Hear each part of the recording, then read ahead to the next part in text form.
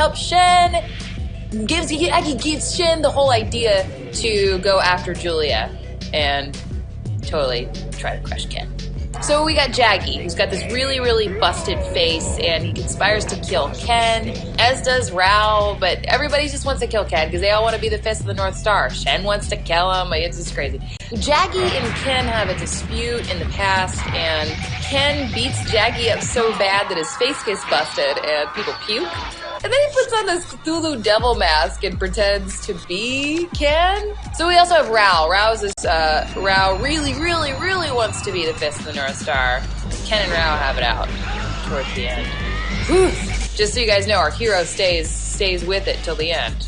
Ken's friends, let's call them friends, or people he sort of made an alliance with. There's Ray, and then there's Bat and Lin, and Bat kind of has my hair a little bit. If I do this, kind of like Bat. Lin, who's all about flowers and growing stuff. I think Bat just helps people escape prison. That's all he does. So what do I like? I like the violence.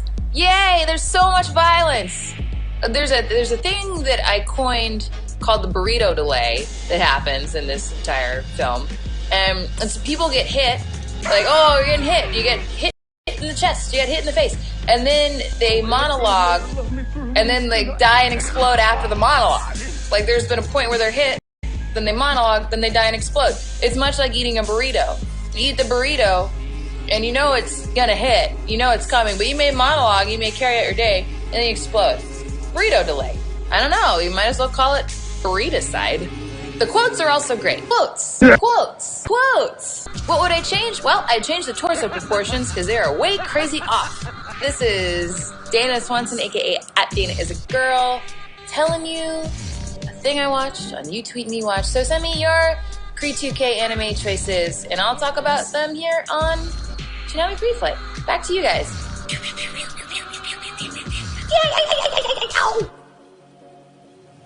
I don't know. we pre-record this, so we don't know what Dana has to say about this particular show. But I'm gonna, if she didn't like it, great.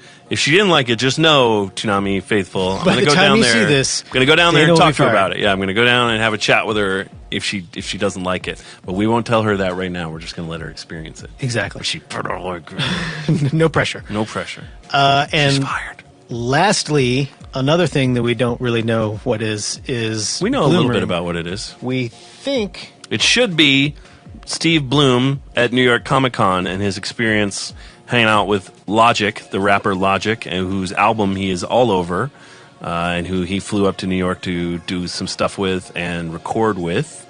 And there should be a special appearance from yours truly, and he had an amazing time, he said. So let's check out what New York Comic Con. Hey, Toonami, just landed in New York City. I'm in the car with my new friend, Tom. Say hi, Tom. Hi, how you doing?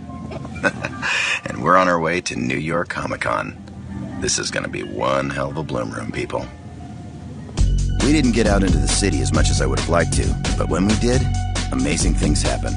Like reunions with twin sisters. And seeing the 9/11 memorial. Humbling. Yo, we're cabbing at the New York Comic Con. Right? Forget about it. Forget about it. New York Comic Con, here we go.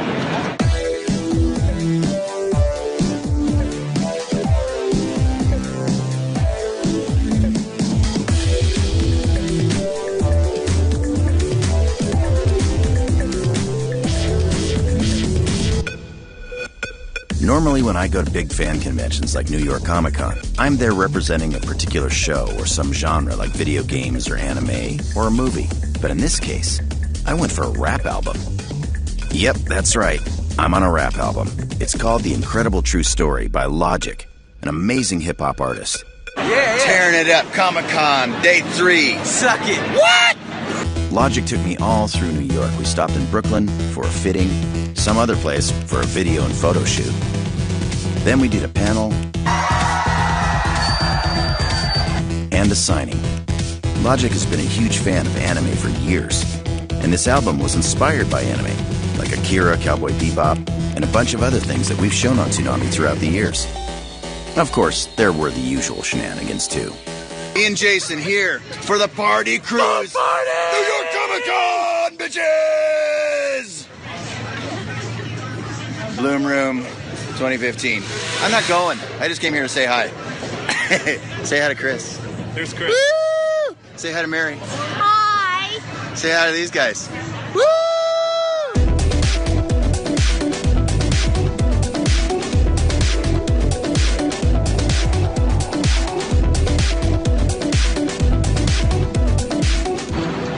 Well, New York Comic Con, that's a wrap. It was an amazing weekend. Special thanks to my good buddy Logic, everybody at Team Visionary, Def Jam Records, my pals over at Adult Swim, and Lucasfilm, Disney, everybody at Cool Waters, and to all the amazing fans that I met. Thank you, New York, for being such a wonderful host. It's great to be back in you again.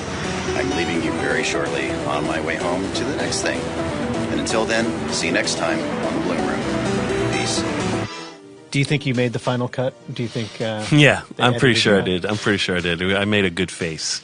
Steve came to see us at our Adult Swim boat party, and he couldn't go on the boat because he was tired from running around all day at Comic-Con and shooting and doing all kinds of other stuff. But he came just to say hi and give me a hug. Aw. So we broed down for a minute, and then he split. But I know he had a blast at New York Comic Con, and it was weirdly his first one, and he hadn't been to New York that many times either. Yeah, I think he said it was his second time to New York he's ever. he's just a West Coaster like all the way. Like, Yeah. So thank you, Steve, for another Bloom Room. Hope you guys enjoyed it, and that pretty much wraps up our show. I hope you've given you something to think about in terms of what your About fears how are. horrifying And your own mind can be. Are you just illogical like me, or straight up crazy like Gil, or somewhere in the middle? Because You got to be one, you so gotta pick be, yours. yeah, pick something. Pick, know what scares you. That's all I'm saying. And in the coming weeks, we're going to be talking more about Intruder 2. Yeah, we'll get so- into. We'll talk about the making of it. We're going to go over the previous Intruder.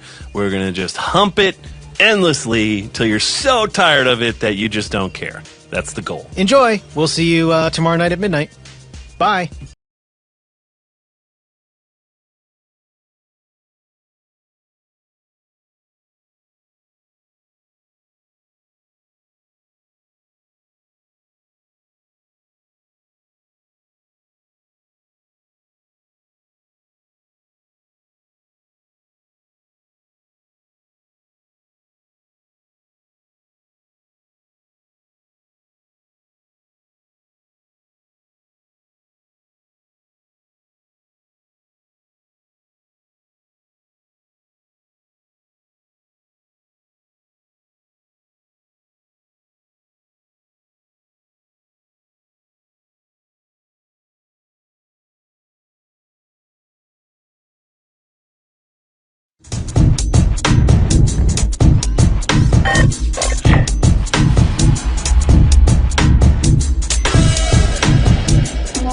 Thank you for joining us on another episode of Toonami Preflight, our 34th episode. I am Gil Austin, I'm Jason DeMarco. and today we have a very thematically centered show for you. We're going to be talking the show reboot.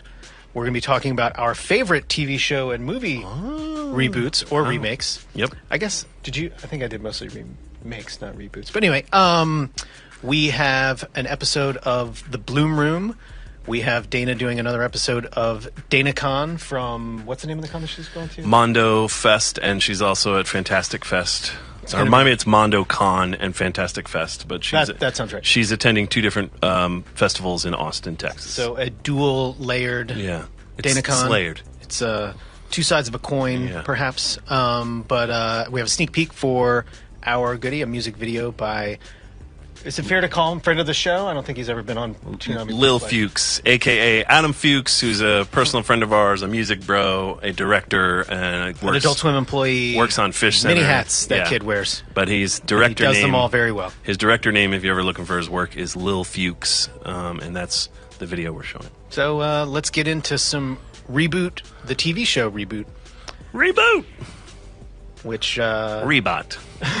We looks like a weird name when you write it out. That's one of Re- those ones that I yeah. feel like is spelled wrong. Reboot's an interesting curio because it was the first fully animated CG series, and in fact, the creators of the show worked on that Dire Straits video, Money for Nothing, which was one of the earliest uses of CGI that most people remember. What do you think the percentage of Toonami Preflight viewers who have seen that video is? Low. I mean, if they've seen it, sure, but they didn't know it was anything. Like, it's old. So anyway, back in the day, it was an incredible challenge to try to pull off a half an hour of CG. In fact, it's still quite a challenge, but much less so.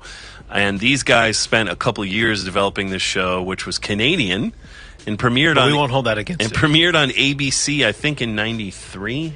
Like, and we didn't get it to Toonami until much later. Like, We aired it in 99 to 2001, and then Yeah. a little beyond that on Midnight Run. but it was on ABC and then got canceled after one season, and then they sort of changed the way the show was, and it got a lot darker because they didn't have the standards and practices restrictions, and they hated ABC. There were all these in-jokes in the show about how ABC sucked. And then they went into syndication for another season, another 2 seasons, and then it came to Toonami, and then they did they did 2 movies, which were then chopped up into 8 episodes, and we aired those 8 episodes as like the final season 4. And I think people remember Reboot fondly because it was one of the first shows that sort of dealt with, it was like back in the days where like virtuosity, like going into the net was like this, whoa man, like before the Matrix sort of Right. rewrote all that.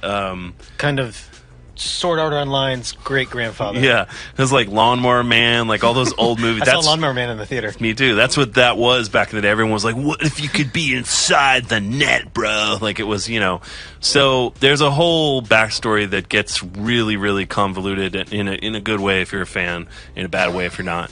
But what I do like about Reboot is that it started off this light, fun kids show, and then basically Mainframe, the world in which the characters exist, gets destroyed. Like the bad guy basically wins, and the Mainframe is like ruined, and then the show becomes them sort of. It's like fast forwards years later, and there's a time jump, and there's like. They're these freedom fighters now, whereas before they were like heroes, and then it gets like darker. And then that got remade into the new Tron movie that is basically the exact same plot. Yeah, but I think that it never did a lot for me, but I like that we got to show it just because there aren't that many shows that were CG, and we showed a couple of them. We showed Johnny Quest, which is another early CG show. We showed Beast Wars.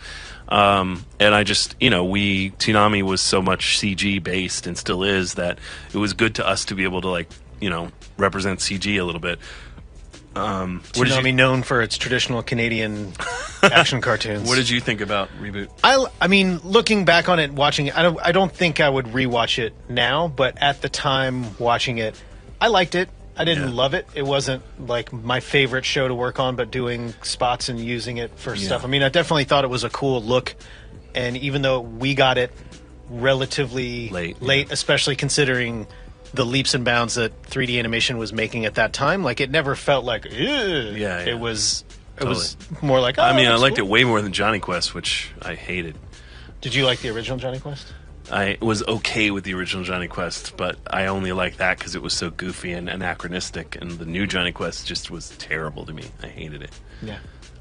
But so why don't we show a couple? We have a couple promos that we made back in the day for Reboot. I believe I made the Reboot promo, at least the first one, because we used the phrase Deus Ex Machina, and I had to look up the meaning to make sure I was pronouncing it right. Like I knew what the phrase meant, but I wasn't sure how to pronounce it right. I was Out of one, I was many. like Deus Ex Machina, like you don't want to say it wrong.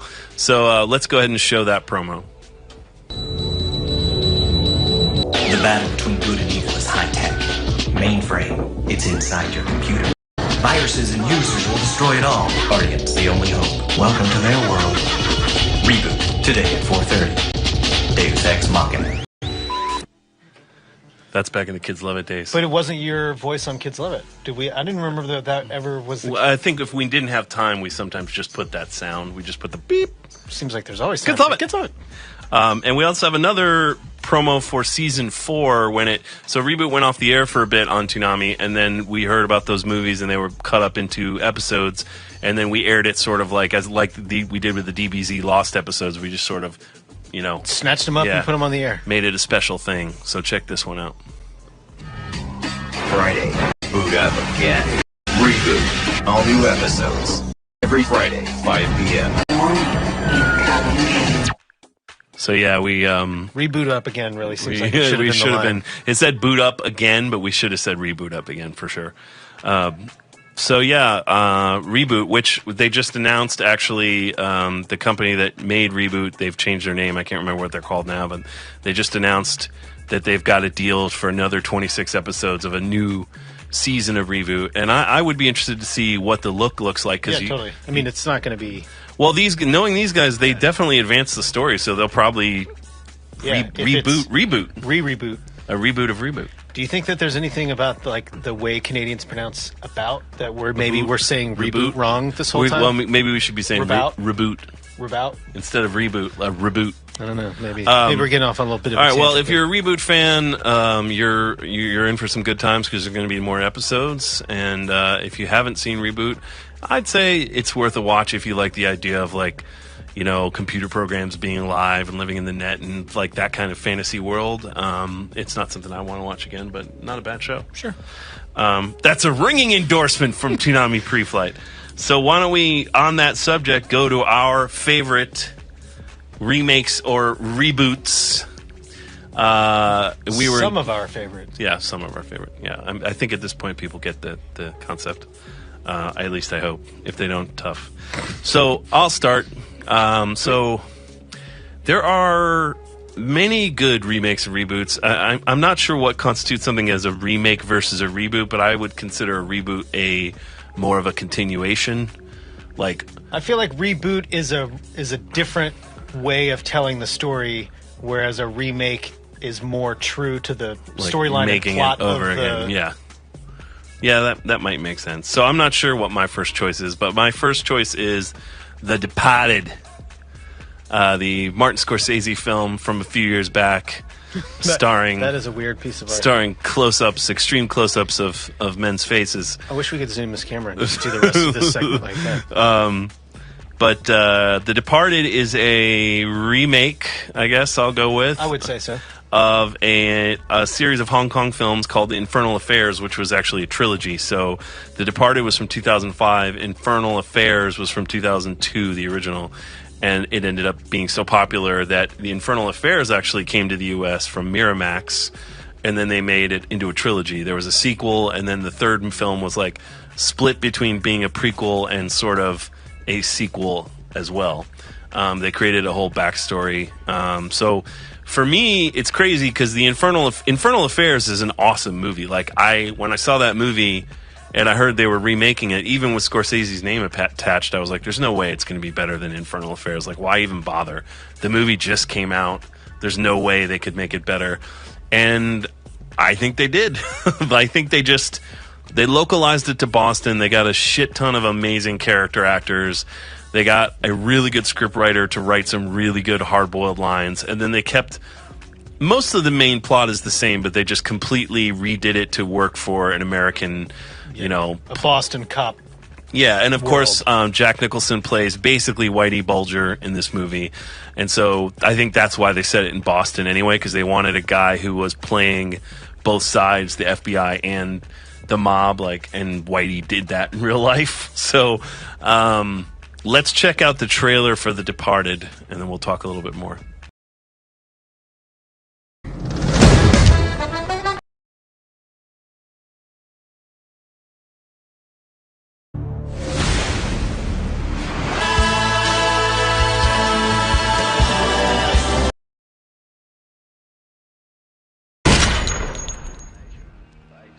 Pretty cheesy trailer, but the movie's awesome. I've probably seen that movie 7,000 times. Yeah, I mean, it's on HBO. Every time it's on HBO, I watch it. I'm like, I'll just watch it. I'll just watch this for 5 minutes and you watch the whole finish this up thing. at 3 a.m. So yeah, The Departed, if you haven't seen it, check it out. But I also want to highlight how great the original is. This is by hairs. Like, The Departed, I think, is better, but only barely, because Infernal Affairs is dope. And if you haven't seen it, it stars two of the best actors working in Hong Kong at the time, both of whom I love, Andy Lau. And just watch the trailer. You'll get what I mean.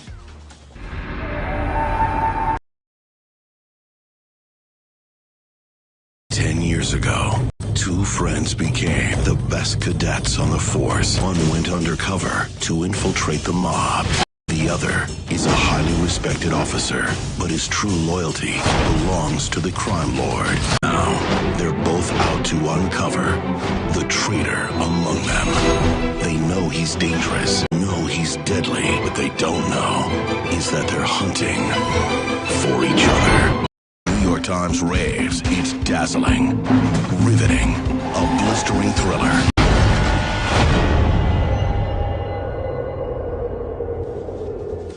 So yeah, Tony Leung, who's a legend, and Andy Lau, and the whole trilogy's good. I don't know that you can get it. They cut it together like as one long movie. Actually, you could get I had an import DVD of it. I think on Blu-ray or digital, you can just get the 3 movies separately, but they're all out there. So if you love The Departed and you want to know more about that kind of thing, Or if you get like some Hong Kong better 90s than style, Boston. yeah. Which I wouldn't blame you. Okay, so that's my first choice. My second choice, not going to be a surprise to anyone, John Carpenter's The Thing, which some people of a certain age will not know that that's a remake of an old film, Howard Hawks, the famous director from the 50s, The Thing from Another World. And it's this is really a remake. This is not a reboot. They basically took that story and redid it, updated it a little bit, but otherwise it's pretty much the same thing with way more gore. Thus, better. And awesome. More AKA awesome. better. So, The Thing, 1982, John Carpenter's, I think he made Halloween, took his Halloween money and made The Fog, which didn't do as well. And then he made The Thing, which came out the same year as a whole bunch like E.T., like all these movies. So it almost got a little bit lost in the shuffle. It has since been recognized as a classic. It's got some amazing, disgusting effects work. It's a great science fiction horror film. If not for Alien, it would probably be the best science fiction horror film. And then there was a remake, there was a reboot a couple years back, which acted as a prequel to this film. And very much tried to copy this film, but was nowhere near as good. So let's check out the trailer for The Thing if you guys haven't seen it.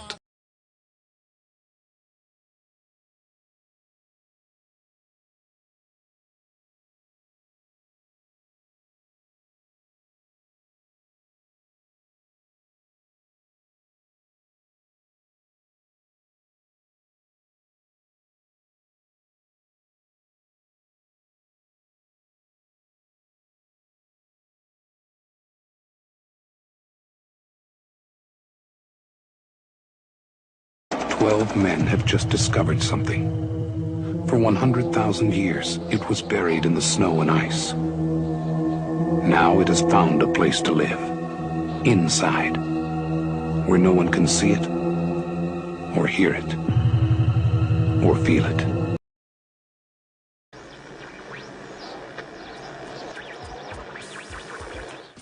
Actually, a good trailer, too, for 82. Like, they do a good job building it up to be creepy and just you don't really know what's going on. But it very much was an update. The original, The Thing from Another World, was almost, it was like a metaphor for communism. Like, the communists are among us. You don't know who's one of them. You know, that's kind of the point of the original Thing. It was definitely metaphorically about that. And the John Carpenter one was definitely much more about just like, it's a monster, you know. And it was also had a higher budget. The original Thing from Another World is a very tightly constructed, low budget thriller, sci-fi thriller from back in the day. So let's check out the trailer. I just think it's funny just to see the difference in sort of just how movies were made, how trailers were made, and the entire same story, how it can be treated, you know, in the past.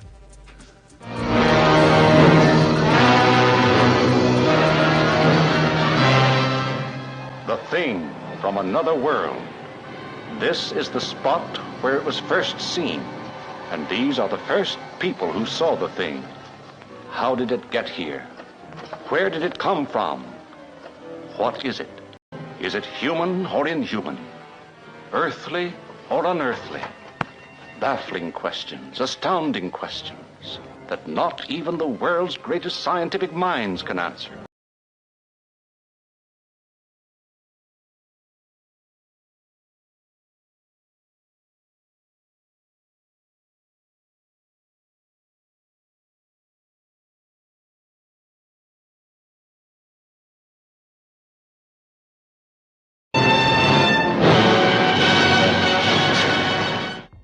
So yeah, Never saw that. It's but pretty awesome. Crazy how it looked like it's yeah, you can totally tell that the new thing definitely took a lot of. I mean, they remade that movie. lots of water glass throwings and whatnot. So then my final choice is a movie that was recently re-released, but is from 1977. William Friedkin's Sorcerer. Sorcerer is a remake of a famous French film by director Georges Clouzot, I think his name is. And his film is called The Wages of Fear. And it's about these guys who work at a site in Africa, South America, driving trucks filled with nitroglycerin for use in oil mining. And they have to drive these trucks, these rickety trucks up these mountain roads, and the slightest bump will cause them to explode. So they get ex-cons and desperate people to do this job. The Wages of Fear is like whoever gets there first gets the money. The other crew gets like a quarter of the money. So they're literally racing. It seems like a Nat Geo show. Yeah, they're literally racing to get to this thing and risking their lives for money because they're totally desperate. So Sorcerer, William Friedkin, after he did The French Connection, won all those Oscars, he took all his money and he went down to South America and he lost his mind and made this amazing movie that nobody saw. It totally flopped. Nobody wanted to see it. Starring Roy Scheider, the man. The soundtrack is from Tangerine Dream. It's one of the very first scores that use electronic music, so it's somewhat ahead of its time. And it was sort of a lost classic for years because it didn't do well. It screwed up Friedkin's whole career. But it was just re-released and remastered, and now is sort of getting the respect it deserves. It was a remake of a movie that's considered, The Wages of Fear is considered like an all-time cinema classic. So it's kind of like saying, for my next film, I will remake Citizen Kane. It's like, well, dude. And so it didn't really work out for him. But it's pretty great. And I just love it because of the soundtrack and the atmosphere. And I love The Wages of Fear, too. But something about Sorcerer speaks more to me. Although I will say probably Wages of Fear is a better movie. But Sorcerer is one of my favorites because I just love the whole vibe. So let's check out the trailer for Sorcerer. In 1971, William Friedkin directed The French Connection. It received 5 Academy Awards, including Best Picture of the Year. In 1974, he directed The Exorcist. It made history.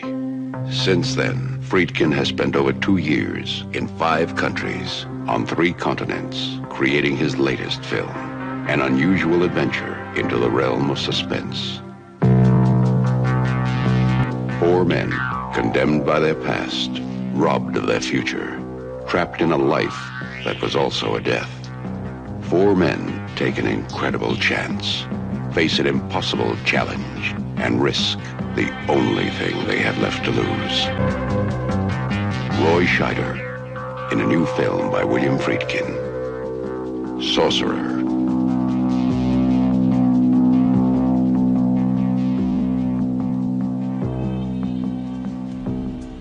So there's a lot of reasons why it probably didn't work because it's called Sorcerer, which doesn't make any for sense. no reason. And Roy Scheider was not necessarily a bankable star in that way to carry a movie like that. And also, it stars a very international cast. So, like, I can understand, but I think it's an amazing movie. And Now it's been remade into all the Fast and Furious movies, and it's a huge international. Dude, the next Fast and Furious is going to be driving around dynamite. So let's check out the trailer for Wages of Fear, so just so you can see the difference.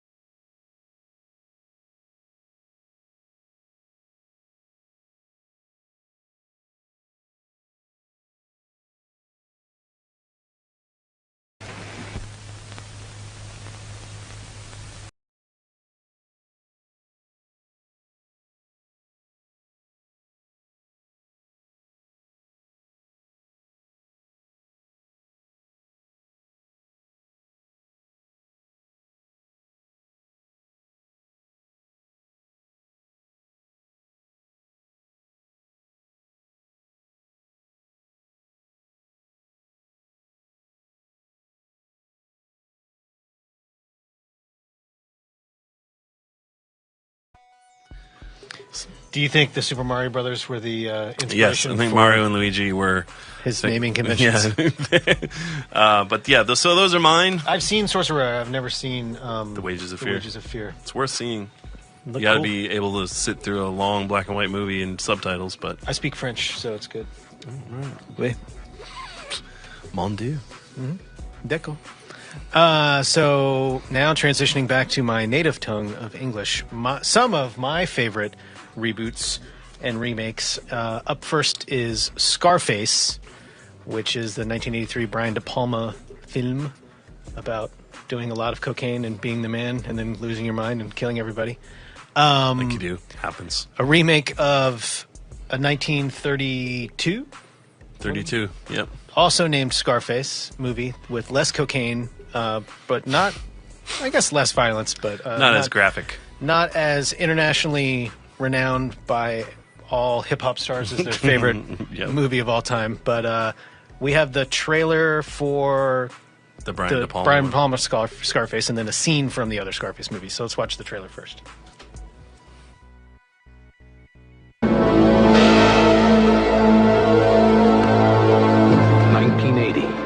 Miami.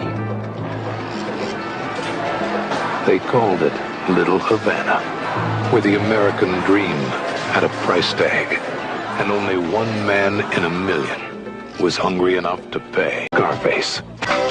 For one brief moment, the world was his.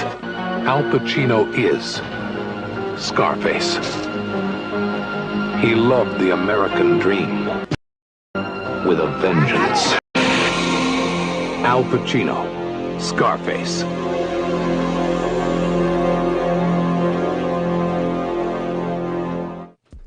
Yeah, a lot of talent involved in making that, including I love that movie. Alan Blevis, friend of Toonami voiceover actor. Awesome. Hey, Alan. Yeah, that was pretty much the Reader's Digest condensed version of Scarface. Of the movie, If you haven't, that if you haven't trailer. seen Scarface, you really only missed the most iconic scene that you probably have already seen if you didn't even know it. But great movie, check it out. If you're having to choose between the two Scarfaces, I would choose the later one. The first one I like. But I haven't seen the first one. It's a different kind of movie. We have a scene from this. It's not this silly, but it is. This scene's makes me laugh. Okay. 30s comedy. Slightly different type 30s of movie. comedy. But yeah, so Scarface. That dude's is cold-blooded, my- though. Yeah, like he's clearly been in the fire before. Yeah. He's does not give an F. No. So up next for me is The Magnificent Seven, which is a remake of Seven Samurai, which in my brain I always am like, is Seven Samurai, Samurai Seven? I don't know why I keep those two things straight. I know the two differences, but there's a switch that will not allow me. We should be the That's the fantastic- wrong. the- That's the wrong Magnificent Seven. this is the Our very not bright art the department. Michael Bain upcoming pulled some TV bullshit version of this movie. Look at these TV actors. Wait, who move your head, Gil? Who's we got? Look, because I saw Ron Perlman, who's right under your head now, Gil, and I was like, Ron Perlman wasn't in the Magnificent Seven, and nowhere was Michael Bain. So this forgive is us. not one of my most favorite our remake or reboots. Art department's real, But we do real have the dumb. trailer from- Evidently haven't seen one of the most classic westerns of all time. I think when you watch the trailer for the 1960 version, you'll see why you were so easily confused by these nameless assholes, except for the two that we know who are. So let's play the trailer and then check it out. 777, the Magnificent Seven, the Magnificent Seven.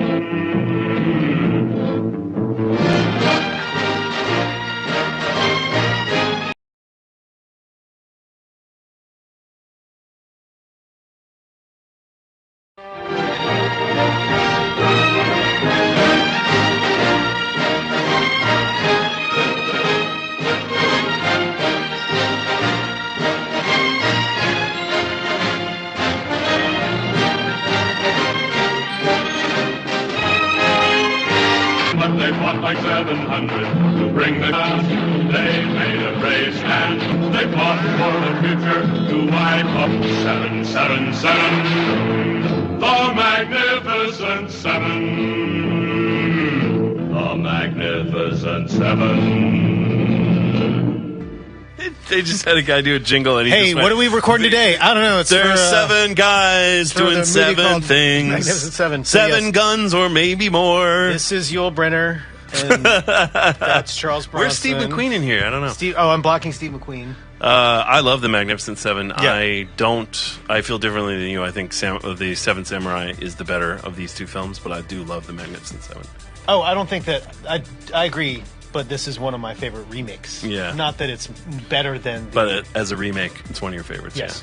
Yeah. Got it. Yes. So and now we have the right picture. Those are the actors from the television series Seven Samurai. Samurai 7. So yeah, this is, I believe, also the original trailer for Seven Samurai.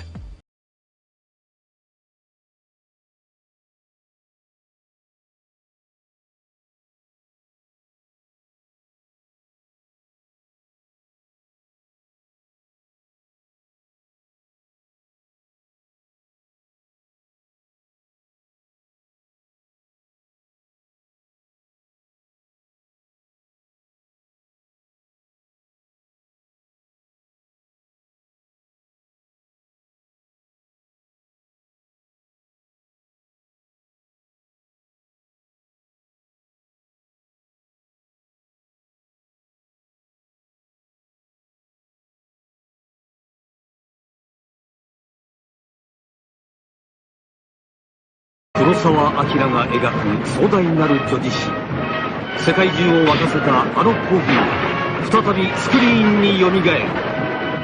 7人の侍、最後の公開。So yeah, I think probably more likely that people would have seen Seven Samurai than necessarily Magnificent Seven from our pre-flight viewers. Our pre-flight viewers, maybe, but I actually think Magnificent Seven is still on TV all the time, and Seven Samurai is just like It's evidently going to be on TV again soon. If you have an interest in Japanese film, you might, if you have Hulu, you can see the entire Criterion collection, and it's there. I've seen it in the theater. It's awesome. Yeah. I love it. I do love the Magnificent Seven, though, and seeing your trailer made me like, I gotta see that again. Yeah, because it's been a few years. I haven't seen it in a while. It's been a few years, yeah. But yeah, I've seen Seven Samurai since then, and I was like, oh yeah, that's clearly the better movie, but still fun. And when I first saw, I think I saw Magnificent Seven as a kid before I saw. Oh Seven yeah, Samurai. yeah, I did too. I mean, that era of westerns were. I mean, Fistful of Dollars is a remake of a Japanese film called Yojimbo.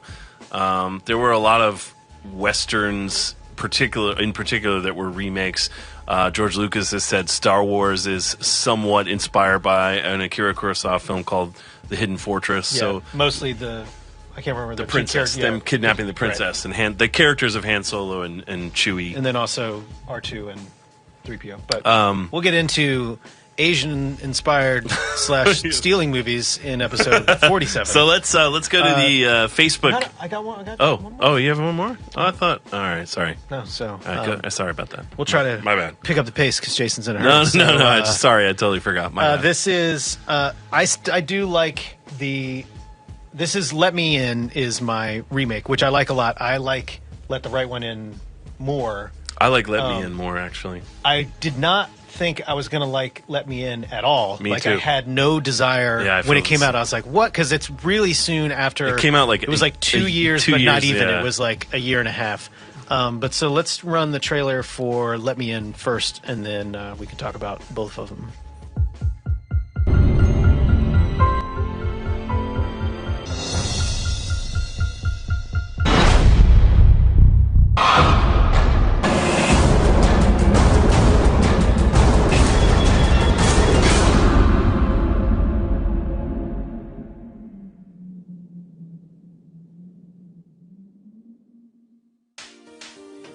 Yeah, that movie's awesome. I love that movie. I actually was the same way. I was like, this can't possibly be better than Let the Right One In. I read the book of Let the Right One In. Yeah, me too. And I felt the same way that I felt about Hannibal. I was like, what? Like, why would you possibly choose that to Right. redo now. Right. And I was wrong both times. Yeah, so same way I felt about those are The Departed. the 2 times I've been wrong. I was wrong about The Departed as well. Maybe the 2 times I've been wrong talking about it in the last 5 minutes. But anyway, so now let's run the trailer Which for... is Swedish. The original Swedish. I believe so. And the remake was what year? 2010.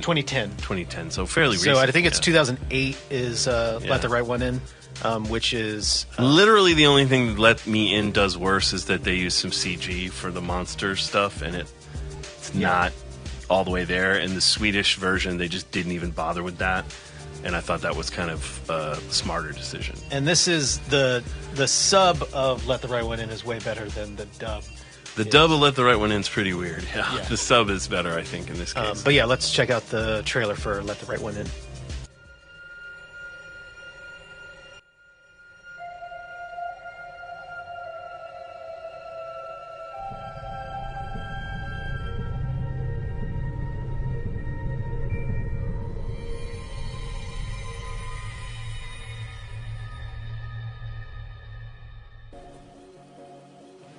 But yeah, so it's if you haven't seen either of the movies, I think you can't go wrong choosing either one.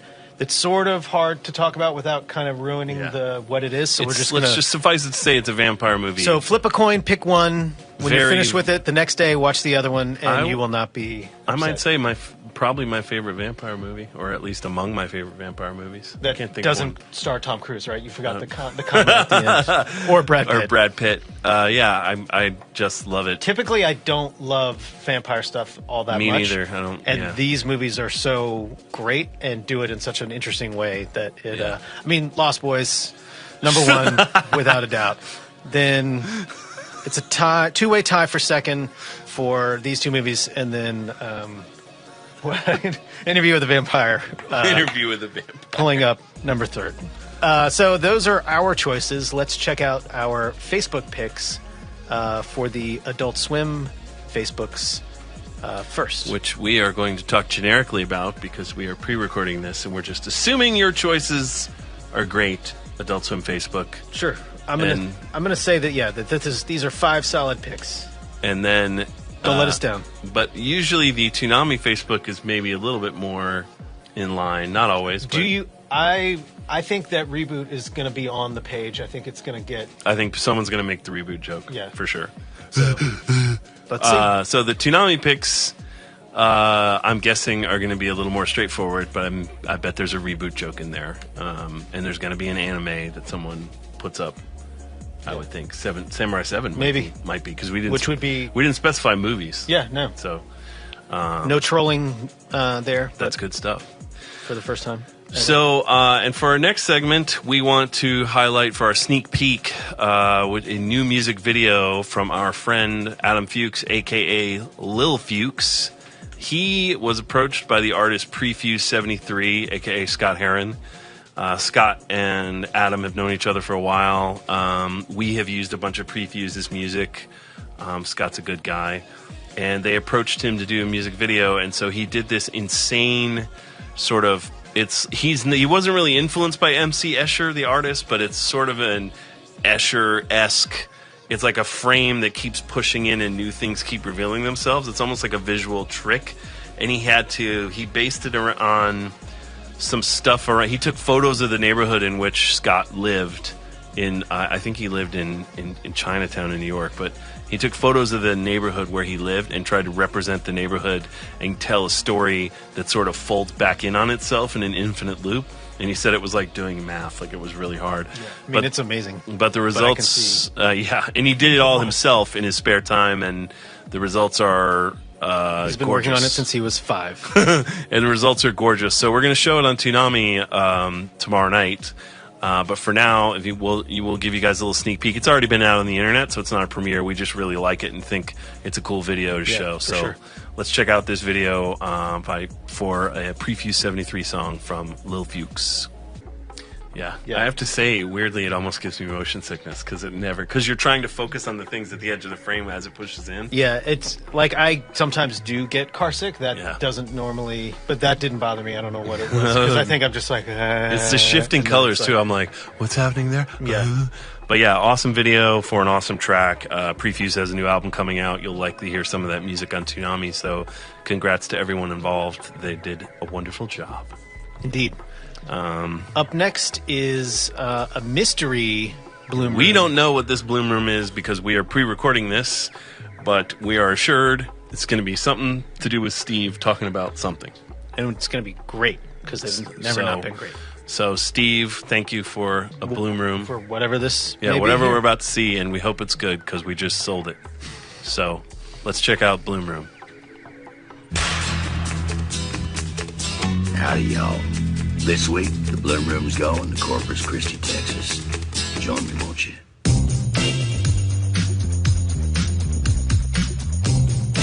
This is RealmsCon.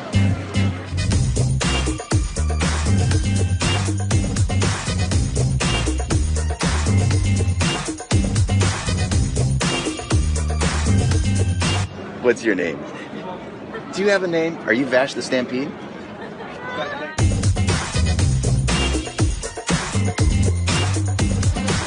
You ready? Rescue bots? Roll.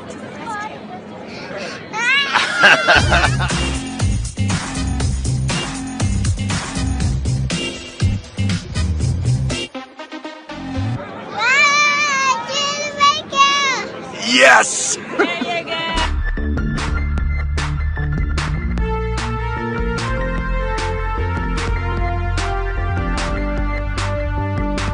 Hello everyone from Toonami, this is Celine Perales. I'd like to give a shout out to everyone, to all the cast as well as the directors and everyone else. Please keep doing what you're doing, and I hope you keep looking forward to Toonami's future, as well as the Parasite dub, as well and the others as well. And Steve Bloom, keep doing your best, man.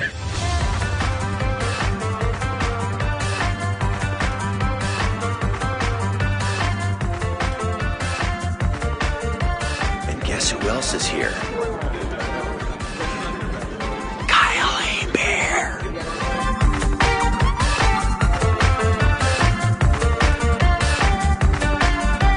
I'm Alex. I gotta say, Toonami, keep doing it, man. Toonami, every Saturday, you have so many fans lining up from their hard days just to see your schedule.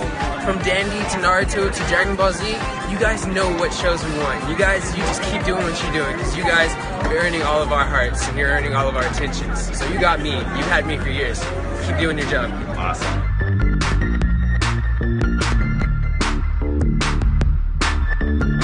Hey Toonami, I'm here with Kyle A. Bear, one of my best buddies in the world and one of the greatest actors I know. Oh, I love you, man. I love you too. And we're in Corpus Christi, Texas. Yes. And we have to hang out here because we never get to do that back home.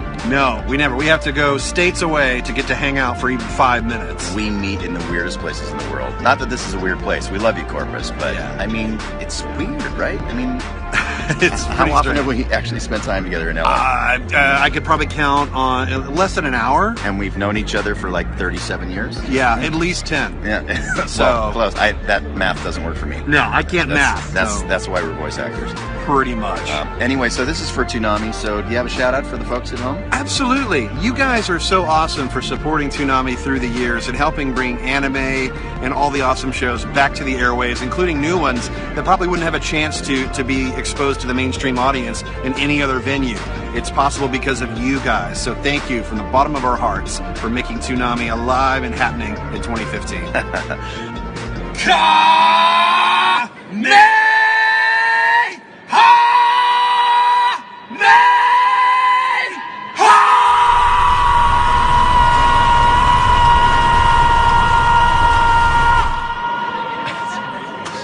Amazing. Every bit as good as I imagined it would be. Every time.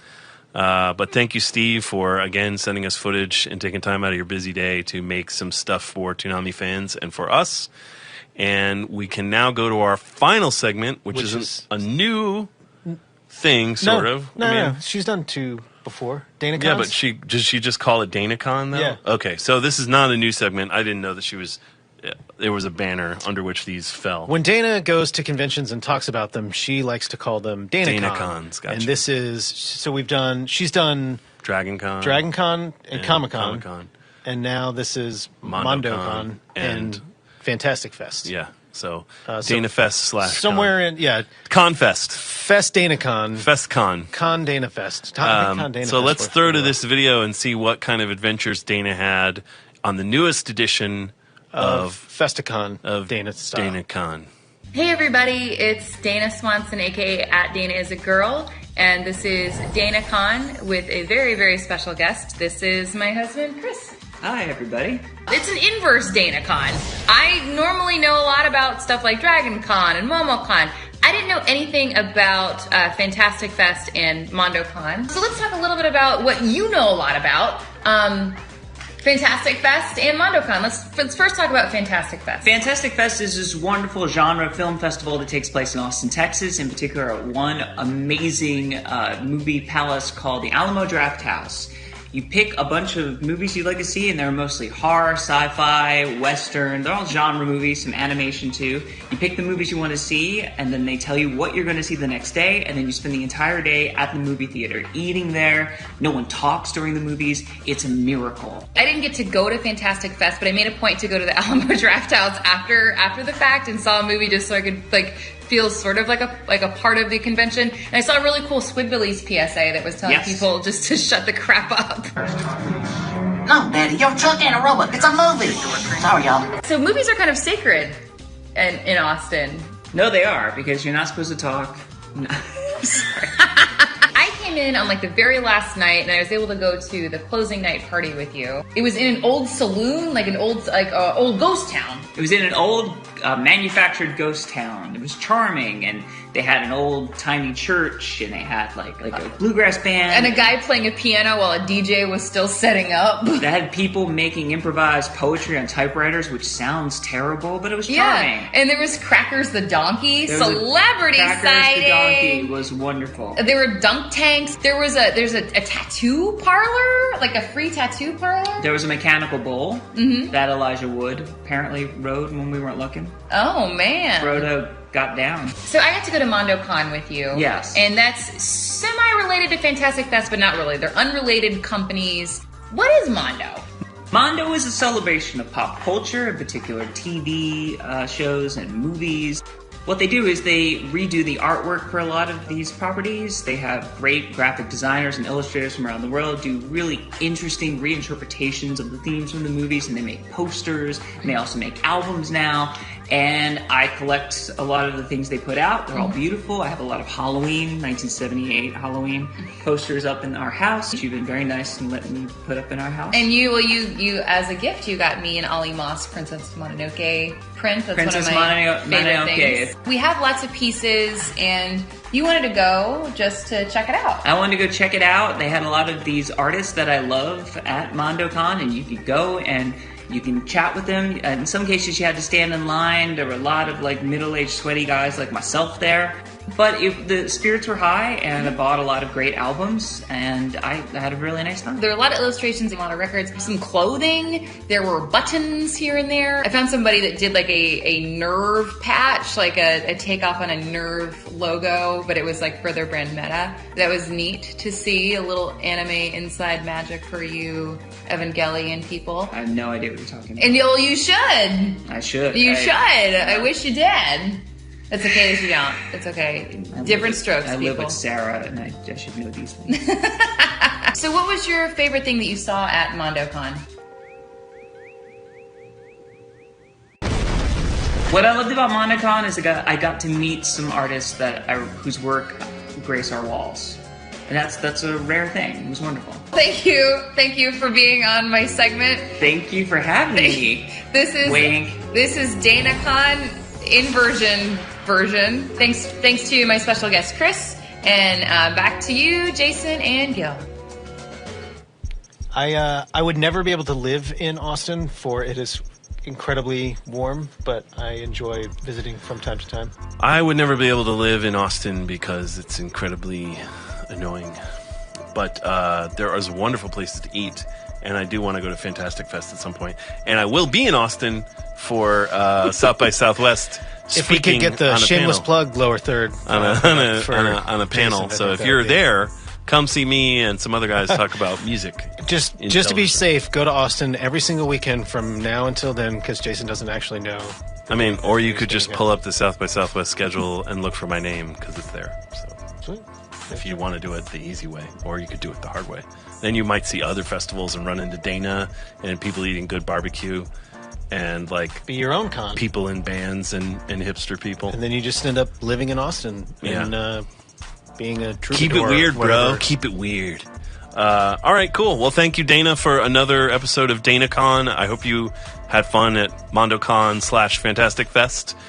And we look forward to the next edition of your con adventures. Indeed. And thank you, Steve, for what was probably the best Bloom Room to date. I'm imagining it doesn't get better than what you just did. I can't imagine how it could. And thank you guys for watching another episode of Preflight, and we will see you Toonami time, midnight to 3:30 a.m. starting tomorrow night.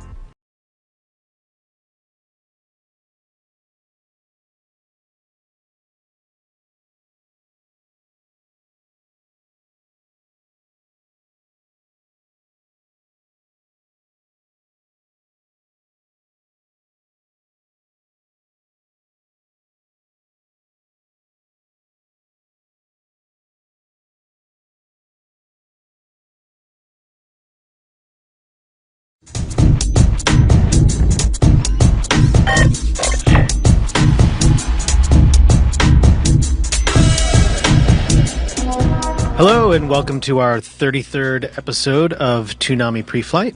You are a man, and I am a boy.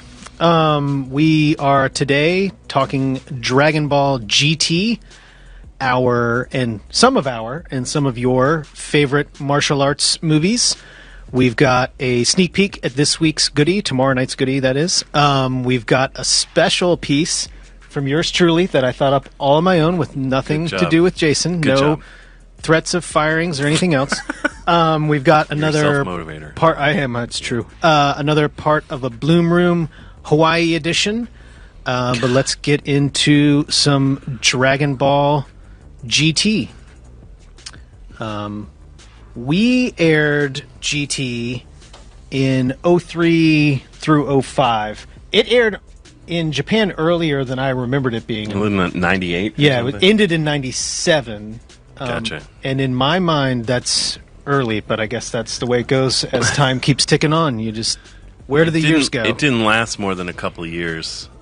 So, for those who don't know, Dragon Ball GT is when Dragon Ball Z ended, Toriyama basically walked away, but he allowed Toei, who produced the original Dragon Ball and Dragon Ball Z, to continue producing Dragon Ball under what he called a side story. So basically, Dragon Ball GT takes place after the events of Dragon Ball Z, but whereas Dragon Ball and Dragon Ball Z follow along with the manga that Akira Toriyama wrote, Dragon Ball GT is an all-new story. So the good news is there's no filler episodes. It's all canon. So it came out and was like a middling success and basically was shut down after about 60-some-odd episodes. Yeah, I like that Dragon Ball is such a huge, popular franchise that it's like, well, all right, we're only going to let this go for a year and a half before we shut it down. For 60. Yeah. So then, of course, due to the popularity of Dragon Ball Z in the U.S., eventually we ran out of road and we're like, give me my fix. I need more Dragon Ball. And so, of course, Funimation very smartly licensed Dragon Ball GT and dubbed the whole series.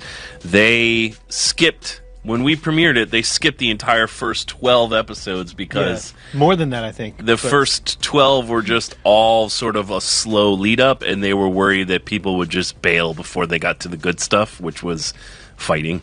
Right. So they condensed 12 episodes into one to just get you up to speed, and then we re-aired them as the Lost episodes. And we aired those, as creating the Lost episodes. A little buzz, as you say in the TV industry. Yeah.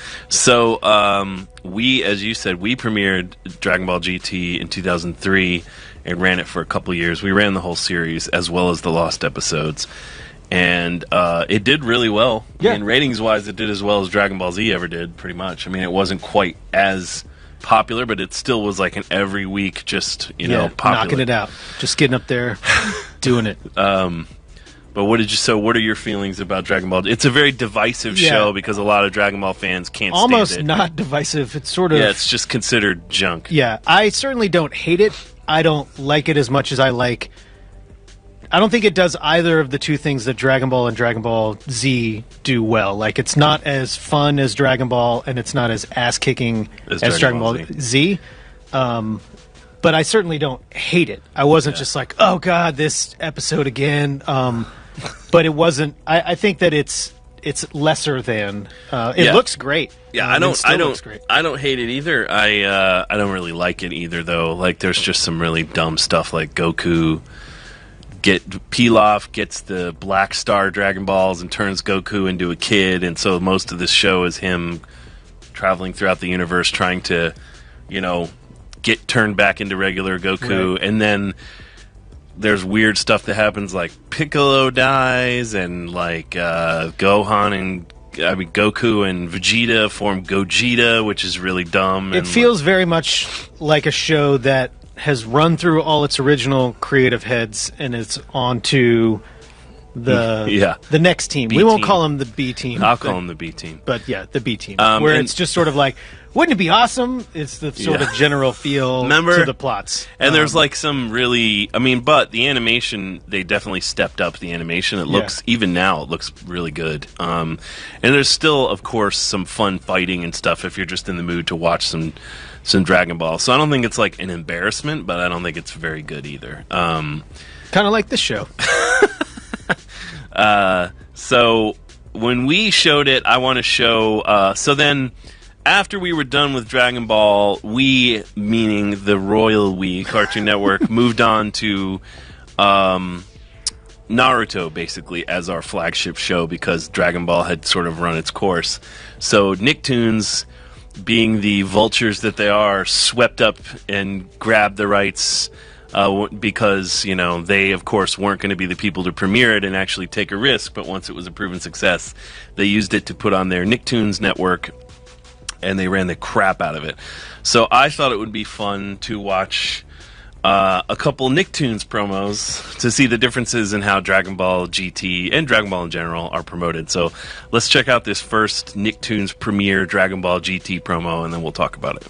This January, Nicktoons is bringing you the next chapter in the Dragon Ball journey. With good guys, bad guys, and a little guy who packs big power.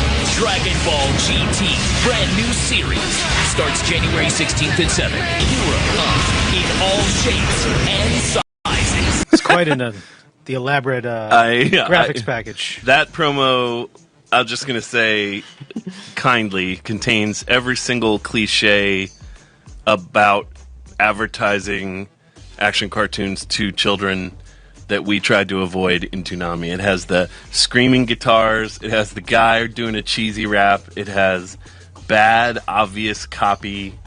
Which we've certainly been guilty of from time to time. Yeah, for sure. But you get away with one at the end of the promo every now and then. You don't build your whole spot around just a collection of phrases. Big things come in small packages. It's the classic, I'm going to take 5 taglines and repeat them and then call it a day. It's a classic Nicktoons just talking to the youth. So, and here's one more just because I think this one's funny, and then we'll leave poor Nicktoons alone.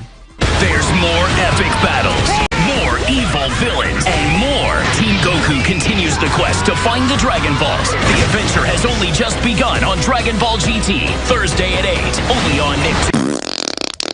Only on Nicktoons, after everywhere else. Okay, and so now, just for contrast, let's show our Toonami. This is the one, it ran off-channel, so there's a little Cartoon Network that we comped in at the beginning because it had to run off-channel. I believe this was a big marketing push behind this. This is the 30-second Dragon Ball GT promo we ran for the premiere of Dragon Ball GT in Toonami. Saturday night on Cartoon Network. Evil villains? Got 'em. Heroic figures? Check. 5,000 punches to the face? Oh yeah. Premiere episodes of the best action cartoon around. Dragon Ball GT, Saturday nights at 10 p.m. on Toonami. Only on Cartoon Network. That's how you do it. So yeah, that is a much more Toonami feeling. Little clever line, Peter Cullen, voice of God, some hip hop, some graffiti, robots. I mean, I don't Suck normally. it, I'm not. Nicktoons. Yeah, I'm not normally going to toot my own horn, but I agree. Suck it, Nicktoons. That's how you promote a show. So, Dragon Ball GT, which I now believe the events of Dragon Ball GT are going to be non-canon because the upcoming Dragon Ball Super, I believe, just is continue. taking It picks up right where Dragon Ball Z just left saying, off. Nah, here, we're going to take this over. Remember that? Don't worry about that. So it's like a Star Wars sort of reboot, I think, happening in terms of continuity reboot. Like just. So I think GT is now literally a side story, just like Toriyama said, but I'm not 100% certain. But I think if you're a huge Dragon Ball Z fan, it's worth watching, but just know that it's not quite up to the level of quality of the others. I think that's fair. So, Dragon Ball GT, we thank you for your service to Toonami and American anime because you helped us keep the wave going for a good 2 years. Nicktoons, thanks for Nothing. Thanks for speculating. Thanks for being some speculators coming in after we already raised the value of the land. Okay, so let's move on to our question of the week, which is, what is your favorite martial arts movie? Now, originally, full disclosure, we had this as Kung Fu movie, but the more I thought about it, I thought, well, it's all different martial arts. We used to call them Kung Fu movies when we were kids. Yeah. But I that's, think lots of people did. But that's not really what they are, and that's not really what they're called. That's just what we knew them as because of pan-Asian smear. Yeah, like USA Network's Kung Fu Theater, I think would be the first place that you saw like the words Kung Fu. Like you know, I mean, most of us, is that where you kind of Kung Fu Theater every Saturday? That's where I grew up. It watching. certainly feels like when you say it, it's not like ugh, which you probably should. So. I think it's for the best. Cleaned it up a little bit. So I was going to go first.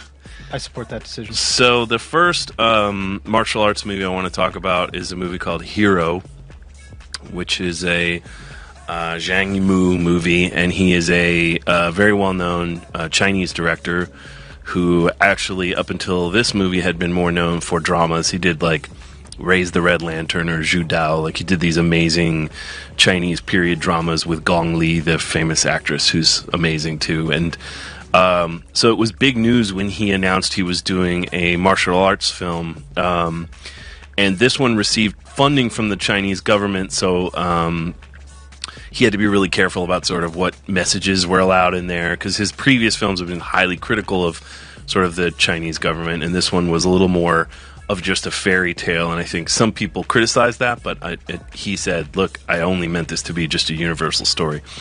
It was a huge hit in China. Miramax Films licensed it and, of course, sat on it for 2 years until Quentin Tarantino said, look, put the damn thing out, and he put his name on it, so it's thanks to him that we saw it in the U.S. at all.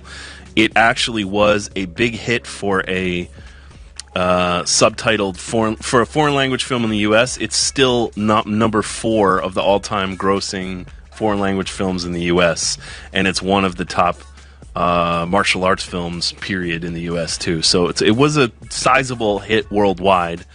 It stars Tony Leung, Jet Li, Maggie Cheung, just a bunch of classic like Hong Kong actors that are among the best of the best in terms of not only this genre but just the Hong Kong film industry, period. So I was excited about it before it came out, but when it came out and I finally got to see it, it was like an instant classic type thing for me. The story is basically based on a true story, or at least a mythical true story, because Chinese history is so ancient, of basically the first Chinese emperor who united all the provinces by force and formed China into one big empire. And there was a guy who posed as a nobleman for a meeting with him, but was actually an assassin.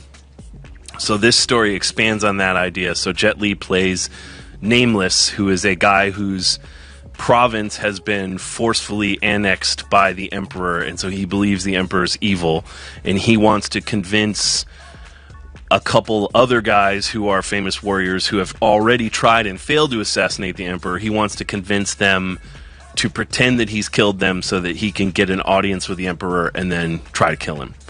And it's a beautiful film. There's like these crazy color, basically they do sort of a Rashomon thing where different characters tell the story from a different point of view, and you kind of have to figure out which version is the true version. So there's like a red story and a white story and a blue story and a green story, and you kind of only at the end do you realize which of those stories are true and why. So the film's built around a conversation between Nameless and the Emperor and flashing back to these martial arts sequences, which were these battles. And so the clip I'm going to show, because the clip kind of just does all the work for me, is basically Nameless having a sword fight with one of the other assassins, and the assassin's love of his life has just died, and they're having a fight sort of on this lake by where she's been laid to rest, and it's just one of the most gorgeous, crazy kung fu sequences I've ever seen. So let's check it out. Or martial arts. So yeah, in that scene, Water representing grief, and Nameless deciding that if the guy was willing to die just to, respect his wife's body, then he was just going to leave him be rather than attack him. But the movie uses a lot of wire work, which of course is a classic Hong Kong, especially 90s, early 2000s martial arts technique, but then it uses CGI, but in a really sort of seamless way, and just not really like any other martial arts film, probably because of the director. So if you haven't seen it, check it out. So my second favorite martial arts film is the Jackie Chan all-time classic, Drunken Master 2, also called sometimes The Legend of the Drunken Master,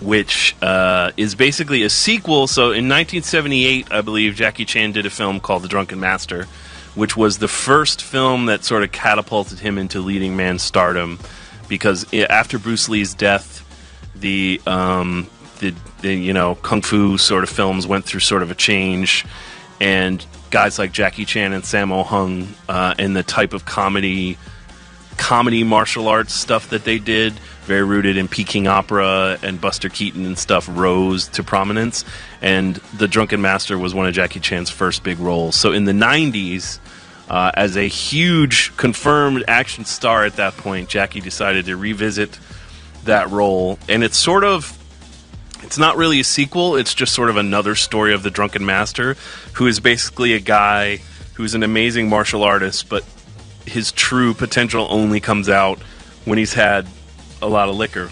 Much like myself. Yeah, like both of us. So his style is something that confuses and confounds his enemies, because he's basically half in the bag when he does it. So the plot is incredibly convoluted, so I'm not going to bother explaining it. But here's a crazy, awesome fight sequence. This is Jackie Chan at his height when his genius was in full bloom. And just check this out. So Jackie Chan, hilarious, always the man, forever and always. And then my final choice for favorite martial arts film is an old school classic, also from 1978, since we were speaking in 1978, the 36th Chamber of Shaolin, which is a Gordon Liu classic. This was his sort of big breakout film role. You guys may know Gordon Liu from the Kill Bill films, as well as he was in that recent RZA directed Kung Fu. Oh yeah, what the hell is that? But anyway, he's a legend. He's been in a ton of stuff. Look him up if you don't know who he is. So this was his first big film, and this was a Shaw Brothers production. So the Shaw Brothers were these film producers who had a production company, and basically for years and years and years made some of the best martial arts films, certainly of the 70s and early 80s. So this film, the 36th Chamber of Shaolin, concerns a Shaolin monk who basically leads his people to revolution. It is, of course, one of the films that was the basis for the hip-hop group, the Wu-Tang Clan's sort of iconography of their entire group. This film was also released in the U.S. as Master Killer, which is how I first saw it. The dub is amazing. If you could get it, hilariously amazing. Slight caveat. Yeah, they use a ton of the dubs from all of these Shaolin movies in the Wu-Tang albums. I hear they're nothing to F with. Yeah. So let's check out, I believe this is the 70s style trailer for this movie, which is, I think, awesome enough in its own right. So let's check out the trailer for the 36th Chamber of Shaolin.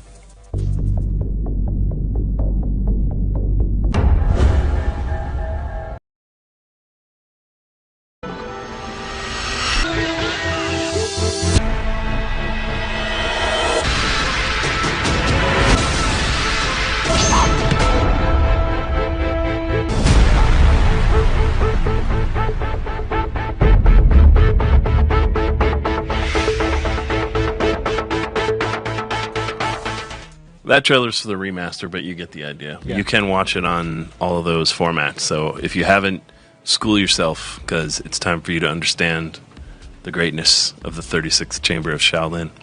Yeah. So those are three of my favorites. There are many more, but we're talking That's three. for further episodes as we keep the party going. But I'm anxious to see what Gil picked for his.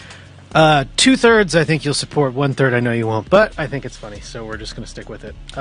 First up for some of my favorite martial arts movies is Enter the Dragon, which, of course, pretty much that's really the bebop of favorite martial arts movies. I think we should really just have. I mean, if you're an American, Yeah, it's like- the one everybody thinks. I mean, it's Bruce Lee. He's the Right. man. So not the deepest of cuts, but a great movie. Yeah, and awesome movie. One of my first entrances to the genre. That's terrible. You should feel bad about that. I do a little bit, but not that much because it made me laugh again. This is the, I think, original trailer for Enter the Dragon, and if it's not, it's a hilarious reproduction of that. But let's check it out, and we can talk about Enter the Dragon. Roper, Williams, and Lee, the Deadly Three, penetrate the secret chambers of an evil island empire, a fortress without walls, protected by an invincible army that needs no ordinary weapons. This is Enter the Dragon, the first martial arts film produced by a major Hollywood studio. John Saxon is Roper. He was in it for the money. U.S. karate champion Jim Kelly as Williams. He was there because he had no choice. Black Belt Hall of Fame undisputed martial arts champion and international film star Bruce Lee. His job was to get them out alive. Roper, Williams, and Lee. Just when they think they've broken the secret of the island, they find there is no escape from the inscrutable Han. Warner Brothers presents Enter the Dragon, where the world's greatest martial arts athletes meet the ultimate challenge with the most ancient and deadly of weapons, the human body. Enter the Dragon from Warner Brothers. 1973, baby. Get Warner Brothers in there a couple more times. Roper really not scaring anybody. Roper. In that Mr. movie. Roper. Call him Mr. Yeah, I mean, only a star as big as Bruce Lee was at that time could ever bring together an international production like that, built around him, and get American backing with American actors. And it's no secret that, I mean, it's no surprise that that's one of the most well-known martial arts films ever made, because it was designed to be yeah, I mean, he was a huge success. Yeah, internationally, and he was at the peak of his powers, and probably still to this day, there's very few martial arts stars that have had the international appeal Bruce Lee had, other than Jackie Chan. Right. And Jet Li. Don't want to fade Jet. He's the man. So we got our trifecta of heroes going. My second of my most favorite martial arts movies is Crouching Tiger, Hidden Dragon, which Ang Lee pitched as Sense and Sensibility with martial arts, which seems like a crazy way to describe it, but actually I think is sort of true. This is a scene from Crouching Tiger, Hidden Dragon to sort of show the style of acting and martial arts in it. Let's check it out and then talk some about the movie. Yeah, amazing. Chow Yun-fat is amazing with a sword as he is with two guns. Chow Yun-fat's the man. So yeah, Ang Lee directed, and I think the only martial arts movie ever nominated for Best Picture. I can't. I think Hero would Hero have been? No, I don't think it was. But I think you might be. I think you're right. But yeah, so Ang Lee was on a tear in those years. Yeah, and then Not so much now, but ran into a Hulk that stopped him a little bit, but still makes great looking movies. Life of Pi. Yeah, look good. So yeah, Crouching Tiger, Hidden Dragon, amazing. Classic, My last choice is, I think, funny. I kind of got caught up in the whole Dragon Ball GT, Enter the Dragon, Crouching Tiger, Hidden Dragon, and I was just sort of sucked up into the dragon. You just got a little OCD with it. I did. I don't regret this choice, but it's certainly not one of the best movies, but maybe one of my probably. Is it one of your favorites at least? Maybe top 20. So I will say it's not some really of, good. It's not really one of your favorites. Some of. I saw this movie in the theater when I was but a lad. There's so many it other was dragon movies that are better than this. That's probably a fair argument. I but, prefer Pete's Dragon. I mean, if we had to do it over again, I would pick Pete's Dragon. But I instead chose The Last Dragon. This trailer is awesome. This movie is less awesome, but still fun. I think if you haven't seen it, if you didn't see it in the 80s, there's probably no reason to go back and see it. There wasn't a reason to see it then. But having seen it in the 80s, I liked it a lot. So let's check out the trailer with Bruce Leroy and Vanity. So here we go. A martial arts champion in search of the glow. A rock and roll star on the rise. A maniac. And the glamour, the power, and the sound of Motown. This is Berry Gordy's The Last Dragon. It's about the power of the glow. Amok. Vanity. Berry Gordy's The Last Dragon, directed by Michael Schultz, a Motown Productions picture from TriStar. I mean, all-time classic, one of the picture. greatest, finest in the cinematic history. Have you ever seen The Last Dragon? Yeah, of course. Okay, there we go. Haha, you said you saw it. I mean, it's best known as I'm just going to go back and cut this in and say, is this one of your favorite all-time kung fu movies? It's best known. If your movie is best known as the vehicle for El DeBarge's only hit song, you screwed up. You're doing it right. You screwed up. We said different things, but I thought we were on the same This page. was a terrible choice, and you have wasted all of our time. I find it hard to argue with that. Yeah, just let's move on. So now we're going to move on into some of your favorite martial arts movies, and we'll start with the Adult Swim Facebook. So our Adult Swim Facebook choices for top 5 martial arts films, pretty solid selection. Yeah, totally. Kung Fu Hustle. I don't know if it's Ip Man or IP Man. I never know, but I've seen I always both thought it those was movies. IP Man, and I think I'm always wrong. IP Freely, but those movies are dope. Black Dynamite, which is it's not a movie, but sure, we'll go with that choice. And not a movie? That's right. I was thinking the series. yeah. I was thinking the series. I mean, if it's not Adult Swim produced, then it shouldn't be on this list. Drunken Doesn't Master, exist. of course. Yeah. The first Drunken Master, also a classic, as well as the one I talked about. And Weird that The Last Dragon didn't make it. Probably was number 6. And then was The Last Dragon. And then Enter the Dragon. Yeah.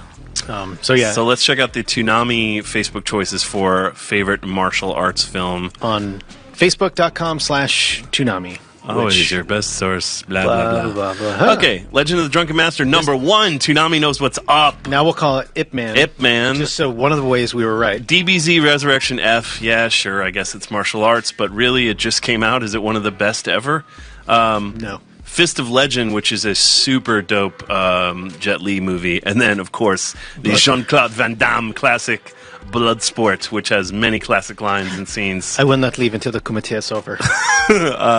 So thank you for throwing in your votes, guys. Awesome choices all around. And now we have our sneak peek of our goodie that is running in tomorrow night's DBZ Kai, which is which is DBZ Kai, is a show that's No, what's the goodie? Get the to goodie point. is a Dennis Maloney produced video game review for Volume, which I did not play, but you did play. Sneaky Yes, round it's VR missions kind of. It's a PSN game. You can download it pretty quickly. It's fairly cheap, and it's just a bunch of different levels that sort of reset where you have to sneak around and hack into a system. It's a lot like Metal Gear VR missions. If Maybe there's we could any just play the clip. olds, well, I mean, I can still explain what it is, and Okay. then the game review goes into more detail.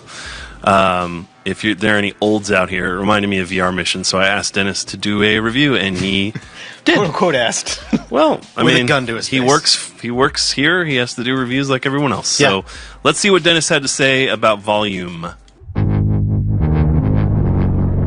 There hasn't been a really good stealth game for quite a while, but this new one called Volume is virtual pilfering at its best. Mission: infiltrate the archives of a power-hungry madman, steal from the rich and give to the poor, and it's all being streamed live. You play as Robert Loxley, a hacker who uses a device known as Volume to simulate high-profile heists. The faster you sneak, the more you steal. You'll have to overcome 100 levels of stealth, distraction, and misdirection to reach your goal. Some of the solutions are pretty tough, but there's plenty of checkpoints and a few useful tools lying around to help you along the way. It should only take you about 6 hours to finish the main story, but then you can go back and try to beat your fastest level times. Plus, you can even make your own levels and share them with other players. It's no Metal Gear Solid, but Volume puts the stealth back in stealth games. We give it a super sneaky 8 out of 10. Get your creep on. Get your creep on. Yeah, I liked it. It reminds me of you. If any of you gamers out there have played Metal Gear Solid VR missions, it reminded me of somebody basically seeing that and saying, "Let's make a whole game that's just VR missions." And it's a pretty fun little stealth action game. It's a downloadable. I got it on the PlayStation Network, but it's a fun little downloadable game. Well worth checking out. Nice. So thanks, Dennis, for your hard work in playing a game that you probably weren't interested in because I told you to. That is a good percentage of his job, doing things he doesn't want to because Jason tells him to. Then up next is the first ever world premiere episode of my little segment, which is called One Man's Trash. I didn't want to rush into anything. I wanted to take my time, get some market research, and evaluate. But this is a look at a very specific portion of a video game. This is basically going to be me finding trophies or achievements or stupid little things in a game that you do for no reason and really for no real reward other than the satisfaction of a job well done. But that's something you already do anyway. So right. It's in your wheelhouse. Yeah. But if you want to suggest to Gil any stupid thing he should do in a game, we have put his Why do we even bother recording anything? We put his talk Twitter. about all of this. I'm just saying we put his Twitter handle right there. Yeah, @StupidGil. Hit me up. Let me know what's up, and let's check out. He won't answer you, but he might fave it to. No, I answer. I won't ask you anything or tell you anything. But if you ask me something, I will tell you the answer. Why The Last Dragon? It made me laugh. Sometimes it's just about me. That's a bad answer. I don't think so. It's the truth. It might not be a good. The truth is response. often a bad answer to a question. That's not true. Let's take it away. One Man's Trash. Through no prompting at all from Jason, I decided to do my own segment on Toonami Preflight called One Man's Trash, where I'll be playing through video games to get achievements or trophies or just something stupid that you don't really get anything from. Today I'll be playing Sleeping Dogs Definitive Edition, which is the up-res remastered version of Sleeping Dogs from 2012. You play as Wei Shin, an undercover cop who's infiltrating the Hong Kong Triad. And the story's really great, and it's a big sandbox game, and there's a bunch of different stuff to play. But today we're going to be talking about two specific things. The trophies for Event Planner and Chief Inspector. Event Planner is doing all the random things that pop up. The drunks, the people who are trapped in their cars, and the robberies. And Chief Inspector is doing everything. The story missions, the cases, the jobs, the favors, driving around, doing everything in the world. Anything that's not just collecting stuff counts towards Chief Inspector, and you gotta do it all. I really like this game, and playing through, I did almost everything that I needed to do. I had one event that I still needed to do, and I had 12 jobs, because the jobs that you have to finish, or at least that I had to finish, were for Tran, and that's the ones where you call him You drive to the car that he wants you to steal, you jack it, and drive it back to him, and you do that over and over and over and over and over and over and over again. Now that that's over, there's just the one event that I have to get, and these are random, so you just drive and drive and drive and drive around until the thing finally pops up, like this right here. And then you go over and grab this drunk asshole, come here you drunk bastard, and throw him in a dumpster, and 2 trophies pop, Chief Inspector and Event Planner. And you get absolutely nothing for this, which is kind of the whole point of One Man's Trash. It's just the satisfaction of a job well done. If you have something that you think would be fun or annoying or both for me to do in a game, hit me up on Twitter @StupidGill and let me know what you think. Thanks. So, did you enjoy One Man's Trash? Was it everything that you'd ever hoped for and more? It was not my treasure, but it wasn't trash either. So it was. I'll take that. I'm just happy that you're doing something. I do a lot of things.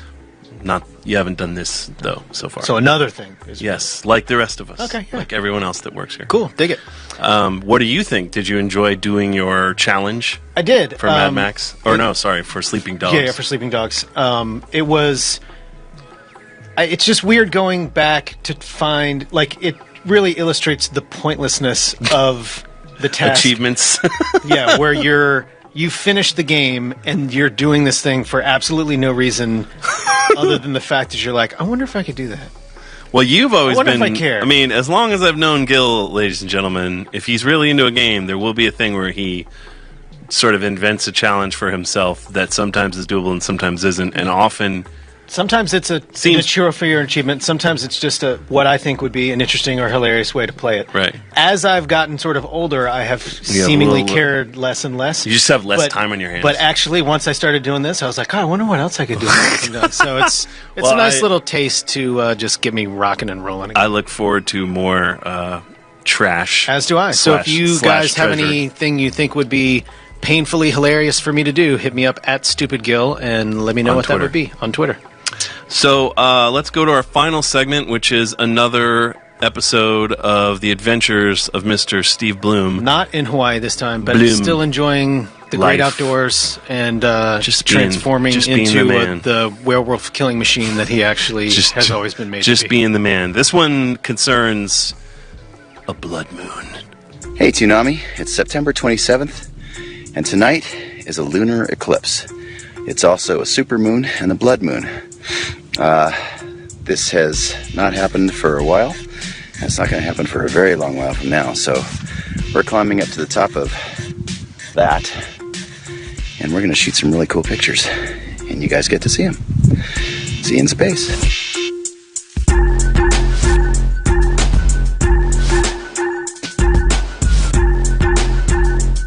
Sadly, here in California, we're in the middle of a drought. Behind me there is Lake Hollywood. It's pretty empty right now. Where is it? There it is.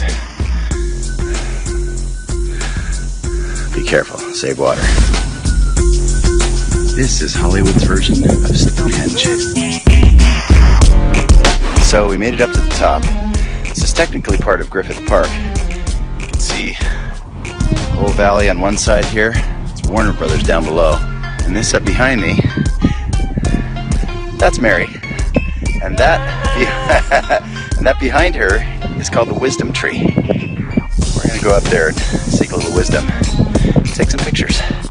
This is actually called Cahuenga Peak, and it's just west of the Hollywood sign. The lone pine on top is known as the Wisdom Tree, the Wishing Tree, the Giving Tree, and by many other names. Under the tree is a green ammo box filled with journals where visitors write their thoughts, feelings, prayers, and good and bad poetry. So not much moon yet, but check out the sky. It was a great hike, and even though it wasn't the best viewing of the moon, it was a beautiful sunset. And we met some cool new friends. So get out into nature wherever you are in the world, or you'll miss it. See you next time. Only Toonami! On Adult Swim. Thank you, Steve. Thank you, Jason. Thank you, Gil, for another amazing episode of One Man's Trash. And you mean Bloom's Trash? No, my segment. You're thanking yourself for your segment? Okay. Seems fitting. Would you? I have a question. If you hike to the Okay. If you hike to the top of that mountain, would you read any of those poems in that box No. that Steve talked about? No, I would. Would you write a poem and put it in the box? I think I would write something along the lines of like, What are you "Don't doing? look behind you." Or Don't like, look behind you.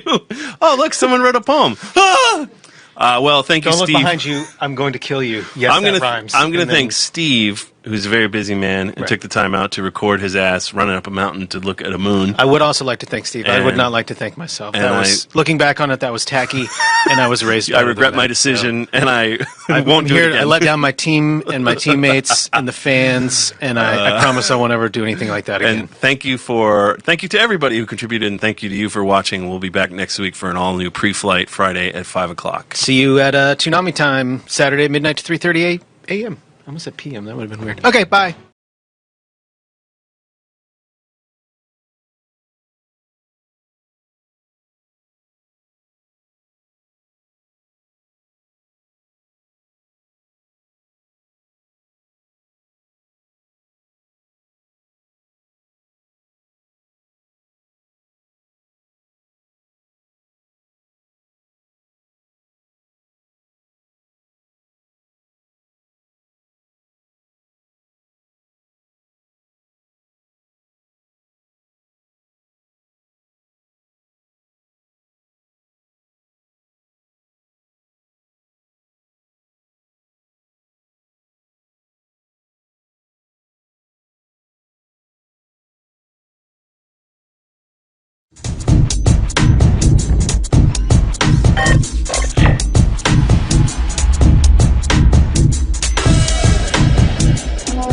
Hello, and welcome to our 32nd Preflight episode. I'm Gil Austin. I'm Jason DeMarco. And today, in celebration of all things October, we are going to be loosely Halloween themed, I guess. I would say it's, it's horror themed. We're going to be talking about the things that we like that scare us. First up is our new show, Parasite, premiering tomorrow night at 1 a.m. Parasite, the Maxim. The Maxim, which feels like a dumb bad edition. Yeah. magazine. But then we're going to be talking about some of our favorite horror TV shows and movies. Mm-hmm. We have a sneak peek look at this week's goodie. We have a Bloom Room from the exotic location of Hawaii. And we have a Hey, Mobile wait. on the Move with Dana playing Hearthstone. Whew, yeah, I know all about that. You sound like a man who's been to the dark Dude, side of Hearthstone. Dude, and have barely you? made it You've back. never played Hearthstone. No, I've so played you- Hearthstone. so Let's save the Hearthstone talk for All the right. end of the show. Okay. Let's get into right. some Parasite. All right. First, which I'm not Parasite. Parasite. Parasite. We are excited to premiere Parasite tomorrow night at 1 a.m. This being on Friday, our new broadcast time. Are you enjoying the Friday broadcast so far, Jason? Yes, it's made a huge difference. Does in it my seem life. like a totally different day It to does. you? It It does does. to me as well. How long have we seen? How long have we been talking about Parasite? When did we? I did not. I had not seen Parasite until we were talking about getting. I had heard about it, but I hadn't seen it. I actually had read the manga or some of it years ago. Like the manga came out Yeah, in the it's 90s, Like, and I old, like remember, us old. and even it's still retweeted into my Tumblr feed sometimes because it's got some pretty crazy images that people still sort of post, and I think I don't remember how I found it. I didn't read the whole thing. I just read some of it just because I was like, whoa, this is some crazy imagery. Yeah, it looks great. Body horror-wise. And I actually, when I heard about this show, I remember thinking, like, is that based on the manga? No, it's so many years later. Right. Surely not, but I was wrong. So, and I didn't watch it, though, until we decided to get the until we were thinking about getting the show, and I actually think it's really good. I'm really psyched about it. It aired in Japan last year and into the beginning of this year, Mm-hmm. so we're right on top of it, fresh off the presses. Better late than never, I always say. I like it. I think it's got a really interesting twist on body horror. It's like what's weird to me about it is it's got this incredibly weird, gory, The Thing style body horror, but then it's also sort of a goofy teenage thing, and then also they use it as a way to explore philosophical questions about what it means to be human and have emotions, and whether we're driven by genetics or you know, our will. Like, it's like a crazy. Yeah, I mean, it feels like it's going to be a straight horror show. Yeah, and it's deeper than that. It's layered. But it's also lighter than that. Like, when there are times when people are getting their faces ripped off, but then there's like goofy, like, whoa, teenage humor. It's just the kind of thing that I think would only come from Japan, which I think is one of the reasons I like it. Yeah. But it's our second show from Sentai Filmworks, and they suggested it. And of course, Toonami viewers let us know they liked it. So. Yeah, and if you were paying attention to certain ice cream trucks at certain anime conventions, you found out a little earlier than we Parasite intended, was but coming that's on. okay. I'm just happy that they wanted to tell people. Yeah, and definitely. Are good partners. And So. we have we showed it on last week's broadcast, and But you're gonna see throughout it the again. television broadcast week, Again. as well as Toonami. But you're going to see it again. Our Parasite trailer that Johnny edited, and I Check it went out. in and watched him edit from time to time. Parasite, starting Saturday at 1 a.m. Get infected. I like both terrified and infected. I like the voice of Migi, Yeah. the parasite, which means right because it's his right hand. Yeah. But in the manga, it was his left hand. Oh, I don't think I guess knew that. because of the manga format. Yeah, it's. But yeah, great show. Really interesting premise, which is that, just broadly speaking, a bunch of alien parasites have landed on Earth and are infecting people's bodies. Wait, and this is happening now?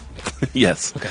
And whoosh, and they take over their human host's brain and hide and pretend to be human, and they have to consume other humans for nutrients. So Like you do.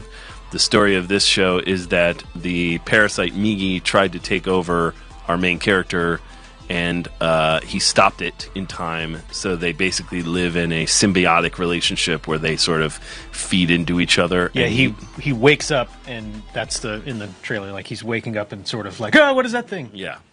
And so that gives him unique powers to sense other parasites and just become aware of the larger conspiracy of things that are happening. But he's also a high school student who attends school, has And the all hots the for a girl. waka-waka-ness that yeah, the usual entails. Japanese sort of schoolboy And things. the show sort of evolves as it goes along, but without totally spoiling how it happens. I think it's great. It does. Migi, what's the main character's name? Shinichi.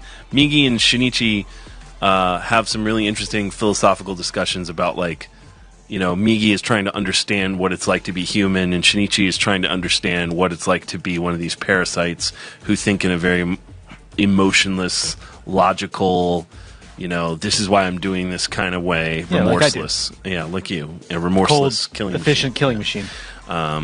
and it creates these interesting discussions that the two of them have, which I think gives the show more depth than otherwise. You could do a show like that and just come up with crazy, gross shit, and I'd still like it. But this show actually tries to mean something, which I appreciate. I think it's really good. Yeah, and we have a clip from what is the second episode. I don't know what it is. The second episode.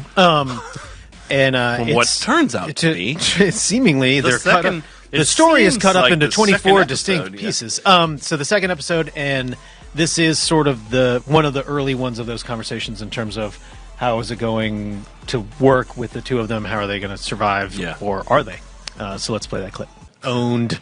I like I like the picture. The Miggy move sound That's me effect in the is- morning behind us. Every time I moved for the rest of the day, I'm just going to go. Yeah, Migi moves. When Migi does something, they have this weird fart noise that they animate. So it's just like, I like it. Yeah. And hopefully you will like Parasite premiering tomorrow night at 1 a.m. Did you like that sweet segue? You are a killing machine. That's true. So up next is our question of the week, which is, what's your favorite horror TV show / movie?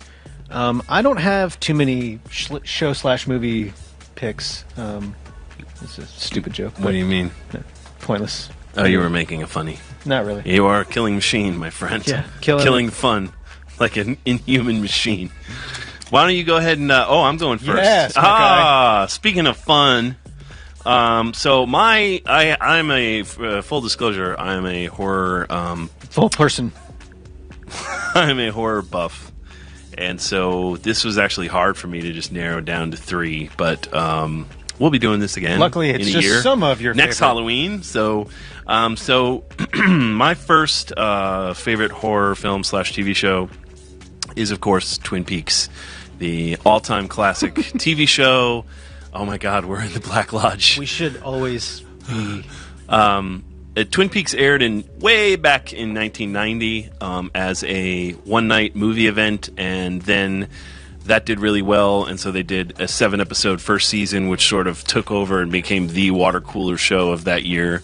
And then it came back for a 22-episode, I believe, second season, which kind of got real messy, and people just stopped watching. And then once they solved the murder of Laura Palmer, and then the show went off the air. And now, this year, we heard that roughly 25 years later, just like they predicted. They are making a new Twin Peaks series of, I think, about 10 episodes. David Lynch is back on board and directing every episode, which I'm very excited about. And that's going to be premiering on Showtime, hopefully sometime next year. So Twin Peaks has been re-energized by both the Blu-ray remastered set that came out a year or two ago, and then, of course, David Lynch directing new episodes. I was watching Twin Peaks when I was in college and didn't have a TV, but the pull of the show was so strong that basically every week at the time Twin Peaks was on, the one guy in our dorm who had cable hosted a Twin Peaks viewing party, and we would watch it every single week. So that's how I watched all of Twin Peaks, was in a room with a group of people being like, what the hell? You know, just... Did you like the guy outside of the fact that he had a television, or was that the only reason? I don't even remember who it was, so that should answer your question. Fair enough. He had a TV. He graciously allowed me to sit in a room with a bunch of people and watch it and not be the person who was talking and getting shushed, because at one point when the show was really hot, it was like 30 people crammed into a dorm room. We could have been doing a lot more fun stuff than watching Twin Peaks. I don't know. That sounds so. And then I always, it's something about the show to me. And then I watched the movie Fire Walk with Me, which kind of landed with a thud, but I really like and think is a great horror movie, especially a metaphor for sexual abuse.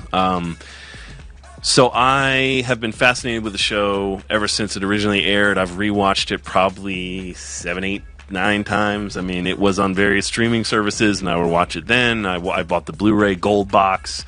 I had the original VHSs, which I wish I had kept, of the entire series.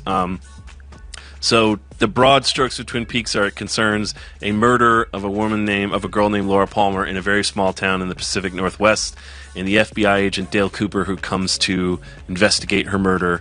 And then basically it broadens into a larger sort of thing about the town itself and about some supernatural villains that are sort of hurting things. So the clip I'm going to show you is from Dale Cooper being in basically a place between worlds, like another dimension, called the Black Lodge, which is where Laura Palmer's spirit is trapped. So you see the show gets real weird real fast. Doesn't explain a lot, you just sort of figure it out, and I think the iconography is unforgettable, and that's one of the reasons the show still had this life. But for people who are questioning whether it's horror, I'm just going to show you this clip, and I really don't think you're going to argue with me, so let's check that out. So bananas that was on National TV. On ABC. Yeah. So I think David Lynch is a genius for many reasons, but one of the things he does is he turns everyday things into horrific things. So really the only reason that's scary is because there's a lack of typical logic. It's very much dream logic. Everything was filmed backwards and then run forwards, both the sounds and the video. The strobing light effect, the use of sound design. Like, he's making something horrific using context, not using like gore or, which I think is really interesting. Yeah, making it so uncomfortable that it's terrifying. Right. So I've always loved Twin Peaks. Very excited about the new series. And if you haven't seen it, I urge you to watch it and catch up. It's pretty much an unforgettable and hugely influential show. Holds up much better than 30-something, which I believe immediately followed. Or Picket Fences. So my second choice is another perennial classic, which is, of course, the Stanley Kubrick, Jack Nicholson version of the Stephen King novel, The Shining. Name dropper. That's who made it. I think The Shining is 1975. That feels early, but I don't know for sure. Well, we'll figure it out while we watch the clip. But at any rate, The Shining was... it came out, and it wasn't like a big hit, but basically... It's Kubrick's take on a somewhat more pedestrian Stephen King story, although I did like the story, But Kubrick basically did similar to what David Lynch did with Twin Peaks. He uses sort of contextual stuff to make you uncomfortable that heightens the terror. He very much used 1980. 1980. Oh, there you go. He used asymphonic scores, atonal symphonic scores, excuse me, and the music is a huge part of it, and the editing. He also used the Steadicam, which creates this, but he used it so much that it creates this sort of weird gliding feeling where nothing feels real. He also uses a lot of long, slow shots, and then he manages to basically put everybody into very, basically surround them with a frame that makes them feel very small as compared to the Overlook Hotel's evil.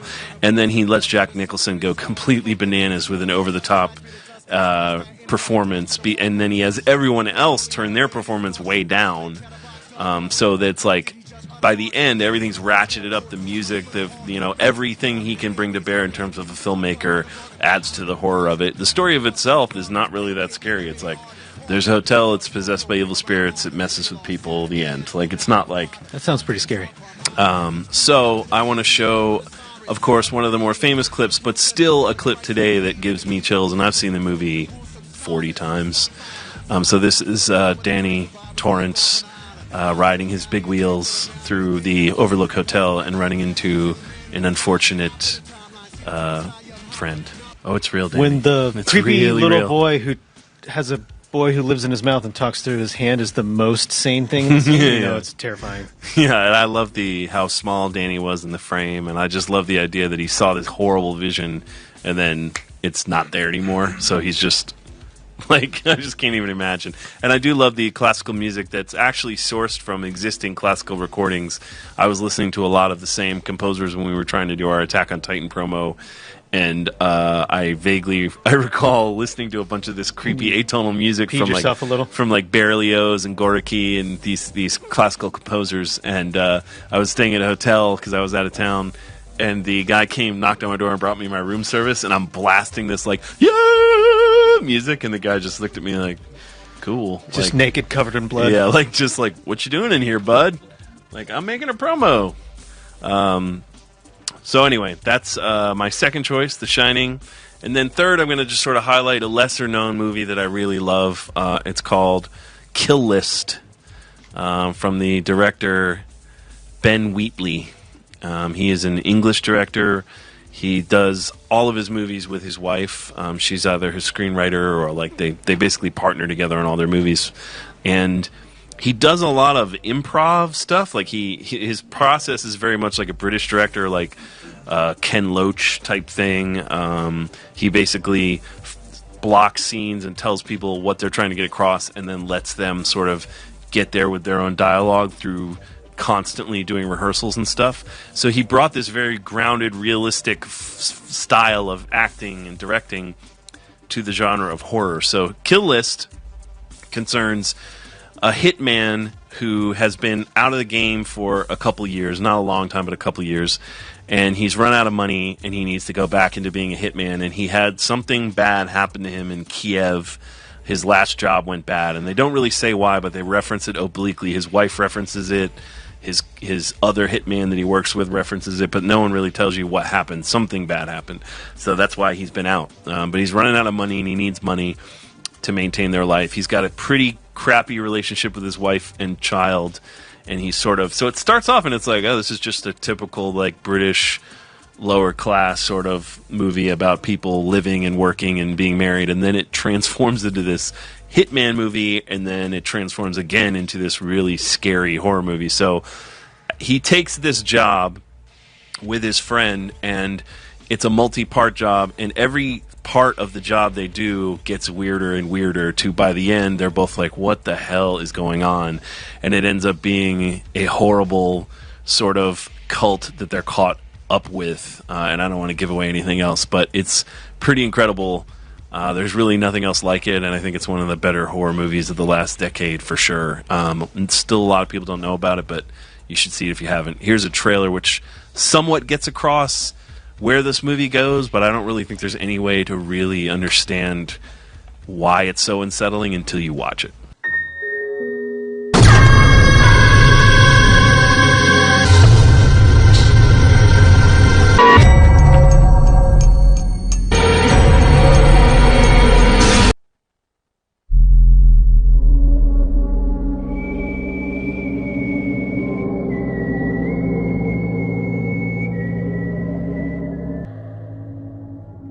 Yeah. I've Terrifying. not seen that. That looks awesome. I think you would enjoy it. I peed myself a little. I forgot to show something else that I think is awesome. If you haven't seen it, And truly terrifying. this is something that shows the power of editing, how you can turn even the scariest thing into something else. So this is one of the early viral remix trailer sensations. Probably the first one I remember being one that everyone sent around. Yeah. Called When you would email them. yeah, when back you and forth. email them to each other instead of social media. So this is like from 2006. This is called Shining.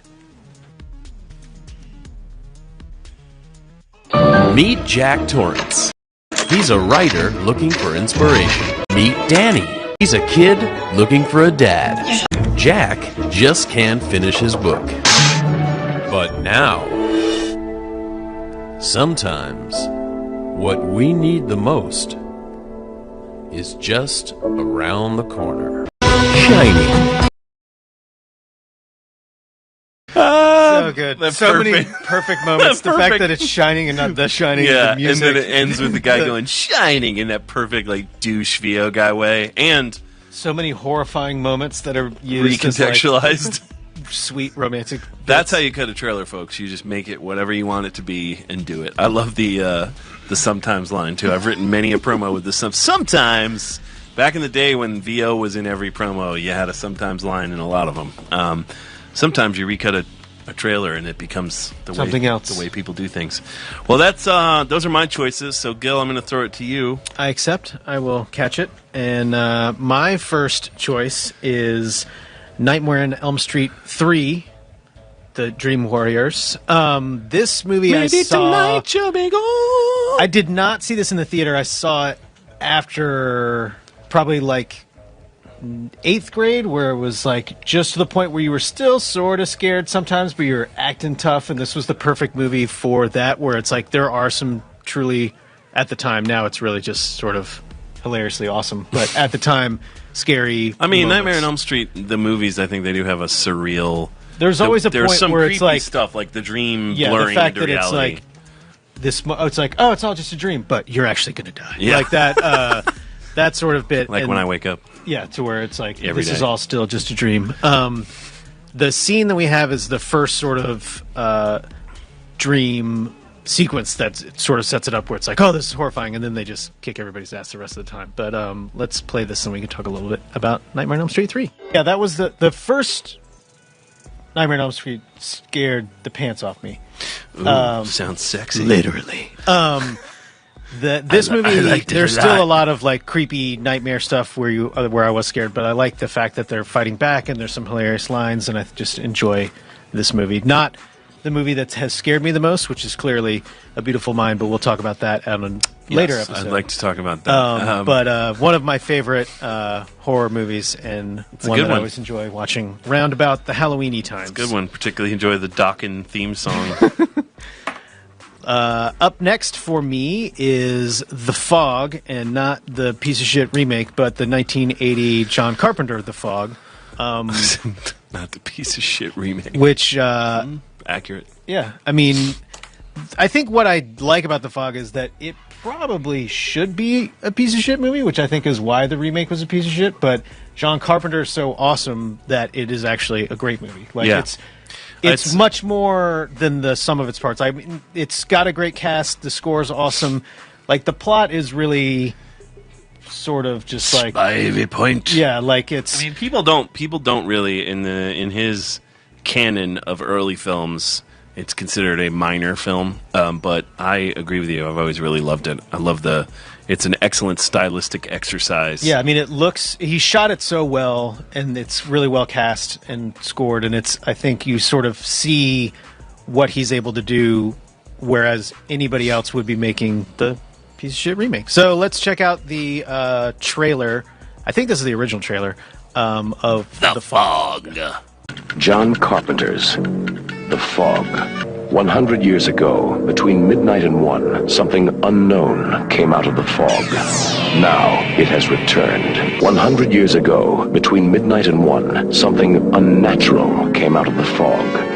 Now it has returned. Years ago, between midnight and 1, something evil came out of the fog. Now it has returned. The Fog. Get inside and lock your doors. Close your windows. There's something in the fog. Stay away from the fog. From the creator of Halloween, the ultimate experience in terror and suspense. John Carpenter's The Fog, starring Adrienne Barbeau, Jamie Lee Curtis, John Houseman, Janet Leigh as Kathy Williams, and Hal Holbrook as Father Malone. The Fog. What you can't see won't hurt you. It will kill you. Between midnight and 1, it will find you.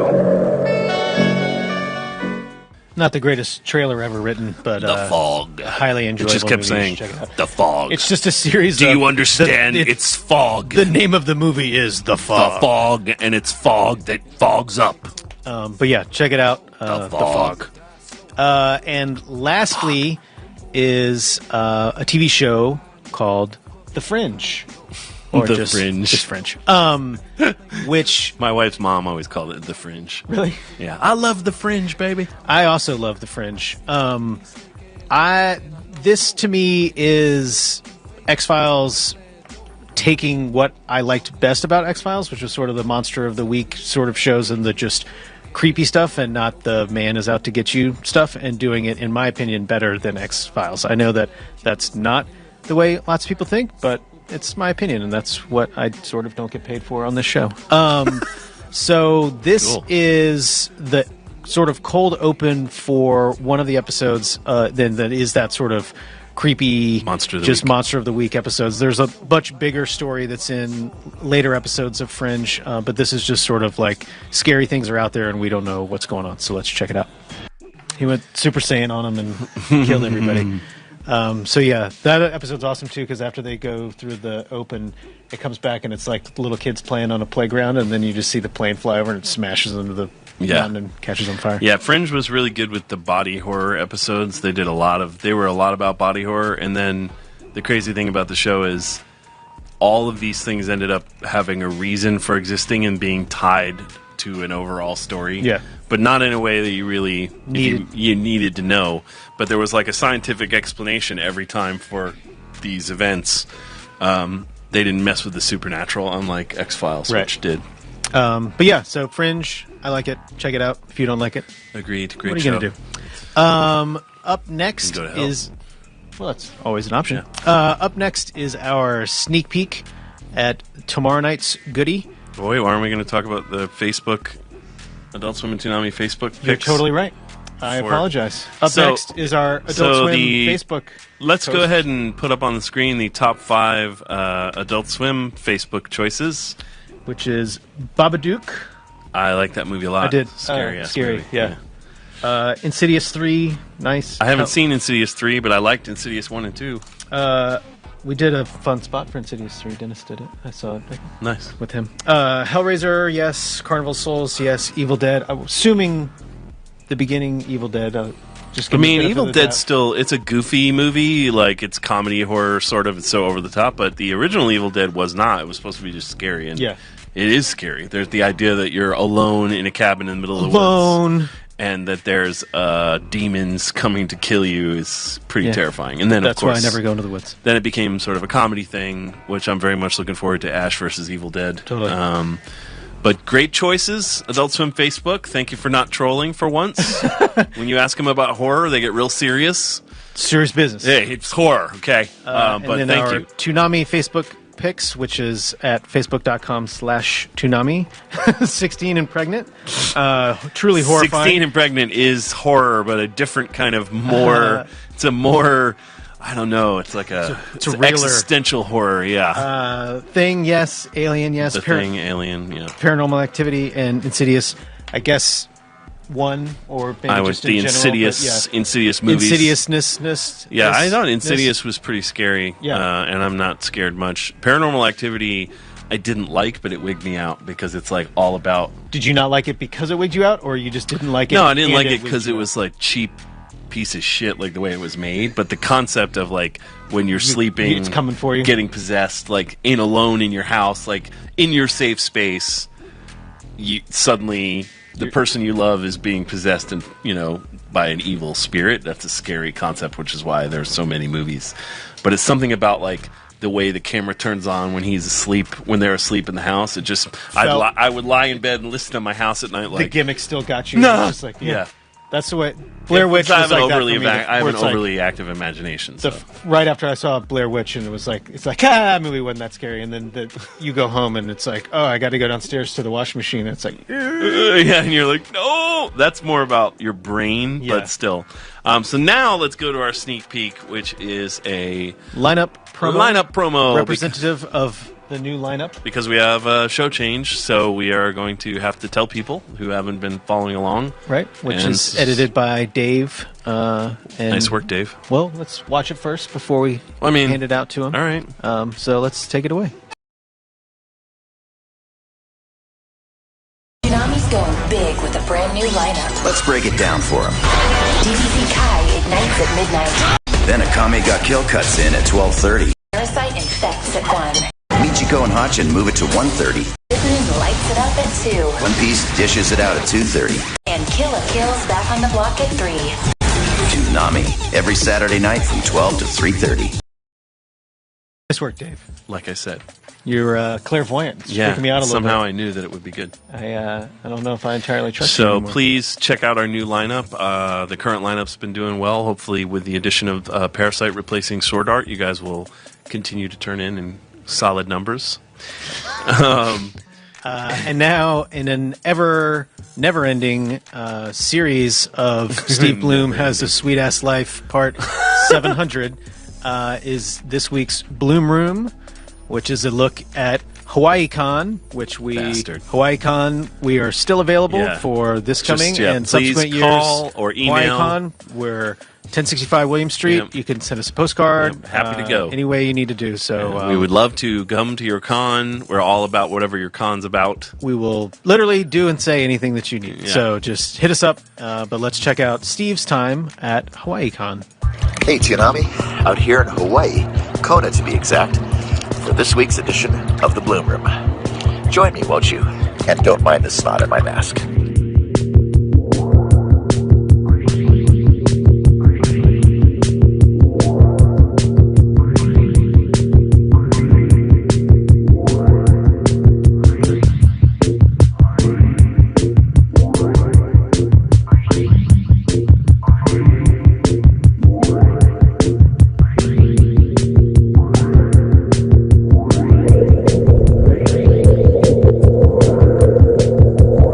Toonami, we often talk about the perspective from space. Well, going to a place like Hawaii gave me a chance to put down all the stuff that I normally think is important. Look at nature, experience it fully, look up at the sky, and realize that we're all on a planet in the middle of space, together. So let's act that way. Let's take care of each other and be good to the planet. Until next time, see you on the Bloom Room. Aloha.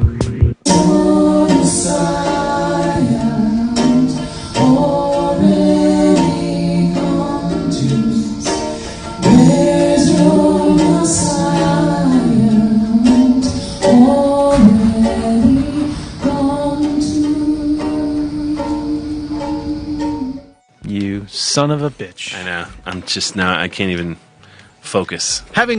That's not really fair. We've had a good run with Hawaii for work. Yeah, so it's and true. It's never Still, too late. you HawaiiCon can always- yeah, to you can reach always- us out. you can always get more. Happy to come and talk Toonami or And then sit on our, any panels that you may have. Our final segment is from Dana, who has graced us with another episode of Mobile on the Move. You weren't gonna. I thought you were gonna sing it.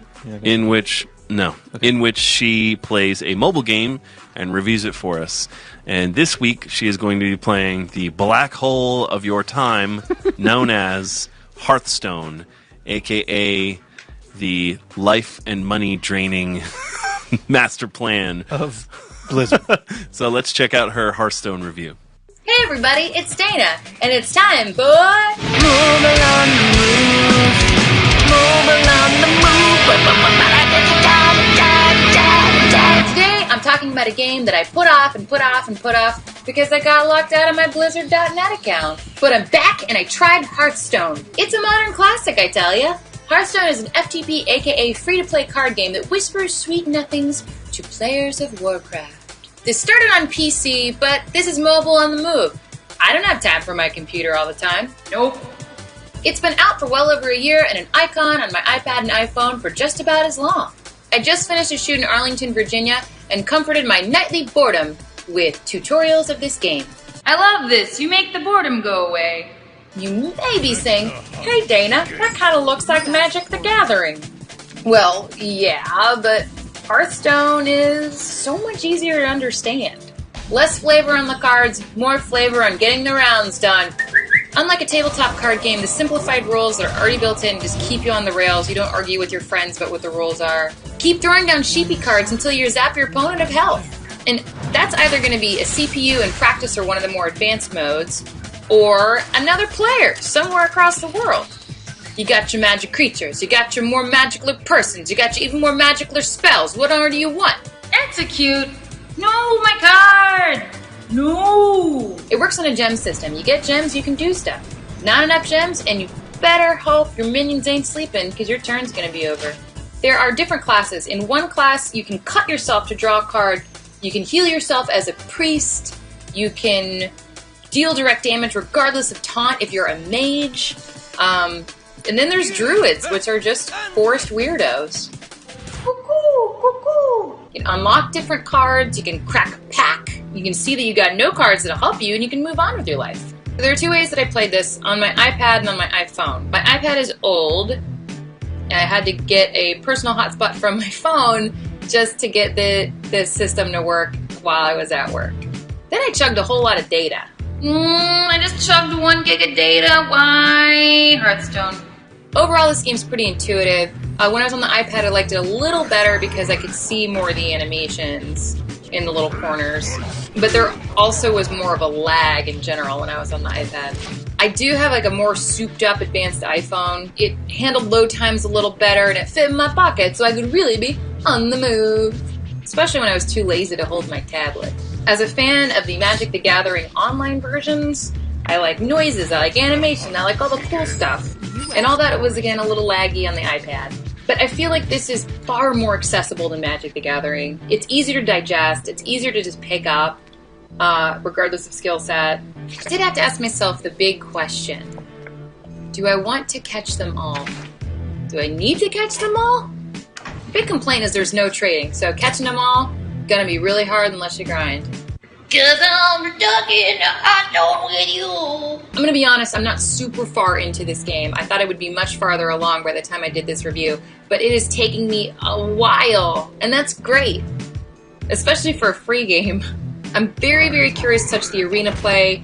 They spend so much time kind of getting you ready and riled up for PvP by practicing against CPU players. You can learn what each of the classes do while you're getting ramped up, which is cool. And you can also build decks. That's something that I neglected to do, is build decks and craft cards so far. Excited to get there. I have no idea if I'll spend any money on this. I have no idea if I'll get sucked into the hole. Speaking of which, go ahead and search why Hearthstone is so addictive. I forgot to hit enter. So you probably know better than I do. Final thoughts, you really don't need to drop fat cash whatsoever. You can play the whole thing on the cheap, but come on. It's like that kid who gets magic cards off eBay. If you spend the money, your deck's going to be better. It's just how it is. I'll probably still play it. I had fun getting matched with people who just wanted to write dumb responses back and forth. I like that. I'll show you competition. No, I won't. This is Dana Swanson, aka @DanaIsAGirl. Hit me up on Twitter. Tell me what you're playing. Send me recommendations. Say hi. Whatever you think. I'll see you at the end, Jason and Gil. Yes, So how do you played Hearthstone? I have played Hearthstone. My first experience with Hearthstone was you playing it at the back bar, getting ready for Upfront. Yeah. And I was just like, "What is this?" And you were like, "Yeah, I mean, you play against it," and I was like, "I don't know." And then I played it, and it was like 2 days. I just woke up in like a sweat and hadn't done anything else. I was like, "Yeah." But yeah, so it's your wallet was drained yeah. of $25 buying card decks. Yeah, like, oh no, I can do. I don't need it. Just try one little 99-cent card, and then it's on. That's from there, so. I got into a black hole with it for about a month and then bailed. But like I probably spent $50 on decks, played people live, and lost more often than not. But ended up having a good specialized deck, and then being able to win 1 time out of 3 on average, which was pretty good because people will kill you in that game. Yeah. So I salute. Turns out online people are good at games. So yeah, I salute anyone playing Hearthstone. I'm off Hearthstone. I kicked it. I'm no longer an addict, but luckily Dana did not yet kick it and knocked so she out another kicked it sweet for ass Mobile on the Move. Thank you, Dana, and thank you for watching. Tune in tomorrow night, or maybe tonight, or maybe last night, depending on when you're watching this episode. You just confused the shit out of me. Saturday night at 1 a.m. is the premiere of Parasite, and we will see you every Saturday night, midnight to 3:30 on Toonami. Have a pleasant whatever day this is. Thanks. Bye.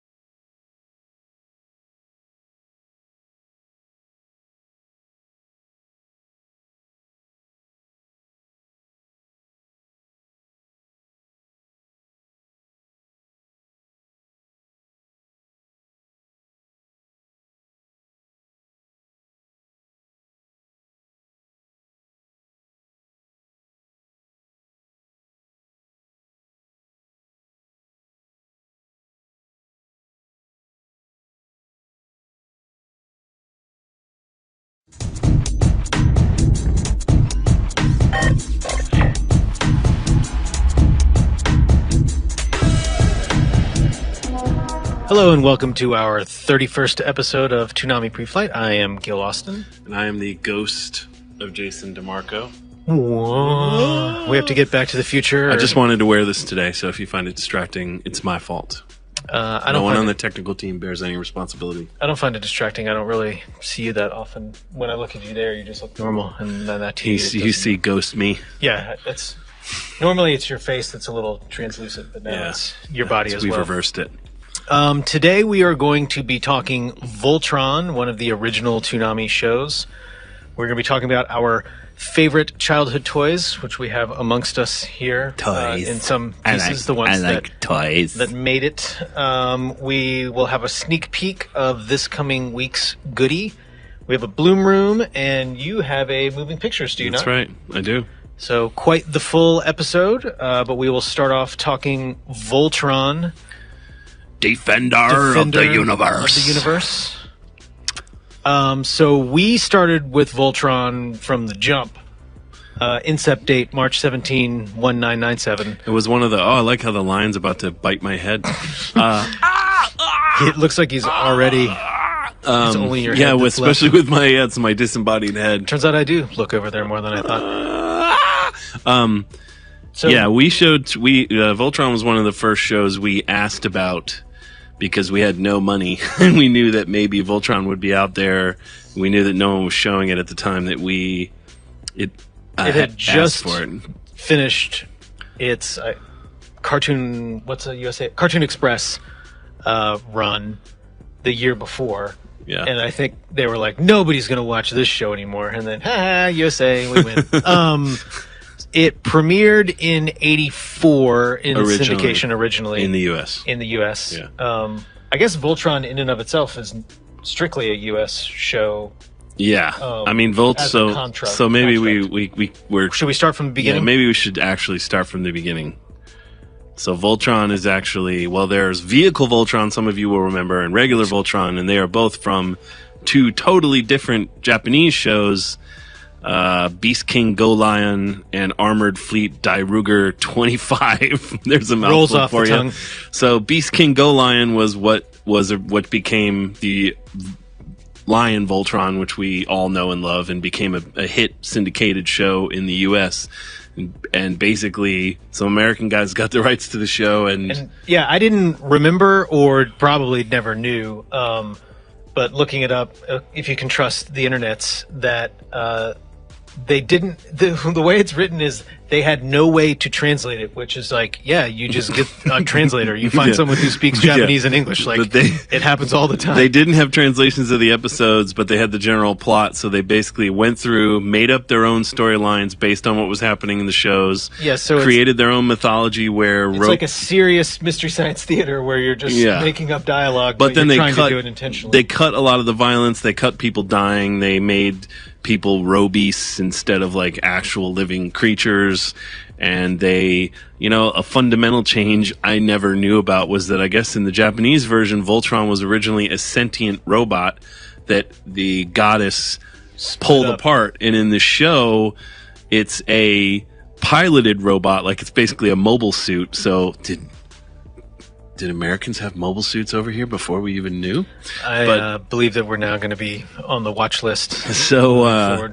So that's an interesting thing that I never knew, that Voltron was a sentient robot that in the original show in Beast King Go Lion. But basically these were the types of shows that were really popular in Japan at the time, were giant robots fighting other giant creatures, and frequently there were human pilots. Like that was definitely the trend all throughout the 70s and 80s in Japan for boys' toon shows, for what became known as shonen giant robot shows and action boy shows.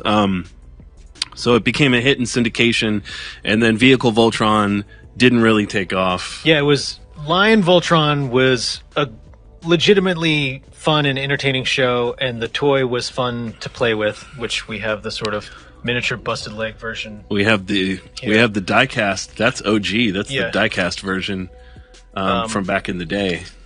My brother and I had this hold that up for our slightly audience. larger version of this one. I'm going to shatter him. Are you sure it was larger, or you weren't just smaller? No, I was born this size, so I... oh, wow. That's an interesting tidbit. Yeah, you didn't know that? No. Yeah.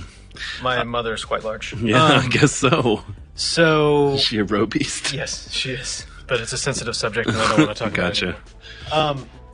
Vehicle Voltron, the show, was just kind of confusing and sort of... There were too many guys and cars, and you couldn't care about anybody. The toy sucked. I liked, unlike Gil, I liked Vehicle Voltron, but there were like 15 pilots, so you couldn't really the toy focus on who. You couldn't make him stand right. The 2 feet would always go off.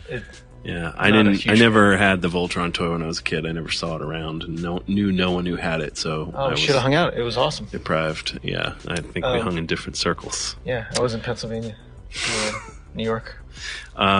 But yeah, so Voltron became a big sort of syndicated hit. Vehicle Voltron didn't, so it aired a bit, but then, a lot less people remember it.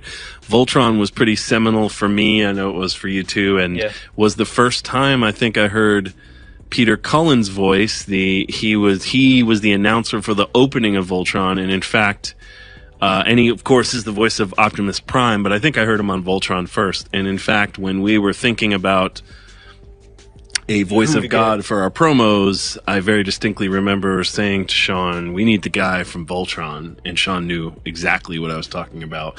And if you say the guy from Voltron and the first thing you thought of wasn't Peter, you ain't real. Or you just really loved one of the pilots. I would say if you think of Peter Cullen, the first thing you think of is Transformers. You ain't real. So then should we play the open? So let's play that iconic Voltron open. And if you haven't seen it, you're in for a treat. Pretty hilarious. Yeah. And I love the Voltron Defender of the Universe. That's someone was on in 1984. Someone was like, we don't have enough flair. You know what? This is what we need. And then just pop that baby in there. Boom. So when Toonami was first coming together and we were trying to talk about what shows we wanted, Voltron was one of the few that we could afford. So we were super happy to put it in, and premiered with Voltron. Yeah, ran it for 2 years, and then Midnight Run was another probably 2 years. So we we did right by Voltron. Yeah, 16 years after its premiere, still holding it down on Cartoon Network. And it did well. Yeah. And then there have since been other Voltrons. There have been some reboots. There was one, I think, about 3-4 years ago on Nicktoons that wasn't bad. There's been some attempts at a live-action movie that keep falling through, and I kind of hope they do, because I can't imagine how you make that not dumb live-action. But So let's show our Toonami Voltron promo, and this is one of those promos that was like we can't remember how if it was actually made by us or by the Cartoon Network on-air department. Yeah, and apparently, and we just discovered this through this show because I didn't remember, and you didn't remember. Nah. When Toonami was first about to hit the air, while the Toonami crew was working on basically getting the block up and running and all the animation of the Clydes and Moltar and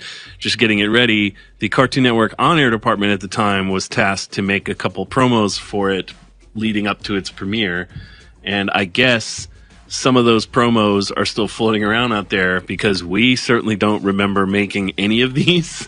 So this, but that doesn't mean anything. I think that's what this Voltron promo is. It might be the open we made. I don't remember. Let's throw it on and see. Voltron, love thy good, fear thy evil. Today at 4:45 on Toonami. Yeah, we can't remember who made that one. That sounds like Howard. It does. VO-wise. But I didn't know Howard back then, so that wasn't me.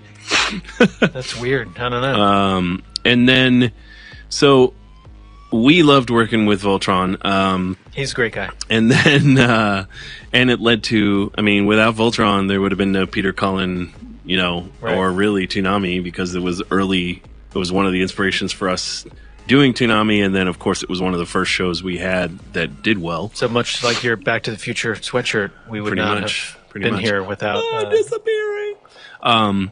So let's take a look at that vehicle Voltron intro for those of you who don't remember. It has the same flavor and some slightly different. It's a slightly different read, but it's still Peter Cullen.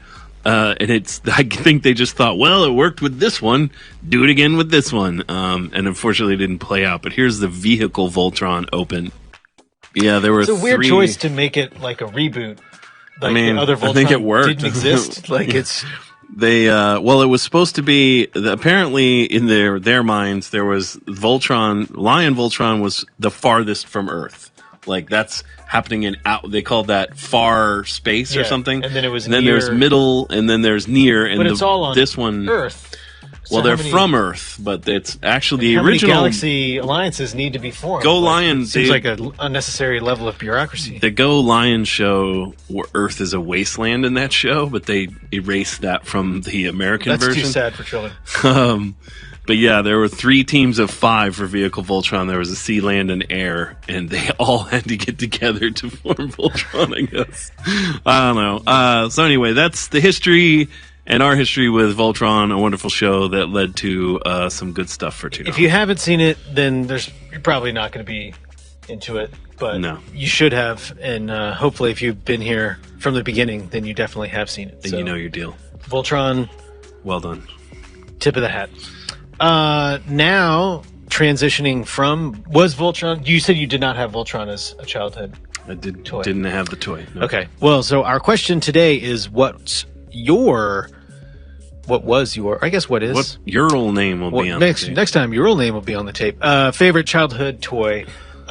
So we've decided to come up with some of our favorite childhood toys. Yeah. I did enjoy the Lion Voltron. I don't know if I would say favorite, but when we do, what are some more of your favorite childhood toys? I That may one very might well show pick up. That Lion one might show up. Voltron, Vehicle Voltron. That's sucked. So my first pick is really the answer to this is Star Wars toys. This is a specific hilarious commercial and was a thing that I really wanted and got, and one of the few Star Wars toys that was mine alone and not shared with my brother. I've brought some of my Star Wars figures here to play today.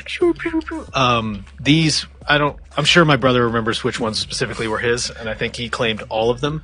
But the Ewok Village I got for my 10th birthday. This blows my mind. And it was right when we moved to Atlanta, and my parents, I think, were like, no, we're moving to a new place, but it's going to be cool. And they got me this giant, way too big to ever play with. This thing is huge. Like, you needed like 6 friends to come over and play. It was all kinds of crazy stuff. But and you didn't have any friends, so You didn't have any It was friends? lonely. No, you didn't, so it was lonely. Oh, I know. Yeah, it was sort of emblematic. Gotcha. But then I'm a good friend maker. I've made friends fast, and they came over and we had a big party. It was Just tell them you had the Ewok. Dude, I got the Ewok Village. Are you coming? I played for Ewok Village and chill for What's my up? party. It was me and my grandfather playing with the Ewok Village, and he was like, "What is this little? Why are we playing with these teddy bear figures? What's going on?" But he was a good sport about it. But anyway, Good grandpa. if we play the commercial, just imagine this little boy is a young Gil Austin in the late summer, early fall, 1984, just bringing it back. Watching Voltron. Watching Ewoks. Voltron, playing, hating on the vehicle Voltron. Here we go. Return of the Jedi. The Rebel Command force is captured by the Ewoks. What fate awaits them in the model Ewok village? The Ewoks line up their captives as Chief Chirper arrives in the lift. Han Solo is turned on the spit. No one can reach the Ewok village protected by the swinging boulder. Can C-3PO save his friends? Only you can decide with Star Wars toys. Yeah. My parents only paid 2.63 pounds. Yeah, why did he yell I don't know Star why. Wars? I guess there was a Euro commercial was the one that was out there. Yeah. Star Wars. And you can just gently I don't remember the drum being a thing, but the spit and the little lift and the rock.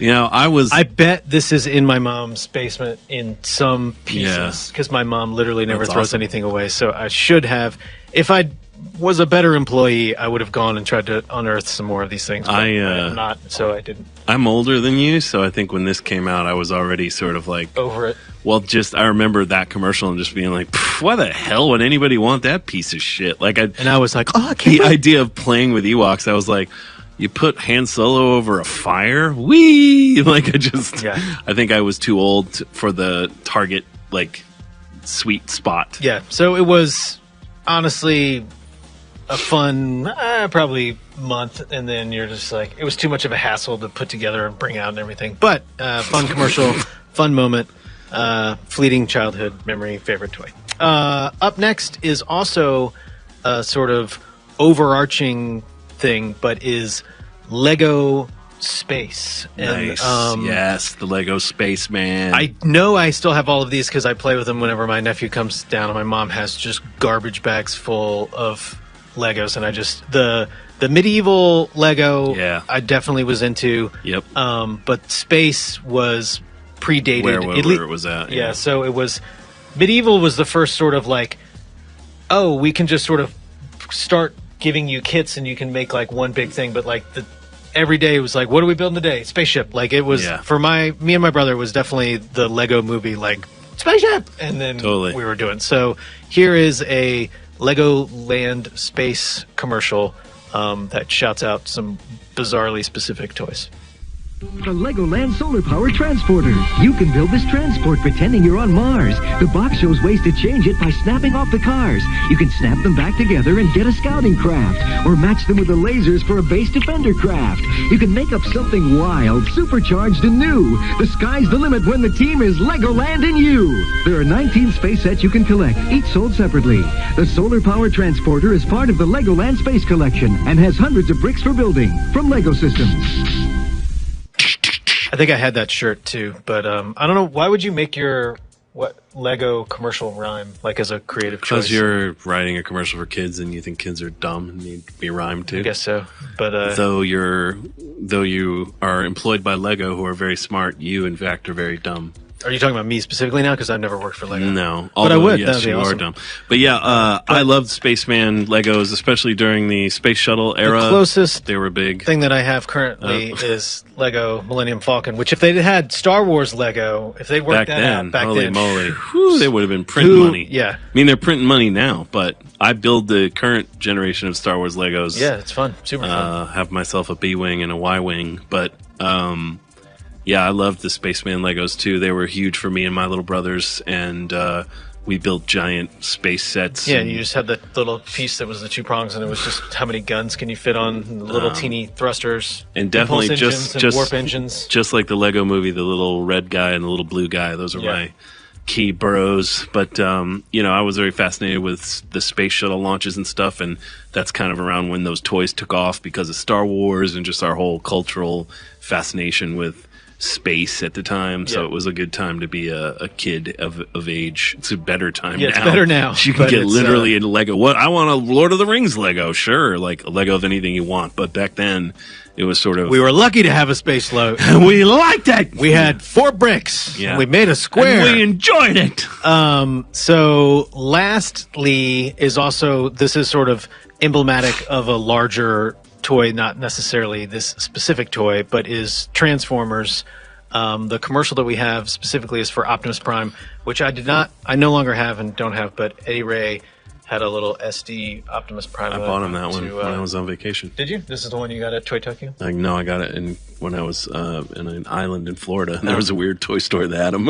It is a weird toy store in Florida. But so we have a commercial for Optimus Prime, the toy, which I don't remember having the trailer. Either I instantly lost it or broke it, or we got the drugstore version. But anyway, here's the commercial for Optimus Prime for Transformers.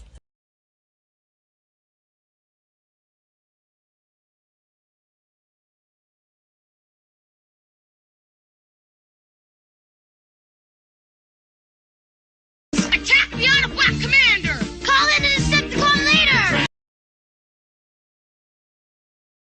Transformers from Hasbro.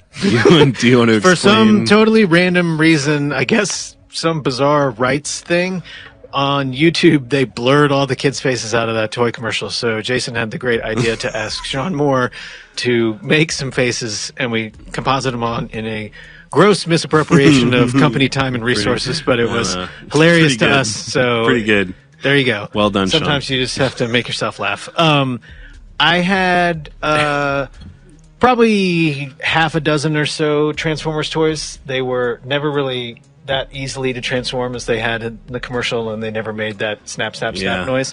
Where today you would have to have a legal line that says toy does not actually make click sound when transforming and all the other stuff.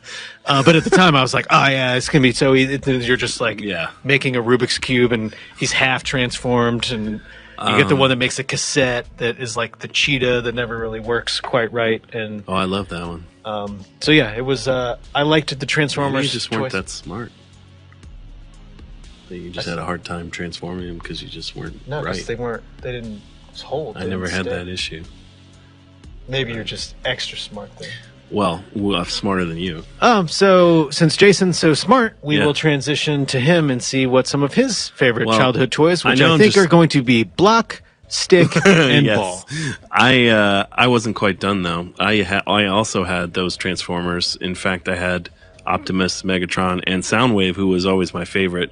Megatron was a little crazy because he turned into a gun with a scope, which seems like a weird toy for a kid, and they would never do that today. But like, I remember, but it was like a weird gun, like it was. Yeah, it was like a weird giant. It was, and he was way bigger than. Yeah, and he could barely stand when you broke up. But he looks like the gun looked like Clint Eastwood's gun from Dirty Harry. Soundwave was awesome. The gun looked like Clint Eastwood's gun from Dirty Harry Sudden Impact. It looked like a 44 Automag.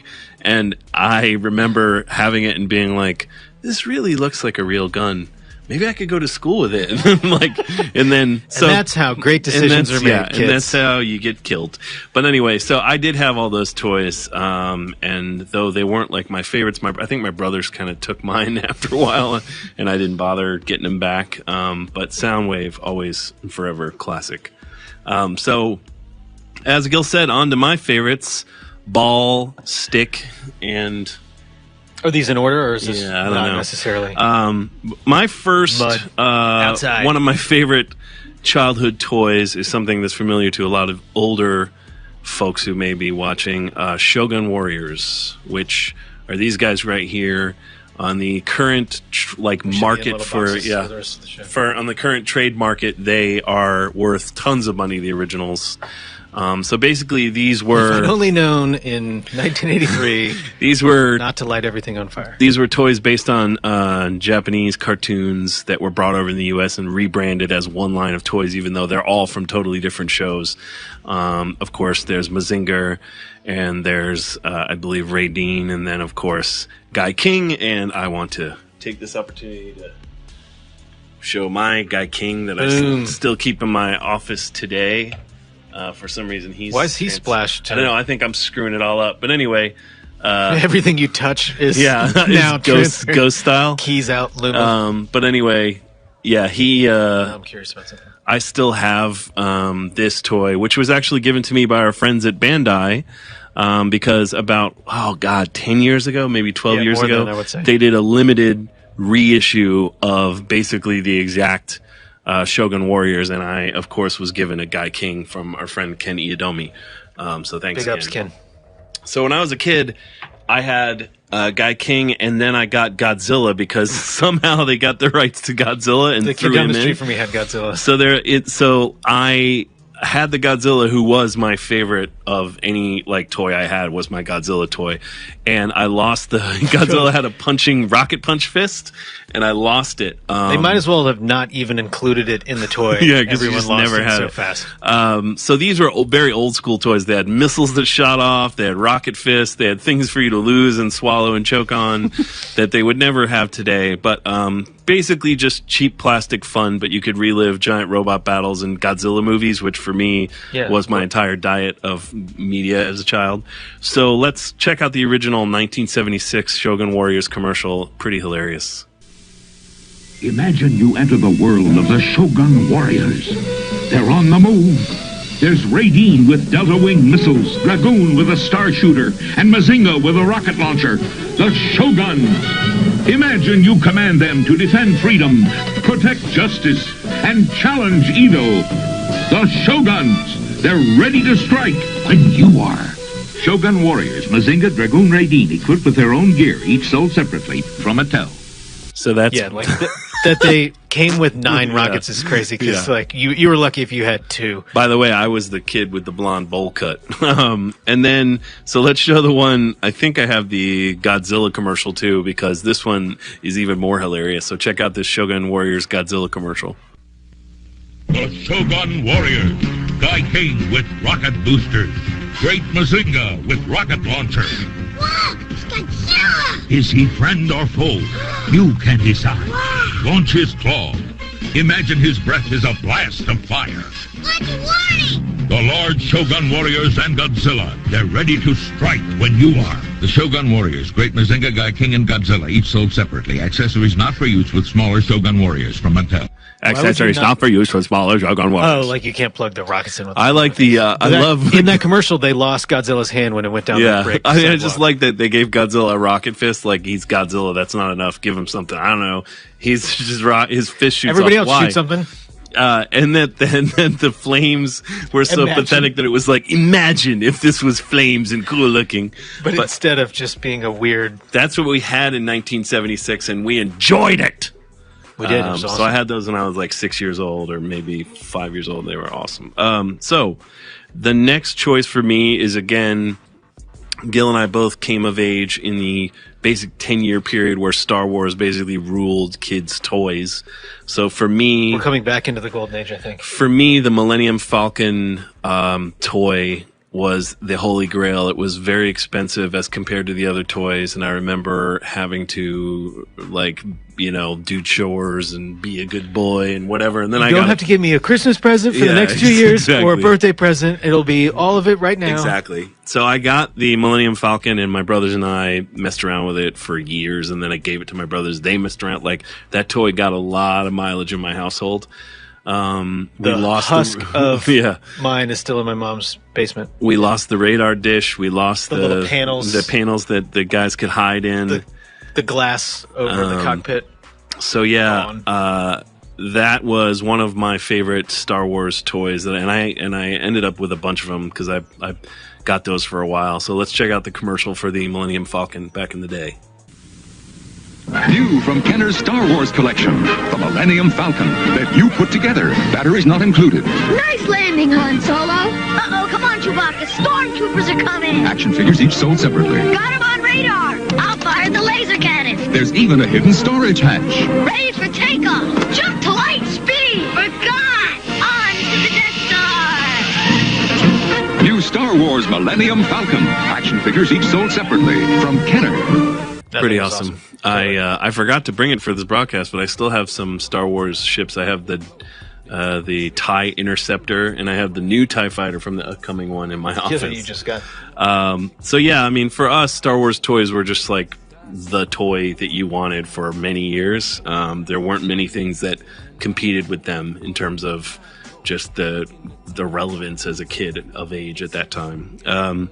So then my final choice, I've split it into two. They're the same thing, but just different versions. So the other childhood sort of thing that was huge when we were young was G.I. Joe, which we've talked about before.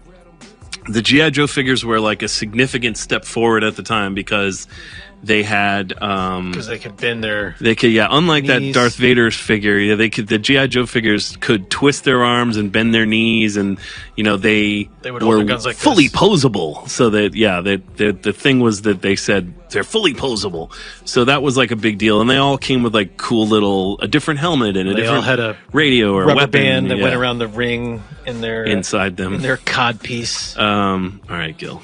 So, but my favorite G.I. Joe toy that I loved very much as a kid, and I have right here, is Firefly.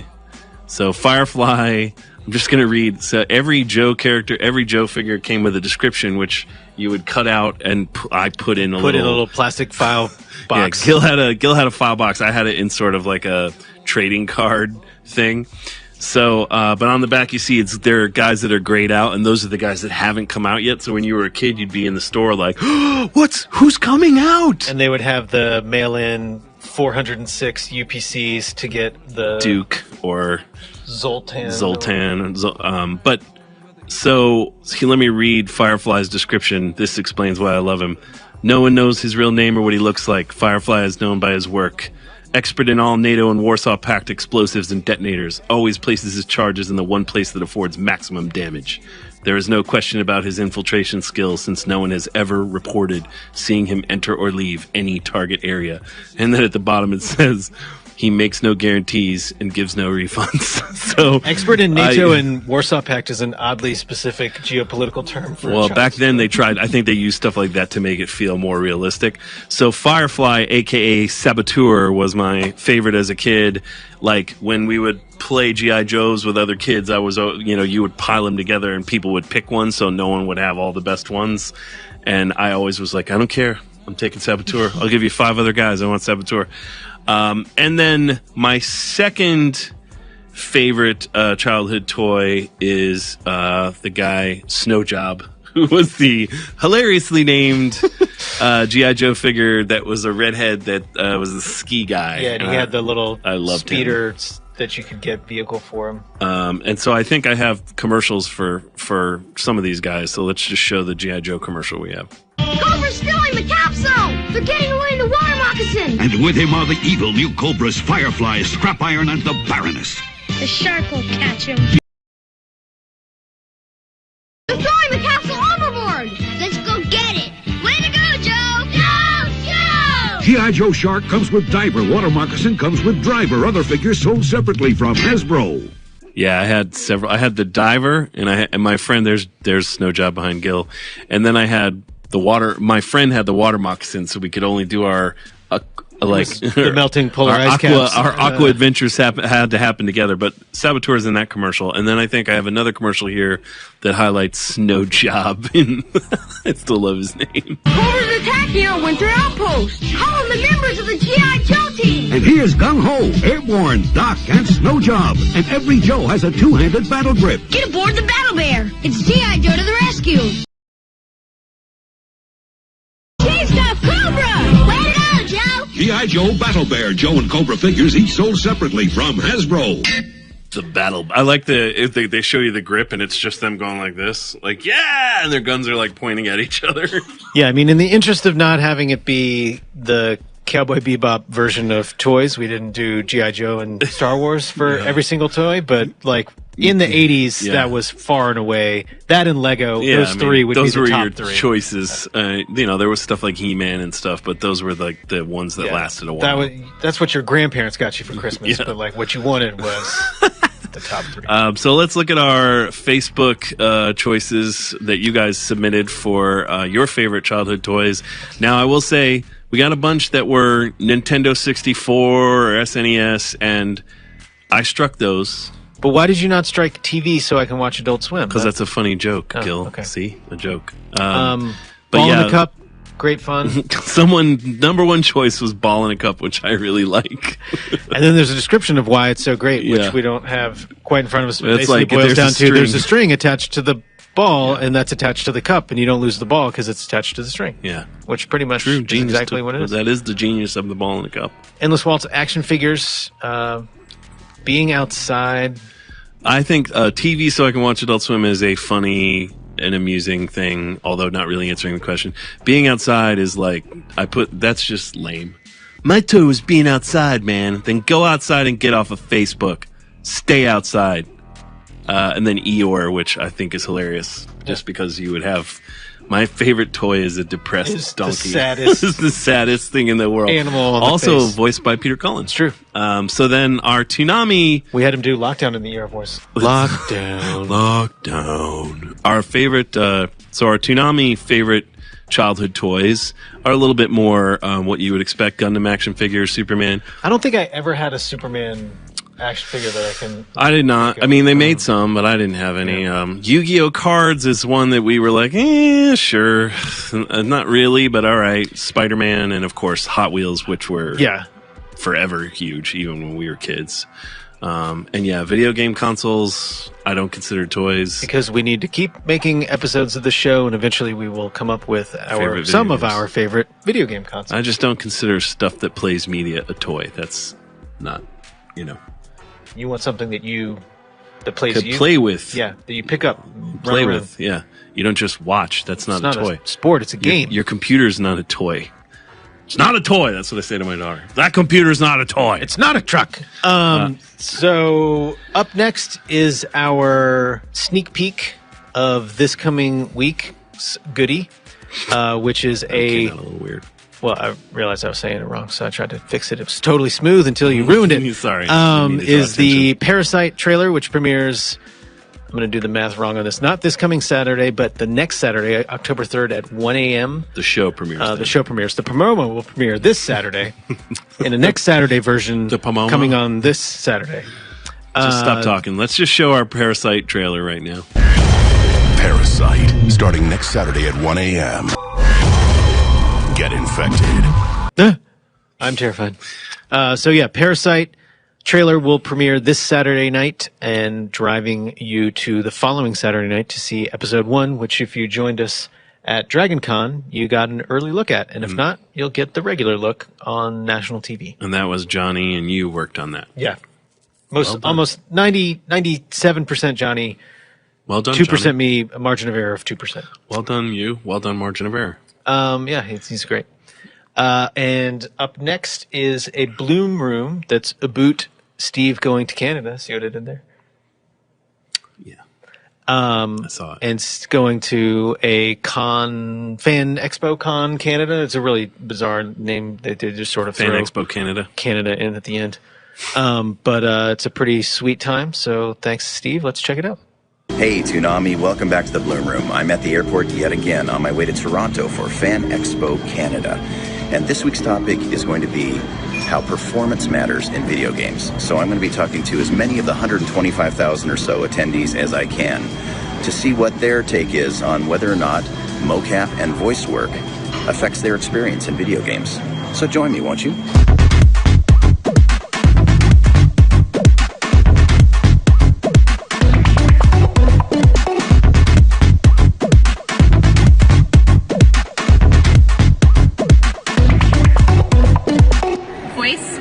Absolutely do matter in video games and mocap because it brings such an emotional experience there that isn't without it. It makes all of the difference. You get so connected to the characters and the video game. It's like you're there and you know these people. Going to school for game design, he's down there. I've learned that animation is actually really difficult to do, like frame by frame. So getting mocap and actors to do all that, it really helps capture the lifelike movements, and it just makes everything look much smoother in games. If they get like the wrong voice actor for the character in question, my personal opinion is going to throw off the complete game because it just won't have that same flair that the creators originally had for it. As the entertainment medium of video games more and more matches along the lines of Hollywood, the actual performances and the actual voice acting and the cameos that are done in these video games matter more and more, because selling that performance and the story is the core of what makes the entertainment medium video games as interactive and depth perceived as they are today. Keeps me in the action, in the go. Like, I'm not reading the bottom of the screen. I'm not being distracted by the monotonous grunts that keep appearing again and again. Voice acting is very important to the way a character feels, and a change in voice acting can completely alter the entire perception and indeed just character of anybody in a video game. It can bring you into the experience a bit more and help you forget that you're playing a game and actually feel like you're more in the game and create a better experience that you'll remember long after you're finished playing. And mocap, it's getting better and better, so things look less like stringy puppets flying around and more like people, so. Awesome. And Thank you for your thoughts.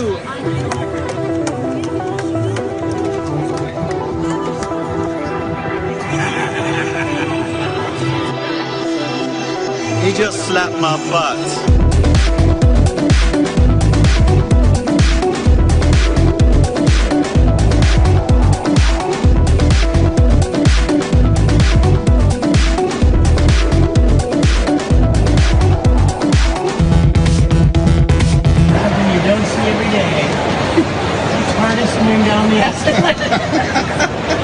So that's it for this week's Bloom Room from Fan Expo in Toronto, Canada. Next week, I'm taking it to Hawaii. But for now, thank you to everyone who participated with your comments about how performance capture and voiceover matters in video games. And if you guys want to share your opinion, feel free to hit me up on Twitter at Bloomspew. That's BLUMSPEW. And we'll get it out there. Thanks again. See you next time. Thank you very much, Steve, for another episode of Bloom Room. He's got some sweet HawaiiCon, which HawaiiCon runners, if you're out there, hit us up, because we're willing to come and blow you away with our Toonami knowledge at the Big Islands Fest in 2016. Yeah, we're happy. You want us to come to Hawaii? We'll even pay for our own travel. Or Canada. We'll come. Yeah, we'll do Canada. Yeah, sure. Toronto. Just invite us. What is it that we learned that they don't say the T in Toronto? Toronto. So ketchup chips, Toronto. That's pretty much all you need. That's Toronto history in Drake. 2 seconds. That's all I need to know.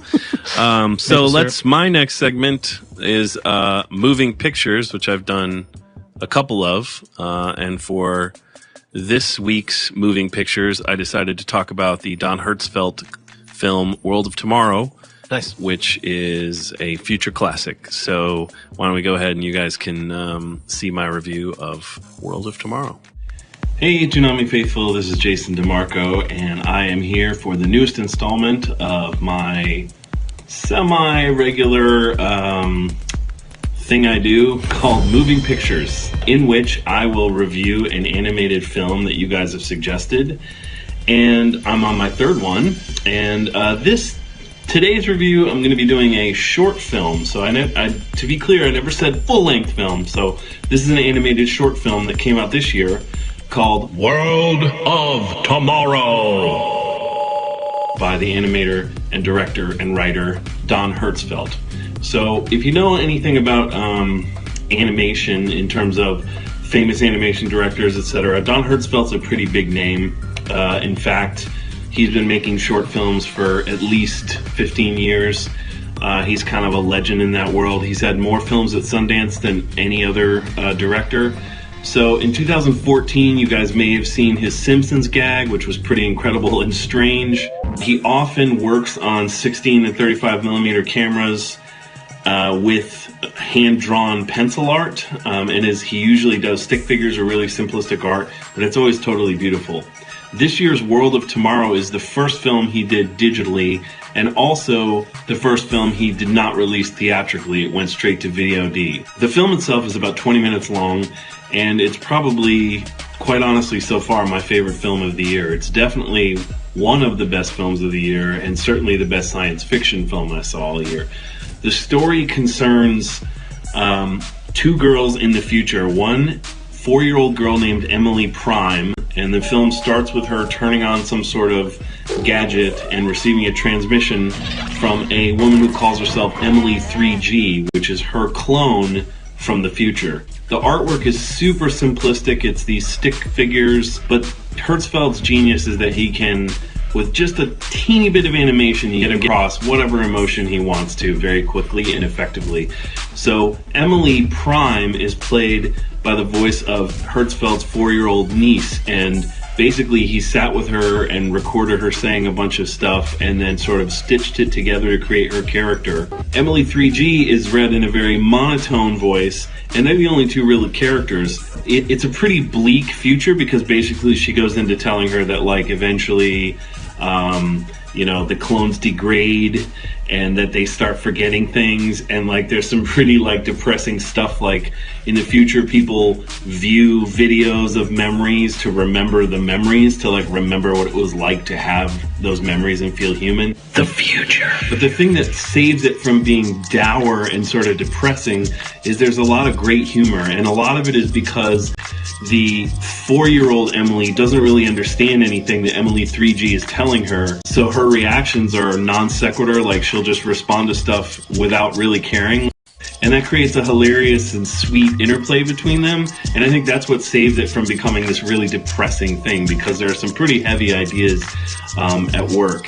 But even though it's super simple, it manages to be really beautiful. Hertzfeld uses these incredibly gorgeous backgrounds that sort of change based on what Emily 3G is telling Emily Prime. You know, that's the thing with Hertzfeld, is he's able to, I mean, he writes, directs, does all the animation. He usually scores all of his films with classical music, and this one's no different. But he manages to keep it very human in a way that allows this story to feel bittersweet and not ridiculous or like really depressing. The 20 minutes that this short film has that tells this story are among the best 20 minutes I've seen in cinema all year. I cared more about Emily and Emily Prime than I did about most characters in hour-and-a-half motion pictures, and they were stick figures. So for me, I think that's a pretty incredible accomplishment. Hertzfeld recently launched a Kickstarter which succeeded to release World of Tomorrow on Blu-ray, along with a bunch of his other short films, including his last feature-length film, It's a Beautiful Day, which came out in 2012. A lot of people are saying he might be nominated for the Oscar this year. He was nominated previously, like in 2009 or something. He's just sort of one of those guys. He works by himself. He just keeps churning it out, and it allows him to do work like this. So if you have a chance, I give World of Tomorrow my highest rating, 2 thumbs up. If you have a chance, it's worth the $3.99 rental on Vimeo. You can pretty much only find it there, at least maybe until the Kickstarter. Maybe they'll let people buy the Blu-ray. So I would urge you to track it down and watch it. It's only 20 minutes of your life, and I would say that's probably going to be among the better 20 minutes you spend watching something all year. So that's it for this week's Moving Pictures. If you want to suggest anything that you want me to review, an animated film, short film, or full-length film, hit me up at ClarkNova1 on Twitter, or feel free to suggest it on the Toonami Facebook page when we post the questions for Moving Pictures. I'm Jason DeMarco. Thanks. So yeah, World of Tomorrow. You should see it. Feel like animation. Have you seen World of Tomorrow? I have. I like animation, and I have seen it, and what did you think? I liked it. I don't remember where I would have seen it. It's only for rent on Vimeo, so I guess maybe it might have been on iTunes for a little bit, but that's it. I feel like it wasn't Vimeo, but anyway, yeah. I thought it was enjoyable. How did you frame it? Future classic? Yes, I think it's one of the best movies I've seen all year. Short film, but so there you go. I would put it up there. So if you guys have other Moving Pictures suggestions, please hit me up at ClarkNova1 on Twitter, or we'll post when we post this episode on our Facebook page. Feel free to comment and just tell me of an animated film or short film you'd like me to review, and I will talk about it. And I will have an upcoming segment of Name to be Determined coming in the next 6 to 8 weeks. So stay tuned and get excited. Start hitting Jason Gil up segment. at Clark-Nova1 Gil with segment. suggestions of No, what I should be doing. Hit Gil up at Stupid Gil. Hit him up as much as possible. on his Twitter. At Clark Nova 1 is always your best choice for any Toonami specific Don't question. talk to me and about anything programming, Gil related. Potentially upcoming shows, what you may want to see. Anything Gil related sent to at Clark Nova 1. What time shows are on. Will sadly get you blocked. Anything would be just, totally fine. If you don't want to be blocked, see, shoot all information to Gil at Stupid Gil for his segment that he's going to be providing us with. I'm excited. I'm looking forward to it. Oh, yeah. It's going to be great. If you ever do it. Yeah, that's a big if, but we'll see. It'll be fun. But since I work for you, I think that we've if sure it's been smaller by the talking day. about it for a while, so we'll see. It's been like a week. Couple months. How long have we... It's been a couple months. Long, maybe 2 weeks. Not viewers, that long. it's been a long time. Hopefully you enjoyed our 31st episode of Toonami Preflight. We are now, as you know, watching this program, going live at Fridays at 5 p.m. To kick off the weekend of Toonami broadcast. So, yeah, slight change. Blah. We're going. Goodbye. Thanks for watching. Later.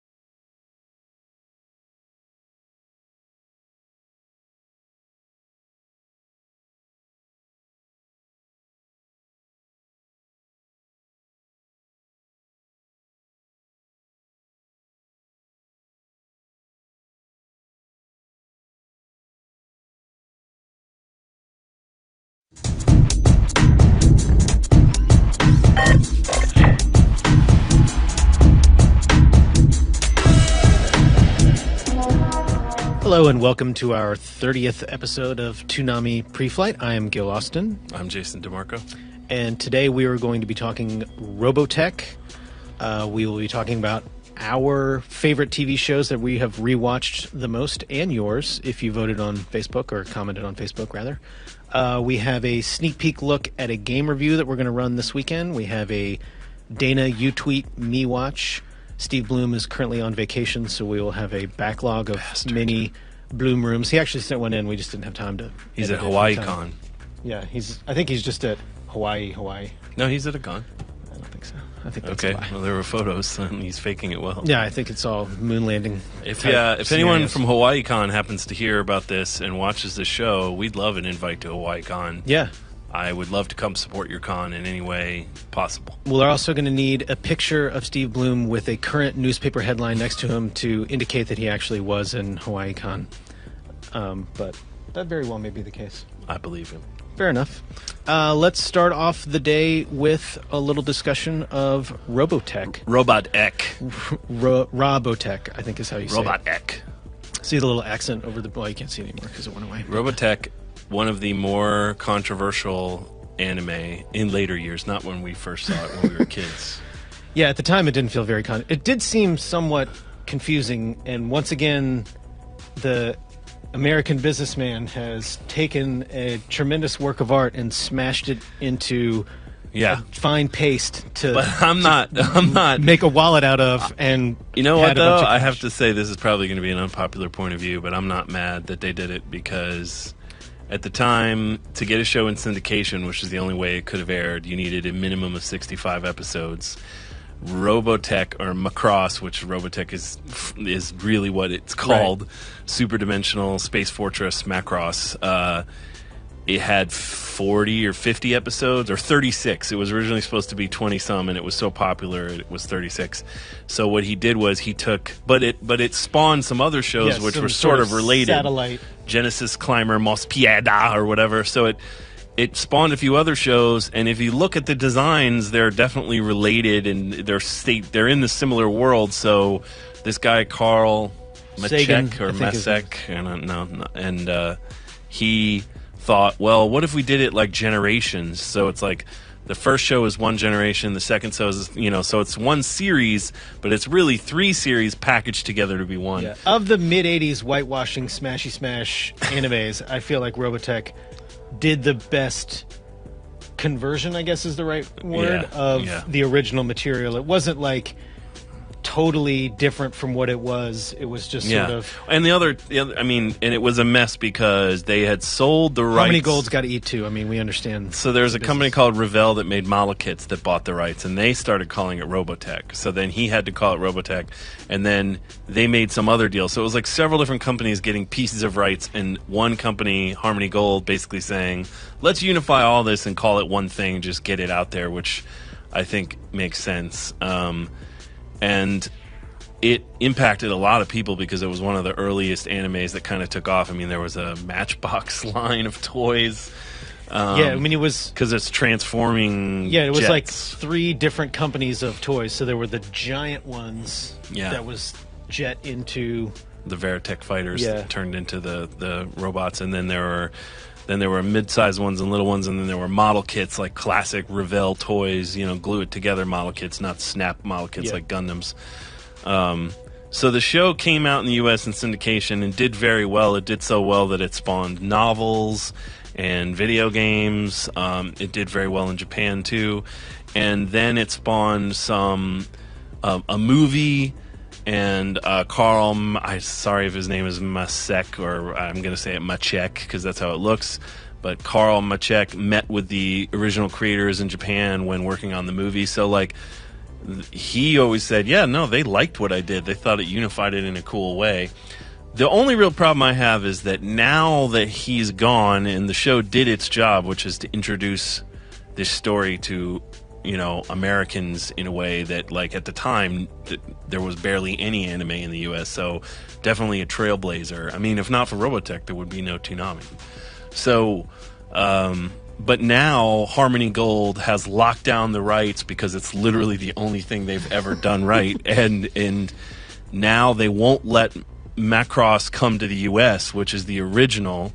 So if you want to go get that show, you have to pay exorbitant prices and import it from Japan, or you have to bootleg it because it's basically not really anywhere. You can get like the Macross movie, and you can get Macross 2, but like the original series. Yes, like, and they're trying to sell the movie rights over and over, and you keep hearing like, Tobey Maguire was going to make a Macross movie, and like, thank God that didn't happen. But no offense, Toby, but I just don't picture, you're no Rick Hunter, Toby. So I just think now is where the shitty part comes in. Like, now I don't blame people for being mad at Harmony Gold because they're literally not. It's one thing to say, look, we didn't have another choice. Yeah, we transformed this so that it would work in this market, and we turned it into a hit and thus opened the door for like thousands of other shows. It's one thing to say that, and it's another entirely to be like, and you can't ever see the original because we own it. Meh. Like, it's like a Lucas type level of... Even worse. I mean, at least Lucas made the shit himself. It's his decision.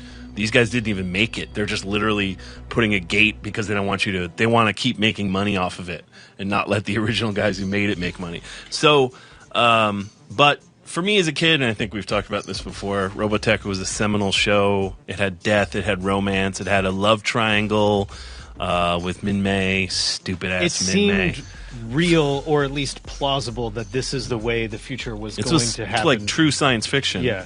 The most ridiculous thing are that the Zentradi, the alien race that we're fighting, are giant humans, and they think that humans invented their race. Like, they call it the proto-culture, so they're fascinated with humans. So I like to think of this show as either a prequel or a sequel to Attack on Titan because it's giant humans. So I like to think, what if in later years the Zentradi devolved, humanity kind of fell apart, and the Zentradi started eating people? Then you've got Attack on Titan. I'm just saying, if there's a buried if they run across a buried Veritech fighter. If the beginning of season 3 of Attack on Titan is one of the giant guys dissolving 1,000 years ago into our drinking water, then maybe it's them running it like Charles, like Planet of the Apes ending. It's a big Veritech instead of the Statue of Liberty. You blew it up. The damn dirty. Damn you all to hell. So we've talked a lot about this show. A lot of our younger viewers will never have seen it. We did air it on Toonami. Yeah, in '98. It was one of the shows we bugged the crap out of our bosses to get, and it was one of the very first acquisitions that were driven by our request. and we really pimped the hell out of it. There's tons of amazing. It's a beautifully animated show. If you look at it now, like it kills even shows around that time, like Gundam. It looks way better than Gundam. It's only a couple years older. Yeah. It is gorgeously made. The designs are awesome. It holds up even now if you go back and watch it, the designs and the animation. And there's tons of people getting brutally killed, like nukes, people dying, like Not it's a lot really of violent. Parachute ejections. Yeah, which I loved. Everybody's As a fine. kid, I loved it. So let's check out, I believe this is our show open for Robotech.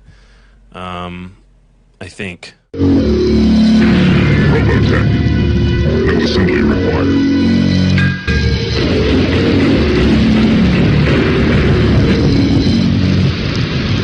Yeah, our graphics package doesn't quite hold up to the blown up HD version, but at least 3 people die in that. Yeah, open I mean, alone. the land. Toonami definitely didn't. They do shy so from it. many things so well. It's like the space battles are amazing. The like on the ground battles are great. The human interaction is great. It's just super solid show all the way around.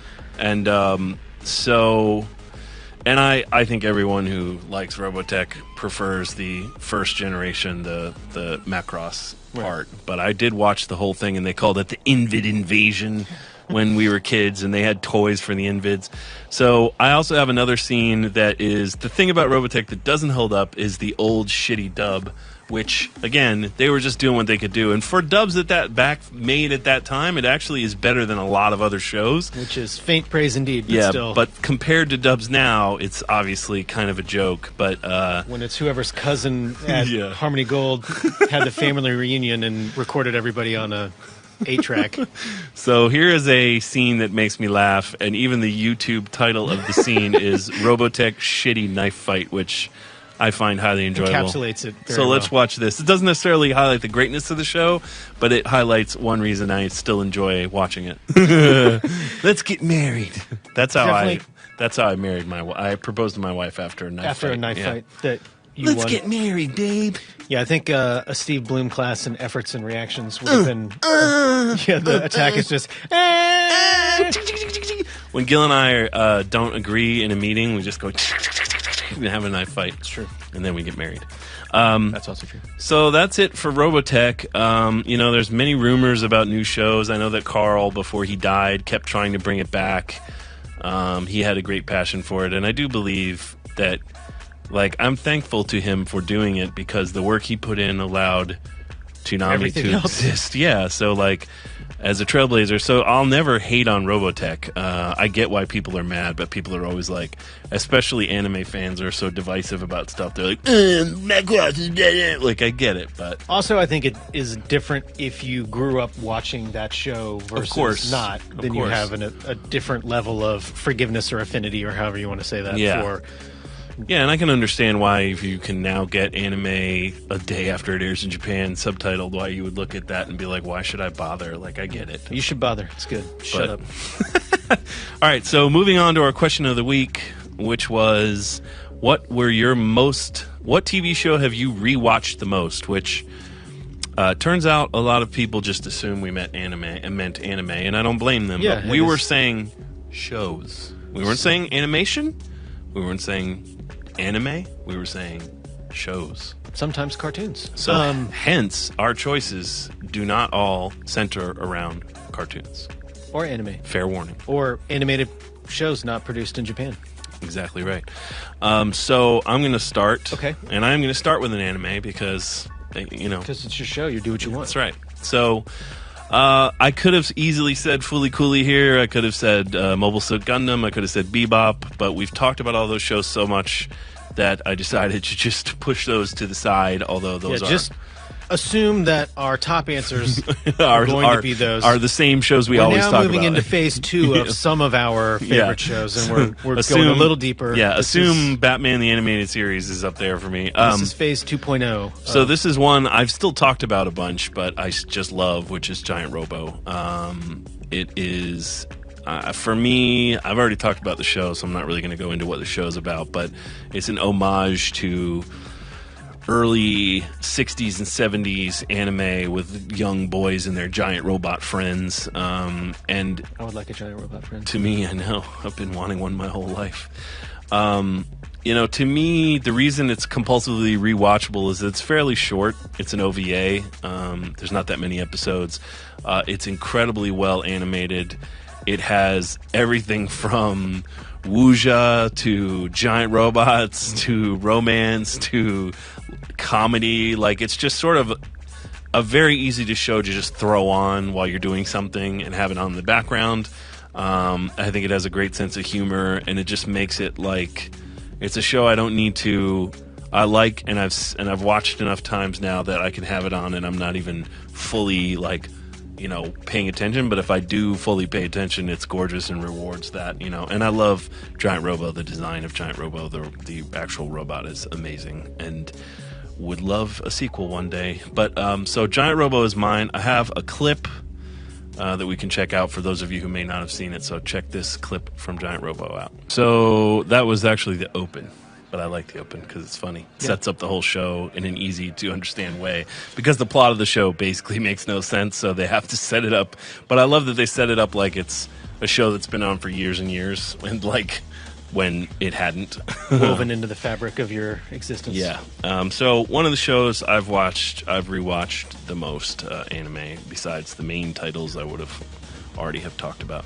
So the second one, my second choice, is not animated, so brace yourselves. We're moving away from animation for a minute. But I went with the original Twilight Zone. Nice. The Twilight Zone was a show for me that was always on, and I grew up with, and then for years, like on Sci-Fi Channel and wherever they were syndicating it, there would be, I think Sci-Fi Channel had the New Year's 24 hours of Twilight Zone, and I would tune in for that every week. How old do you think you were when you saw your first Twilight Zone? 5. I mean, very young. My grandfather used to watch it, and I would watch it with him and be scared because I'd be like, because they were. The thing I loved about the Twilight Zone as an anthology series is that they always were. They were often science fiction, but there were a lot of them that were horror or just sort of unexplained, and they were usually like 1 hour little moral fables that Rod Serling, the creator, sort of put together. Sometimes they're better written than others. I mean, there are many episodes because there was 25 episodes a season back then, and they're an hour each, and this is before there were lots of commercials, so they're close to like 54 minutes each. When you watch them nowadays, they cut them down to fit commercial time because they have no choice, and they actually for a while were cutting them into half an hour. So I've seen them in all different formats. Now you can get them in a fully, obviously hooked up Blu-ray set, but obviously one of the most influential shows ever, probably the Godfather anthology show, along with Dial and the Alfred Hitchcock Presents. And I don't think it's ever been bettered. There have been later incarnations of Twilight Zone. There have been Outer Limits, which is Rod Serling's other show, which leaned more horror, which I also love, but not as much as Twilight Zone. And this was back in the day where, these were sort of like one-act plays almost a lot of the time. Very much a lot of theater actors, a lot of very famous actors coming in and out of the show. Every big name in really 60s and 70s and 50s acting. So there were 5 seasons. It was canceled and continues to be a format that people try to replicate, even with like Black Mirror is basically the Twilight Zone. Right. But, and the thing I really love about the Twilight Zone is Rod Serling himself. He like Hitchcock, did an intro for just about every episode. It very much felt like the product of his mind, and I loved his very wry, super dry sense of humor. And he was often smoking in the intro.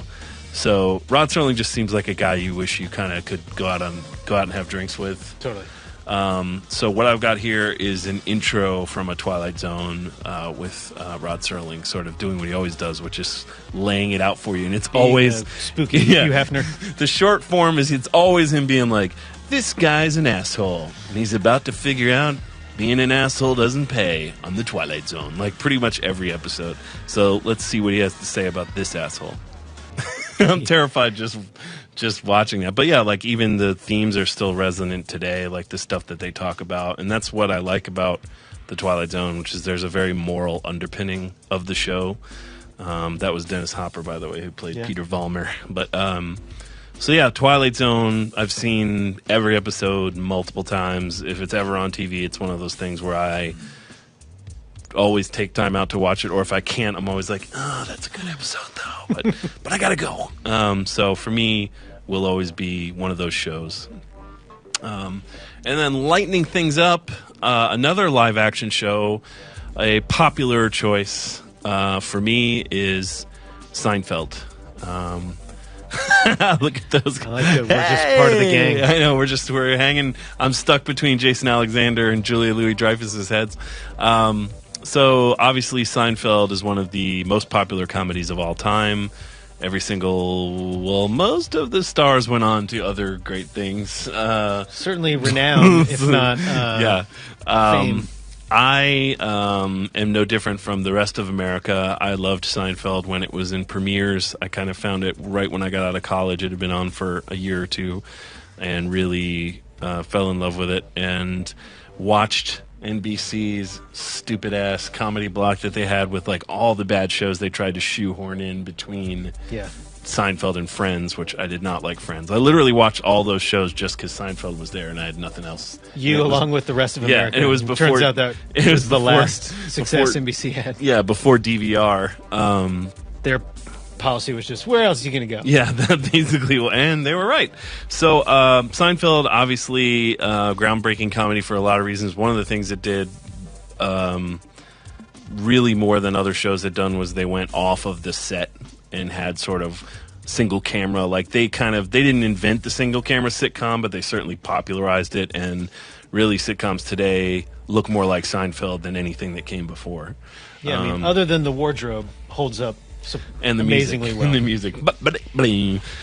So I have watched Seinfeld multiple times. I've owned the Blu-ray box set. I've owned the DVD box set. I own it digitally. I have now on Hulu. It's one of the things I go to whenever I'm bored. It's one of those shows, along with, I would say, Batman the Animated Series is another one I can just literally, it's 20 minutes. So I'm like, I'll watch Seinfeld if I don't have anything else to watch. Right. So I've got a scene from one of my favorite episodes involving one of my favorite characters, Putty,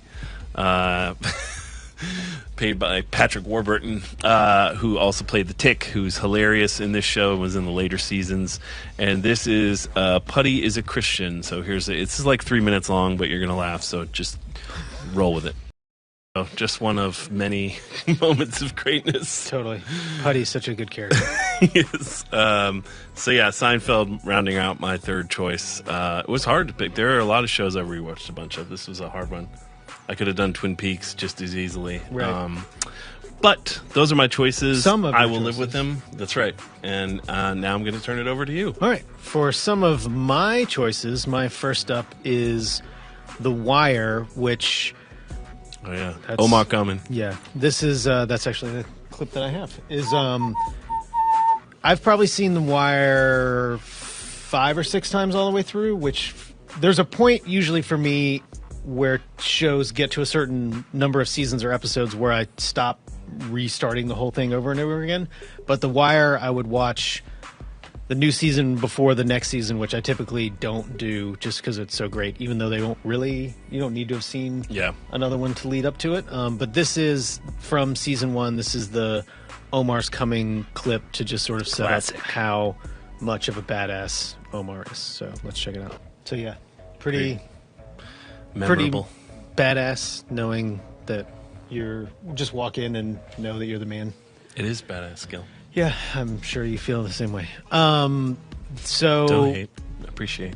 I don't hate, nor do I appreciate. I'm not doing either of those two things. If you haven't seen The Wire, abstaining. Yeah, I don't know what a word to rhyme with that would be, but we'll leave it. If you haven't seen The Wire, you should. Have you? How many times do you think you've seen The Wire? Is that a show you've rewatched a lot? Probably that many. I didn't. I rewatched each season before it came out, and then all the seasons before they came out, the way I did with Game of Thrones books or whatever. Yeah. And then when they had the marathon, I ended up watching a whole bunch of that marathon, and then bought the Blu-rays. Researching to find a clip for this just makes me want to go back and rewatch them all again, which I'm probably going to do shortly. Watched them all with my wife because she hadn't seen it. I did the same with mine. But yeah, awesome show. Good stuff. Some of my favorite rewatchable shows. My next one is an anime, and other than Cowboy Bebop and Fooly Cooly and all the shows that we're now on our list of just pre-checking off before we get going, is Soul Eater, which I hadn't seen prior to us looking to get it, and I have seen it probably 3 or 4 times since then, more so the first season than the second season, but I've seen the whole thing a couple of times. The first run was when we were flying out for the Pro Bowl shoot, and we were thinking about picking it up, and I was watching all of them, and there was a woman on the plane whose son was a Toonami fan. She was like, "Oh, what are you watching?" And I had to be like, "Oh, I don't know. We're not picking this show up." But I really like this show. I think it does a lot of things really well. I think it's good humor, good action, good interpersonal relationships, and I think that this clip here sort of sums up all of those things well. So yeah, it's a fun show. I think that this is pretty right in the middle of where a Toonami show for me is, where it's action, it's humor, it's good characters, and it's a highly watchable show. So hopefully you've enjoyed Soul Eater when we've had it before, and I don't think we would ever get it back again, but that's not a dig on the show. We're just got to keep moving forward. So yeah, Soul Eater I have watched many times and enjoy it every time I watch it. I keep it on my iPad to watch on the planes. Cool. My last of some of my favorite rewatchable shows that I watch the most is Always Sunny in Philadelphia, which good picture of Charlie is pretty. The only thing that I think is weird about this show is how they air them, and that they just burn through them whenever there's new episodes. It's two a night. Yeah. And it seems like they are under some sort of contractual obligation to not have it on for a very long time in new episodes. And maybe that's part of why I rewatch it so much, is that the new seasons burn through so quickly, and then you just sort of rewatch the old ones. And I was bummed that there was a time when Adult Swim was potentially in the Always Sunny talks world, and that went away. And I remember Mike Lazo saying that watching that show now is like seeing your girlfriend with another guy, and it just wasn't the same for him after that point. But it was the same for me, and I still thought it was pretty funny. So here's a clip from Always Sunny in Philadelphia. Pretty great. Yeah, and their cold opens are pretty much... They're always pretty spot on. Pretty great. And then the cutting... How do you not choose The Nightman Cometh for your clip, though? It just, that felt a little obvious. I wanted to go a little deeper, cut a little... That's a Gil for you, folks. Cut a little lower. That's Gil. So yeah. A little deeper. The cutting edge. Cutting edge, just not something that maybe not everybody had seen that made me laugh. So they're my picks, so eat it. Your picks sucked. I don't think so. Let's see what our... Eat the poop. You said eat it. I said eat the poop. It was a poop clip. I don't get it. Oh, that's fine. Let's see what our Facebook fans thought. First up, I believe, is our Adult Swim Facebook votes. Not surprisingly, predominantly anime and some animation. Dragon Ball Z, Fooly Cooly, Futurama, Samurai Champloo, and Aqua Teen Hunger Force. I have not personally seen Samurai Champloo more than probably once all the way through. I haven't either, but people love it. But it's a great show. Yeah, definitely a solid pick, just not one that I personally have had. I've watched a bunch of Futuramas. Yeah. And a bunch of Aqua Teens. So then for Toonami's Facebook, which is facebook.com/Toonami. Laser focused on anime. Yeah. Yu Yu Hakusho, Cowboy Bebop, Fooly Cooly, Dragon Ball Z, Eureka 7. I'm shocked by Eureka 7. That got a lot of likes. I mean, I like the show. I just didn't know that it was one of the shows people rewatched. I know Yu Yu. Like, Yu Yu is a very rewatchable anime. But I'm shocked by Eureka 7. Yeah, definitely surprised, but pleasantly so. Nice job, all of our Facebook fans. And hopefully we didn't disappoint you by talking not about anime. Facebook, but it's our show, so we're just trying to get along. And not talk about the same shows every single time, because then it just turns into the Cowboy Bebop, Fooly Cooly, how many different ways can you slice the pie show. Can you say, I love thee? Turns out after 30 episodes is 28 ways we can slice that pie. Up next is our sneak peek look at this weekend's goodie, which is a game review, and will be running inside DBZ Kai around about 12:12 a.m. Eastern Daylight Time, and it is for Mad Max, the game, but they just call it Mad Max, so I guess just Mad Max. I like that. I like that naming convention, just Mad Max. And let's check out this game review that Sarah edited, and we can talk a little bit about the game and our feelings about it. If there's one thing we enjoy around here, it's a post-apocalyptic wasteland. And if there's one thing I despise, it's a bad tie-in game. So I was cautiously optimistic about the Mad Max video game, but they've done a very good job of capturing the look and feel of Max's world. You start off in a fight to the death, and you stay in that mode for pretty much the whole game. Plot revolves around the evil and questionably named Scrotus, and the minimizing of his power. Different warlords want your help improving their strongholds, and thus their position in the wastes. As you progress, you level up both your vehicle, the Magnum Opus, as well as your Max character. There's a sizable amount of things to destroy, from metal structures, to snipers, to bases, and each one lowers Scrotus' standing. I might have got a tad completionist, because I finished the game as Road Warrior level 68. But if you find a job you love, the mark against this game is that you do the same things over and over again. But to them I say, exactly. Toonami gives Mad Max a highly enjoyable 8 out of 10. Witness me.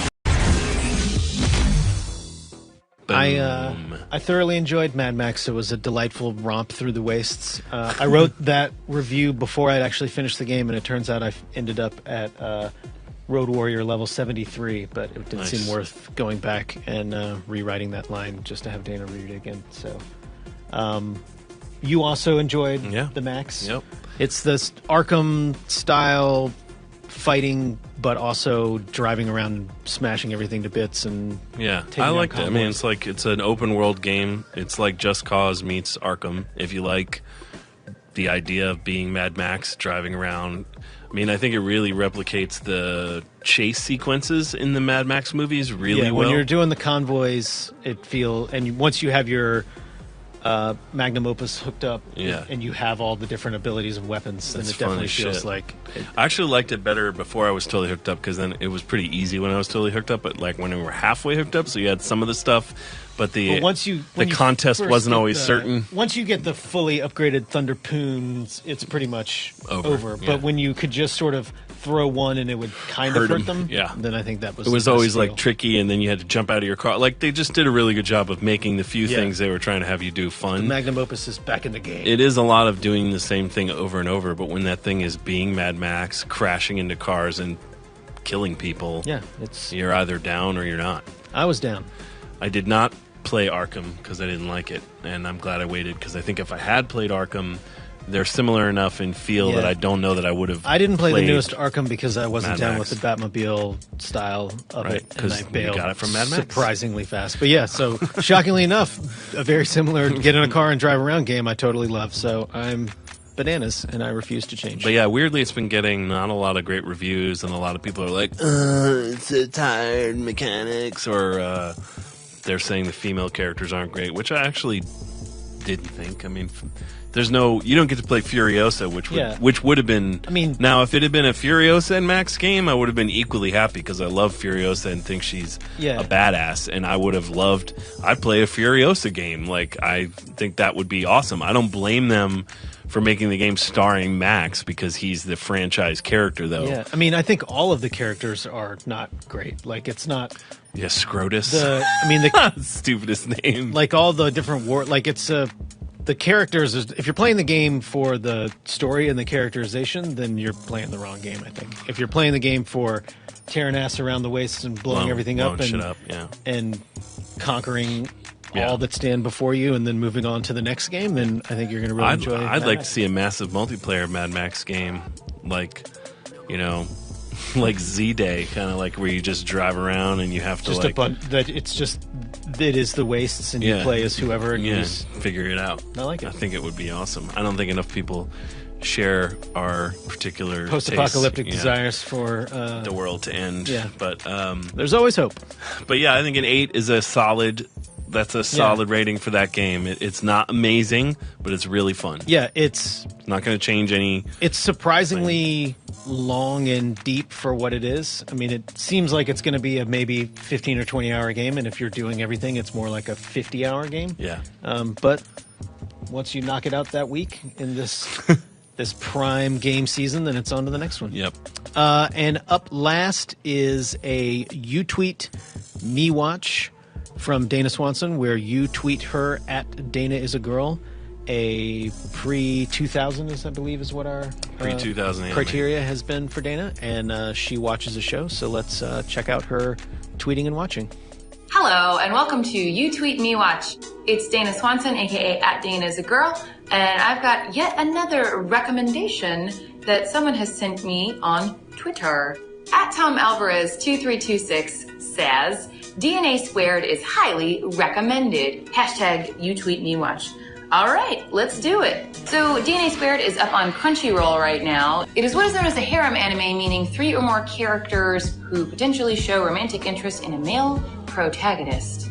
Harem. The main character, Junta, is awkward to say the least. He's got Dragon Ball Z red streaky hair. He shoots magenta Kool-Aid vomit out of his mouth whenever he sees female flesh. It also loosely categorizes this series as ecchi, meaning it's got panty shots, it's got boob shots with bra. It's kind of like Cinemax. Some would say it's like softcore hentai with no tentacles or actual sex. Damn, why is that guy puking all the time? Is he a garbage pail kid? Maybe this was like some sort of conditioning for kids at the time. Junta meets a DNA operator from the future named Karen, who is looking to stop the creation of this guy called the Mega Playboy, who makes a population bomb by sleeping with over 100 people, impregnating over 100 people, and they impregnate over 100 people, and it keeps going and going through DNA coding. Much like Wilt Chamberlain. Uh-oh. So Karen shoots Junta with the wrong bullet. Accidentally re-encodes his DNA to make him the Mega Playboy instead of stopping it. What? That's crazy. So this gentleman with the stomach of Wendell from The Simpsons becomes the total pickup artist mystery without the big hat and dumb goggles. He gets My Little Pony face, all sparkly and crazy, and talks like a sloth, and all the ladies melt. But which lady will he wind up with without totally puking on? Is it Karen from the future? Is it Tomoko from the popular crowd with the worst line delivery in the whole series? Or is it Amy, his best friend, who can totally punch him? Hurts. Hold up, I'm gonna go back to this whole Looper, Primer, did Karen invent the Mega Playboy time paradox thing? Okay, I found this in my research from a fan named Literature Nerd. This logic is based on Novikov's self-consistency principle named after the theoretical astrophysicist Igor Dmitrievich Novikov. It's safe that you can't go back in time and change the reason you're going back in time in the first place. In fact, you may even be responsible for that event happening. Somebody cracked the code to DNA Squared. What do you think? All right, I gotta get serious here. There was something that really bothered me about this series.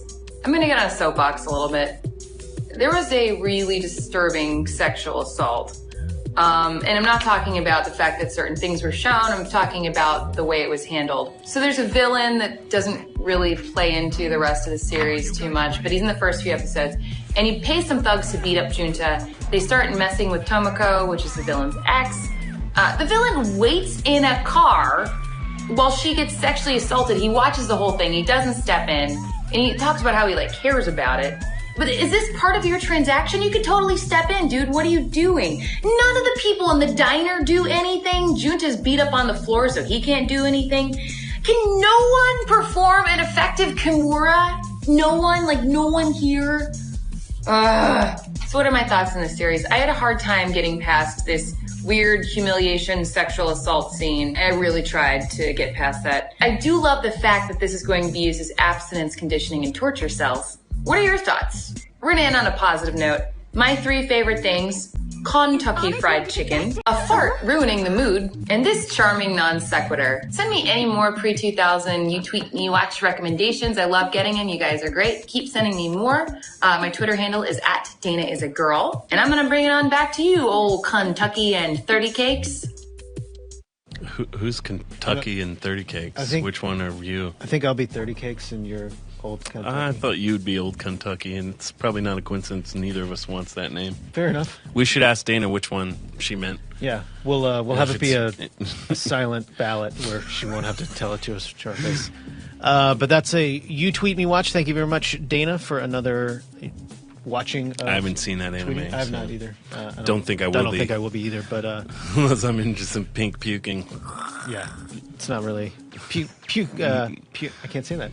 Pink puking. Pink puking. Not my bag. But thank you for watching another episode of Toonami Preflight. We hope to see you this coming Saturday from midnight to 3:30 a.m. for the Mothership Toonami broadcast. And or watch this very stream and you can see the rebroadcast of Saturday night on Sunday. And we'll be breaking down all the details for that for you shortly as we figure out all of the what various the hell we're maths. doing and why we're doing it. But basically it'll be weekday show marathons and weekend Toonami rebroadcasts, but there's even more to it than that. So stick tuned and watch a social media internet website portal near you. Thanks for watching. Bye. Bye.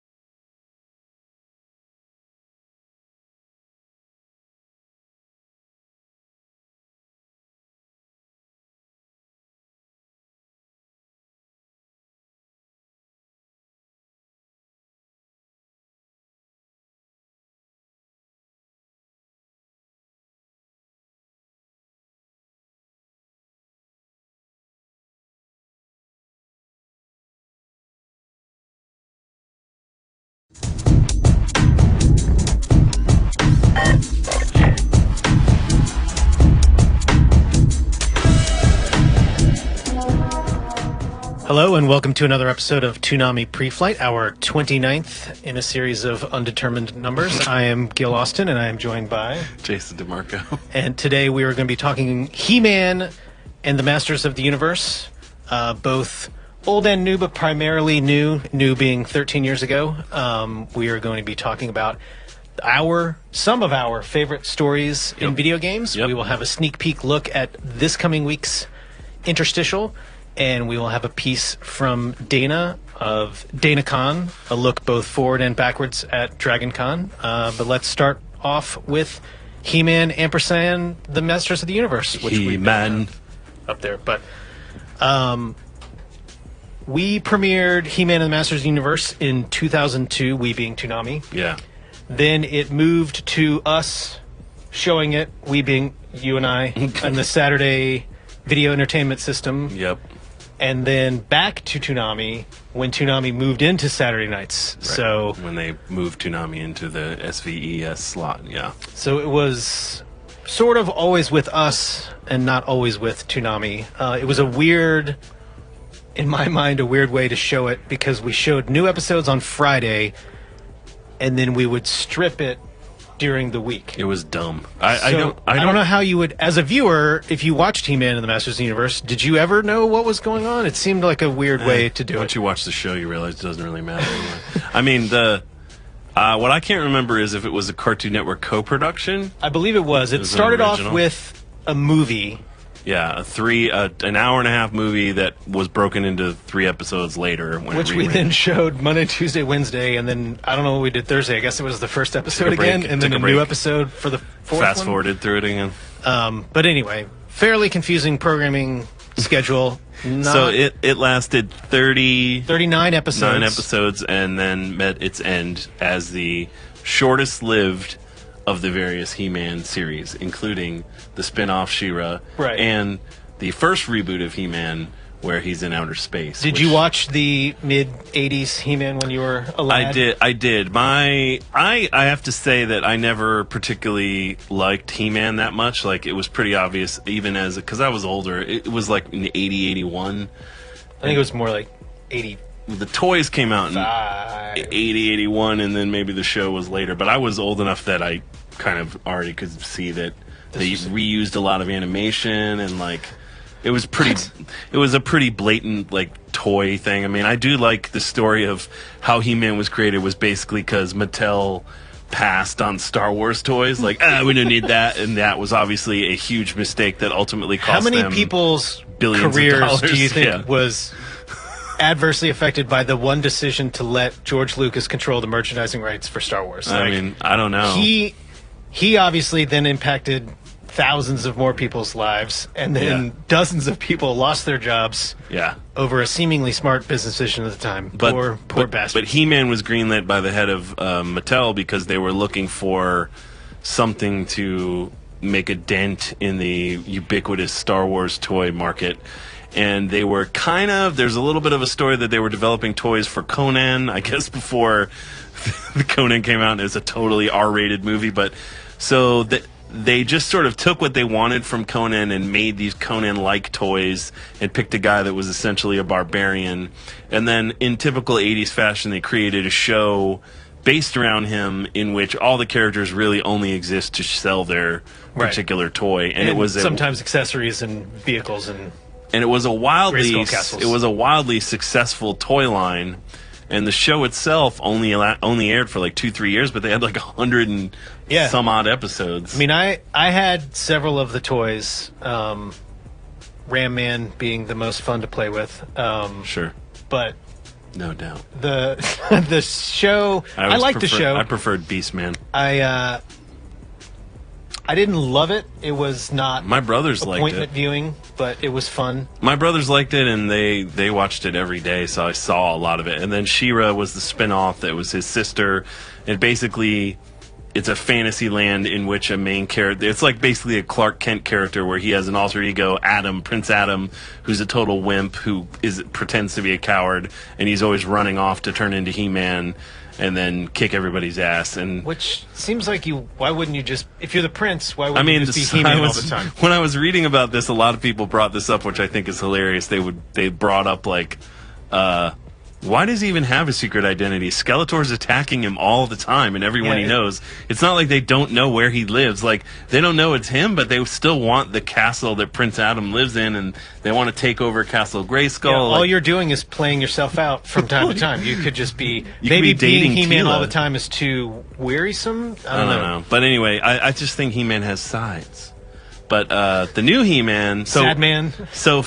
So the new He-Man is an attempt to reboot this for what was then in 2002 the modern era, and actually, as compared to the Thundercats reboot, this is pretty not good. Like, it looks good. It looks a lot better, and they've taken some influences from anime in terms He-Man's of been working out. In terms of the direction, I don't know. He's kind of always been buff, but in terms of the direction and the animation, they took a few keys from anime. It's a very action-heavy show.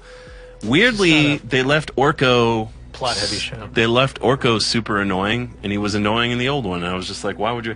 So the most interesting change, and then we'll show our promo for this.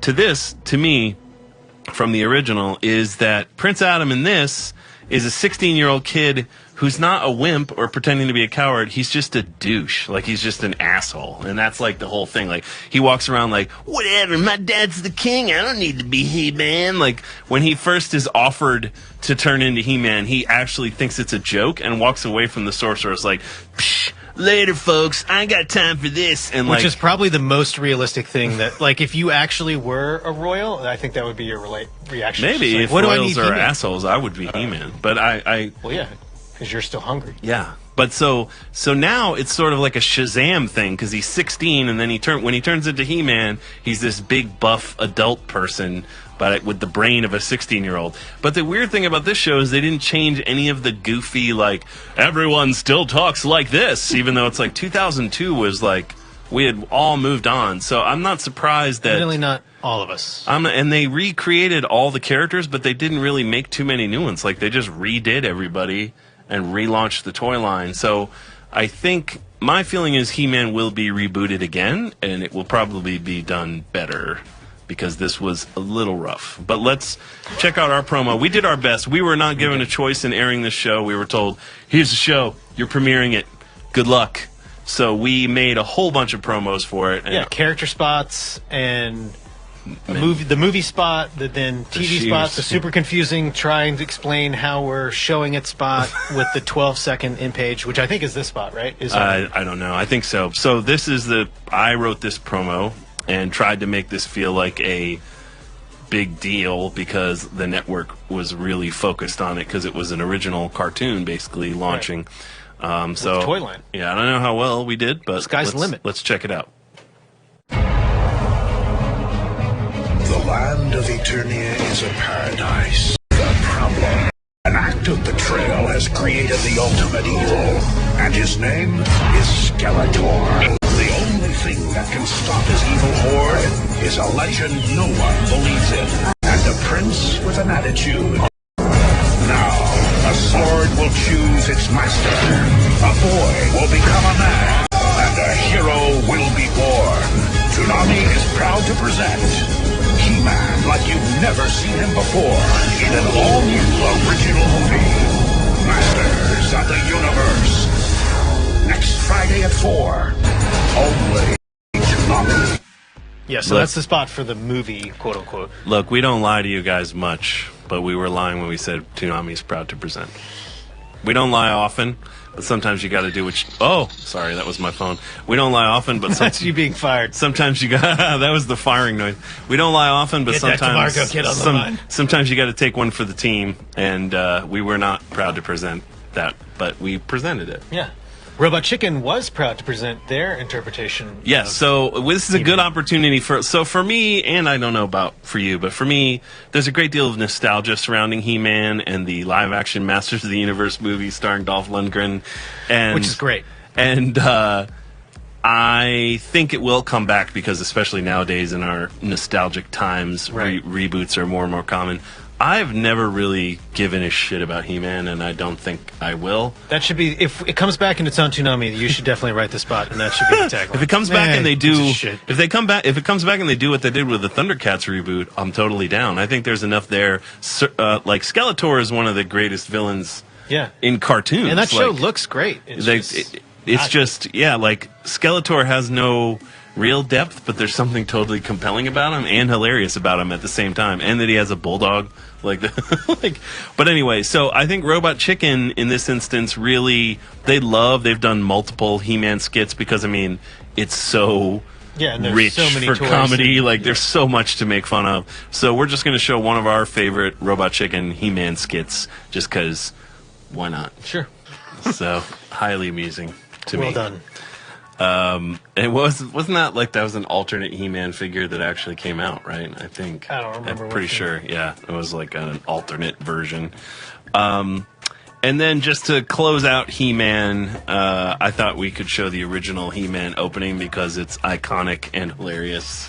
And one of those great 80s openings. Sort of earnest way. Yeah, that just kind of explains what you need to know. So when the show comes on, the opening tells you, here's the deal, and then you can watch any episode you want. It's like Law and Order. 1983. Yeah, I like the punch at the camera. Hey, I'm man. the most powerful. Get out of my way. I think the reason those shows took off isn't really much of a shock. That or She-Ra. They're pretty good empowerment fantasies. They live normal lives, and then they have one weapon that turns them into something greater. So if you're a kid, you just hold the toy sword and play with your toys, and broomstick, and suddenly your cat is Battle Cat. Cringer. I noticed Cringer talks in the old He-Mans. In the new one, he's just sort of like a Scooby character in the one we aired. I didn't remember that. He's like a he doesn't say anything.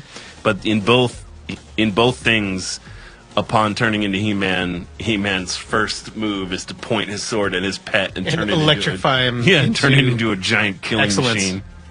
So that's He-Man. Departed, not quite dearly. And we'll surely be back for more adventures. Yeah, hopefully bigger and stronger and better than ever. I don't know if you can get any bigger, but yeah. Maybe. So let's move on to our question of the week, which I think Gil is going to go first. Yeah, which is, what's the best story in a video game? And some of our picks for best story in a video game. I have 3. I believe you also have 3. Mm-hmm. My first pick is Braid, which is a terrible pick. Seminal. Terrible pick for this, because the only way to really say why it's a good story is to ruin the story and talk about the very ending of the game, which I'm not going to do entirely. But it's... Why not?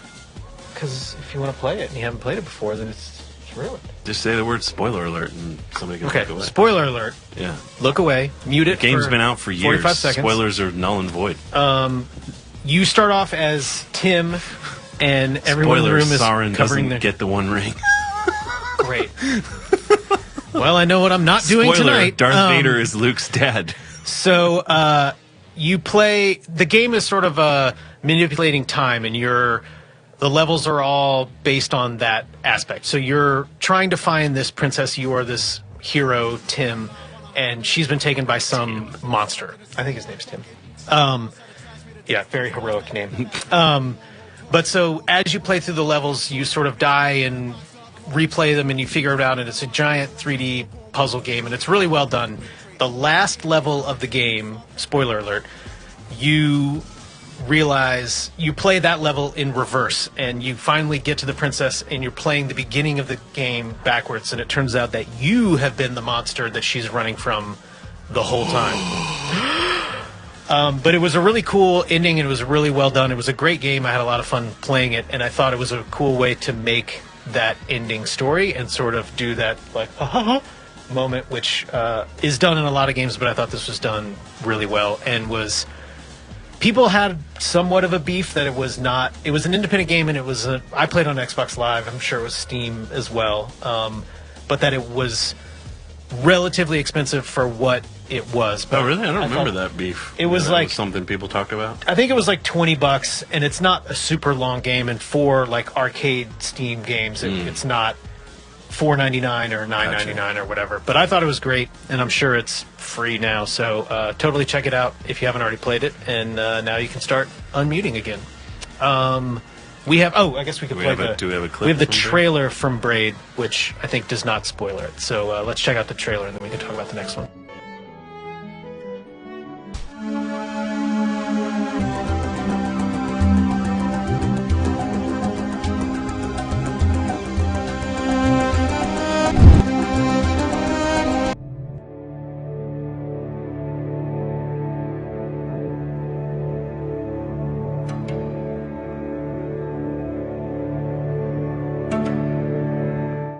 So when did... Oh, it came out in 2008. Yeah, and... for Xbox Live. The creator, Jonathan Blow, has a new game. It's supposed to be coming out soon. Now, this year. I guess we're sort of running out of time. Jonathan Blow. The Witness is his new game. Yeah, I like Braid. I don't like it as much as you do. Because you never finished it. It didn't grab me as much as it does you. I thought it was really inventive, but I didn't get as into it as you did. Yeah. I wasn't into the... I'm not into Jonathan Blow's whole faux deep thing that he does, but... Cool. Well... I like that he's an independent developer, and that he made a game that basically...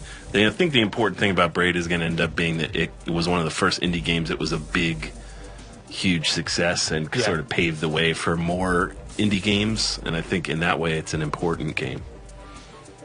Noted. My next choice is...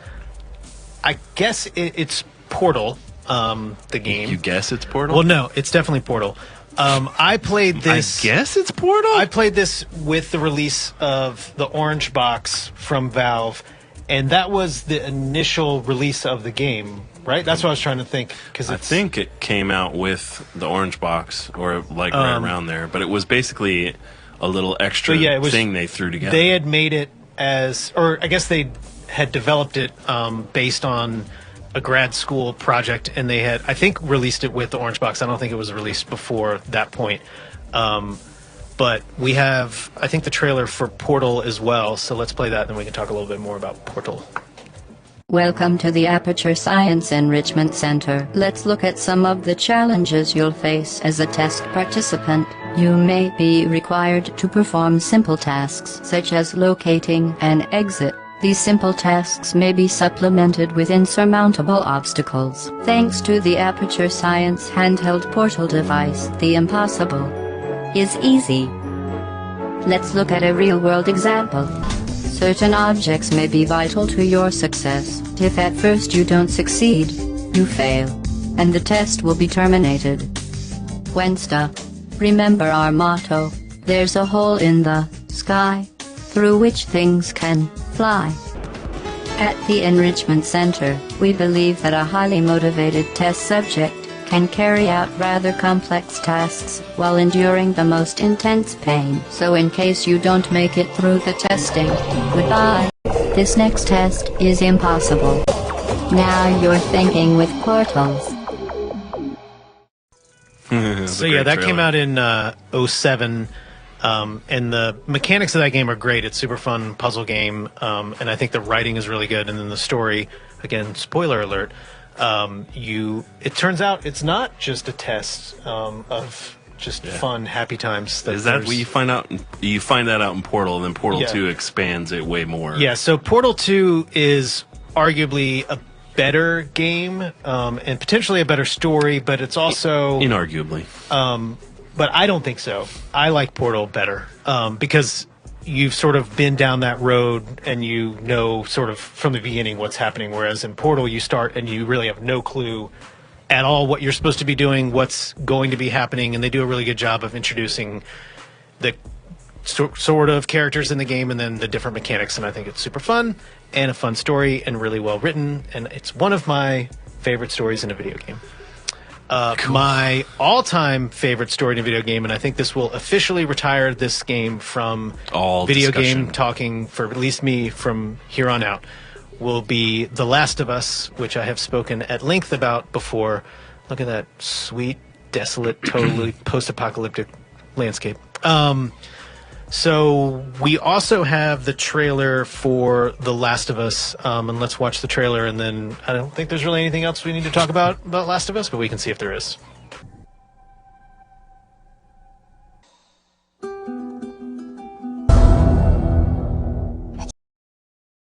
Awesome. So that was 2013 Naughty Dog for PS3, and then the remaster for PS4. Great game, great story, great everything. If you haven't played it, play it. Check it out. Jason. Okay.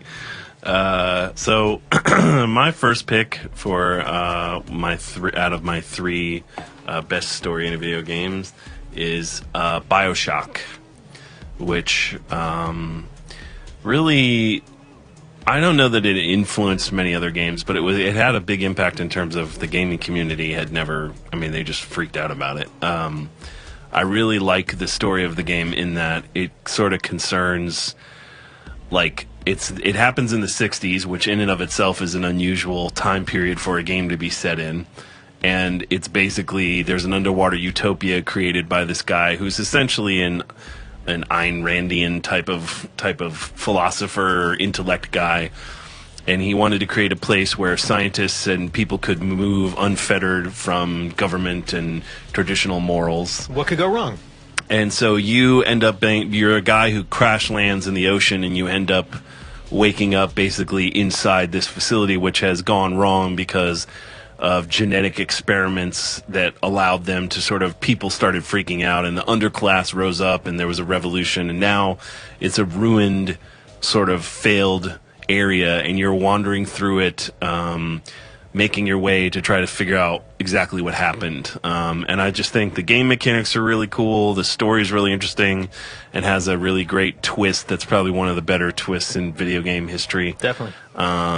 And it's sort of like Deus Ex in that it's a first-person shooter with some RPG elements. And magic powers. Yeah, you learn things called, are they called phasmids or something? But you learn plasmas or whatever they're called. You have genetic, you have basically DNA that you inject yourself with that gives you sort of genetically enhanced abilities, psionics and stuff, and you're fighting these other genetically enhanced monsters. and you can choose to like save these particular dolls that are wandering around or kill them and absorb their energy. So it's like Sean probably did. It's I do like that it's a game that sort of reveals its world slowly, and it's a very unusual steampunk, like cool world that's sort of like nothing that's been seen before in a video game. And I also like that it says a lot about it. I mean, it deals with a lot of moral questions, which a lot of games don't bother with. And philosophical stuff, but not in a way that you have to engage with it. Right. If you want to, you could just go through and kill everything, which I appreciate. Sure. Yeah, there's a lot of different ways you can play, and then if you want to hear more about the story, they have the little recordings. And yeah. You can just play throw them in the trash if you don't want to. Yeah, while you're walking around. So let's look at I believe I have a trailer for BioShock, so let's check that out. Rated M for mature. Rated M for mature. So yeah, that gives you more of an idea of what the gameplay looks like than really the story, but it's a great game, and the sequel was pretty good. The sequel sort of took place in an air city, like a floating city, as opposed to underwater. It wasn't. I don't think the sequel was as good as the original, but overall, a great game. Yeah. Good job. My second choice is maybe a weird one because it doesn't actually have that much story, but I think it's a great example of how reducing the amount of detail you get will create a more evocative story as long as the elements that you leave remaining are strong. And that is Ico, which we actually reviewed for Toonami, but the review was pre the days where everyone recorded our stuff, so there's no proof that I could find on the internet, and I don't know where the tape is, but we did a review of this game, and I remember Gil and I, when the game came out, we both loved it. Yeah. But no one bought it. Like, it was beyond a flop. And I remember, didn't we read that 15,000 people bought the game or something? I still have my original PS2 disc somewhere. Something like 15,000 people bought the game, and we laughed that we were one of them, but we did a review for millions of people. So the story of Ico is basically you wake up, and Ico is the main character, and he is a boy who has horns. So the warriors from his village basically lock him in this mausoleum to die, because that's what they do. They just sacrifice. So the thing he's in falls over, the coffin he's in essentially, and he wakes up, and then he finds this princess and frees her. And so most of the game is you spent navigating the castle trying to help the princess, and then you find out that the queen of the castle basically is evil, and she wants to absorb her daughter's life so that she can be reincarnated and go on living. And so you as Ico basically are fighting the empress's or queen's minions while trying to save the princess. And it's just there's not a lot of detail. There's no basically the game designers sort of like Jonathan Blow, he's kind of an auteur, and he decided to have a lot of people working on the game that weren't from the games industry, and so it ignores a lot of conventions. There's no health bar, there's none of the obvious heads-up display. Like, he just wanted it to be to experience the story. And the story itself, you don't get a lot of details as to why anything's happening, but I think it's a great example of you don't need to know why everything's happening to be able to get a feeling, for it to evoke some emotion. Because it's one of the most memorable games I've played. As it turns out, I found out later, Shadow of the Colossus, which was his next game, which we also reviewed, is a prequel to Ico, because the Ico is in the game at the end of Shadow of the Colossus. I didn't remember that. Yeah, I just read about it. So we don't have our Toonami review, but here's a clip of Ico that we have. So check it out. So Ico, the designer is Fumito Ueda, who actually did that and Shadow of the Colossus, and he's working on another game which is supposed to release next year. It's been like 6 years in the making. He takes forever to make his games, but they're always very memorable. I look at Ico and Shadow of the Colossus as some of the better examples of how video games can be art. It's a lot about their treatment of atmosphere and story, and actually not trying to be movies, which most video games that want to tell stories try to tell it cinematically, because that's a language we all know, I think. but Ico ignores that and tells the story environmentally. Like, you learn things by doing them, by being a part of the environment, and that's how you get the context of what's happening. And then you don't have to skip a bunch of cutscenes too. Yeah, as opposed to sitting there and watching a movie and then you're playing a movie. So Ico, my final best video game story is really for a group of games, but we'll just talk about them in general. And that's Fallout, the Fallout series, which I'm a big lover of post-apocalyptic scenarios in entertainment. And I played the original Fallout back in the day when it came out and was completely blown away, and then have played every single Fallout game released since. Fallout 2, Brotherhood of Steel, the Tactics Fallout, and then, of course, Fallout 3 and New Vegas. Very much looking forward to the new Fallout. So basically, Fallout is your standard post-apocalyptic setting in which its technology is pretty advanced before things happen, but eventually there's a nuclear war, and every Fallout game starts with the prologue with, originally it was Ron Perlman, I don't know if it still is, but it's, I think it is. But it's he's in the spots for the new one anyway. Him saying war never changes is always the beginning. And they usually give you a little newsreel footage and show you that, you know, there's been a nuclear holocaust. People knew it was coming, so they had prepared themselves by building these giant vaults. And so this game takes place, the first Fallout takes place in like 2161 or something, so it's several hundred years after the nuclear apocalypse, and the vaults are starting to be opened because people are essentially finally running out of supplies in their vaults, or they're just curious to see if there's sustainable life anywhere. So you usually play a vault dweller, like someone who's leaving the vault for the first time, going out into the larger world. And it's always sort of, it's a fascinating, there's like different tribes, there's different people who worship like nuclear bombs, and there's tons of irradiated, mutated monsters, and there are these guys called the Brotherhood of Steel, which are, they worship technology basically and collect technology. So there's all these fascinating developments which are pretty, like if you think about what might happen hundreds of years after a nuclear holocaust, you know, they make as much sense as anything else. Yeah, I mean, it's the 50s duck and cover sort of, if time didn't advance beyond that, even though it sort of has technologically, but not in terms of culturally.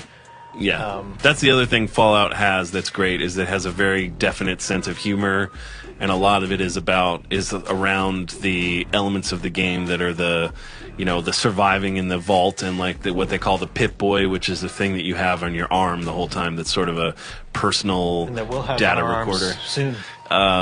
But yeah, that's all 50s style, like, right, it's all duck and cover style, even though technology's advanced way farther than that. I think the game creators thought it would be funny that, what if technology was super advanced, but the way we approach it was still that idealistic 50s, like all technology is good, nothing's bad. Fake cities that are set up as test grounds. Yeah. All that and they're all like, you know, it's okay if you're irradiated, just take some rat away, like, you know.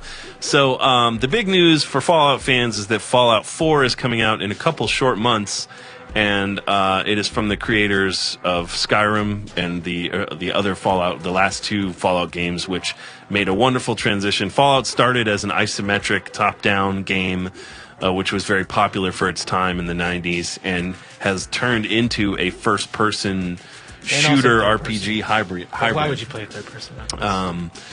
You know, it's turned into a hybrid first-person RPG, third-person game. So it's very much an action game with RPG elements now, or an RPG with action elements. And it's moved away from its isometric beginnings, but in a good, successful way. It's really immersive. Every Fallout game that's come out has been sort of a huge critical success, and I'm looking forward to the new one. So for sure, why don't we show the trailer for Fallout 4?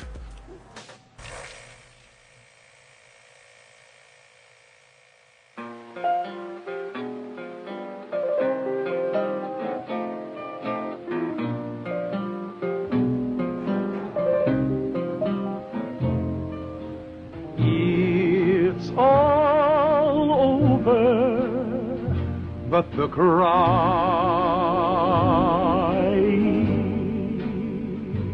With the world poised on the brink of war, Voltec is reporting a record number.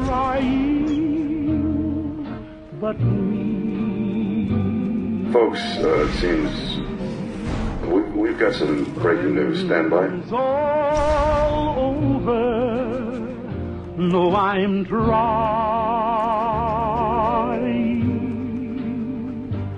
to forget about how much I care for you. We seem to have lost contact with our affiliate stations. Stand by. We do have coming in confirmed reports of nuclear detonation. My God. Our soldiers were right. War never changes.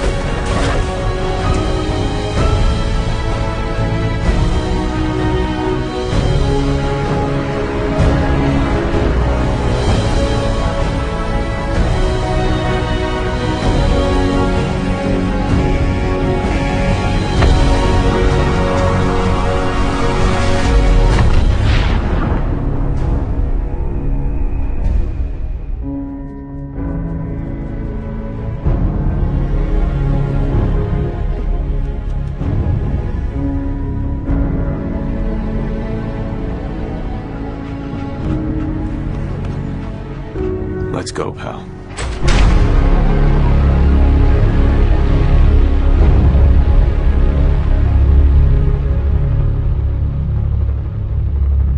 Yes. So that will be out November 10th of this year.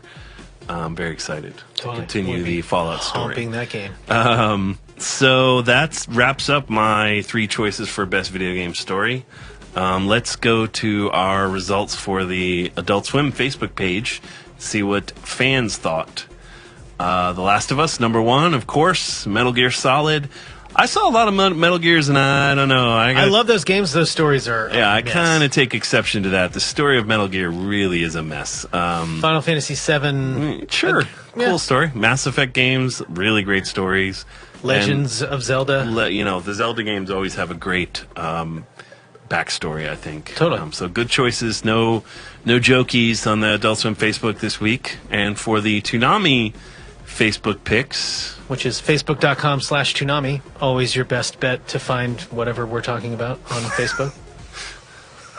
Metal Gear Solid, Kingdom Hearts, yeah, sure, whatever. Legend of Dragoon, I don't understand why that keeps showing up, other than, I guess, 90s kids, but that game's story isn't that great.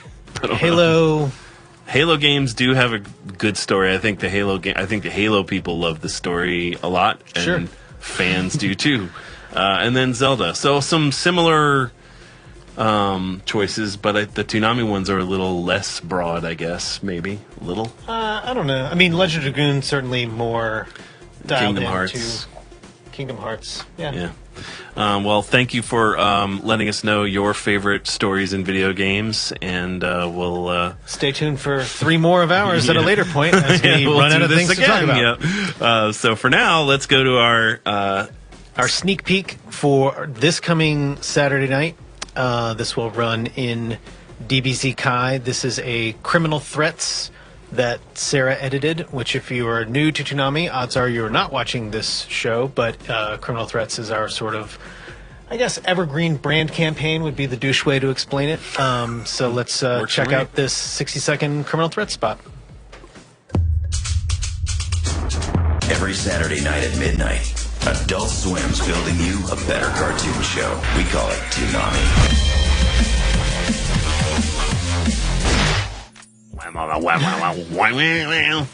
So yeah, this coming week, thank you, Sarah, for another amazing Criminal Threats cut in a series of 7,000. It's probably her 100th Criminal Threat she's done. I mean, maybe not 100, but like pretty close. In the 50s at least. And lastly, I haven't turned the page on my rundown, is our look at DanaCon. Dana's look at DanaCon inside Dana's looking at Dana went to Dragon Con and did a thing about it. So this is before Dragon Con, based on her many years' experience of Dragon Con, a look forward and backwards. So let's check it out. DanaCon. Hey, Toonami faithful. Do I have anything in my teeth?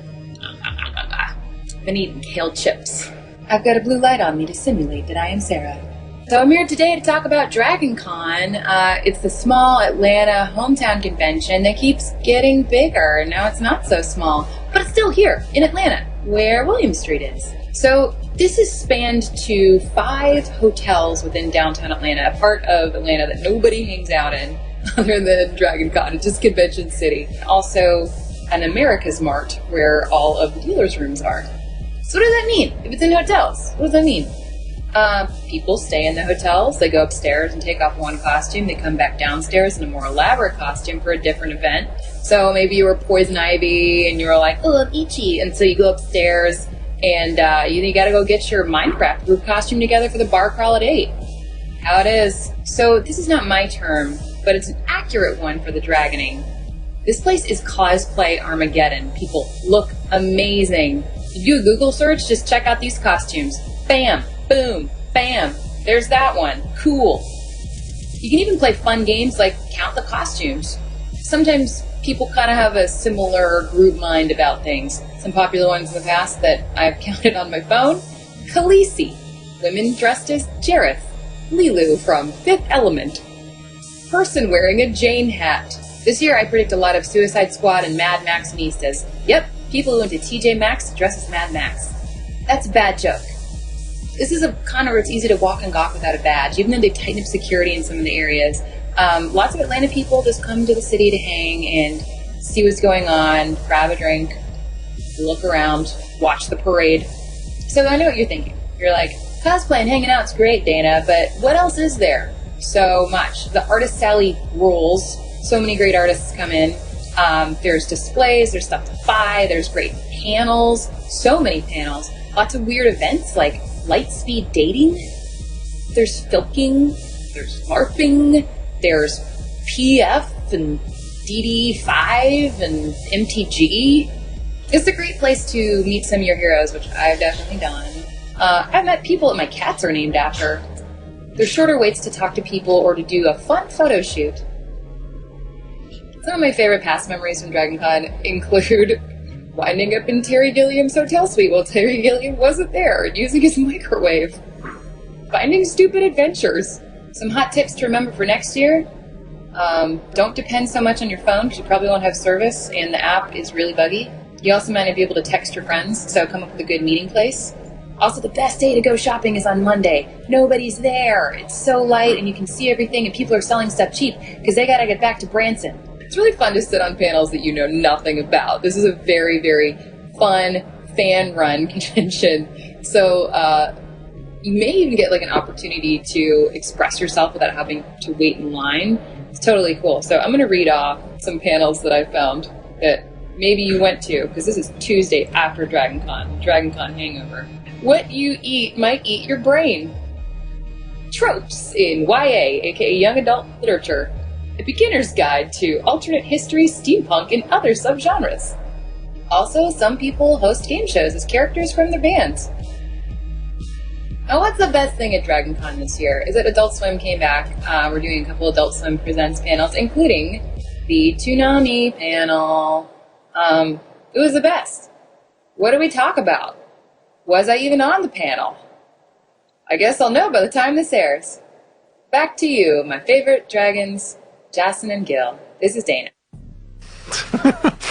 So yeah, Jason. Dana, myself, and Jason had a Toonami panel at Dragon Con where we announced some stuff. Check it out. The announcements. You can't actually check out the panel if you weren't there. But if you came out, thank you very much. And thank you very much, Dana, for your Dana Conning, a second in a series of con looks. That will wrap up our 29th episode. We hope to see you this coming Saturday night from midnight to 3:30 a.m. And we will see you next week. Tuesday, 5 p.m. is still the premieres, and these episodes will run amongst our weekly stripped show marathon. So hopefully you're enjoying the new... reruns at 5, right? Yes. Yeah. So reruns every day at 5 ET. So premieres at Tuesday. which if you're seeing this, it's not at probably all already know. Not at all confusing. Just hope eventually they cut away from us and we can. Whoever managed stop to watch this one, thanks very much, and we appreciate your watching. Bye.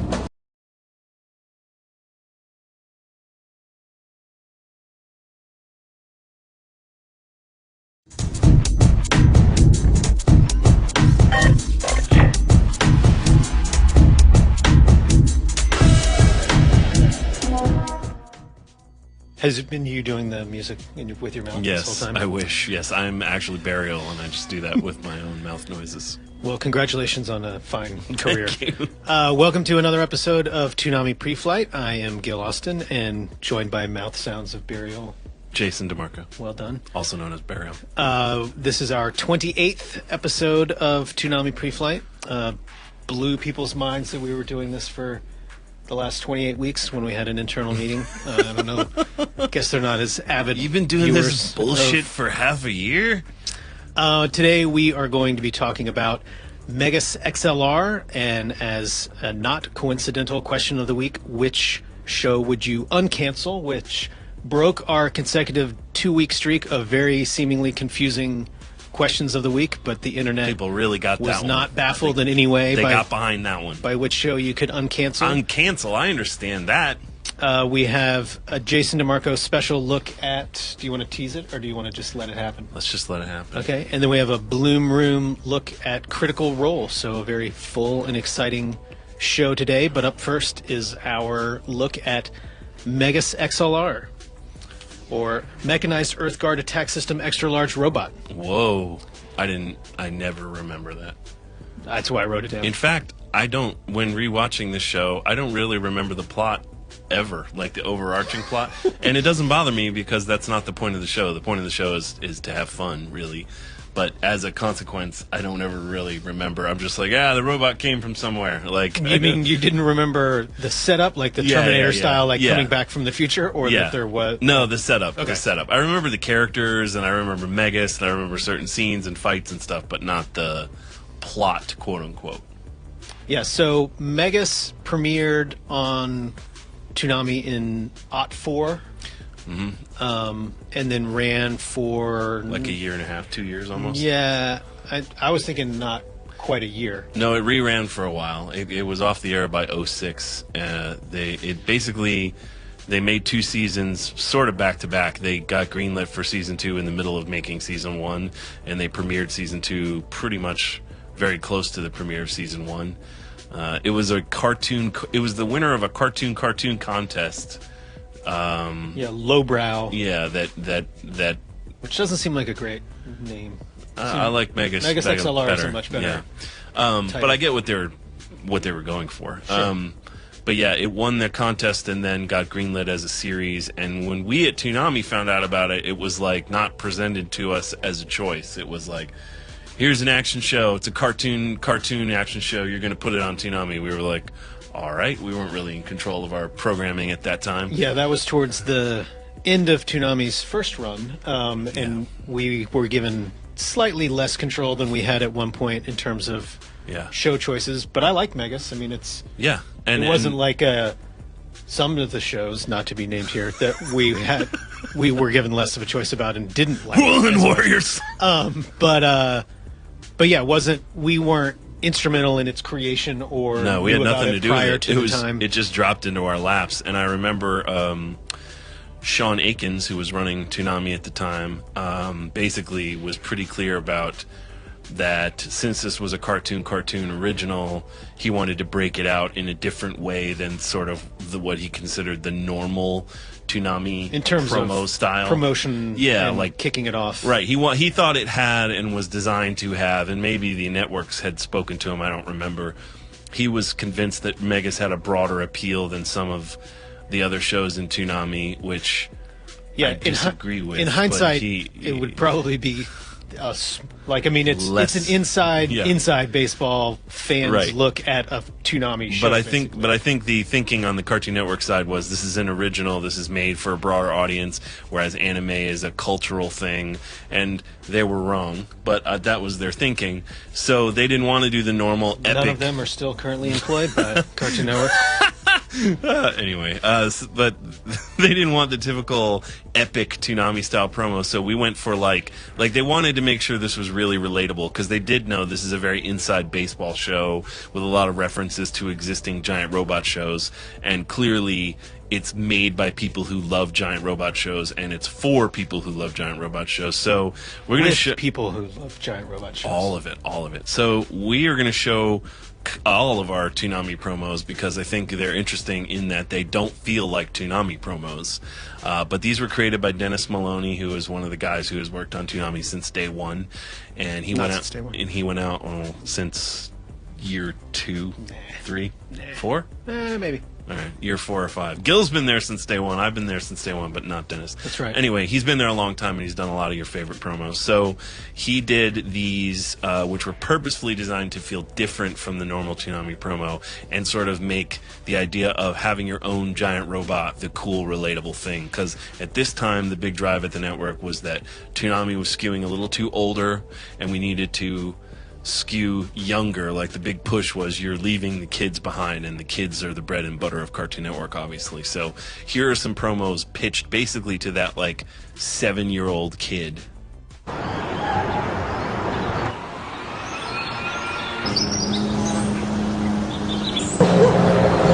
Well, there goes our sun. Guess that's it for the day.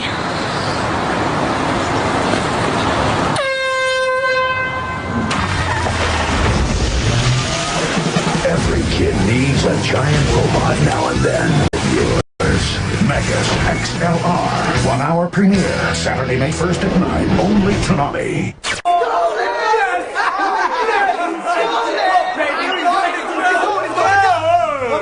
What's going on with your TV? I got it. What's up with that? No, it's just not happening. Okay, a little bit to the left. Your other left. Every kid needs a giant robot now and then. Get yours. Megas XLR. 1 hour premiere, Saturday, May 1st at 9. Only Toonami. Now it's in Spanish.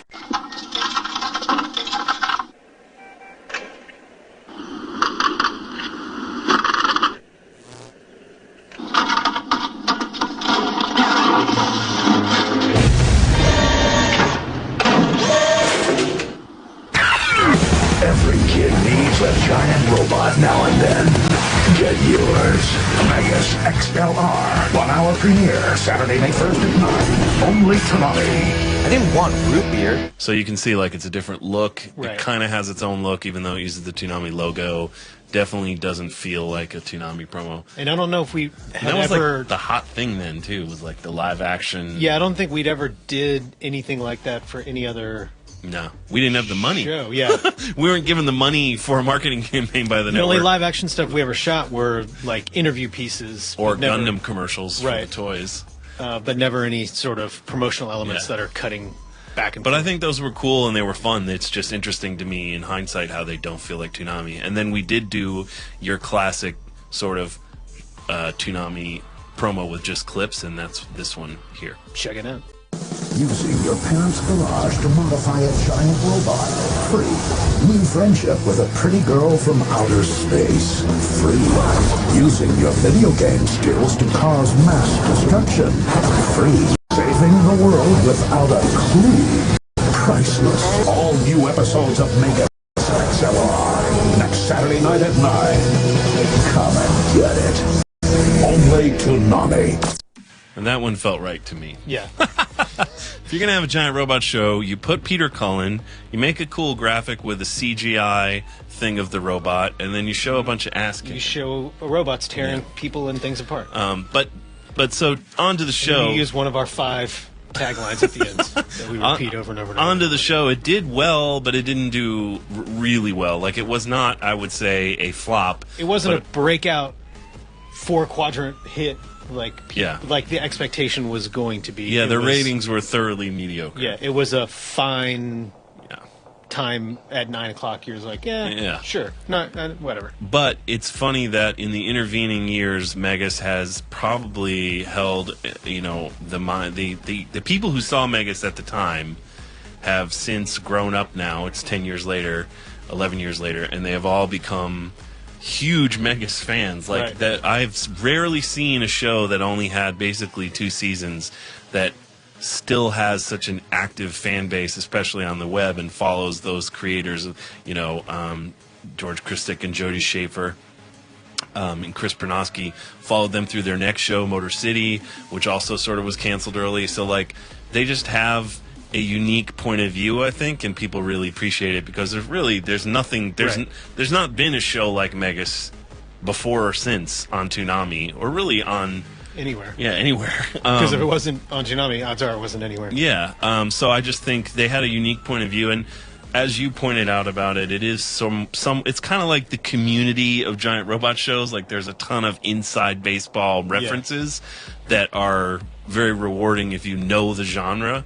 That I think that's maybe one of the things that makes it continue to have this afterlife post it airing on television over almost a decade ago. I wonder what the Venn diagram crossover between Shenmue fans and Megas XLR fans. I think Megas fans are way cooler, frankly. You've done it now, boy. They're nicer on the internet anyway.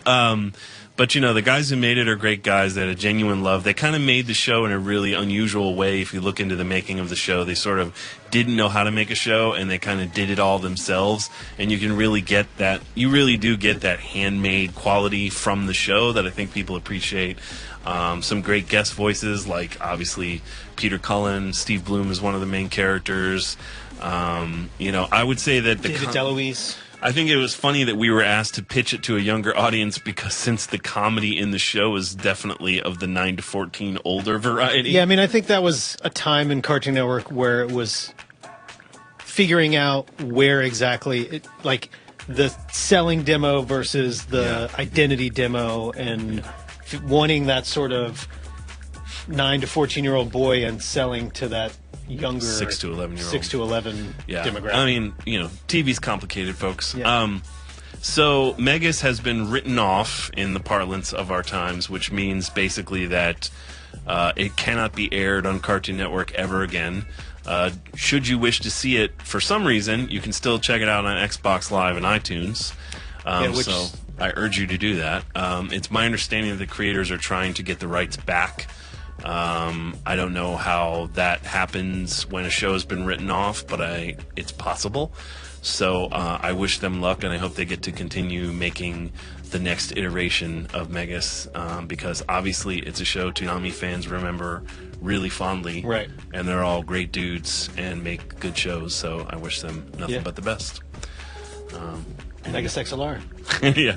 Not being uncanceled by us, but potentially maybe somewhere in the future by someone. You never know, man. If Twin Peaks come back, anything's possible. So that leads us into our question of the week, which is, which show do you wish you could uncancel? You know, I think this is a question that anybody who's a fan of television has a short list of shows there, like, oh, I love that show and it was pulled, you know. Right. Whether it's Manimal, but 8 episodes I would have watched more. But or in your case, Banachek. 2 seasons he would have watched more. But you know, so we all have that list of shows, and it's a interesting topic nowadays when streaming services have sort of shaken up television, and the giant shows are actually being uncanceled from years, and the wave of nostalgia that creates this interest in older properties. But I mean, in a world where Twin Peaks and the X-Files are coming back, I kind of feel like any show might, and Wet Hot American Summer can get made into a TV show 10 years later. I think any show can be uncanceled. You just never know anymore. And the slight distinction that we're making for uncanceling versus no longer airing. I mean, there are shows that have finished their run. Yeah, sorry.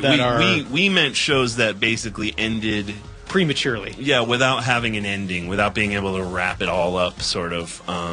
Maybe they had a half ending. Maybe they heard 5 episodes before they were going to get canceled, so they did their best. But mostly we're talking about shows that didn't get an ending and were sort of struck down before their time. So I'll go first. Okay. My first choice for a show I would uncancel is Symbionic Titan, and I just gave you a sneak preview of a later one. But Symbionic Titan, which is a show I really love. I feel that it was canceled prematurely. I think it's Gendy Tartakovsky who created the show. I think it's his finest achievement. I actually think it's better than Samurai Jack in terms of, I think, let me be clear, if it had been allowed to grow, I think it could have become better than Samurai Jack. I think the characterizations are really great. I think that he worked a lot harder on writing than he did in Samurai Jack, which is mostly just art. I think much like Mega Symbionic Titan benefits from you knowing about giant robot shows, but you don't have to have seen a giant robot show. I do think Symbionic Titan makes a real attempt at getting a mood and a feel across, and definitely that feel of being an adolescent comes through.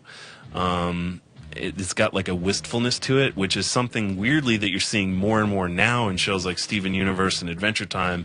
That's actually mixing that little bit of sadness in is actually sort of the wave right now.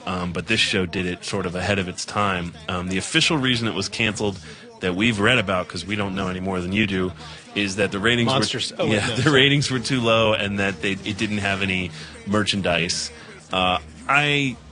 That sounds like bullshit to me. I think it just was an expensive show and wasn't doing well enough, and they had other stuff coming, and then that's kind of, shows live and die for all kinds of weird reasons. So I think usually any reason you hear about in the press is mostly wrong. Even if it's from the creator, is often wrong. So anyway, the point is it got canceled, and I feel it ended too early. It ends kind of on a cliffhanger, so I would love to see this story play out. But I'll just show you. We were able to air Symbionic Titan on Toonami because we did love the show before it also was written off. So you won't be seeing it again. Do you think it's our fault? Is there a Toonami jinx? Toonami likes it. Write it off. Well, I mean, by the time we were showing shows on Toonami, because we had no money, we were just looking for what's free and good, so we would pick shows, and it was right before... What do we have in the basement? Right before the tax write-off season, the accountants going through the same binder. So here's our Symbionic Titan promo for when it ran in Toonami. In a distant galaxy, the planet Galaluna lies in ruin. Its only hope for a future, forced into exile on a tiny backwater world called Earth. Now, a princess, her soldier, and their robot must face the most difficult test of their lives, high school. Like every teenager, they've got a secret. But this one's pretty big. When danger threatens, they transform into the mighty Symbionic Titan. Today, they'll defend Earth as their own and hope that their people have a future in Bionic Titan. Every Saturday night at 2 a.m. Only Toonami on Adult Swim. We didn't do the big tagline. We should have done a big tagline. So I also want to show just real quickly a clip that to me sort of embodies the complexity of the direction of this show. Maybe one reason why it didn't catch on with younger audiences that the way that Cartoon Network was hoping it would, but it's one reason why it resonates with me as a old man who likes cartoons. Sure. So here's a scene that I think just sort of really, you watch this and you get a feel for what the show can accomplish. Not every kids giant robot show would take the time to have a poetic destruction of a creature set to a Thompson Twins song. So I would love more of that show. Maybe someone will swoop in at some point, some nice person, and revive it. I think it ended before it had a chance to be great. So my next show I'm going to talk about that I would like uncanceled is Teen Titians, as we often call it around here because we type it wrong. Teen Titans, I'm speaking not of Teen Titans Go, which is on the air currently and pretty much a hit show. But this Teen Titans, the original Teen Titans from about 10 years ago, which was also a hit show for about 4 years. Cartoon Network made about 80 some odd episodes. $1 million. Oh, no, yes. Sorry. And it did really well. And it I'm still not clear on why it was canceled. It was sort of one of those things where it was like, yeah, we made enough. And then they just ended it. It's a partnership show with WB, so you never really know with partnerships like that. Again, things fall through for really for no good reason sometimes. Other people come in, have different priorities, different executives. I have no idea why it was canceled, but it also ends on kind of a cliffhanger, and I just always thought it was a great show. I used to watch it with my daughter, and even now she sees Teen Titans go, and she's like, that's not the Teen Titans. You know, she's tied to this Teen Titans. I think this Teen Titans did a great job with characterization and is one of the best examples to me of an American action cartoon that takes some anime influences but doesn't copy anime. And it is such a great team show in that each of the characters are totally well drawn, have great character arcs, but are still funny. Like, to me, it's the ultimate example of what a Cartoon Network action show can be. Yeah. And I just think it was canceled before its time, even though it did have many episodes. So it had. Just think how many it could have had. Had a solid run. So what I have for us, I believe, is a Teen Titans promo. It did air in Toonami back in the day. And no, it's not airing in Toonami anytime coming now. So forget that conspiracy. But it did air in Toonami back in the day, and here's the promo we made for it. 5 teenage superheroes. Secret identities? None. Schoolwork? As if. Plenty. Teen Titans coming up next. Welcome to the big time on Toonami. I remember that. Remember the graffiti Toonami era? That was a Sean-driven. That was www URL. Search keyword. AOL keyword. But yeah, I very much enjoyed pretty much the whole run of that show, and one of the few sort of American action cartoons that truly gets that tone of comedy and drama, that line that they all kind of want to walk, but very few of them can do it well. They did it well. Yeah, I love that show. And then my final choice, which is a non-animated, non-Toonami show. Cheater. Because we weren't talking about just... we didn't say animated. Gotcha. Because we weren't talking about just anime or animation. Is a very recently canceled show, Hannibal. So, look at Mads. Hannibal. Can I recreate this? Hannibal. Other way. My special reasoning sucks. I can't. Here you go. Okay, yeah. Here you go. Hannibal is a show that surprised me when it came out. You know, when I heard about the show coming out, I thought, oh, God. I could not have been less interested. Yeah, I was like... It was like, who cares? You know, they've already ruined that franchise with all that crappy prequel movies. I mean, with Hannibal the movie and then with the prequel Hannibal movie. Like, and they even ruined it in the books. I was just like, forget it. There's no life left in that character. And then I read reviews that, hey, this is actually something special, and ended up checking out the first episode. Like, I DVR'd it and saved it for weeks and then finally checked it out. And yeah, they gave it away free on iTunes, and even then I was like, I don't know, free? That's going to take like 45 minutes to watch. But I also am a huge fan of Mads Mikkelsen, who played Hannibal in the show, and I thought, well, it's getting good reviews, plus Mads eating people, so yeah, all right, I'll check that out. And it completely blew me away, and in the last... a couple years, it's probably been my favorite show on TV, to be honest. I just think it not only put a new spin on the character, but it did horror on television in an incredibly weird, gothic, surreal, romantic way that it hasn't been done, that I think is just incredible. It's definitely one of the best looking shows on TV. Yeah. Some really great writing, some kind of over-the-top purple prose, but some really great writing, some great performances from Mads Mikkelsen, Lawrence Fishburne, Hugh Dancy, like all the main cast, and then Gillian Anderson over the last 2 seasons. It just ended and was canceled early. I'm not really mad at NBC for canceling it. First of all, I think it's silly to ever be mad at a network for canceling a show unless they screwed it around, like unless they moved the time slot, or like you can't really... What a show gets on TV and it either finds an audience or doesn't. I think bad marketing or moving the show around can definitely hurt its chances, but ultimately people choose what is on television, not networks. Like if you put a show on and no one watches it, they kept Hannibal on much longer than I mean, honestly, I could. thought it would have been canceled midway through the first season based on the incredibly low ratings, but I think they thought, well, critics love it, maybe it'll catch on. But it is such a weird, dark show that I just still can't believe they got away with all the stuff they got away with. Brian, you watch it on NBC and it's like, a giant lower third will come on for American Ninja Warrior. Yeah, and you're like, what? Yeah. Ruin some other weird thing. Yeah, I mean, it's just it's a beautiful butterfly that made it, out into the world, and I just appreciate that we had 3 seasons with it.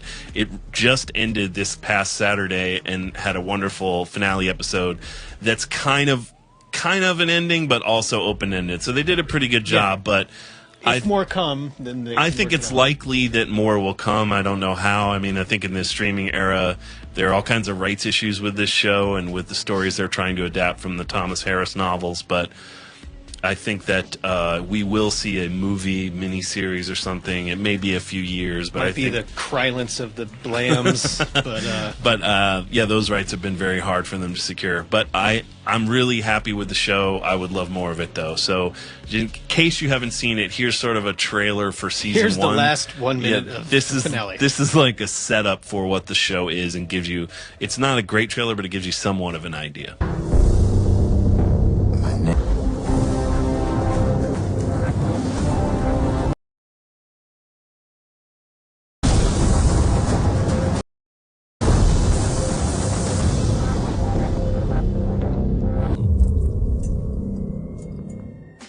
You can't not love a show where you get to watch Mads Mikkelsen feed humans to other people every week. So good. It's crazy to see that trailer too because it's such a quiet show for so much of the. Totally, yeah. The trailer's all bombastic, and they're just like. I mean, they're trying to sell it like a big Hollywood thriller, which I get. I mean, you can't. The real Hannibal, the show, is like so deliberately paced and so. It's like an extended surreal nightmare in a good way. Yeah. Anyway.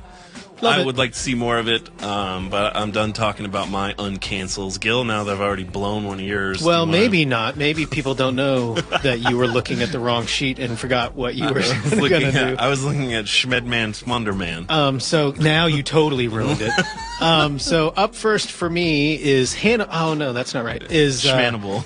Is Dead Man Wonderland. It's Manimal sequel. Hannibal and Manimal Company. Anyway. Are you done? Yeah, I'm done. Okay. Damn it. Dead Man Wonderland. Finally. Which was not exactly canceled, but was that sort of nebulous TV world of like, we're just not making it anymore. It definitely ends on a cliffhanger. So it's sort of, the anime takes some of the plot from the manga, but not all of it, and so it's sort of tough the way it's set up for them to continue on the manga story. It didn't do all that well in Japan. No. I think it did a better good job in the US. In the United States. It did better in the US than it did American in Japan. viewers.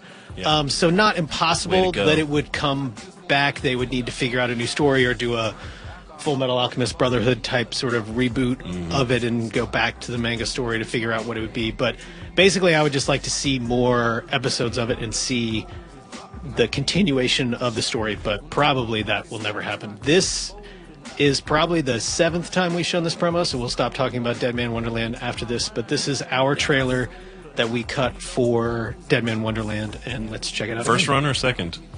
First run. Okay, the original. OG. A classroom full of kids has been murdered. The only survivor, Ganta Igarashi. Wrongfully convicted, Ganta has been shipped off to the worst place on Earth. Dead Man Wonderland. 1 part amusement park, 1 part maximum security lockdown. The only way to survive is to fight. Ganta's got a special talent. He's a dead man. His ticket to fame and glory? A brutal blood sport called Carnival Corpse. Only the very strong, or very insane, make it out in one piece. Can Ganta survive this crazy world? Or is he just more meat for the grinder? Dead Man Wonderland. Next Saturday night at 2:30 a.m. Busy living or get busy dying. Only Toonami on Adult Swim.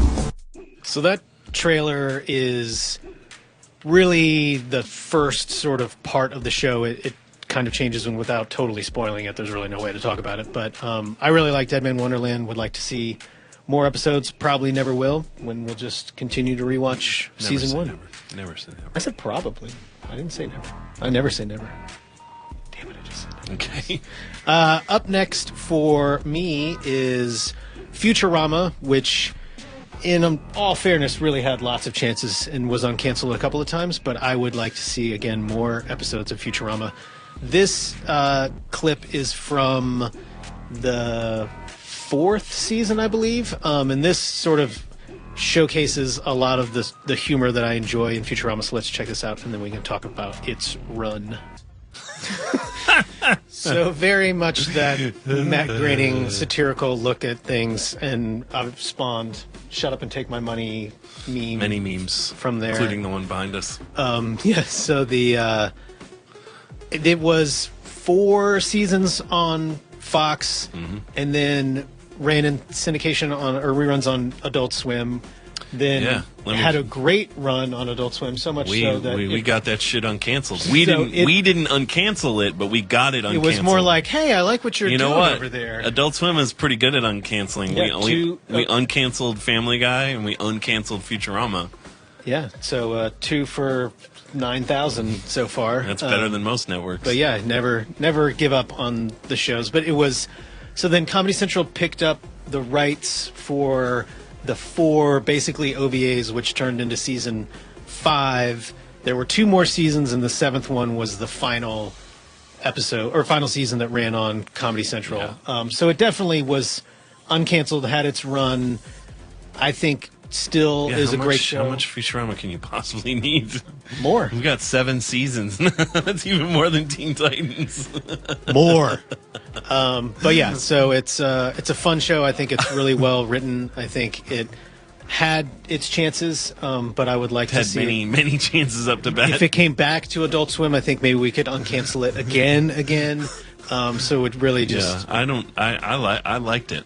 I liked it a lot. I don't know that I didn't like the Comedy Central version of the show as much, I would say. Like, I think creatively it reached its peak in seasons 2, 3, 4, kind of, and then I enjoyed the Comedy Central seasons, what I watched of them, but they just didn't quite feel the same. It's just always dirty watching Comedy Central anyway. Oh, there's that. It's true. If it just comes back to Adult Swim, then I think we'll be looking in better on the shot enemy. at it. It's true. But yeah, so Futurama, keep your fingers crossed. I've heard absolutely nothing about it being uncanceled, but you never know. So up finally for me is also not an animated program not made in Japan or elsewhere in the world, and that is Deadwood, which is, I guess that's an image of Deadwood. That's probably from the art from the show or something. But yeah, Sean is shaking his head. Yes, so yes. Why would you not just have a picture of Al Swearingen? I guess scanned in season 2.5 Blu-ray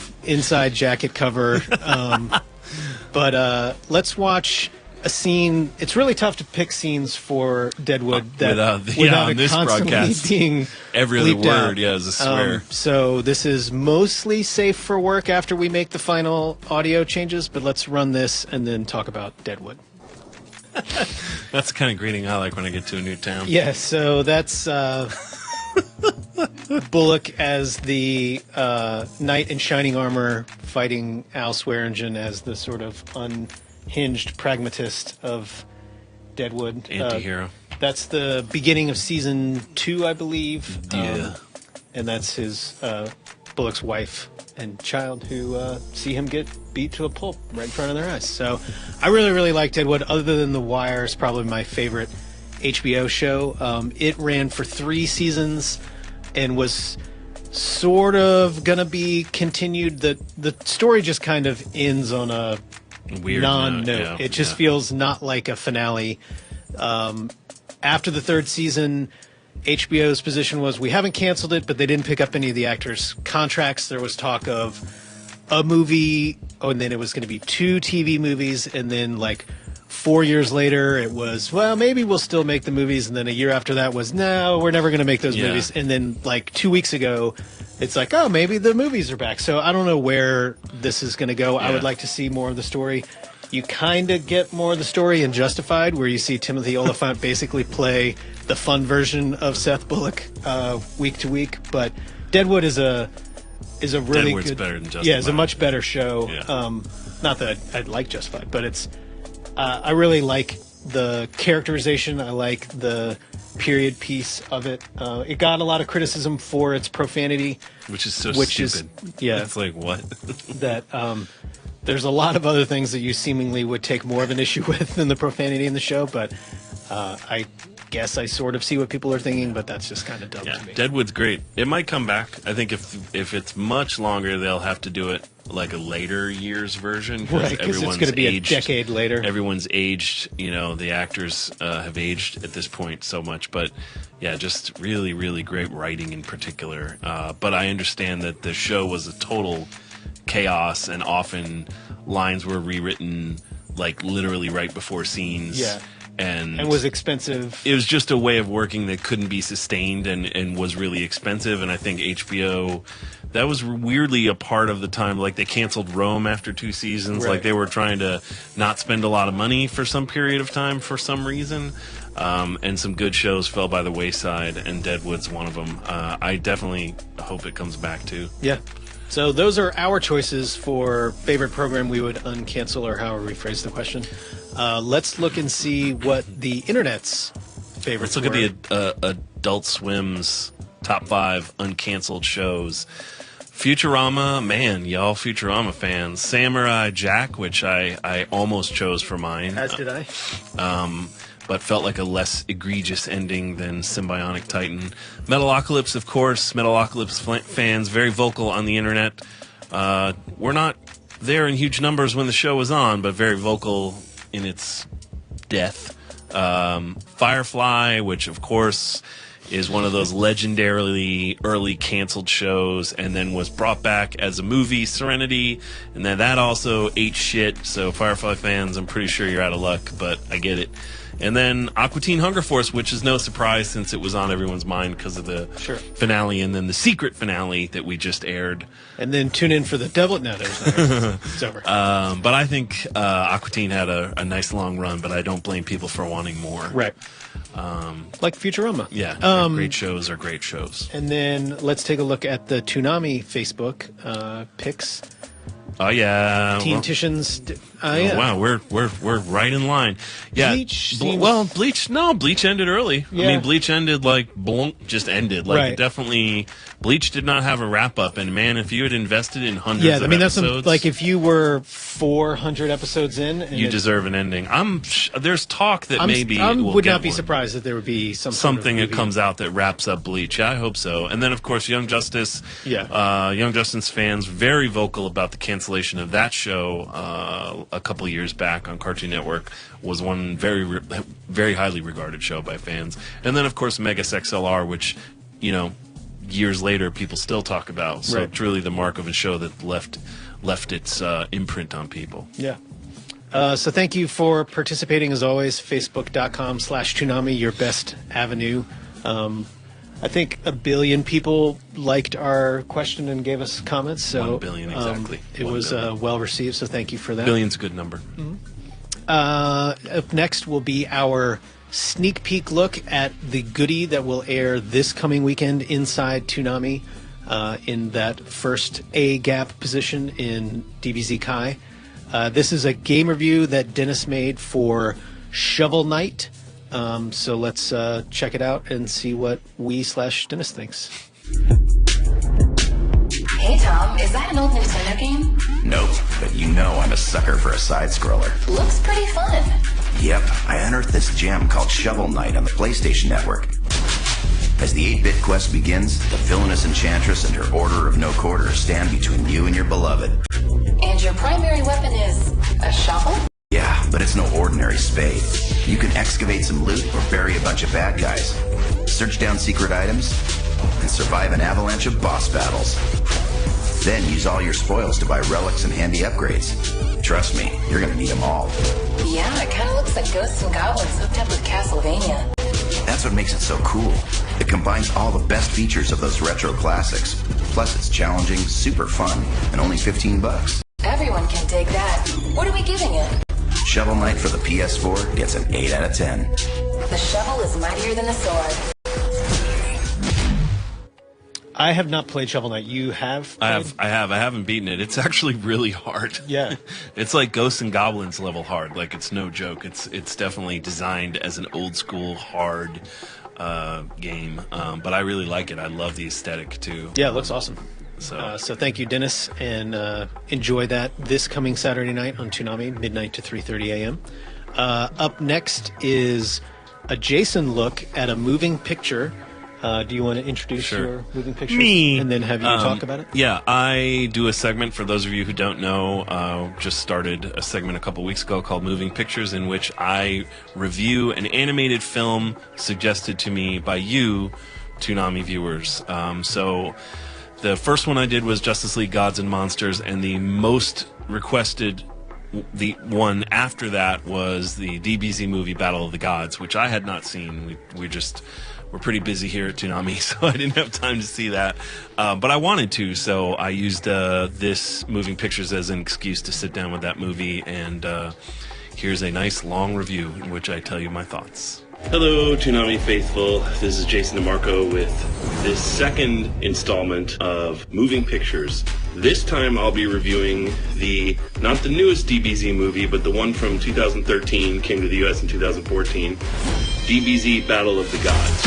Okay, it's several hours later. It didn't take that long to watch the film, I promise. As far as I can tell, Dragon Ball Z Battle of the Gods is about basically when Goku defeats Frieza. This is where it takes place in the storyline. When Goku defeats Frieza, an ancient god of a lord of destruction, or god of destruction, they kind of alternate between the two, named Lord Beerus, wakes up from a 40-year slumber and basically had a dream or a premonition that he was going to fight a Super Saiyan god.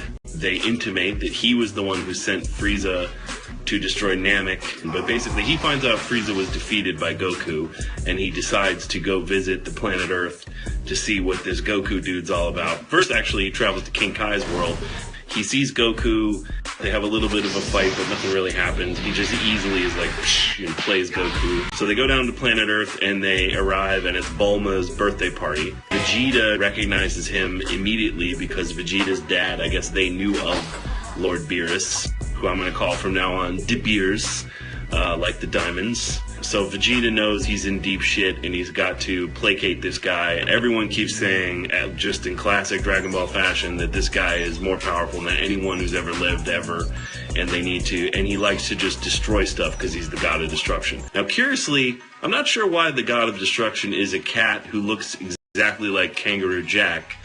So he comes to Bulma's birthday party, and then we take a incredibly long side story journey into like a side plot with Emperor Pilaf, who's been turned into a kid. So then there's this weird subplot of them trying to steal the Dragon Balls, and it's like on the way they touch every single Dragon Ball character of note, basically, or at least show them. You know, there's a bunch of hijinks, there's Piccolo doing karaoke, Majin Buu shows up. Buu makes him mad and he decides, well, I'm going to destroy the world. Because he wasn't sure, he was just looking for the Saiyan God. Now he decides, forget it, I'm just going to destroy this world. And then Bulma pisses off De Beers, who slaps her. This causes Vegeta to go Super Saiyan immediately, and he actually, because of his anger, is powerful enough to knock over De Beers. The Z Fighters call Shenlong and make a wish to find out how do we get the Super Saiyan God, because they know if they don't produce the Super Saiyan God for De Beers to fight, he's going to destroy the planet. The dragon is actually scared of De Beers, which should tell you something, and the dragon basically tells them they give all their power to Goku, of course, whose hair goes red and he becomes the Super Saiyan God. He fights De Beers. There's sort of a big long fight with a goofy sort of rocky pop song. I just hate the music in this movie, but Goku loses, but De Beers basically is like, you put up a pretty good fight. You're the second most powerful person I've fought, I think. So yeah, I'll let you live, and I'll come back when you're really ready to handle me.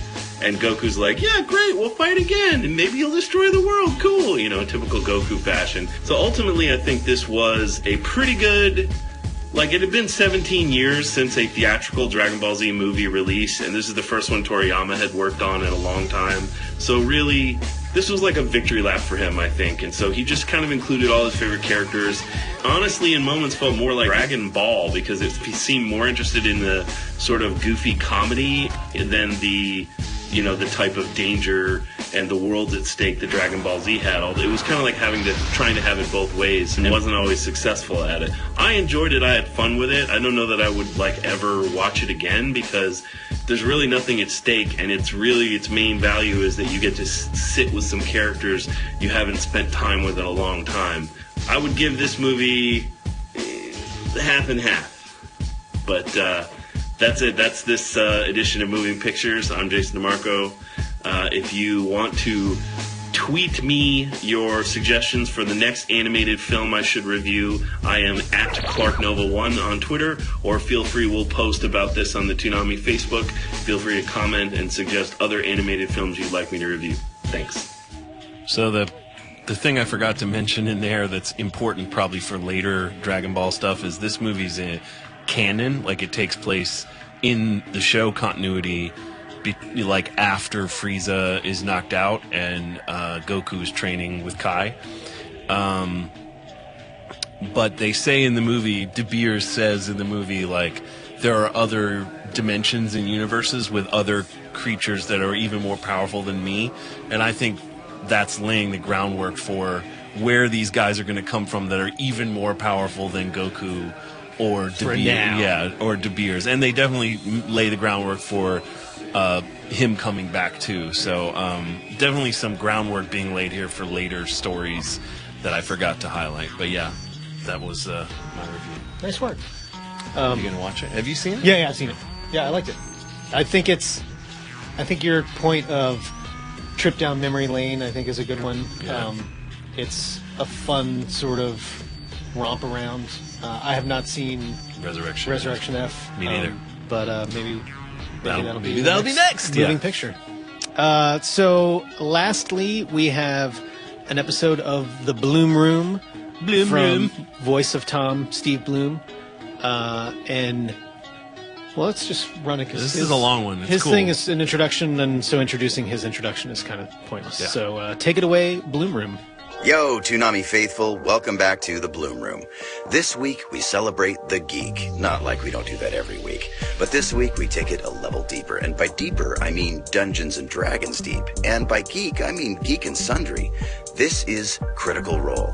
I'm taking you on the set of this internet sensation of Dungeons and Dragons, played by some of the most beloved voice actors and on-camera actors from time to time in our entire community, and hosted by the incredible dungeon master, Matt Mercer, an unbelievable voice actor in his own right, and also certifiable genius. I mean, the dude reads astrophysics for fun. So instead of talking a lot about this, I'm going to show you a bunch of pictures, let these guys speak for themselves, and get the hell out of the way. Enjoy.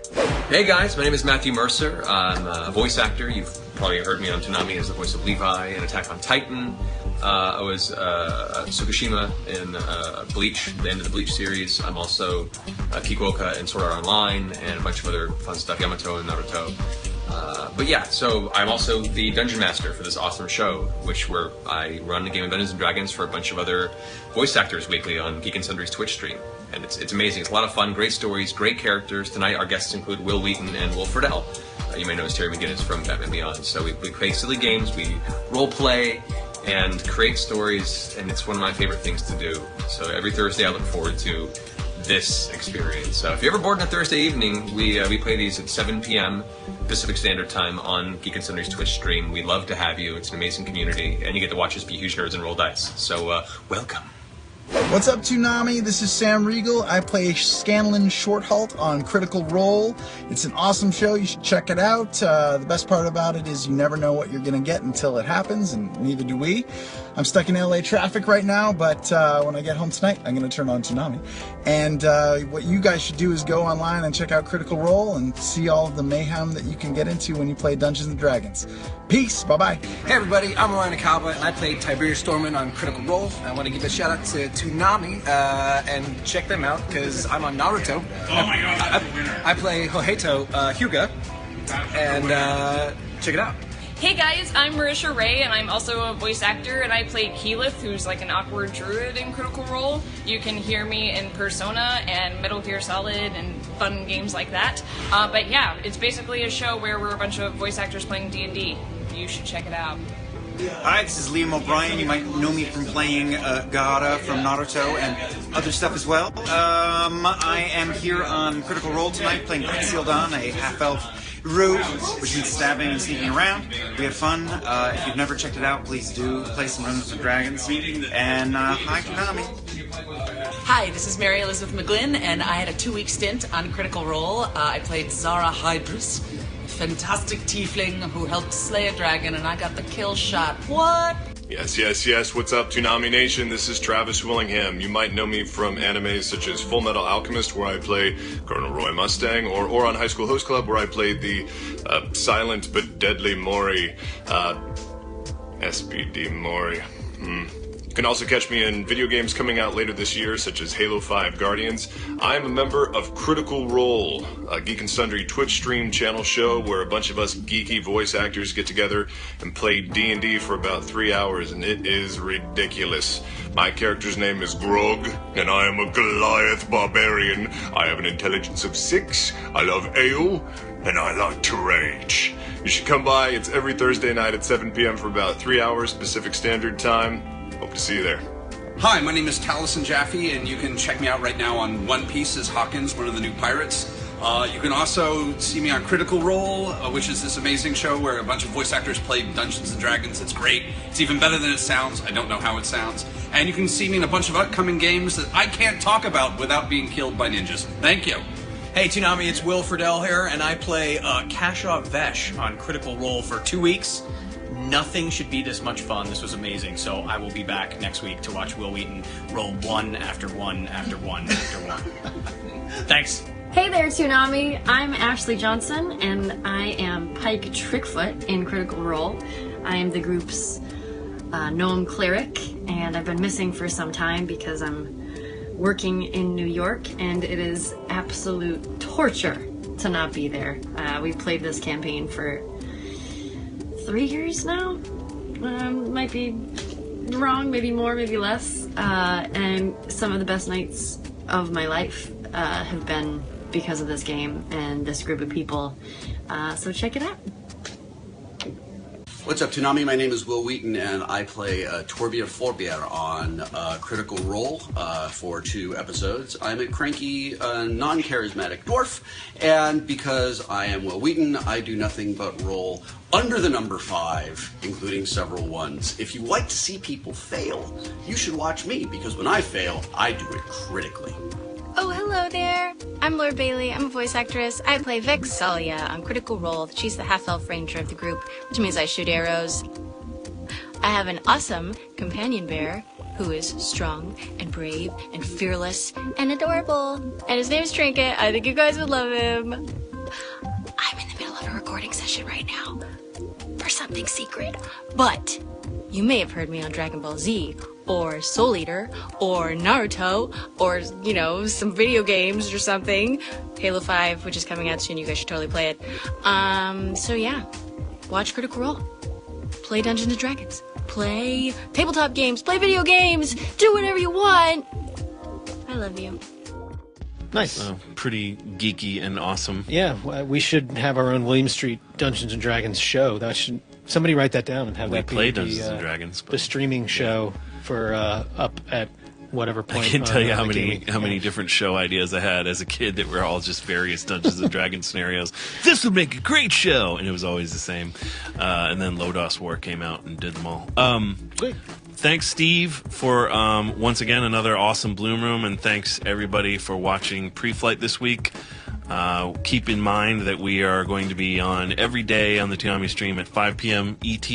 Yeah, so there's weekly show marathons that will be running throughout the week that we'll update you on our Facebook and also on Toonami.com.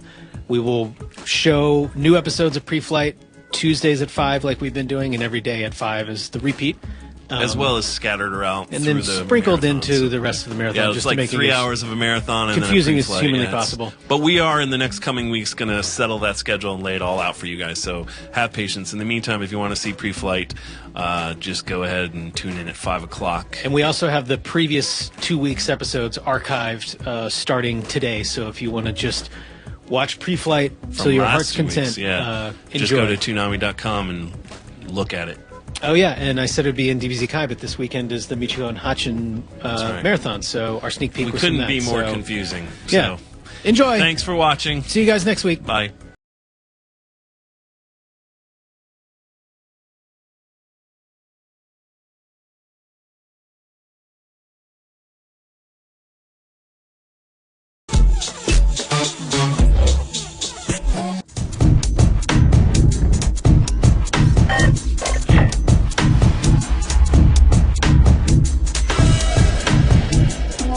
Hello and welcome to our, I believe, 27th episode of Toonami Preflight. I am Gil Austin and joined by Jason DeMarco. And today we are going to be talking about Yu Yu Hakusho, our favorite non-anime cartoons, and how that is received by individuals across the internet.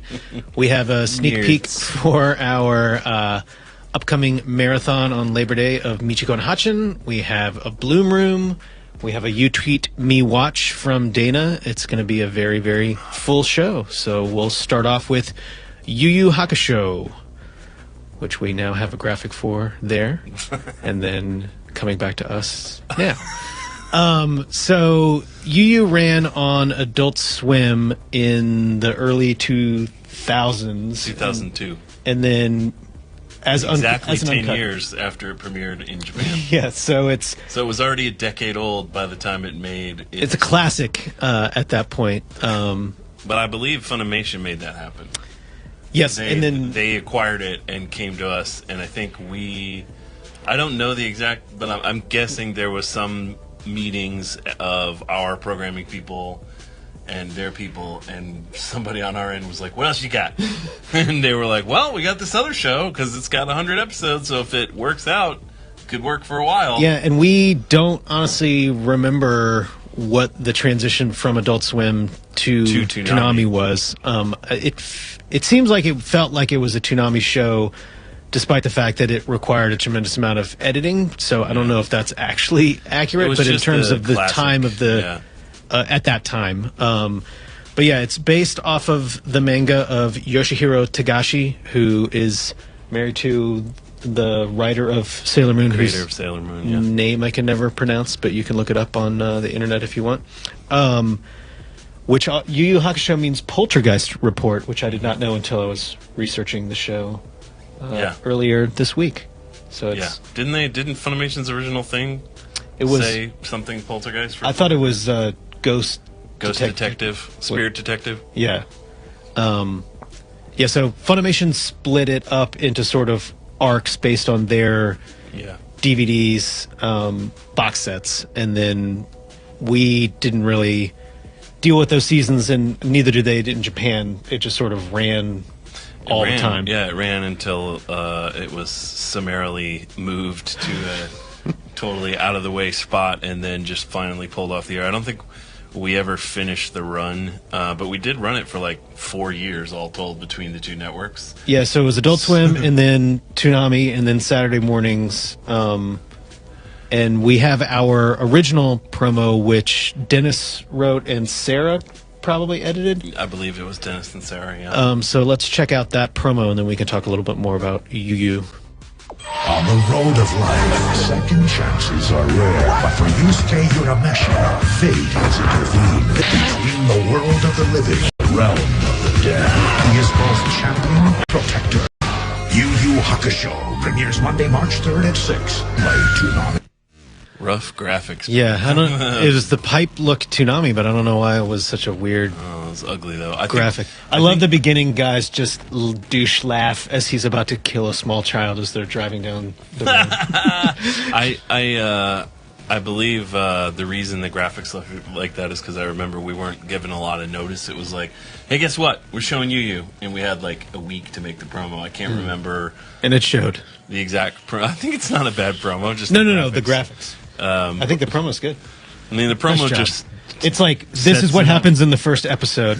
We had one episode, and here you go. Good luck. It actually takes, in rewatching, I rewatched some of the earlier episodes, and it takes a while before he actually gets the title of Spirit Detective. Yeah. The first several episodes are just like him yelling at him being a ghost trying to take over people's bodies to keep his body. Like, what I like about it is that it's... such a dark premise, but it's injected with a ton of humor because I guess, you know, they didn't want to let go of the fact that it could still be silly, but the idea of like he gets killed at the beginning of the show, and then everyone just spends the whole show talking about what a dick he was, and they can't believe he saved someone. Then he has to decide whether or not he wants to come back or stay a ghost, which isn't much of a choice. Purgatory. So because he's such a dick that they're like, well, you can't go to heven. You can't go to heaven, but you did save a kid, so yeah. it seems like you shouldn't really go to hell. This is going to take a little while to figure out. Yeah, and then he has to like try to keep them from burning his body. He has to keep himself so that he can come back and re-inhabit his body. His after corpulent being. Yeah, after he makes a corpulent. He's not fat. No, isn't that what a butt? No, I don't know what word you were going for, but corpulent means overweight. Okay. Sorry. No, go ahead. But anyway, yeah. So, but when we got the show, you and Dennis watched it because I remember you guys were. I hadn't seen it, and you guys were. I remember you guys talking to me about, man, this is really good. Like, I can't believe this hasn't come over here before. Yeah, I mean, I think it was a good dub for us. It's a good show. Like, it hits a lot of different feels. It's not so dark that it's like they always have a good timing in terms of lightening the mood.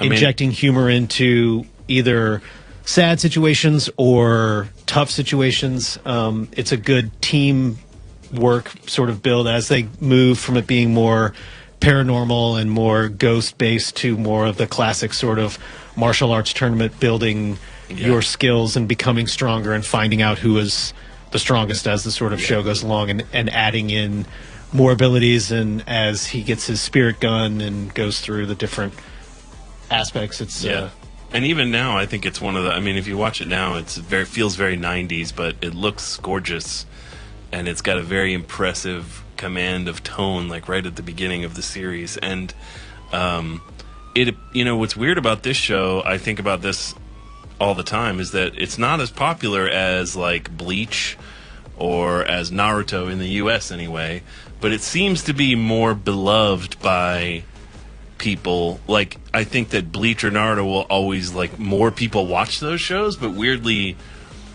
they're not as well regarded, whereas like Yu Yu's a very, like, a lot of people, critically acclaimed. People hold up Yu Yu, fans do too, as like, oh, this show should have had the success of Dragon Ball Z, which I don't really like pitting shows against each other like that, but I understand what they mean in that, it did do okay in the US, but it never finished its run, and I kind of wish it had achieved more success just because it's really good, and it's one of the, like, it doesn't go on, like, the thing with some of the other long running animes, they maybe have gone on too long. Right. Or if they haven't gone on too long, they go on so long that they have periods where everything kind of gets limp and flaccid, and there's not really filler quote unquote arcs in Yu Yu. I mean, they drag the fights out longer than they are in the manga, but it's not like 5 episodes worth of like, oh, what are we going to do in episode 9? Like, it's very true to the story of the manga. It's just there wasn't a lot of fighting there, and there is a lot of fighting in this show. But it's one of the shows people come and still suggest that they want to see again on Toonami, and maybe you will see it again on Toonami. You never know. Someday. But I didn't get to watch the whole run. I've not seen the whole show, full disclosure, because there's only so many hours in the day, and there's 100 friggin' episodes. But I've seen enough of it to know that it's a good show, and the fact that it's like 20 years later, it's 13 or 14 years from when we first premiered it, and which was people are still talking about it, which was 10 years from when they premiered in Japan. So, but yeah, Yu Yu. Yeah, well so done. we have a clip here that we've talked about Yu Yu before, so this is a little bit of a different clip. This is well, let's just run it and then we can talk about it. This is from the middle of the second season as Yusuke is sort of testing himself just have to wake up every morning and repower yourself up and save your spirit animal from a giant boulder crashing down, and drama bomb, and you can just find your true self. Jeez, I just took my dogs for a walk. He went all the way. takes different times. But yeah, so if you haven't seen Yu Yu, check it out. It's on Funimation. It's online. You can get DVDs. Less of a time commitment than any other show in its category, from Bleach to Naruto to certainly One Piece or DBZ. Yeah, by a factor of 10. So yeah, that's our look back at Yu Yu for today, and now we will look sideways to our question of the week, which was baffling and, well, yeah. So it's, what's your favorite non-anime cartoon? And on Facebook, anyway, this unleashed a legion of tryhards who felt the need to tell us, in Japan, all cartoons are called anime, so this question is stupid. It was also that cartoon is a derogatory word for animation and draws up or hand-drawn older illustrations. But the point of the question was, what is your favorite non-Japanese show? Yeah, let's just lay this out. The point of the question should be obvious to anyone who's not a moron, which is, we show a lot of Japanese cartoons, a.k.a. in the U.S. more commonly referred to as anime. In Japan, anime refers to any animated thing. In the U.S., it means cartoons from Japan, which we show a lot of. So in an effort to make clear that we were asking for, what are your favorite cartoons that are not from Japan, this was the most succinct way to say it. But one guy, and I wish I could call him out, I forgot his name. He was so mad, he said, I've been watching for 8 years, and now... No, since he was 8 years old. Oh, since I was 8 years old, and now because this question is dumb, I'm no longer a fan. All I can say is, if that's all it took, you were never a fan to begin with, kid. Beat it. Anyway, so yeah, what's your favorite non-anime cartoon, which we thought was pretty clear, yes, but confused a lot of people. So again, we're gonna have to work. We're gonna work on our syntax. Yeah, we're gonna have to work harder on our questions, because we seem to be confusing people off when we use the word anime. We're just stirring up a hive of, some people that really need things laid out clearly. But yeah, so do you want to start with your favorite? Yeah. Favorite animated program not originally designed and produced in Japan? My favorite animated show not created and produced in Japan.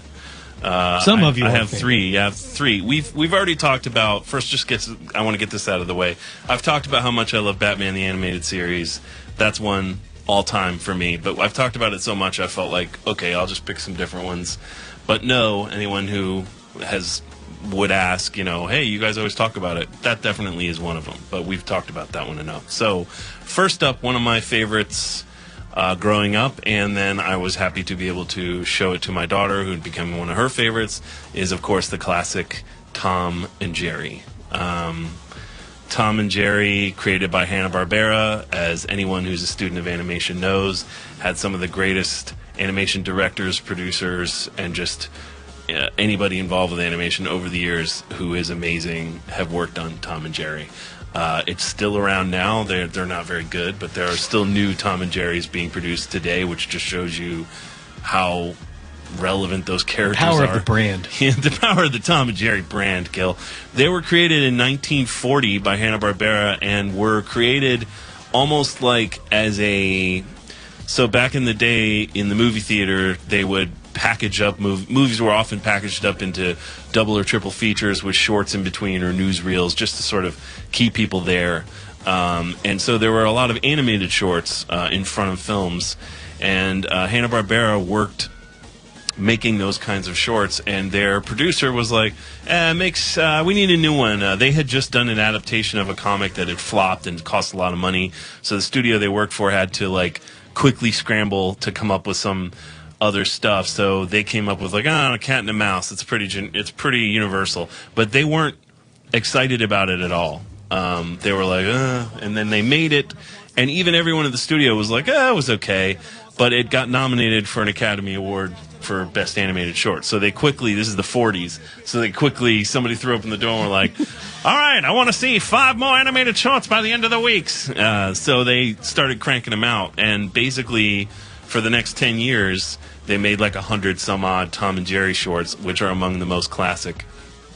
So I'll talk a little more about Tom and Jerry, but first I want to show one 3-minute, it's a fairly long clip, but it's Tom and Jerry, so shut up. It's from Professor Tom. It's from 1948, and it just, to me, the best thing about Tom and Jerry is how timeless they feel, because I grew up watching them in the 70s, but then I also watched them with my daughter in the 2000s, and really, there's a couple things like the Mammy character, obviously, who's racist, which they revoiced, and even some episodes they redid it so she was white, so it wasn't just like the black maid, which is totally understandable. And there are some episodes they no longer show because they feature either too much violence or things that just aren't culturally acceptable now. But even aside from all that, they still show a shocking number of those old 40s Tom and Jerry cartoons today, and they still always do well. Like, they are a constant ratings driver. They just are always going to do well. And even my daughter became a huge fan. She was prepped for them by SpongeBob, which obviously has some influence. But so here's a thing from Professor Tom, which just kind of shows a little bit of the physical comedy and the inventiveness with which they put together pretty simple situations like a cat trying to murder a mouse. Fun times. Return to sender. But yeah, that's just, like, to me, I think maybe part of the long-lasting appeal is that they're largely wordless. So you can kind of, everything you need to know about the characters you get across in 10 minutes.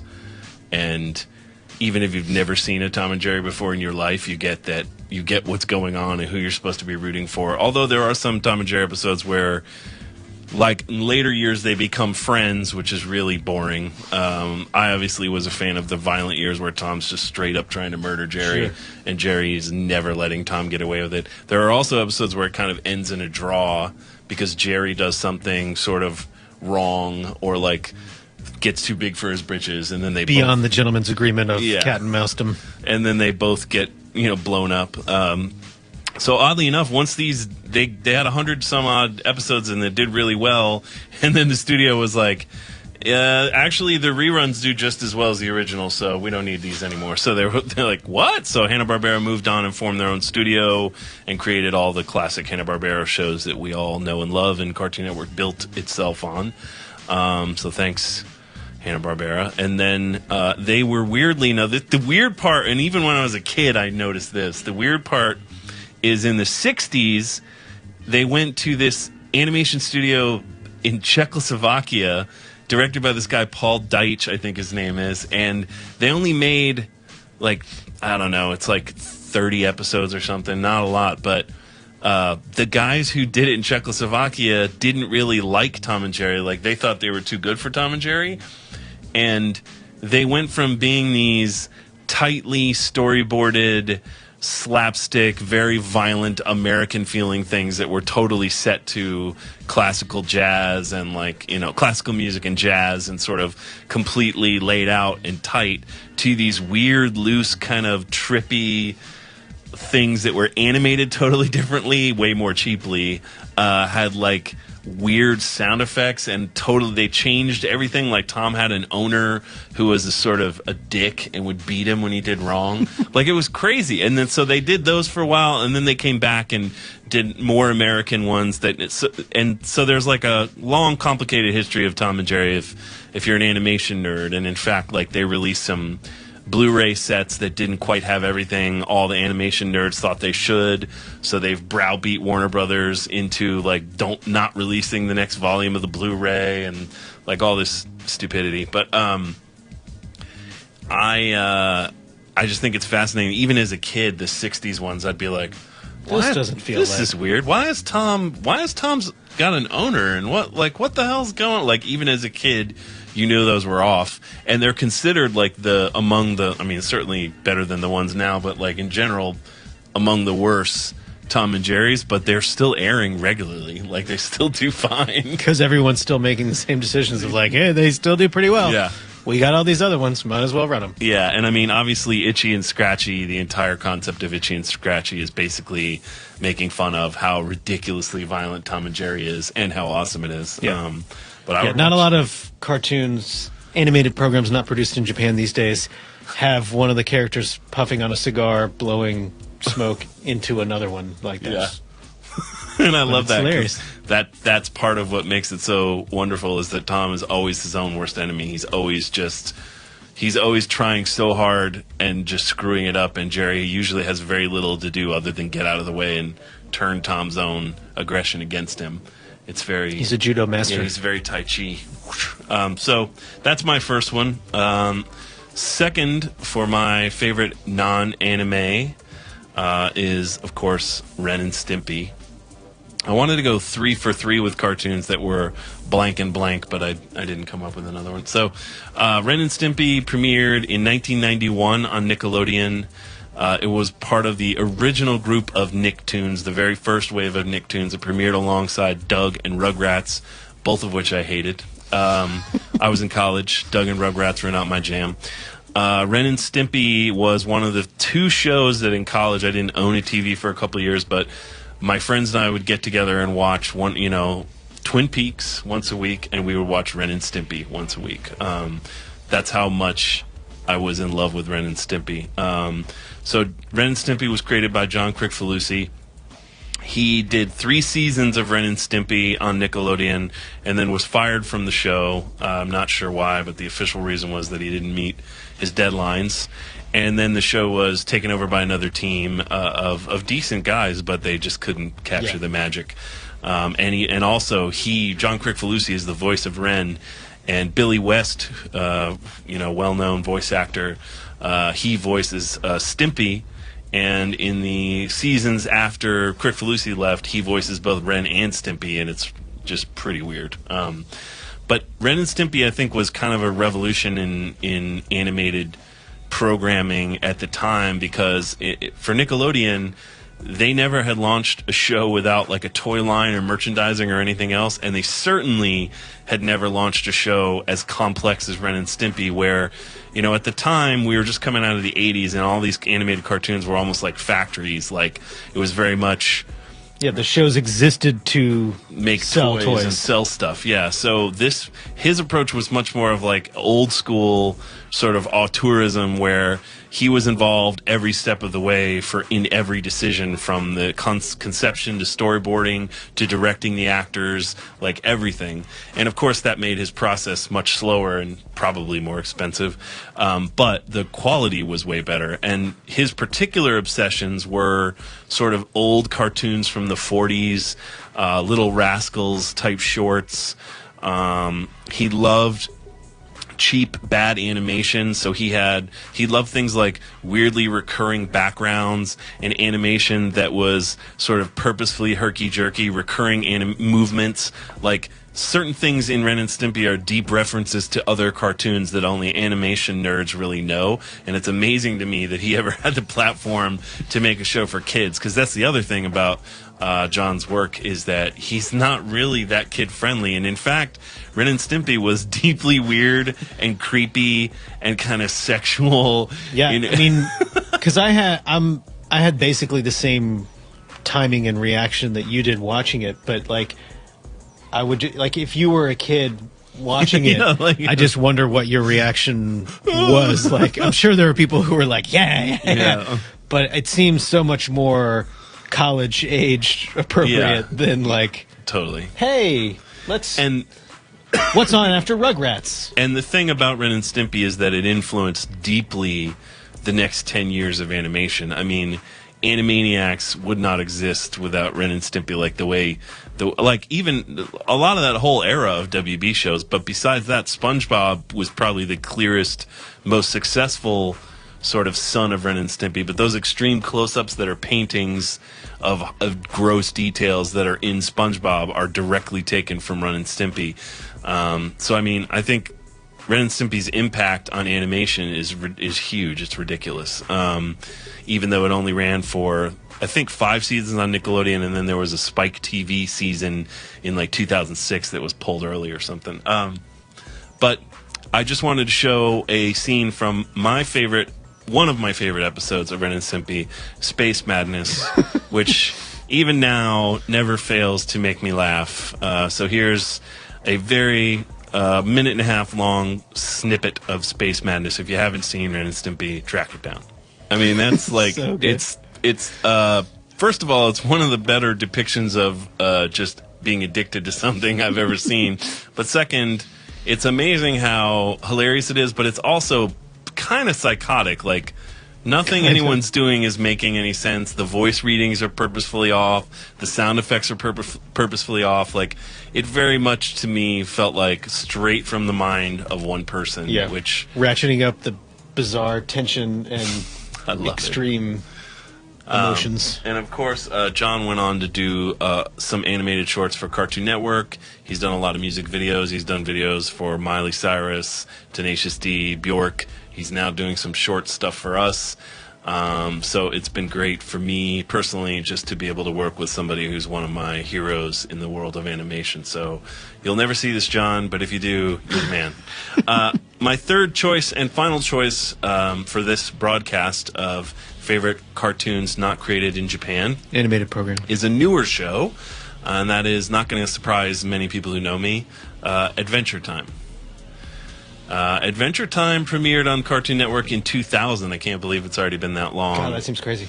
And sort of, to my mind, ushered in the new era of sort of the Cartoon Network animated programming that's currently on today. Certainly shows like, Steven Universe, Rebecca Sugar worked on Adventure Time, so that show wouldn't exist without Adventure Time. But even the wake of the other shows that have come since then probably, arguably, might not have happened if Adventure Time hadn't succeeded the way it had.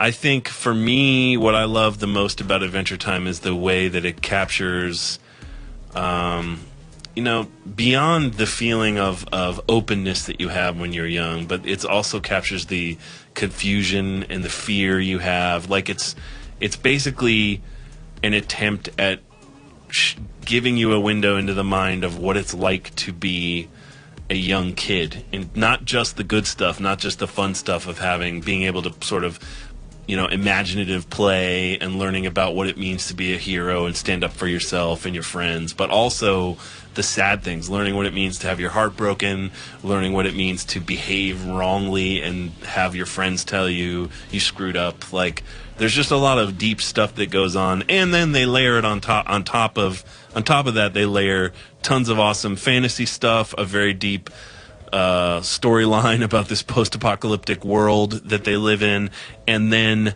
a ton of just goofy, cute, adorable gags. It's basically everything I like all rolled into one show.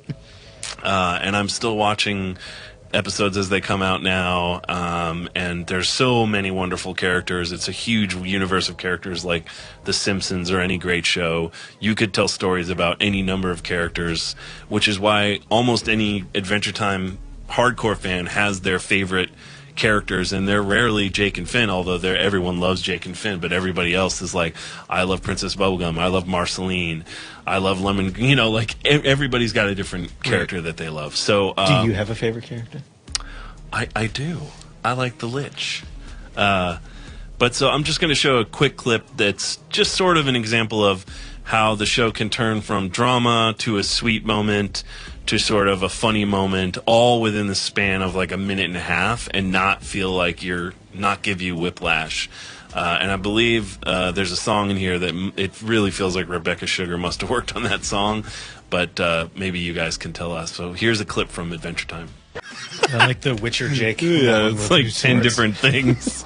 But yeah, Penn Ward created the show, and he announced he's stepping down from like show running, which I think is interesting, and just handing it off to the team, who he always credits as being just as responsible for the show doing well as he is. And so far, they're doing great. So watch Adventure Time if you haven't. It's about 8 seasons in, but it's worth it. And I'm going to now throw to Gil. Yay! Now for my favorite part of the show, where I get to talk. My first favorite non-anime animated cartoon programming. Gil, did you know that in Japan, anime refers to anything animated? Maybe we should have changed the wording of our question in case you didn't know.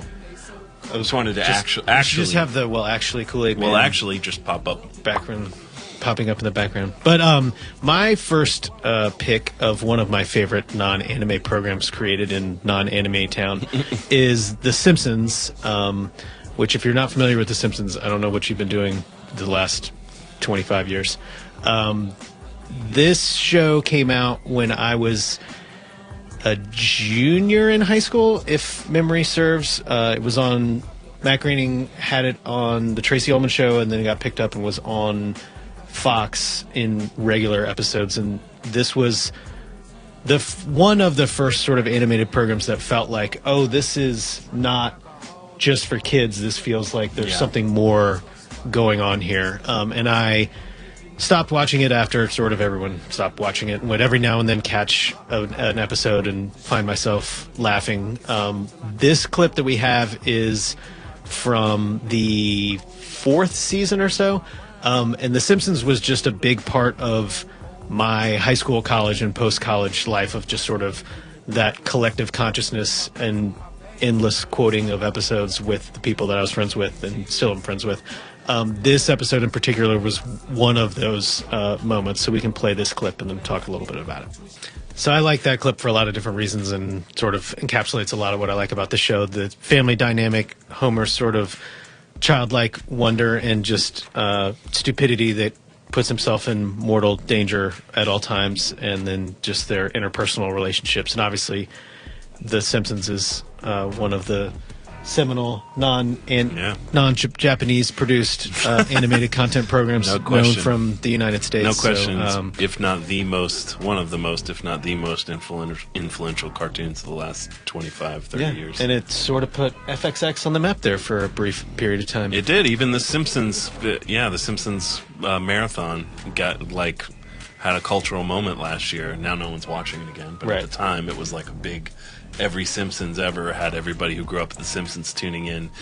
I remember working at Toonami with you when you were fresh out of college, and you did quote The Simpsons all the time. And I like The Simpsons, but I've never been like a regular hardcore Simpsons watcher. For whatever reason, I think the rise of The Simpsons happened when I had other stuff going on in my life, and I just didn't have time to watch The Simpsons. But I've always liked it whenever I've caught it, and I've always respected it, and have seen most of the first couple seasons for sure.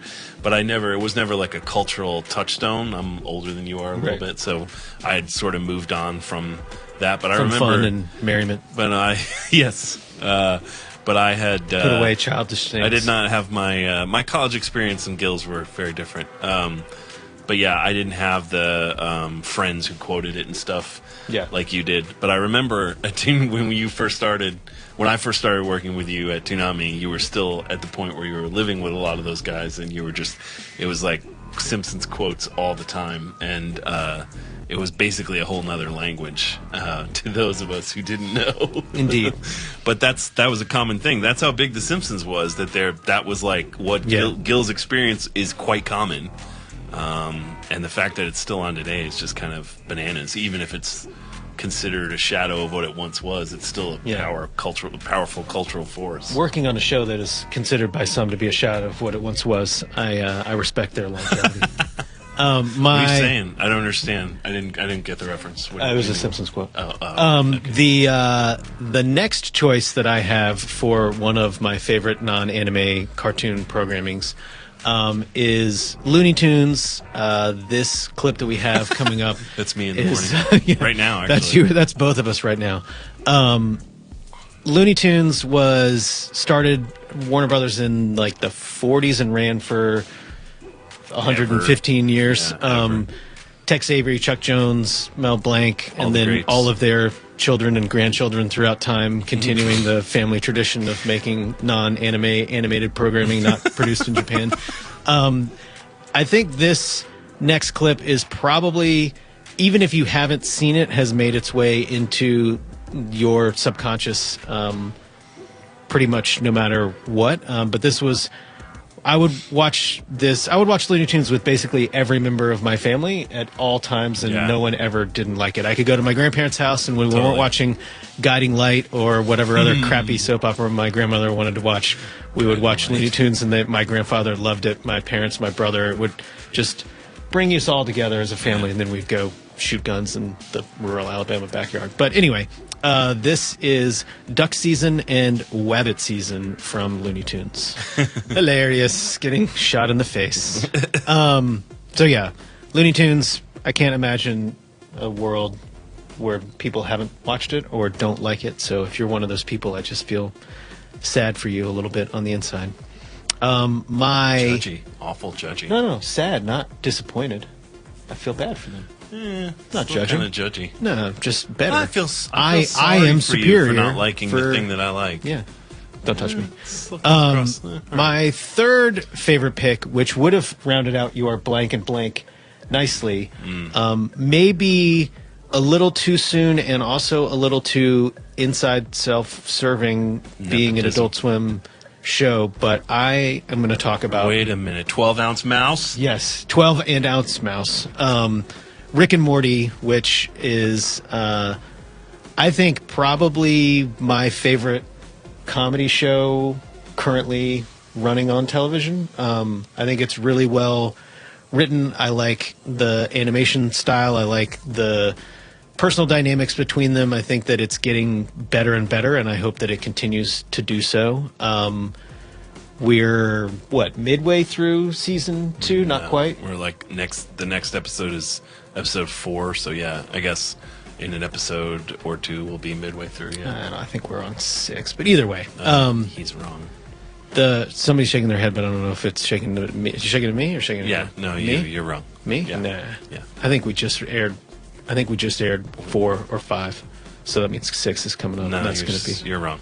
midway through part 1 of season 2 of Rick and Morty, and to just sort of circle it back around, we're going to play the Rick and Morty animated Simpsons Open, which ran like May. Yeah, not long ago. And then was prior to the premiere of season 2. So let's check out this, and we can talk a little bit about Rick and Morty. So yeah, Rick and Morty, co-created by Dan Harmon of Community fame and Justin Roiland of Rick and Morty fame.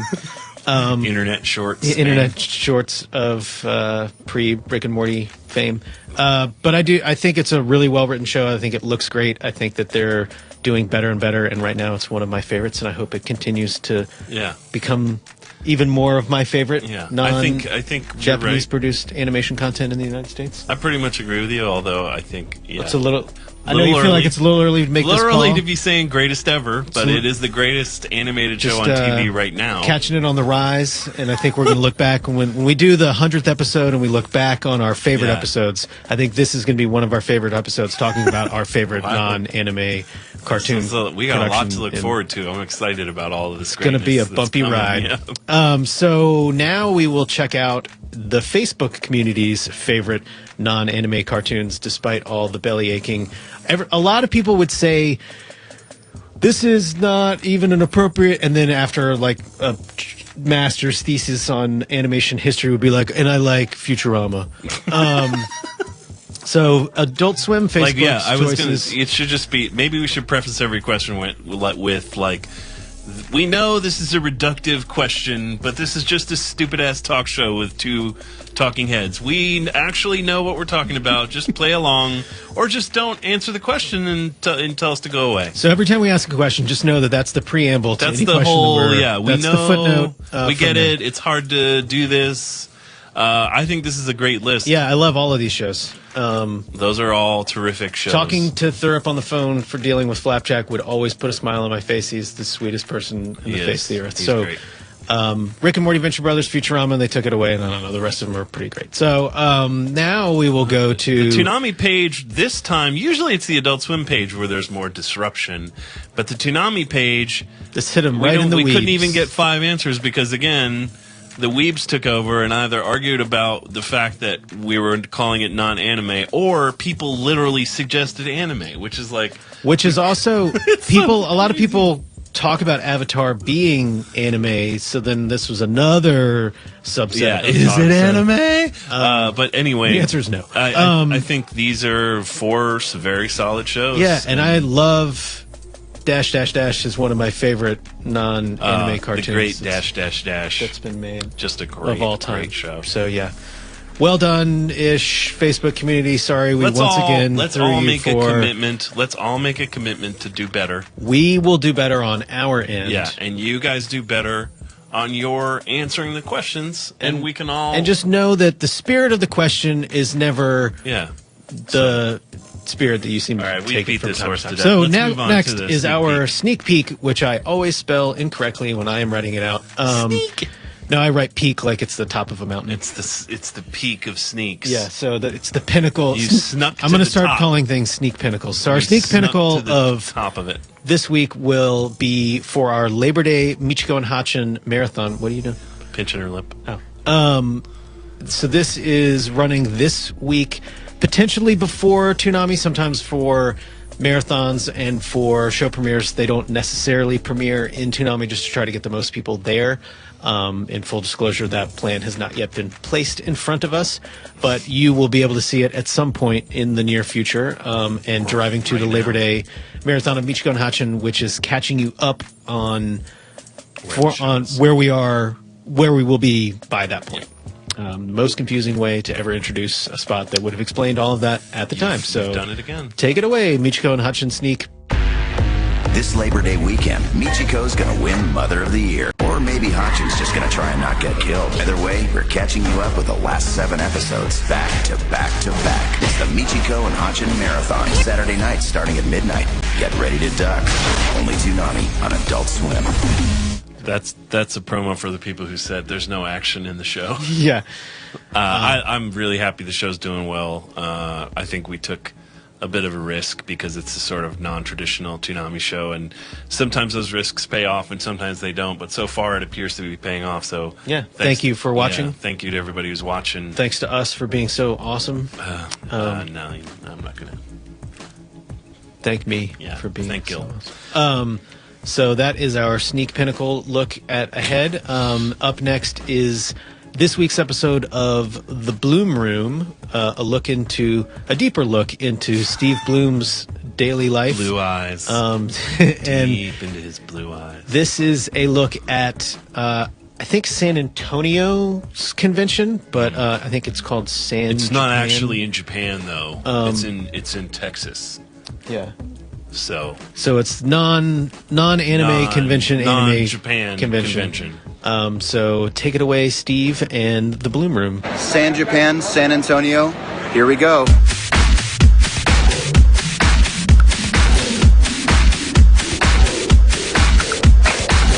The next scene you're about to see was supposed to be my autograph line. About 350 people long, I ran the entire length of the convention center and back, and I don't run. Everybody was in costume, they were waving, it was really exciting. What I ended up capturing on camera was my belly.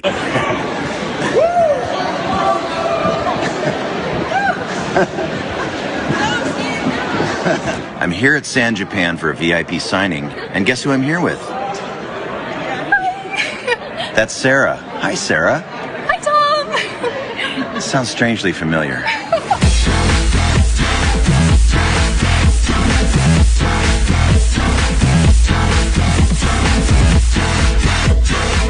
I'm Jessie. Toonami means a lot to me. It was definitely the highlight of my childhood. It was inspiring, and it was definitely being away from normal society and being like who I was and what I liked. I'm Brittany, and Toonami basically was my childhood. My brother and I would race home to get the prime spot in front of the TV so that we could watch everything. It was really great. Hi, I'm Lucy, and when I was a little kid, I used to rush home, watch Toonami, and it was pretty much the only time I got to get away from my horrible town. It was wonderful. I'm Sarah, and Toonami was basically my childhood. I remember when my sister acted like she was too good to watch DBZ, she would come back after her friends had left and just be like, okay, so did Goku beat Frieza yet? Or is he still charging? Hi, I'm Rachel, and Toonami was that weird little thing that my parents would try and figure out what I was watching, and they would try and watch it with me, and they were like, okay, what's going on and why? And I couldn't explain it, but they just knew it was something I loved and it was something weird, so it brought us closer together despite them having no idea what it was. Hi, I'm Mark.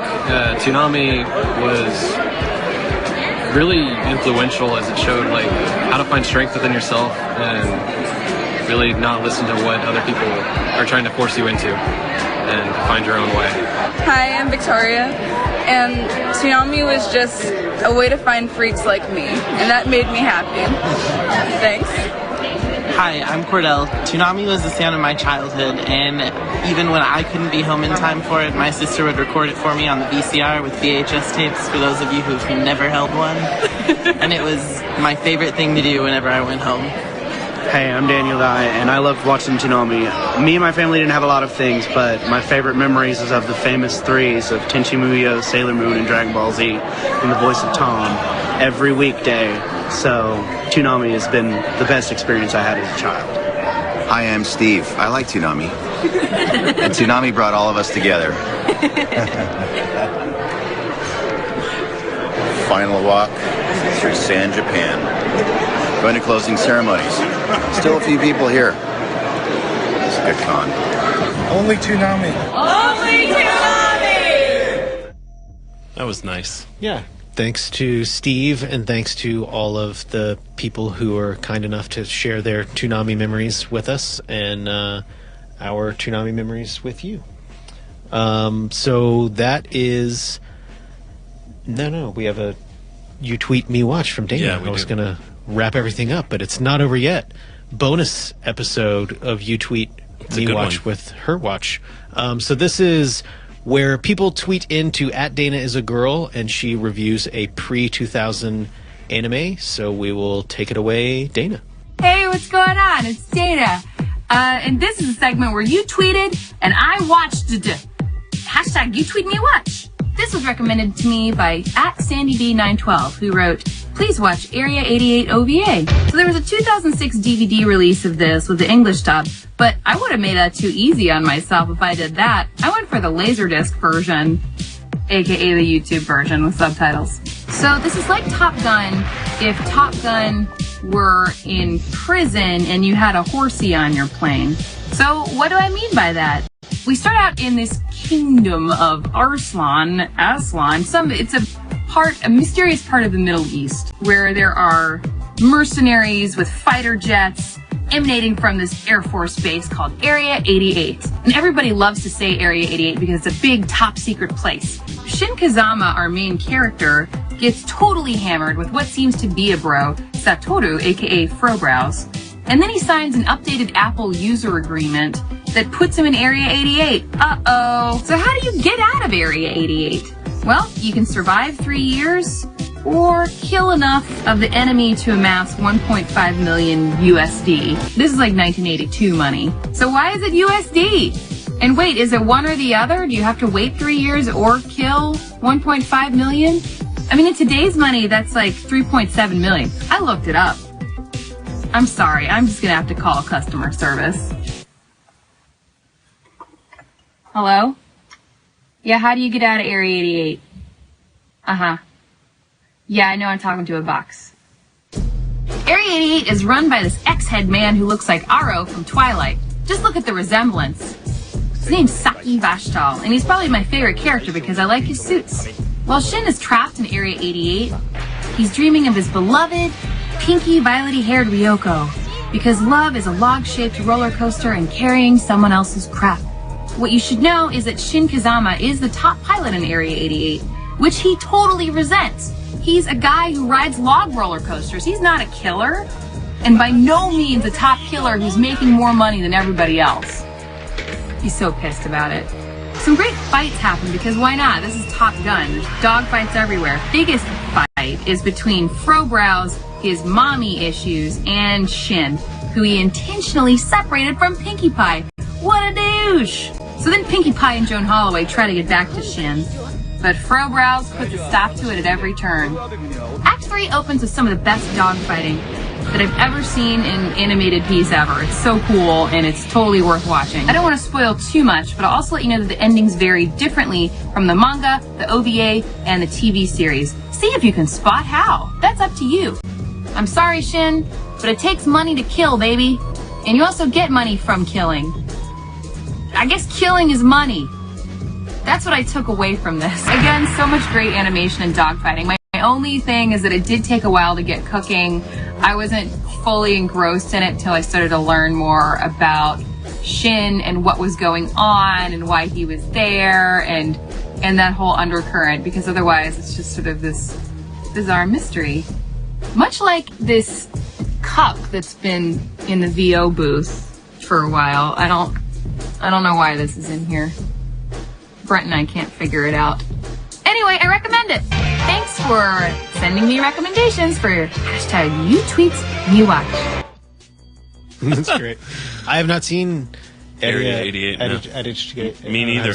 I want to see it. Yeah, it looks cool. I'll have to check it out. I'm currently kind of going through some older anime. Going through an older phase. Yeah. So thank you very much, Dana. Thank you, Steve. Thank you for watching. We look forward to seeing you, having had watched Toonami this coming Saturday from midnight to 3:30 a.m. Thank you, Gil. Thank you, Jason. Another fine episode, and we will see you next. Maybe one day. The best episode or the greatest episode? Maybe. So anyway, see you guys next time. Goodbye.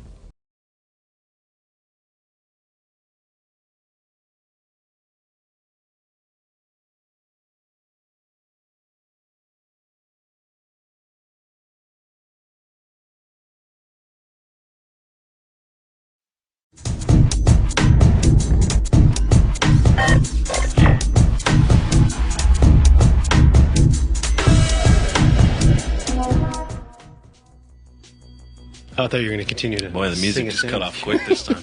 Abruptly, welcome to our 26th episode of Toonami Preflight. I am Gil Austin, and you are? Jason DeMarco. Yes, you are. Today we are going to talk Ghost in the Shell Standalone Complex, the anime series. We will have our question of the week, which is, what is your favorite anime-inspired movie, which inspired a tremendous amount of confusion on our It doesn't seem like a hard question to me. Facebooks, but we can get into that in a little bit. We got an episode of Bloom Room. We've got a sneak peek video that Johnny cut, and some fun and frivolity along the way. Yep. But I guess first off, we can get up into some Standalone Complex, Ghost in the Shell, both first and second gigs. So when did we air? I believe we aired in 2002 when it came out. It came out in Japan in 02, 03, and then second gig was like 04. Adult Swim picked it up, I believe, in 05. So I think it was a couple years. No, I don't think it was that long. We'll go to the internet on the break, but I know for a fact that we co-funded Ghost in the Shell. We were production partners before they started making the show.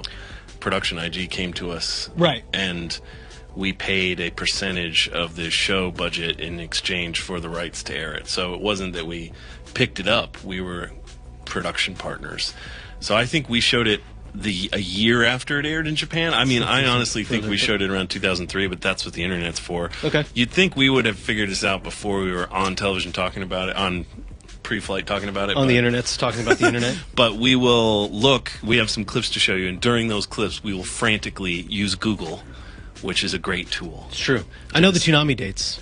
I don't know all the Adult Swim dates. That was your rundown part. Yes, that was my part. So Ghost in the Shell Standalone Complex is a retelling of sort of the basic story of the Ghost in the Shell manga, which then was adapted into the Ghost in the Shell film, which is of course a seminal anime classic directed by Oshii, and it had a seismic impact on both anime and popular entertainment.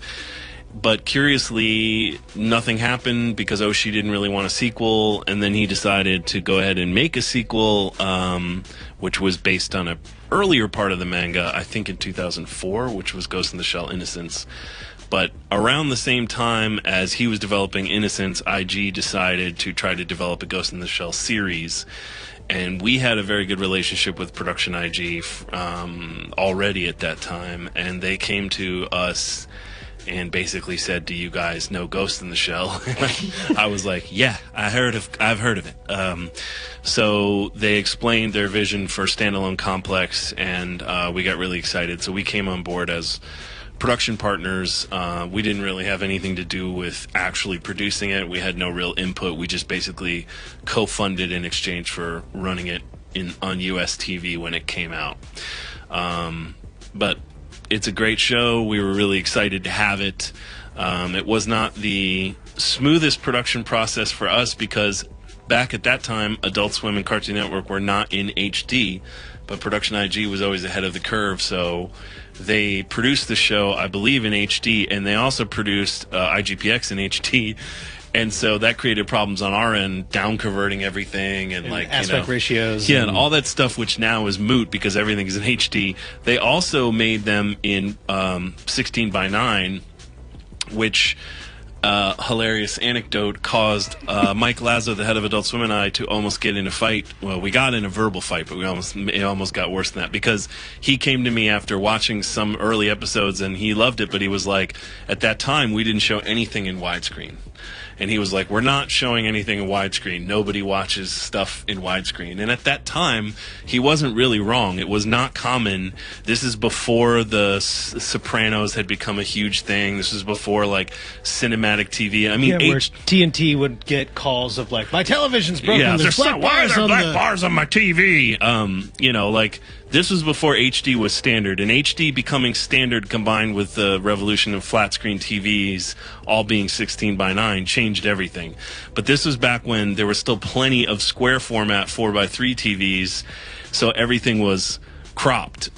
Most things. I mean, you had like USA Network showing movies sometimes that were widescreen. Like, it was starting to become more common, but it was by no means the way people did it.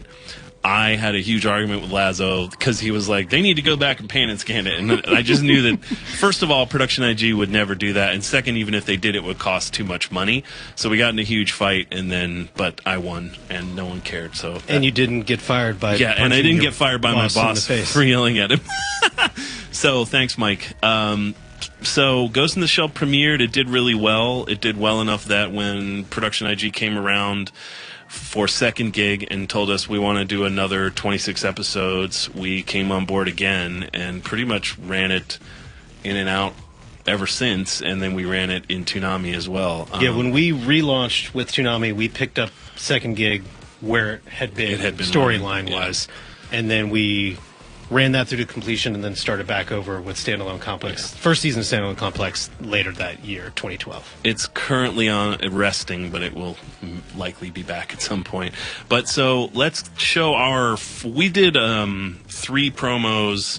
These were produced by Mike Cahill, who is the editor for Adult Swim, who's in charge of all of the bumps.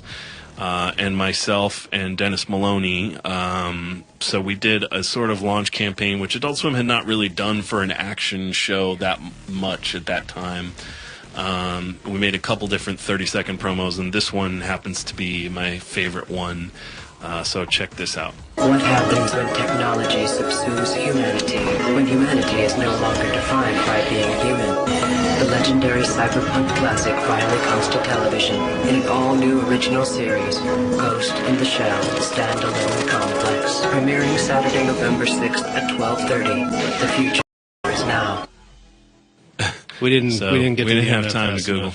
Anyway, so that was our first promo. We did a couple. That one uses one of my favorite songs, Spirit Fingers, by the artist Fortet. I love that. And,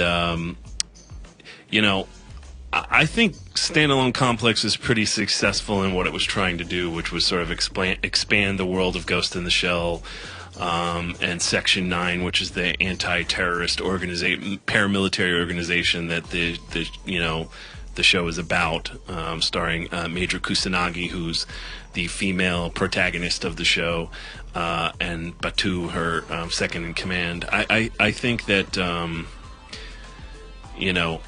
the show had time to develop each of the characters and give you sort of backstory on each of them, and it had a very interesting structure in that it followed certain cases like the Laughing Man as overarching sort of multi-episode arcs, but it also had some standalone episodes where it's sort of like X-Files type, where there would be some episodes that would just be a standalone story, and then there would be episodes that had a larger arc. And in fact, IG has gone back and they've cut together the Laughing Man and some of the other ones into these sort of 3-hour movies that tell the whole story of that particular arc. But I think, it's a show that's really intelligently written.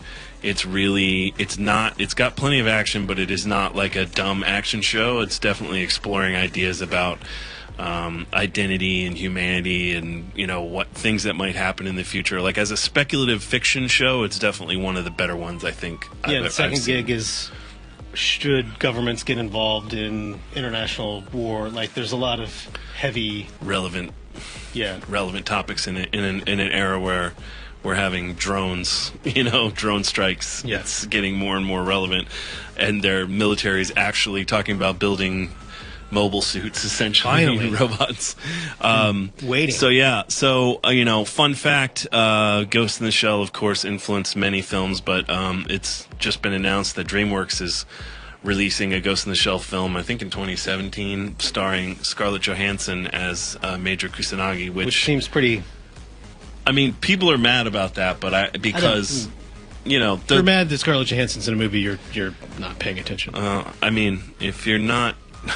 I mean, I like Scarlett Johansson, but if you're thinking about it as a property built in Japan, starring Japanese characters, and then you're going to make it starring an American white girl, I can see how, if you're Japanese, you might be like, not super down with that.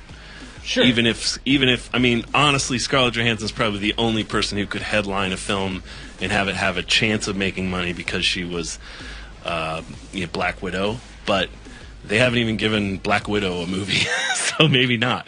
But I like Scarlett Johansson. I'm sort of on the fence. There are plenty of people that are mad about the casting because they don't like her or they feel like it's a whitewash because so far the entire cast that's been talked about anyway is all, you know, Caucasian, which kind of usually ends up like looking at Dragon Ball Evolution.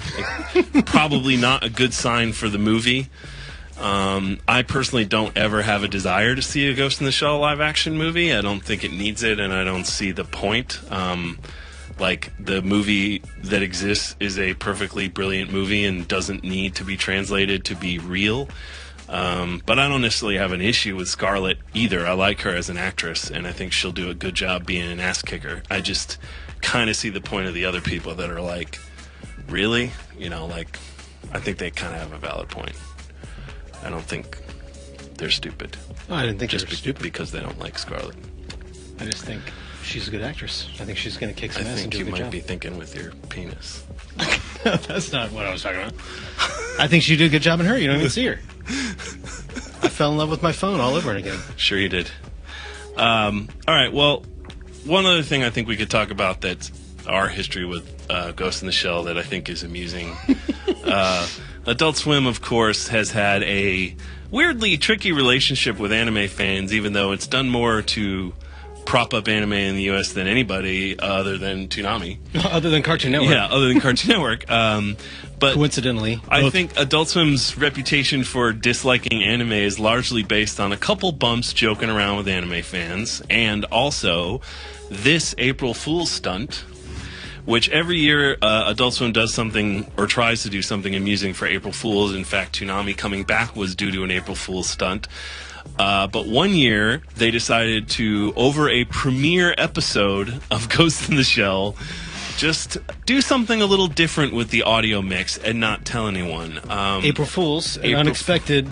Yes, and it is totally hilarious, and it also pissed a lot of people off. So let's just show you what we did. So yes, both simultaneously hilarious and super infuriating. So that I think that's really the emotional response you want out of an Adult Swim show. I think we, in fairness to people who are mad, I think we probably could have just done it over a rerun episode and not a premiere episode. I believe we did rebroadcast it right after without the later. I think it was later the next day or the next week. Yeah, nobody was. People thought that was hilarious, but also a bunch of people were mad. But it's still one of our favorite April Fool's stunts that Adult Swim's ever done, just because it's just so stupid. Yeah, literally no other television network is going to bother to do that. I would love to see that with like Breaking Bad, or I could watch almost any show that's real serious with farts laid in. The first one is just when he's sitting. Yeah. Anyway, Bateau stands and farts. But let it be known that we at Adult Swim love Ghost in the Shell and have for a long time. And anime.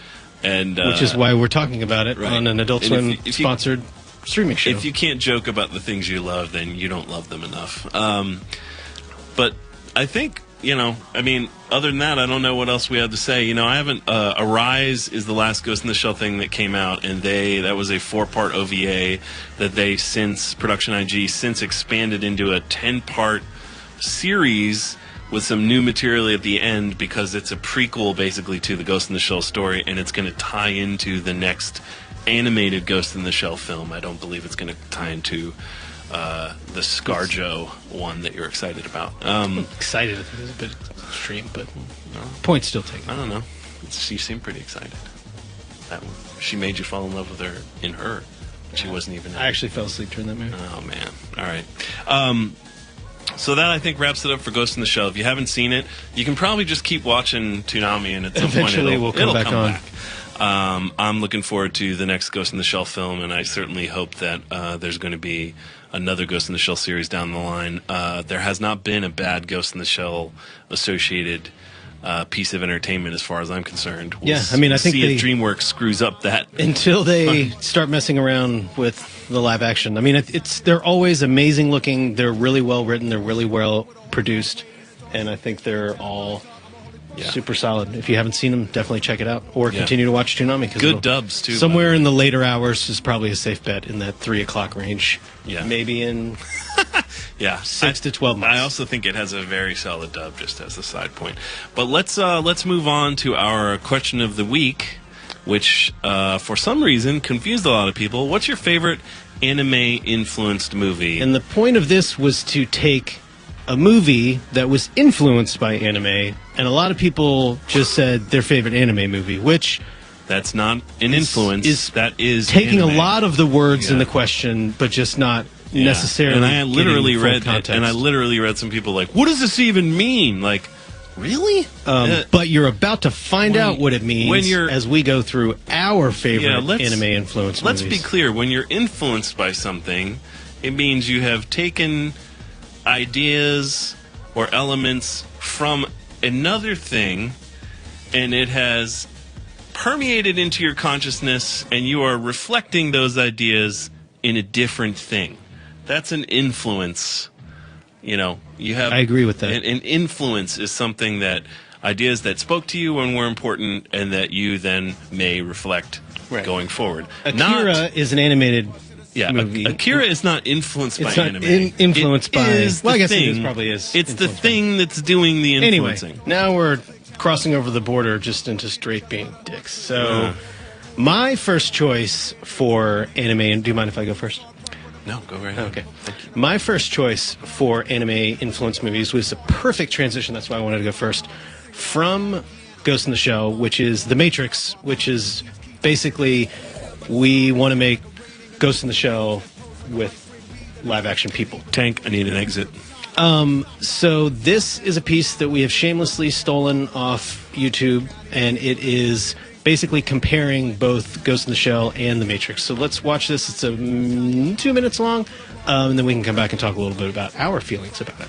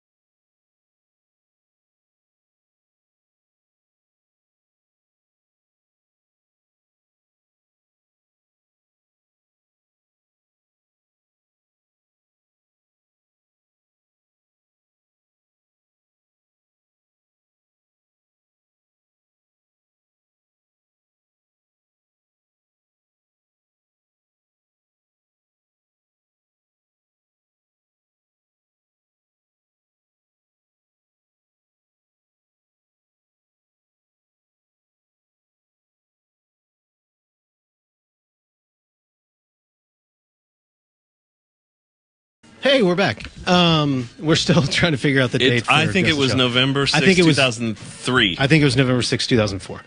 But we're moving on. 2004. All right. Anyway, we're moving on. So obviously, the Wachowskis who said we would like to make Ghost in the Shell as an actual movie, there are going to be some similarities and homages to Ghost in the Shell in the Matrix. I agree. Your video makes it perfectly crystal clear that I mean, one thing about the Wachowskis that's good is they've always been like really obvious about they're like yes, we love anime. They truly loved anime. I mean, they produced the Animatrix, which is a great movie. That's they're the Matrix in anime. So they obviously, I mean, they wear their influences on their sleeve. Yeah, it's not. They're not trying to hide it. It's Right. not. There's no gotcha in that video. They just were the first people to say, "I want to do this. This is so." These we've elements grown of up this with thing, these things, and this movie in particular spoke to us on such a base level that we would like to. It influenced them. It's true. So, if you haven't seen The Matrix, then see the first one. You should see the first one, and Don't then see the other two. probably never look back, but do see the Animatrix. Yeah, it was awesome, and the Maybe Matrix. listen to the soundtrack if you're super into it. No matter how into it you are, you should probably like be Rage Against the done Machine. with that. You can get more hot jams like was underneath that video. I think that to be fair, there were more influences than just Ghost in the Shell and the Matrix. But Oh yeah, it was I just major found that one. video and I thought that was. I mean, it was a major one. There's Yeah. the Grant Morrison who wrote this comic called The Invisibles, which has a ton of the same ideas. Basically, accused the Matrix of ripping him off, and while I think that's going a bit far, They said he influenced them. yeah, it's clear that the Matrix, like a lot of Tarantino movies, is an homage to a bunch of different ideas Right. from things that they've loved. Yeah. And it's one of the, and I mean, you're talking about guys who made a live action Speed Racer movie, so clearly they're putting their money where their mouth is on their love for anime. Indeed. So Matrix, inspired by, not influenced by. Influenced by, not the actual. It's not anime. It's not anime. Although my last choice actually is anime, so it might sort of break this whole thing. Well, down, then you but screwed up. I don't know what to tell you. You didn't do a good job. Up next is Pacific Rim for my choice for movies. The clip is everyone had sort of this. Oh, they're making Evangelion the live action movie, and Guillermo del Toro was like, "No, we're not." And the writer of the movie was saying he didn't even see Evangelion until after the script was written. Guillermo del Toro said he had never seen Evangelion, which just feels like a lie. But either way, they were saying that it was much more Pat Labor influence. That was, but there was anime influence. This clip calls Guillermo del Toro a liar and shows Evangelion side by side with Pacific Rim. So we will play this. I am not calling Guillermo del Toro a liar. That's what whoever made this YouTube video is. So let's check this out.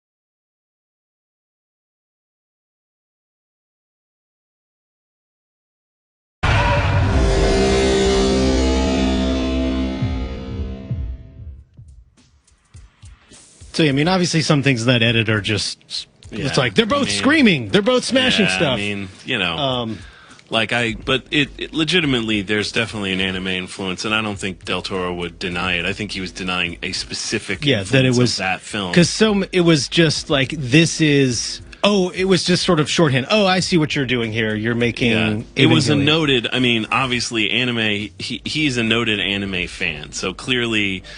And he's a noted kaiju film fan. Like, let's not forget that half of Pacific Rim is based on giant monster movies and kaiju films in particular, which influenced Neon Genesis Evangelion in the first place. So, like...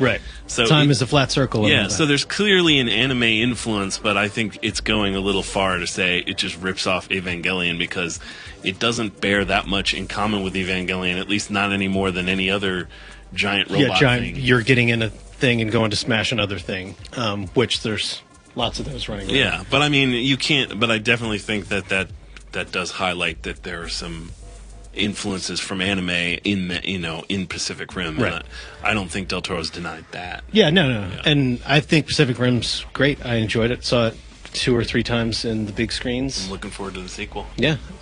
Whenever you're in something big and you're smashing something else big, I'm pretty much going to give you a pass. So the little person that controls Jason, when he gets in Jason every day and fires him up, is... it's like a Men in Black thing. It's like where you just open my face and the little guy crawls in. So lastly is Quentin Tarantino's Kill Bill, which what we have here is the actual anime clip. Movie is obviously inspired by a lot of different movies and anime influences. There's a lot of 80s kung fu homage. I mean, it's movies. inspired mostly by Asian cinema, but that includes anime. Right. So this is at least part of the anime sequence that is in Kill Bill. So let's check it out. I hope when my leg gets blown off, I'm tough enough to just be going... That's how I wake up every morning. Shooting people from underneath the bed. Shoot 5 people. Yeah. That's a good get me going, get the blood. Come in a good mood and hire some guys to try to kill me every morning. So yeah, pretty much just wanted an excuse to watch that again, and I took it. So also, Production IG produced that.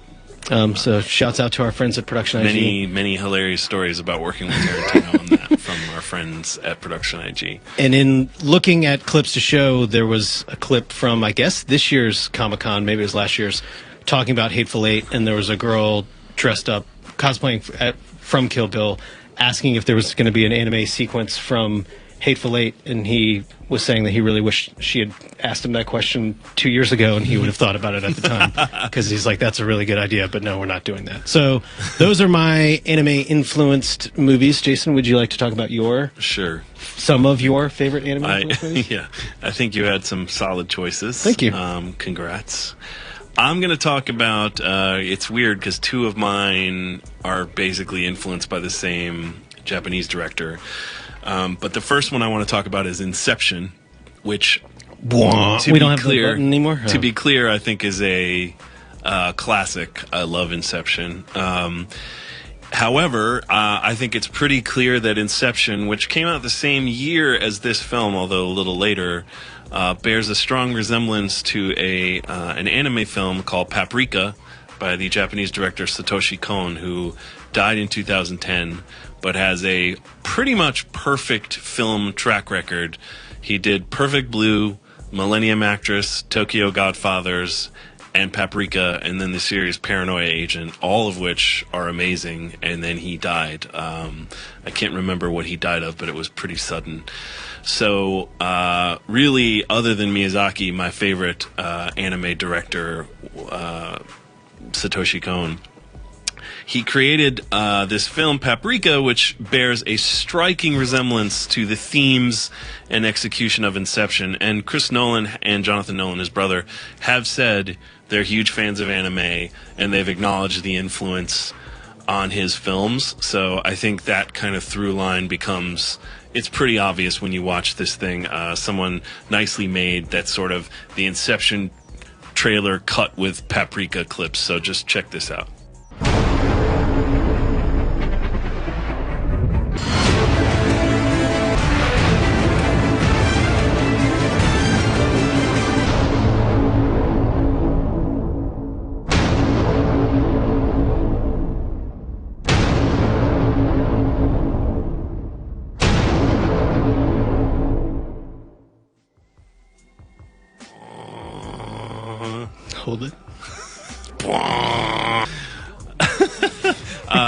So, that kind of lays it out pretty clearly. Paprika and Inception are both about groups of people who enter other people's dreams. In the case of Inception, they're trying to basically incept an idea in someone's mind. In the case of Paprika, they're using it as therapy, but both of them involve someone double-crossing them and them getting stuck in the dream and reality sort of bending itself. Paprika is much less of a plot-oriented movie. It makes probably less sense on the plot level, but it actually might be a better movie. But they're both great. And they're both inspired by dreamscapes. So. I don't know who's getting high horse. So I also have one more Paprika Inception clip I wanted to show just to sort of lay it all down. So that's just a clip from Paprika just to show you the depth of imagination that Cohn brought to bear on just realizing what a dreamscape would be like. Where that's the detective who's sort of one of the main characters in a dream seeing this insane parade. But it's a great movie. Check it out if you haven't seen it. I believe it's the only Satoshi Kon movie you can get on like iTunes and on Blu-ray in the US.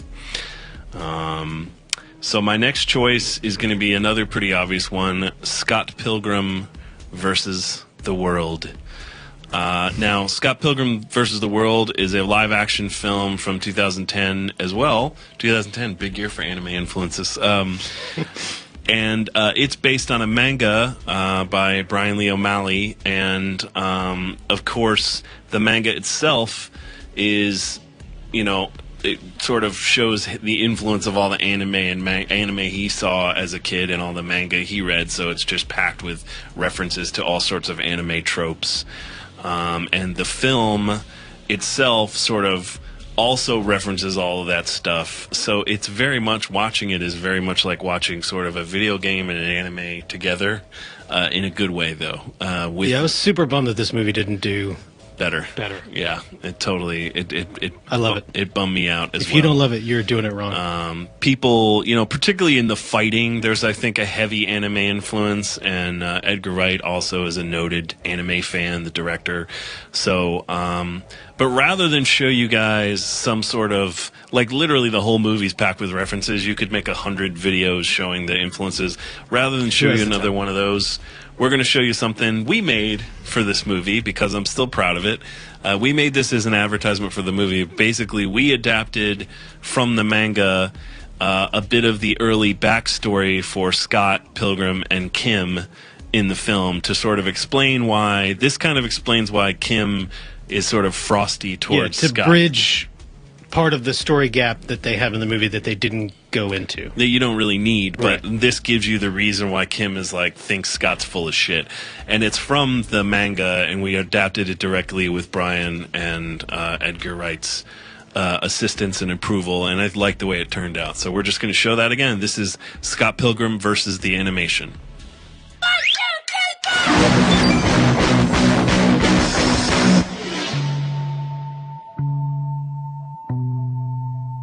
What are you in for? I got in a fight. An awesome fight. Did you win? Not really. Well, at least you're honest. Are you new? Yeah. Me too. I'm Lisa. Scott Pilgrim. How long have you been here? 15 minutes. And you already got beat up? You must be totally great. We should be friends. Yeah? New kid, you're with Kimberly, okay? Hi. Hi. What are we doing? It's some retarded partner thing, and you'll probably slack right off, and I'll end up doing all the work. Nice to meet you. I'm Scott. The pleasure's all mine.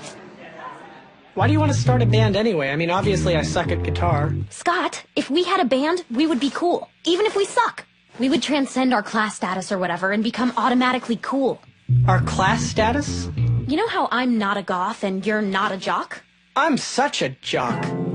Anyway, they have these, Lunchapalooza. Everyone goes. We'll be famous. And anyway, we own instruments. What about, well, there's only 2 of us, right? Drums would definitely help. Hey, that girl? That's the girl from my geography class. Which one? There's like 2 zillion girls up there, dude. on drums. She totally can play. She totally is hitting those drums with those sticks. Yeah. Well, I'll get her some eyeliner. I think I like her. What?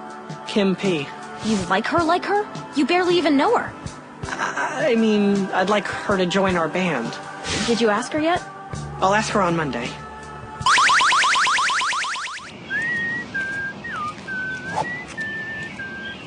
Scott! Oh my god! The Ben V Tech boys! Oh my god! They candy everyone up! Wow, what a great day to miss the bus. Scott! They kidnapped Kim! Simon! I'm here! Don't be a... Where is he? Where's Simon Lee? He's on the roof! Kim! Let her go, Simon. I've defeated all your evil bosses. You're finished. Took you long enough. Scott, this sucks. This is the best St. Joel's could muster? That's not what your mom said last night!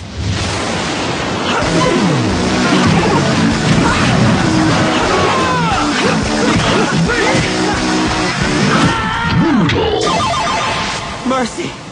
Please, I've been a fool. I didn't know who'd rescue me from that maniac, but I secretly hoped it would be you, Scott. I like you, Kim. We should be dating.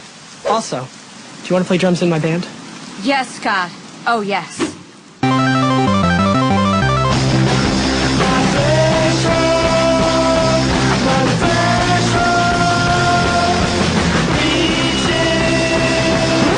You're moving to Toronto?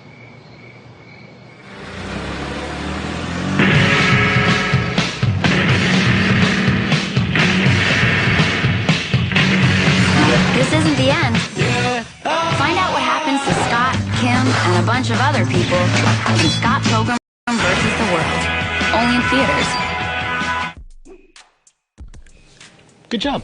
Seeing that little bit of the movie still makes me mad all over again that Edgar Wright didn't do Ant-Man. But anyway, so Scott Pilgrim vs. the World, my second choice. And then for my final choice, anime-influenced films, I'm going to choose Darren Aronofsky's Black Swan.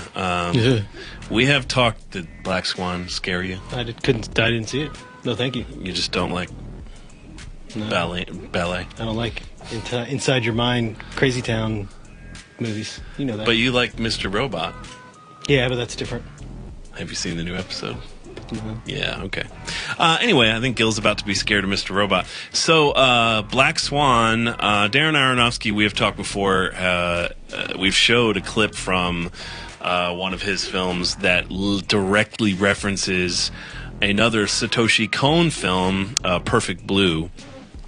There's a scene in Requiem for a Dream that directly replicates a scene from Perfect Blue with the character in the bathtub, to the point where Darren Aronofsky licensed the rights to Perfect Blue simply to recreate that shot. So when Black Swan came out, people knowing about that, basically a couple interviewers asked him, like, hey, Black Swan is about a performer slowly losing her mind, and Perfect Blue is also about a performer slowly losing her mind. And there's a couple shots that seem so there's a shot in Perfect Blue where the main character looks out the subway and looks at her own reflection, and there's that same shot repeated in Black Swan, as well as a couple other scenes. And Aronofsky said, no, it's not influenced by Perfect Blue, which is like, come on, dude. I mean, I get what he's saying, which is, look, I just did my movie and my influences are my influences. That doesn't mean everything I do is copying. And they are different. It's not a recreation. But is it is it a film that is anime influenced? I think that's unquestionably clear. So let's check out this trailer some nice person made on the internet, cutting together Perfect Blue and Black Swan.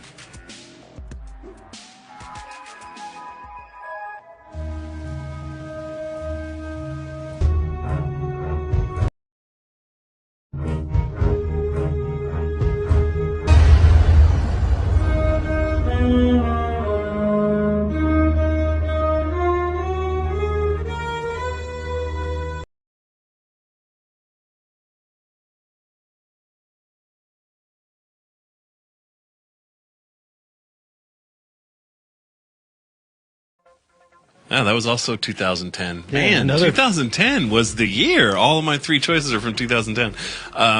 So yeah, as you can see, I think there are enough similarities that you could clearly see the influence of Satoshi Kon's work on Darren Aronofsky. In point of fact, Whether he admits it or not. yeah, I mean, in point of fact, I think Perfect Blue is a better film than Black Swan. It's one of the best first films I can recall anybody making.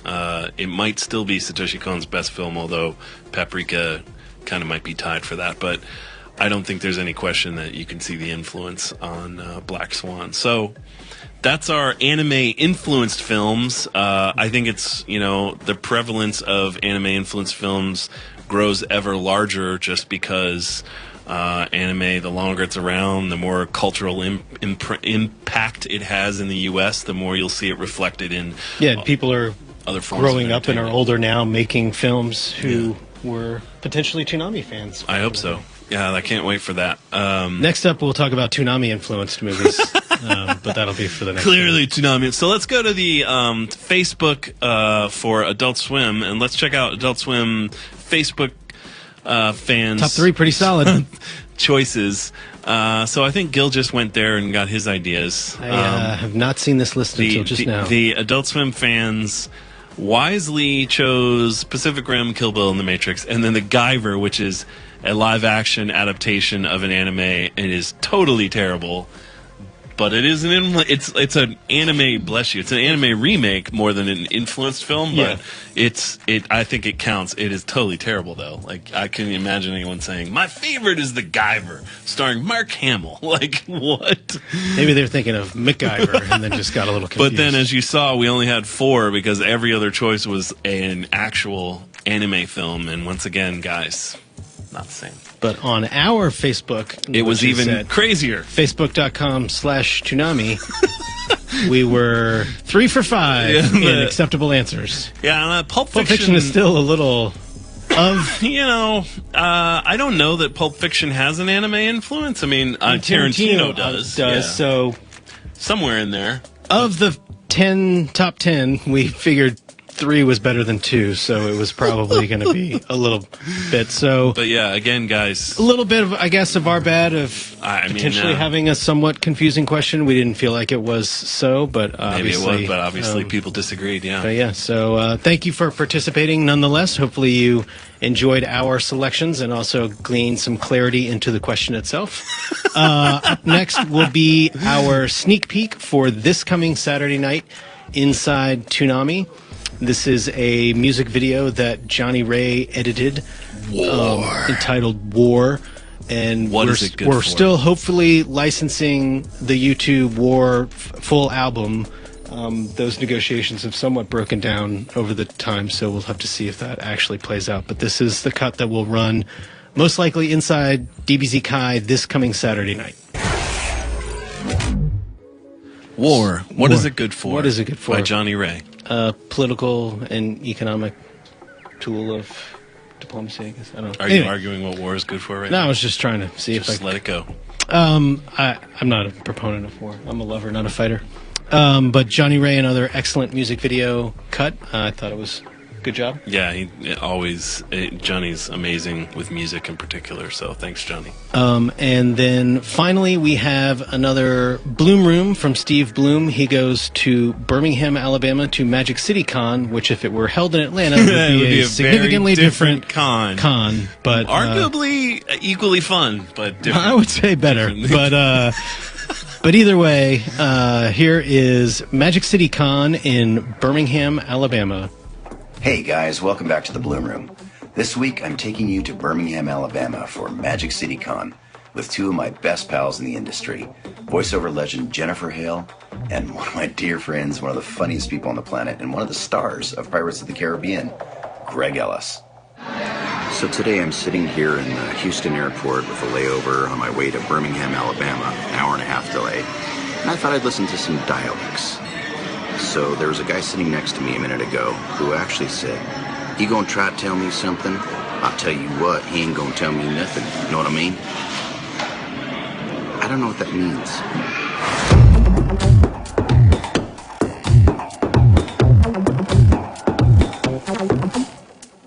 Weirdest signing area ever. We're in the back hall. Say hi.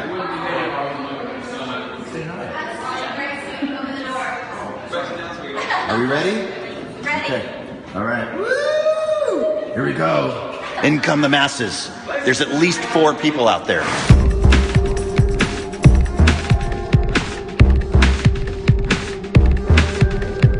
And your name, sir? Taylor. And we are on a mission. What is the mission? Arrest Steve Bloom. Arrest Steve Bloom. And put him in jail. Let's do this.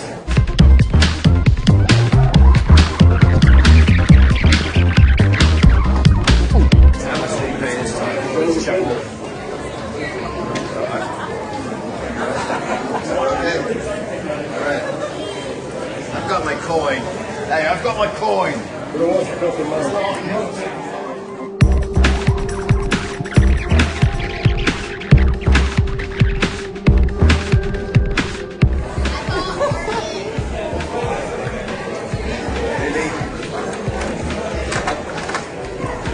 Sally's is full.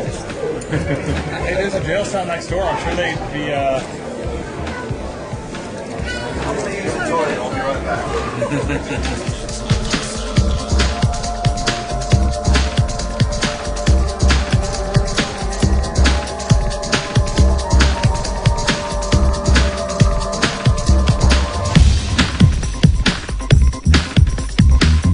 So how does it feel to be bonded for life in this cell? all I can say is, I never expected when I got up this morning I'd be in a Mandalorian jail. With TJ. With young children. Well, TJ is enjoying it apparently. Are you enjoying it? TJ's really happy right now. This is the best day of his life. Yeah. Walking through Houston Airport, connecting flight to get back home after Birmingham, Alabama. I spend way too much time in these places.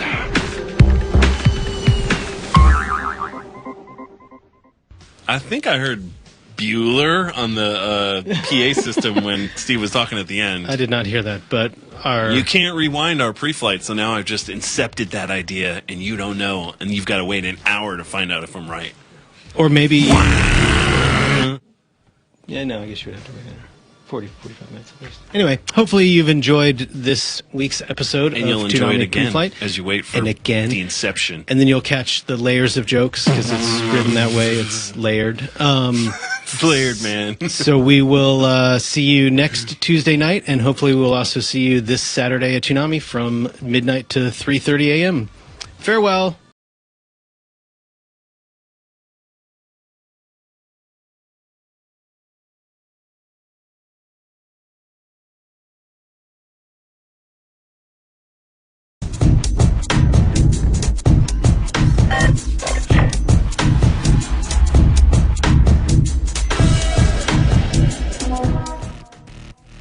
Hello and welcome to our 25th episode of Toonami Preflight. I am Gil Austin and joined as always by Jason DeMarco. Hello, Jason. Happy silver anniversary. Indeed. I forgot to get you whatever the silver anniversary present is, but next time for the 26th. I got you something. I'll get you a I don't want it. Oh. He gave it to me anyway. We are back from a 3-week vacation. One of those weeks, someone asked, "Are you guys still on vacation?" One of those weeks was me. 2 of those weeks was Gil, and they happened because I'm twice as good. 3 in a row because he needs twice as much time off. It's true because he's that much of a anyway. Hard worker. Yeah, is what he was going to say. That's exactly what I was going to say. You got it. So we are back. And back better than ever. Yeah. Well, I don't know. Maybe we'll see. So today's episode, we are going to be discussing our favorite 70s anime. Some of our favorite. And then we're also going to be discussing Samurai Jack, one of our favorite Toonami shows, and one that we've shown twice around. And then we'll have a sneak peek, and then a mobile on the move from Dana Swanson, the voice of Sarah, and then the premiere of my new segment, very exciting, Moving Pictures, in which I review an animated movie suggested to me by you, the Toonami viewers. So, by you, let's but not you. Let's kick it off. Sweet. So first up is our look at Samurai Jack. It looks like a weird little accent over the U with the little Toonami play symbol. Jack. Samurai Jack. Which premiered on Cartoon Network in 2001, I believe. Yep. And ran for several years. 2004. Gendy Tartakovsky's, I guess, third show. He did Dexter's Laboratory was his first big show. Right. That was his CalArts thesis show that came out. He helped produce Powerpuff Girls. Yep. And then Samurai Jack was after those. Obviously working on a bunch of other stuff in between. But Samurai Jack was probably one of the bigger, I would say, action-oriented Cartoon Network shows at the time. I mean, I don't know that in terms of ratings it was ever a hit. No, I mean just in terms of like sole action, like an action-focused show for Cartoon Network at the time. For Cartoon Network, it was the #1 show that wasn't like a Ben 10, like a toy kind of driven show that was an original Cartoon Network show, and it represented a different kind of show for Cartoon Network, which is why I think it struggled to find a place. Right. Yeah, I mean, we ran it in 2014 and was obviously influenced by a lot of things that influenced us as well. We showed the Lone Wolf and Cub episode that Jason had the clip from earlier, Seven Samurai, Frank Miller's Ronin. Yeah, I mean, I think it owes the most debt. I mean, as Gendy has said, it owes the most debt to Frank Miller's Ronin, which also, I mean, basically the overall plot of Samurai Jack is there's an evil demon, Aku, who kills his parents. Jack goes to defeat him, and right before he can defeat Aku flings Jack forward like 1,000 years into the future, where he assumes like, I'll be able to, I'm not powerful enough to beat him now, but I'll be able to beat him then. So Jack is dumped into a future sort of dystopian universe where Aku is the ruler, and there are alien races living on Earth, and there are robots and all kinds of stuff. So basically it's an awesome, and again, this is basically the plot of Frank Miller's Ronin. And so this is an excuse for Gendy to basically dump in everything he loves, which is robots and cool alien designs, and it allowed Scott Bakula time traveling back, solving crimes. It allowed Jack to be a different show from episode to episode in a way that I think always makes for a strong show, like sort of like Doctor Who or Star Trek, where the Monster of the Week style. Yeah, he could just go to a different town, and there's a totally different situation, and Jack solves the problem and moves on again, like David Carradine in Kung Fu. From Kung Fu, he's just walking the earth. So, you know, as a show, I think the designs were beautiful. It was largely wordless in many episodes. It was just a pure action show. It won a bunch of Annies and Emmys, and it did well. It lasted 4 seasons and 52 episodes, so that's a good solid run. Yeah. People keep asking Gendy, is he going to do a movie? And I think he's trying to get one done, but we actually never showed Jack on Toonami back in the day, other than like that marathon. We didn't run it as a weekly show. I don't think so. Because the thinking at the time from the Cartoon Network executives, as I recall, was like, oh no, we want this to... There were Cartoon Network shows, and then there were Toonami shows. Right, and they were like, oh no, this is a Cartoon Network show. By the way, for the record, they were all wrong. But anyway, so we showed it as a marathon, and we were really excited to get our hands on it. Ironically enough, we had pissed off Gendy I wrote a line for a promo, or Dennis, someone at Toonami wrote a line for a promo for Rurouni Kenshin that said, "It was you. Move over, Jack. There's a new samurai in town," or something. It was pretty harmless, but I think Gendy thought we were saying, like, screw you, Jack, here's a real samurai, which, no. I mean, like, Kenshin's awesome, so is Jack. There was no rivalry intended there, but Gendy got a little annoyed by it. So anyway, sorry, Gendy. We really love your show, and we showed it last year. So the first time we showed it was a marathon. Faithful watcher of Toonami Preflight is Gendy. So the first time we showed it was a marathon. So let's show that original marathon promo, which I wrote and I think Johnny edited. And I think that's right. And we used Aku, the Mako, the guy, the amazing actor who has passed away since, rest in peace, who was the voice of Aku. I got to work with him, and he was totally hilarious, and it was one of the more fun voiceover sessions because he's just sort of yelling at me the whole time, like, "What is this? Why? And then he would just do it, and I was like, "That's great." And he goes, "Was it? Okay then." Like, he just was like, "Huh?" You know, but it was fun, and I think it came out well. So here's our original marathon promo for Samurai Jack. A samurai must remain loyal to the code of Bushido. The way of the warrior is not an easy path.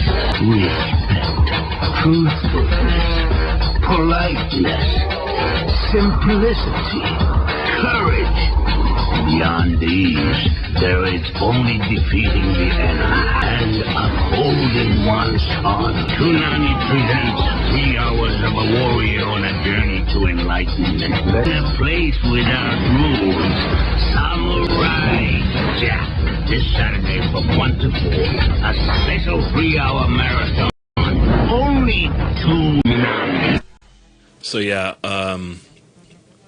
for that review, for that promo, I actually bought a book about the code of Bushido so I could write that thing and not have it wrong. So accuracy matters, kids. You just went to the table of contents and each chapter was the script line. Because that was before Wikipedia, really. But yeah, so I like that promo a lot. I think that's one of my favorite promos I've worked on. And it is a little weird that Aku is narrating the promo, but I don't really care about that. Yeah. It's a little conceptually strange. So the next thing we want to show you is a scene that I think embodies why Samurai Jack was a great show, or a way in which it was a great show. Is just really about the staging and the editing and it didn't need words to set scenes up. And it was a really crazy mix of like really serious badass action stuff, but with really cartoony designs, and then really goofy scenes and goofy characters. Yeah, I think it's framed through Gendy's lens of taking these things that he finds really amazing that aren't necessarily for kids, and then making it for kids. Yeah. And then still keeping that hard edge. But yeah, it comes through, I think, in cool ways, but definitely an interesting juxtaposition. So this is a scene, I don't even remember what episode it's from, but it's basically just, it's everything I talked about all at once. So let's check this scene out. Shonuff from The Last Dragon was very impressed with Jack's skills. But yeah, that scene is like, there's a blaxploitation riff, there's like some sort of goofy bar humor, then there's a totally badass setup, and somehow Aku manages to be threatening and goofy at the same time, and then Jack is, as always, a total badass. So if you haven't seen Samurai Jack, check it out. Definitely. We may run it. If you haven't, you should have been watching it when we played it. It's true. Before. We may run it again at some point. And then the last thing, we've shown this before, but we wanted to show it again. So if you've seen it before, I don't know, walk away from the computer for 3 minutes. Or watch it again. What else you got to do? So a fan made a Samurai Jack 3D tribute just to sort of show how the show would move into the CGI space, since 99% of animated films are CGI these days. And I think it kind of shows that it would totally work as a CGI. It's a beautifully made fan film, so we just thought we'd show it again. Let's do it.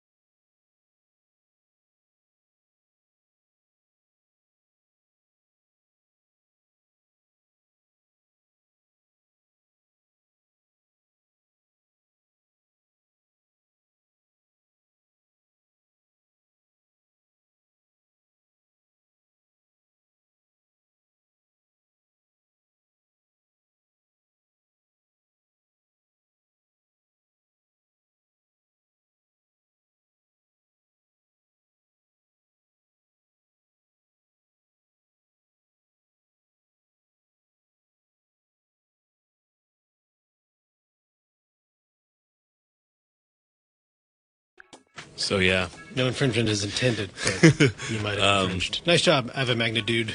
Yeah, but I think Samurai Jack is a defining show for that era of Cartoon Network and one that people still talk about today. So I don't know if it'll be, sooner or later, but I feel certain that either there will be another Jack cartoon or movie or live action or something, because it's just too well executed of an idea to not sort of pop back up in popular consciousness. And I certainly hope that Gendy is in charge of it, since it's just so much his vision. Right. So, Samurai Jack, check it out. Nice job. Good one. So we will move on to our question of the week, which was, what was your favorite 70s What's anime? some of your favorite 70s anime? So we each picked 3. There are many, but we just decided to pick 3 to talk about today. So I'm going to go first. I think that's a good idea. And I am going to talk first about Guy King. Guy King, which I have discussed here before, but not in the length I'm about to, appeared in the U.S. as a part of a block of cartoons called Force 5, which was a different cartoon every day of the week for 5 days in a row that were all sort of bought and translated and rewritten for the U.S. by one guy. So it is not... I didn't grow up with the classic Japanese version, but this is what I grew up with. And when I was a kid... Bastardized American version. Yeah, and I was a kid, it really captured my imagination more even than the other shows in the Force 5 block, which consisted of Space Cateers, Vanguard Ace... I can't remember all 5 of them, but anyway, Guy King was the one that really just captured me, and I drew tons of pictures of Guy King. I loved the horns and all his weapons and stuff, and the fact that it was a giant flying dragon that carried all the ships. Grendizer was another one. Which is what I'm talking about. Oh, yeah, sorry. So this was created by Go Nagai, and evidently he was not given credit back in the day, and it led to a long lawsuit between him and I can't remember the company that made it, but it was like a years-long lawsuit. But he did confirm around 2007 that he created this character, although it was originally credited to someone else, I guess, to keep him from getting paid. So Guy King is sort of... It's basically the future, and the main character is like a baseball star, and somehow is the only person who can successfully pilot Guy King, and no one knows where Guy King came from or why. It's never explained, but aliens are attacking Earth, and he's got to kill the aliens, and that's what we know. So it's like, that's all you need to know. It's a pretty simplistic 70s classic giant robot style anime. It's all about transformations and different attacks and people yelling out their attacks, like, electron chain, stuff like that. But it's really, for me, was just about the cool design of the robots, of the giant robots, and it was my first time seeing giant robots. Just the idea of a giant robot that could fly around and someone was piloting it and could kick ass was an incredible sort of unlocked my opening. Yeah, like in terms of a power fantasy for a young kid, it was an incredible thing to think about. Like, whoa, if I had a giant robot. So it really has a lot to do with why I like anime today. So I caught this. I probably caught it in the 80s. I mean, maybe it was made in 76 to 77. It was broadcast in the U.S. around 79 to 82, and I saw it somewhere in there. But anyway, it's a 70s anime. So what I'm going to show you guys is what this is what we anime fans in the 70s and 80s had to deal with. This is the American Open for, I think, Force 5. So yeah. Pretty sweet. That's what we had in the 70s. But yeah, Guy King. And I heard that Discotech is actually bringing Guy King back for sometime in 2016. They're going to release a remastered edition of the original cartoon, and I'm totally buying that shit. That's just good stuff. Just on a purely design level, it's just gorgeous to look at. So the other thing I thought would be funny is just this is the Guy King Italian opening, because oddly enough, there was a giant robot craze in the 80s in Italy as well as in the U.S. Yeah, it's like New England, Italy, the Middle East Yeah. and Quebec. Yeah. So it's like little pockets of Just 40-year-olds sparked off. all around the world. Yeah, just sparked off something. So this is this super sweet Italian version opening of Extra Guy King. suave. Yeah. Guy King open. So Guy King. Damn you Italians for having such a sweeter open. Guy King in the 70s in Italy was a much funkier experience, baby. So Guy King, if you haven't seen it, it's pretty much...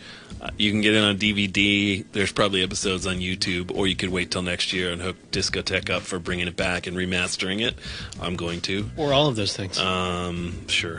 Probably not as likely, but still possible. So the next show I'm going to talk about, I've also talked about before, but tough. It's our show, not yours. So the next show is Future Boy Conan, which is Hayao Miyazaki's first series that he was... So he had worked on other things, but this was the first series he was basically in charge of. He directed it. He was in charge of the story. The story is adapted from... I can't remember the novel, but Francis Alexander Scott Key. I don't know. I'll think of it after we look at the clip. But basically, the story is a post-apocalyptic future where there's been a giant war and mankind has screwed up the Earth. The magnetism of the poles was the Earth was knocked off its axis, so it caused all this great upheaval. Most of the Earth is covered by water. And it stars Conan, who is a young boy. Basically, at the end of this war, humanity got into these rockets and were trying to go to outer space to find other worlds to live on.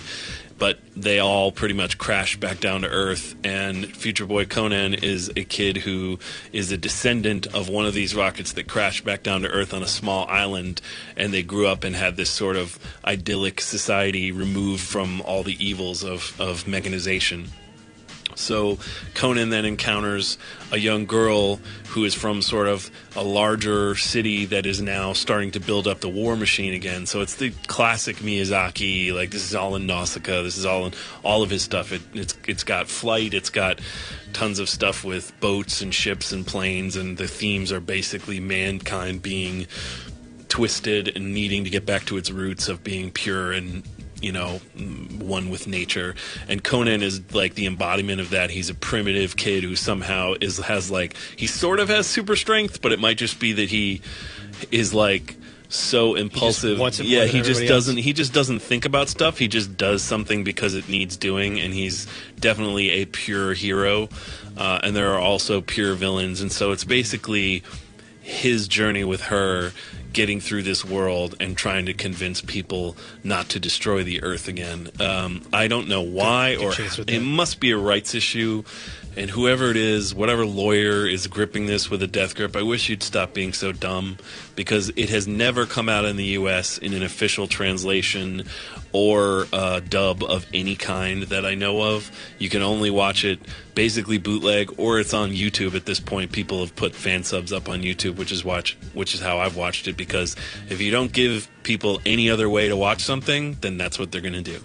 Thanks, lawyers. My hope is that one day it will be translated, just because Miyazaki's name is big enough that maybe they could sell a few Blu-rays or something over here. But in the meantime, I have a scene that's from I believe the first episode. It might be from the second episode, which is basically Conan first meeting his great love. Let's check this out. Is he okay?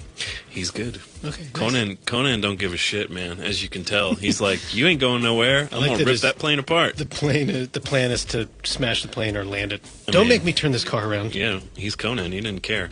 So that aired in 1978 in Japan for 26 episodes, and it was based on the Alexander Key novel, The Incredible Tide.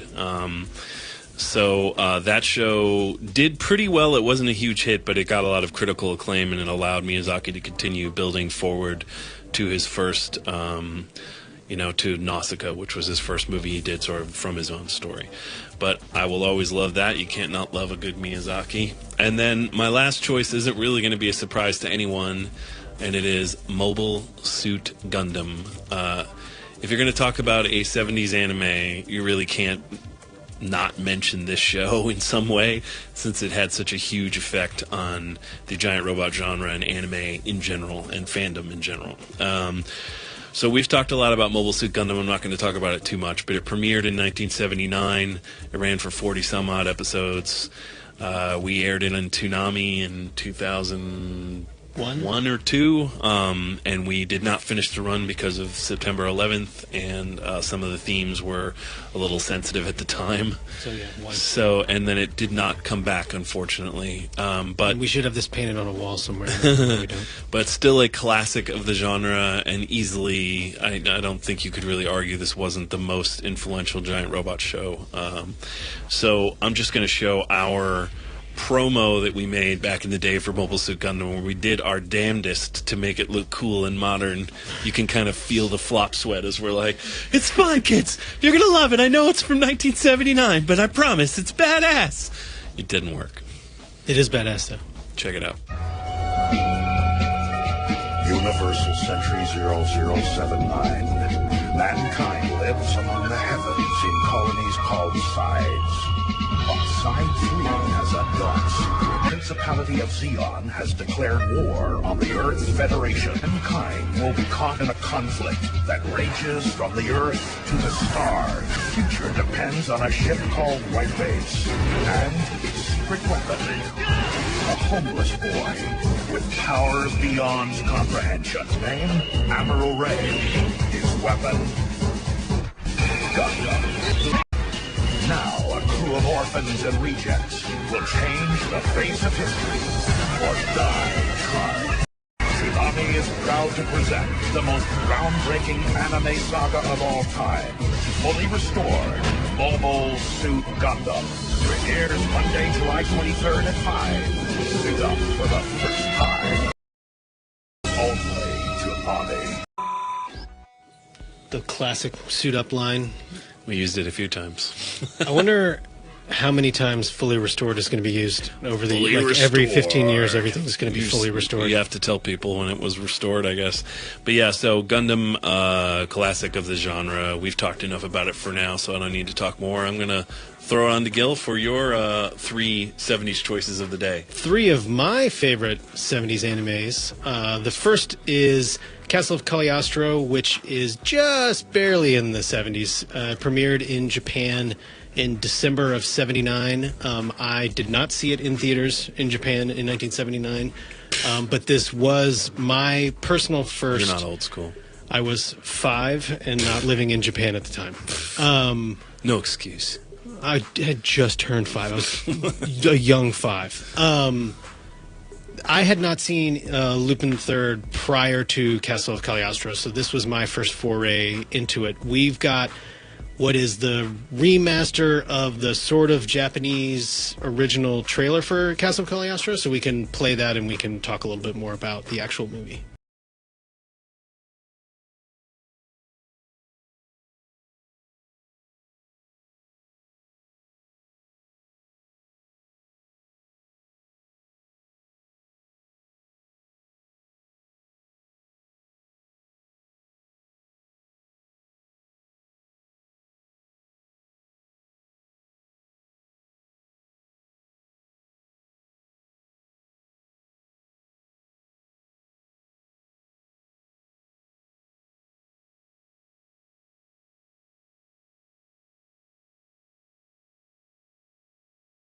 So available in Blu-ray currently if you have not received it. So the plot of the movie is they rob a casino. It turns out all the money is fake. They try to go track down the actual counterfeiting operation in Cagliostro at the castle, and they run across the runaway bride who's being forced to marry the count, and it sort of goes from there. And it's not... This is Hayao Miyazaki directed it, and not as, I guess, gritty as the actual Lupin III character. This is a more sort of slapsticky, fun, not as rugged choices. But I think is a great movie. Was my first entry into the character of Lupin III. And if you haven't seen the movie, this is, I think, a good way to get in. If you have, then good job. There's a whole bunch of Lupin movies. I mean, Lupin's a huge character that was around for years and years in Japan. many issues of manga, many series, some of which we've shown on Adult Swim. And this is definitely considered one of the best Lupin movies, mostly because of Miyazaki's influence. It does feel slightly different from, as you're saying, the normal Lupin stuff, but not in a bad way. Yeah, it's just different. And this actually was weirdly... I didn't see... The first time I saw this, I had deja vu when I saw it because of the video game. Right. Because in the 80s, they had this game, Dragon's Lair, with animation from Don Bluth, which was basically... It was like... Basically a movie, a choose-your-own-adventure movie, essentially. You would pay hundreds and hundreds and hundreds of dollars to keep get past their bullshit control system. That game did so well, they made another game called Space Ace, which was also by Don Bluth Animation, but then I think they were looking for more, and somebody had the bright idea of turning the Lupin Castle of Cagliostro movie into one of these games, and I can't remember what it was called in the U.S., but you could play this movie, and basically there was like the ninja fight, the car chases, like they just edited down the movie, and if you screwed up, they just kept cutting to, like, I think they added a little extra animation of Lupin dying, and that was like you screwed up. It should have just been him falling down the trap door thing every time. Saved himself a little bit up. So when I saw this movie, I was like, I've never seen this. Why is this all so familiar to me? And then finally something in my very messed up brain clicked, and so yeah, this movie will always have a special place in my heart because of that, really. Yeah. So that is my first choice. Good choice. Thank you. Good choice. My second choice is Grandizer, which I saw as part of Force 5 as well. And I never really understood Force 5 as a kid because I moved away from Pennsylvania too soon, and it wasn't in Atlanta when we moved down here. But it was part of Force 5, and I could never really suss out, because I wasn't a bright child, that they were all distinct shows, because it was like Monday was a show, Tuesday you were a was little younger. You were younger than I was. You're like... Yeah, so this would have been when I was about 5 or 6, and I was watching it with my older brother, and he just, every time I'd ask a question, he would just say, shut up, and punch me in the arm. So I stopped asking questions early on. Proper response. But the animation and the action of the show was mind-boggling, and they had the Mattel Shogun Warriors toys, and there was a longer bit, and then we moved to Atlanta, and we just thought, oh, it sucks that show got canceled, but it turns out it was only playing in New York and New England, and I guess pockets of the Northeast and the Northeast, French-speaking Canada. So it's actually Grandizer in everywhere else other than America. I don't know why you would change an E to an A to make it somehow more... Grand. More... Not grand. Anglophile. Grandizer. I guess that's probably what it was. Yeah. But this is the Force 5 trailer that is equally not as sweet as the Italian Grandizer trailer. Open, but we can check it out. I love the credits. Written and directed and produced by 2 American dudes. Jim Terry. Oh, yeah, I made that one. I mean, back in the day, all these shows were only brought over to the U.S. as a novelty, and they were sort of, the same thing happened with Robotech. They were chopped up and repurposed to be whatever they thought would work in the American market, with no thought towards, oh, this is a piece of art I shouldn't mess with. Right. Because it was Mattel commerce. was selling these Shogun Warriors toys. Let's get some of that money. But, I still can't... It still was great. I can't hate on it, because otherwise, without them, we never would have had Toonami. Like, we never would have... anime would not be where it is today in the U.S. if not for people like Jim Terry, I guess, basically being like... Pioneers. Yeah, being like, I need money. Here, I'm going to do this, Pioneers in commerce and but that's inspiring a generation. Led to this. If you haven't seen any of these shows, what do you think your best foray right now? YouTube. So it's a sub on YouTube, unless you really like corny ass funny 70s dubs, which you might. Which, I liked as a child, but I think removed 40 years from that point might be somewhat of a weird place to start. But definitely amazing character design and action, and it might inspire you to also then, in 25 years, make your own anime block on whatever we're watching when television is dead. So that is my second choice for 70s anime. And my third choice, I actually did watch in the 70s and sort of understood, and it was also somewhat totally bastardized from the original Japanese, and that is Battle of the Planets, or if you're not in the U.S., Science Ninja Team Gatchaman, or just Gatchaman. Did you watch the Battle of the Planets? Yes, I did. I did. Did you? Probably around the same time. Did you see yourself as Tiny or Seven's Arc 7? I don't see you as either. Neither, really. I was obsessed with the Phoenix and drawing the Phoenix and building it out of Legos. I had a big project where I built a giant Phoenix out of the Legos. Yeah, I mean, it lent itself very nicely to the wing. It's just a flying wing with flames coming out of the back. I was pretty much obsessed with just the ship design and making a human pyramid and spinning yourself up to form the Phoenix. And I'll form. Yeah, but anyway. The clip that we have is the open for Battle of the Planets that played in the 70s, and I think this is the second open that they made. I think that there was one where they were introducing the people, the individual characters, and that this is more like, you know who these guys are. So this is, I don't know if second season is accurate, but anyway, this is what we found on the YouTubes for Battle of the Planets.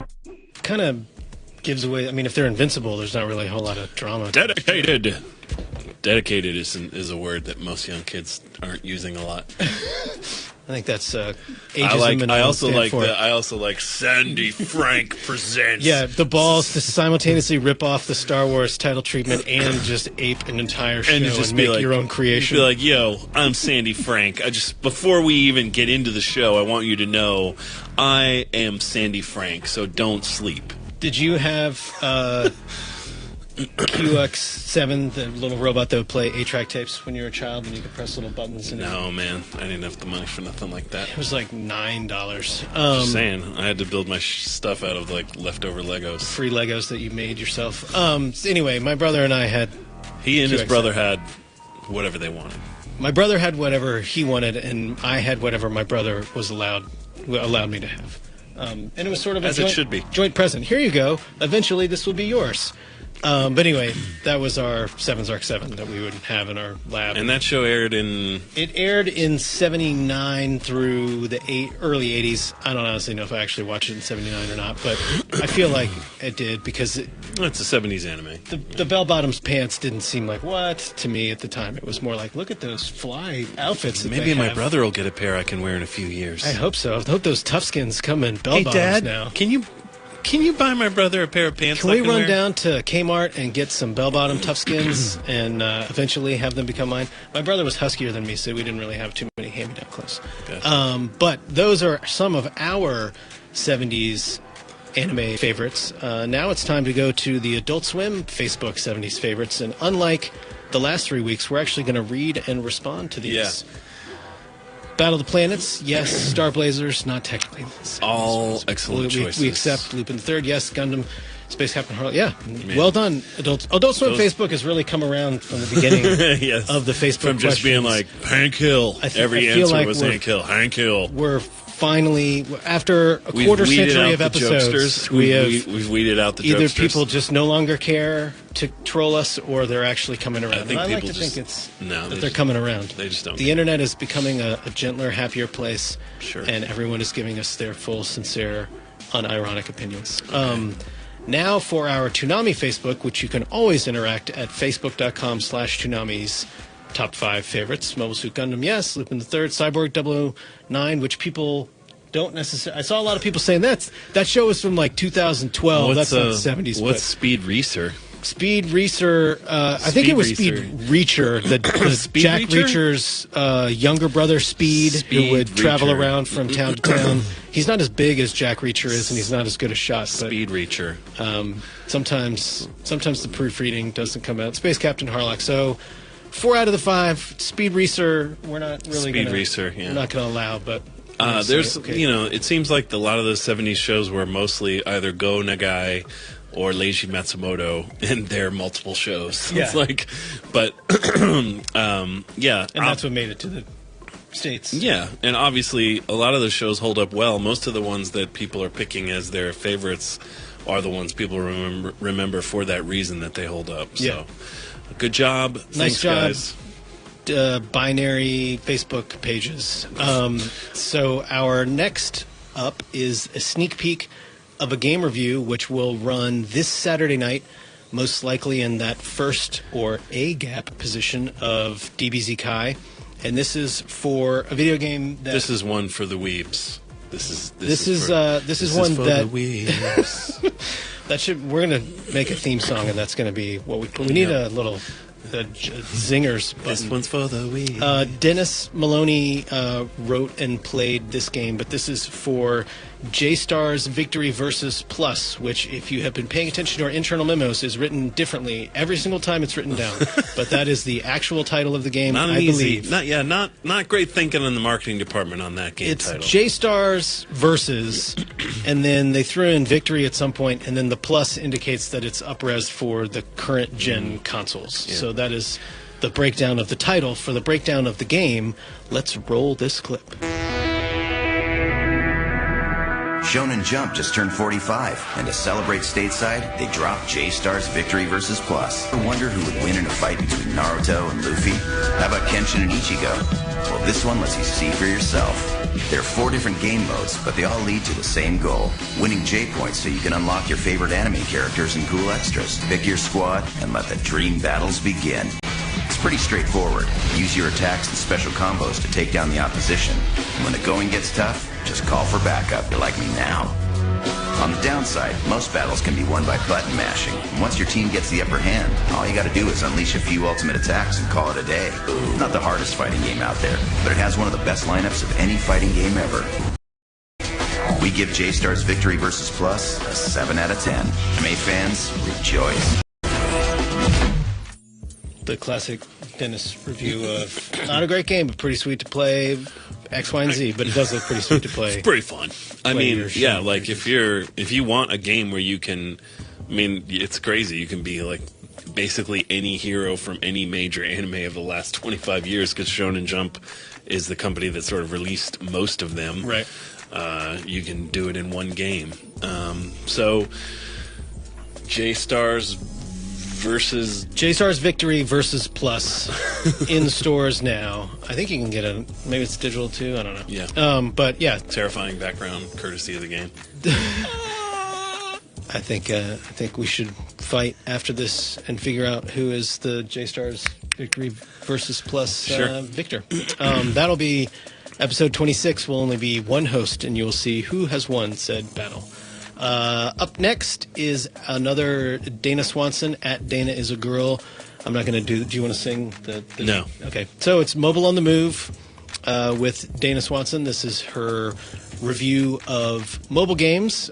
She has a couple of games that she is playing right now or has played, and this is a compilation of sorts. Recap. Yeah, that's a good word, of that review. So take it away, Dana. Hey everybody, it's Dana, and this is Mobile on the Move, the Toonami Preflight segment where I talk about mobile games, indie games, streamies. This week we're doing this roundup style. Get your saddles saddled! The first game is The Long Dark. It's a wilderness game that was released on Steam last year, and it's in Sandbox Alpha testing on Xbox One right now. It's a first-person survival/disaster game, which really feels like survival, because buddy, you gotta survive. You get dropped into this wintry Canadian forest, frozen lake area in different places at different times of the day. You could be in a warehouse in the middle of the night. You could be in a weird tundra with a bunny getting chased by a wolf. You don't know. It keeps track of your stats and gives you this paltry inventory. You gotta protect against stuff like cold, hunger, thirst.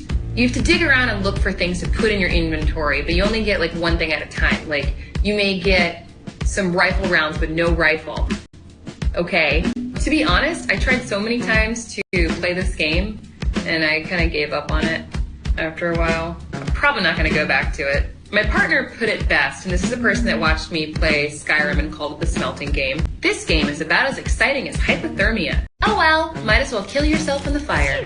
The second is another game with a lot of dying, but like really fun dying. It's called Rogue Legacy. It was released on Windows, Steam, PlayStation, and finally Xbox One in May, which is how I played it. A friend of mine worked on the music, and I put it off, and I finally played it. Judson, you did a great job. Yay. So your hero fights through one of many randomly generated dungeons, getting coin and getting clobbered. Whatever fat stacks you make get passed on to one of 3 magical heirs. Different knight, paladin, knave, and mage classes get bred into the mix, but the most fun part are the genetic traits of your spawn, like hypergonadism, gigantism, ADHD, coprolalia, OCD, baldness. I didn't say that I was good at this game, I just said that I'm into it. You know, it sucks to die. But then you get 3 new choices of someone else to be. Maybe make enough money to move forward and open up the next thing.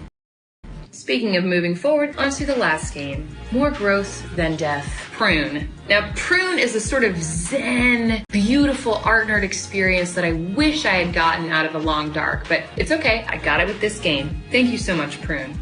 This is an iOS game that will absorb you in its like post-apocalyptic, Wall-E-esque quest of getting a dang tree to grow. That's all you're doing, getting a tree to grow and pruning the tree and getting the tree to grow. Hey, Prune.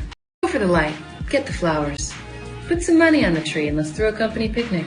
All I want to do is get those blooms to bloom and avoid the sun. Damn you, sun! So that's 3 games. Rogue Legacy and Prune both get a recommendation. The Long Dark, you get an recommendation. Can I say that? Thanks everybody. This is @DanaIsAGirl. Hit me up on Twitter if you want to chat about any of these games, or if you want to send me a #YouTweetMeWatch, aka pre-2000 anime to watch for my next segment on here. Thanks, Toonami Preflight. Back to you, JD and GA. Thanks, DS. So that was Mobile on the Move. The Long Dark getting a 308 bullet and no rifle just makes me really want Fallout 4 to come out immediately. So I don't know if that was their intended I know that reaction, but I guess I wake up every day. I'm guessing it just wasn't. one day closer. So that was Mobile on the Move. Thank you very much, Dana. You can tweet at her, @DanaIsAGirl, to suggest anime to watch pre-2000 anime, or a mobile game to suggest for a future Mobile on the Move. And now we have a new special treat segment from one at ClarkNova1 /Lich /Jason DeMarco / It's called Moving Pictures. Moving Pictures. Just stop. What? He's just going to shut it down. So the Moving Pictures. Wait, here, let me introduce this. Is a new segment. So Moving Pictures is a new segment that Jason. Actually, you probably would do a better job. Why don't you explain what this is? I appreciate it. Okay. So just a little backstory. We're just trying out new segments. So I asked people to suggest animated films that I would watch and review, called it Moving Pictures.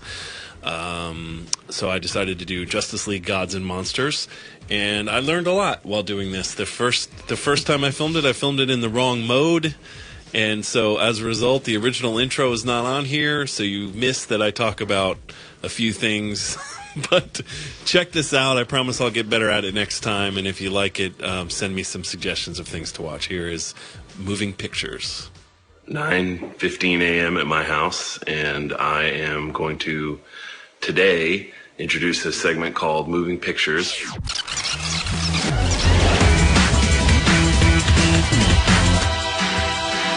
I recorded my previous, recorded an entire review, not in landscape mode, which obviously isn't going to work for this presentation. Here's what I have to say about Justice League Gods and Monsters. I think overall it was, it wasn't bad. I would give it like a B minus. Like, it wasn't a bad film. It's been years since Bruce Timm was actively involved in working on a Justice League or in DC property to the level where they're using his designs. That's cool. It was definitely cool to see his style again. I think it's very well animated. It's well paced. Basically, this is an alternate universe wherein Superman, Batman, and Wonder Woman have formed the Justice League, but they have completely different origins and are completely different people, and their Justice League is totally different. The whole plot of Justice League Gods and Monsters turns on one idea, which is, what if the Justice League were a bunch of dicks? And I think that's a fairly shallow idea, but there's still some good stuff about it. The the whole thing is it's the darkest timeline. So they're not evil, but they kill people. They're sort of Punishers with superpowers, but less interesting than the Punisher. Wonder Woman is actually, she has the most interesting origin story for my money of all of these characters. She is one of the new gods, so she is like one of Jack Kirby's new gods.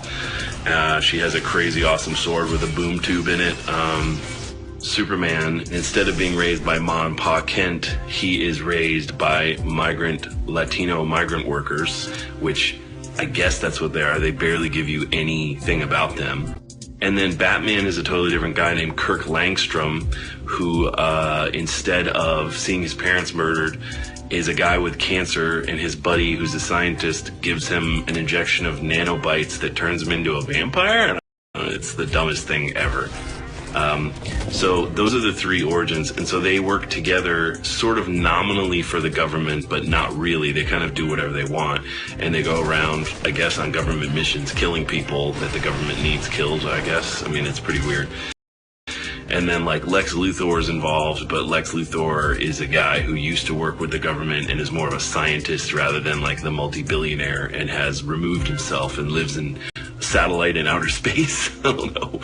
So the plot of this movie hinges on someone framing the Justice League for murders of scientists who were involved in a program that was designed to combat the Justice League should they turn evil. It's kind of curious to me that Marvel's entire approach is fun, zippy, wee, and DC's entire approach seems to be the entire opposite, which is, oh my god, it's dark, people are dying here. And it's like either approach used too much just doesn't work for me. As a movie, I think the reason Justice League Gods and Monsters kind of fails at what it's really trying to achieve is it doesn't give motivation to any of the characters. And I think what it does is it relies too much on your foreknowledge of the original characters and doesn't build enough into these new characters to make them fleshed out enough for you to even really care what happens to them. Like, I didn't care if they got taken down. I was like, wow, you're dicks, get taken down. So I would say as a movie, this is more of an interesting thought experiment that doesn't really flesh itself out enough for it to live as a fully formed thing. Like, if you watch this and you hadn't read any of these comics and didn't know who these characters were, Superman, Wonder Woman, Batman, which, you know, is possible, what would you get out of this? You know, what would be the point of this? You know, I think this was an interesting construct and an interesting setup that didn't ultimately pay off as much as I hoped it would, but still worth watching. So that's my review for Justice League Gods and Monsters.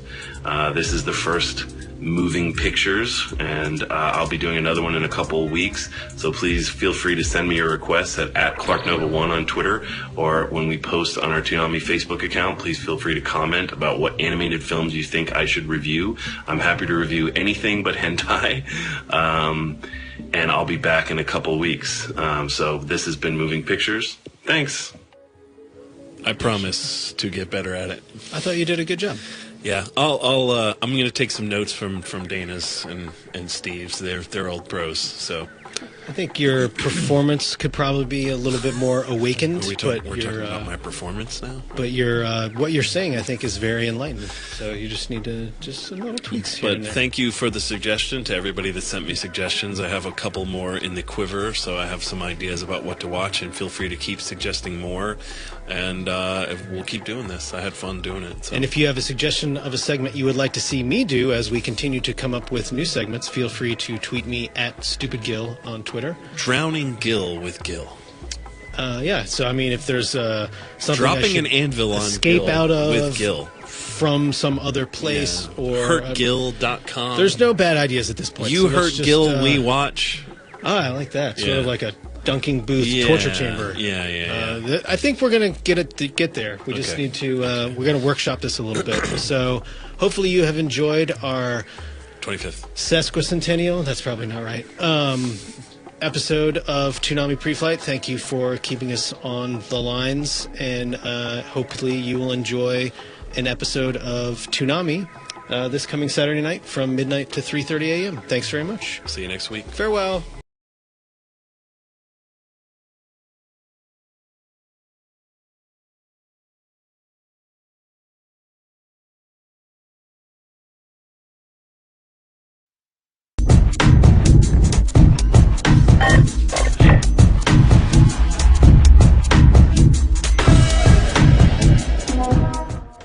Hello and welcome to our 24th episode of Toonami Preflight. I am Gil Austin. I'm Jason DeMarco. And we are going to talk our newest edition show, Akame ga Kill, where we showed the promo last week. We will show the promo again in case you missed it because it's so amazing. And we'll show a little bit of clip, talk about that show. We will do our question of the week, which are our favorite OVAs and also your favorites on Facebook. We have a sneak peek that we won't sneak quite yet. And what else are we going to... Oh, we got a Bloom Room episode, so it's going to be quite the show today. But first off, we will talk Akame ga Kill, which is premiering this Saturday night at 12:30 in the AM, taking Kill la Kill's place. Yeah. This is our first Sentai show that we're excited about. Yeah, Not the Sentai. first one we're excited about, but we're First excited one that we it will is be- our first Yes, the Sentai first show commemorating our relationship with Sentai Filmworks. Agreed. This is a newer show, so we're happy about that. This is a dub premiere. I think the show itself came out in 2014. I think it premiered last year in Japan. The manga, I believe, came out in 2010, so it's been serialized for a while, and it's. I mean, what do you think of the show? I like the show. I've seen probably not quite 10 episodes. 20 minutes. I saw the opening, and then I saw the ending credits, and then I just kind of then I went to Wikipedia and kind of figured it out from there. I've seen probably 10 episodes, not quite the first 10 because our order's always a little wonky, but I like it. I like the action. There's a little bit of sort of throwback feel to it in terms of like the way they handle certain things, and it's totally. like the combination of the young boy figuring out life and his dichotomy of his cocksureness versus his actual ability. Cocksure, good word. Yeah, thank you. I went to college. But I like it. How do you feel about it? I like it. It's the review. Some of the reviews have been kind of mixed. I think the fandom, anime fandom, likes the show and got behind it in a pretty big way. It definitely has a decent sized fan base. I don't think the weebs like it because it's not deep enough. But some of the criticisms leveled against the show are just that the mix of it's like really violent. And then all of a sudden there's like boing, like weird comedy, Right. and that There's is a lot like of like boobs, yeah, and then like, someone's just- head explodes into I mean, a torrent of blood. If I enjoy. If I was 16, 17, it's pretty much what I wanted out of an anime, which is graphic violence, a little bit of sexual titillation, And some warning. really beautiful animation. Yeah, it looks great. So I totally get those criticisms, and sometimes there is like it's like whiplash where it's like someone dies and you're supposed to be like, oh, that's so sad and what an incredibly violent death, and then like literally 2 seconds later it'll be like, I bumped my toe, and you're like, man, it's quite a tonal shift. But I like the character designs a lot. And the show is sort of a weird hybrid of an action show, a fantasy sort of quest type show, a harem anime. It's like 10 different things at once. It feels a little bit like a Tenchi sword art with amazingly violent Helsing-like with berserker violence, splatters thrown in, which is pretty much as awesome as it sounds. So, and I think it's a good replacement for Kill la Kill that time. Like I think that's. And it has kill in the title, which just makes sense from a programming standpoint.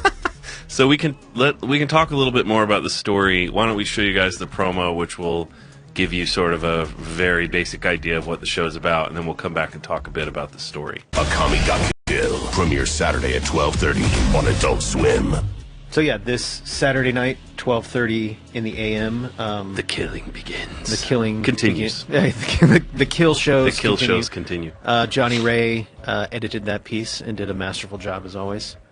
So do you want to lay out the basic plot of the show?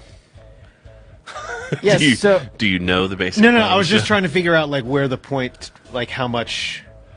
I mean, not the basic setup is that Tatsumi is a kid from a small town, right? From a village the village is starving, and he's looking to go to the city to make money, join the army. Or just whatever, whatever way his original plan He wants is. to join the army to make money, and he goes with two of his friends. They get separated and decide they're going to meet up at the capital, which is the major city close to them. And he gets there and is pretty much told he's not good enough for the army. Right. And then he gives all his money to a woman because boobs. And Yeah, he makes a decent... I mean, it seems like a large bag of gold for killing a monster. It seems like he could have just gone back to the village, given that money to them then, and then you would but that's just stop, like a gap loan to get them sustainable. a little bit further. He wanted the security. He wanted, corporate. He wanted a 401k and a good health plan. Bi-monthly pay periods Yeah. and a dental plan. So he then gets stuck in the city with no money and ends up getting caught up in sort of the politics of what goes on in the city and kidnapped by an evil family who brutally murders and tortures people and intend to eat him or But he doesn't know that at the time. No. And that's actually, I guess, probably we have a clip from the first episode that's sort of leading up to this, and we'll sort of explain exactly what we're playing, but rather than this is tell kind you. of how he meets the titular character of Akame. Right. So let's see this clip and then we'll talk a little bit more. Yeah. That's your hero. So basically he ends up falling in with this group called the Night Raid, that Akame. And that's Akame there, who's the assassin who he's meeting. And there are a bunch of people who basically assassinate people they feel are corrupt, trying to make this city better because the city's been taken over by the prime minister, who has sort of corrupted everything and made the Imperial Army evil. So, or whatever the army's called, I can't remember. The lower third says it's 12:15, but this show's actually 12:30. So you can still tune in at 12:15. You'll see the end of an amazing Dragon Ball Z Kai episode. But just in case you're programming your DVRs. Sorry.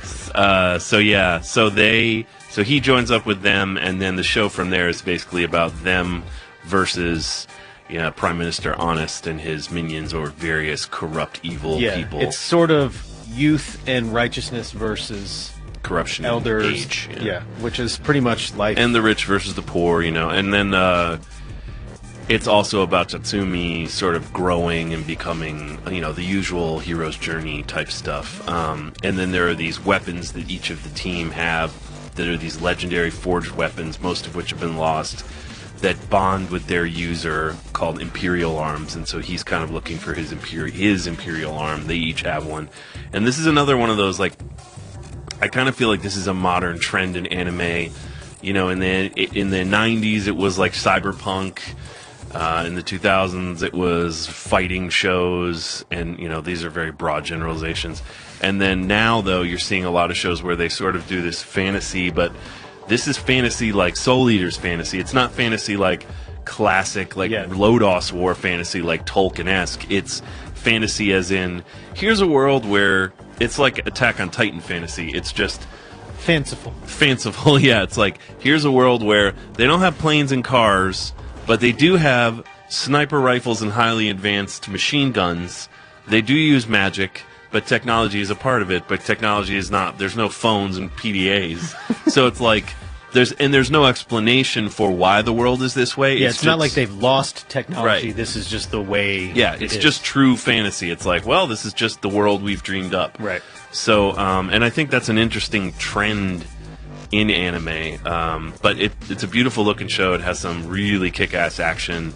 Every episode has a pretty nice, clean action sequence and a decent arc. It's sort of a more traditional show than, say, Michiko and Hatchin or something else that we might be showing, but I think it will fit in very nicely, and it's like a good 20 minutes. Yeah, okay. Yeah.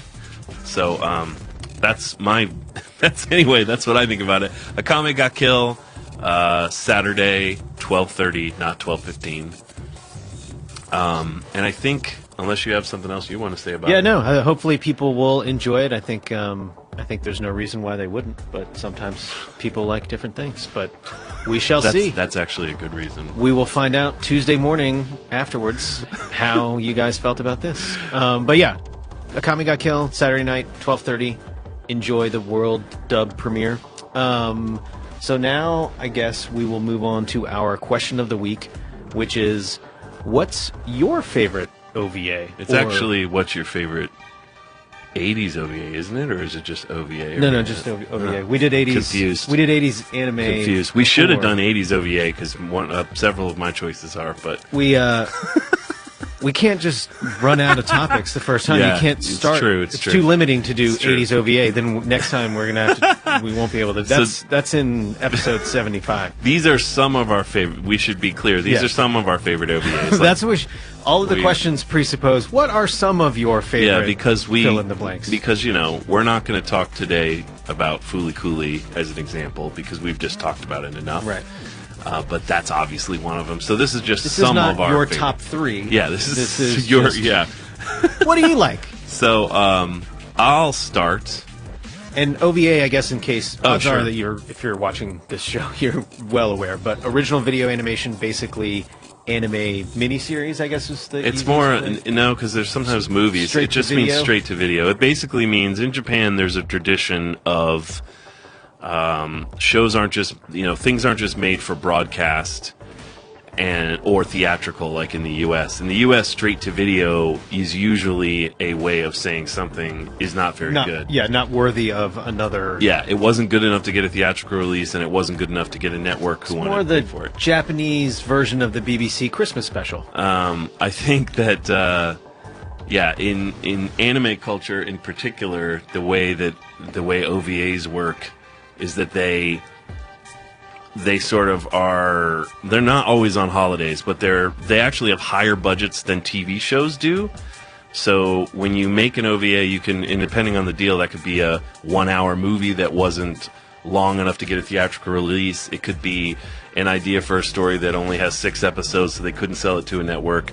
But usually OVAs have higher budgets than TV shows, lower budgets than theatricals, and so as a result, the animation is usually a little more fluid, and beautiful. Sometimes will result in a longer series coming out of an OVA. Sometimes it's an offset story, or sometimes it's a wrap up. And I guess there's really it just depends. Yeah, sometimes it's at the case. end of a series to wrap it up. Sometimes it's to kick off a series.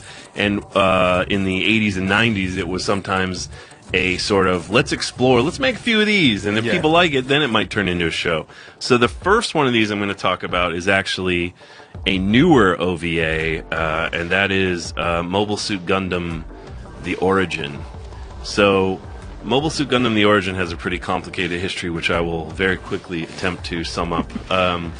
So Mobile Suit Gundam The Origin, the anime, the OVA, is based on the manga Mobile Suit Gundam The Origin, which ran in Japan from 2001 to 2011, I believe, and is a retelling of the original Mobile Suit Gundam story, expanded basically with more detail. It definitely delves way more into the background of Char in particular and Sayla, and gets way deeper into and changes a few small things, but for the most part, everything that happens in Mobile Suit Gundam the series happens in Mobile Suit Gundam The Origin. They're just expanded upon, and it's actually really good. And the guy who did it is Yoshikazu Yasuhiko. I think I have his name right.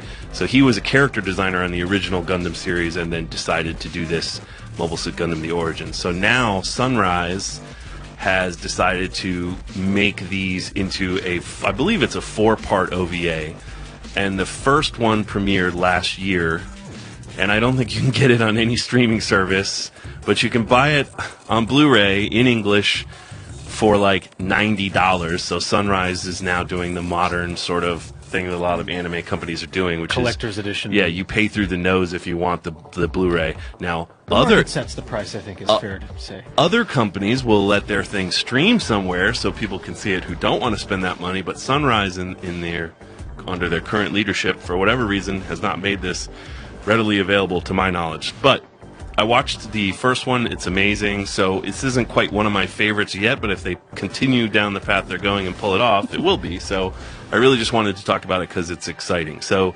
the second one is about to be released this fall, I believe, or maybe it's even in the next month or two.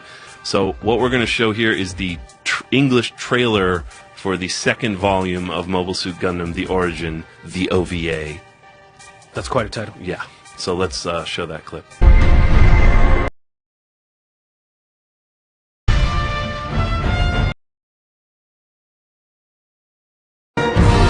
Mobile Suit Gundam: The Origin.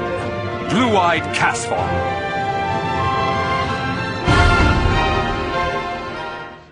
So sorry, that was actually the trailer for the first part, which is great, but the trailer for the second part is also on YouTube, and if you have any interest, look it up. Yeah, I have not seen that, and that looks awesome. I think Sunrise is about to get 90 of my dollars.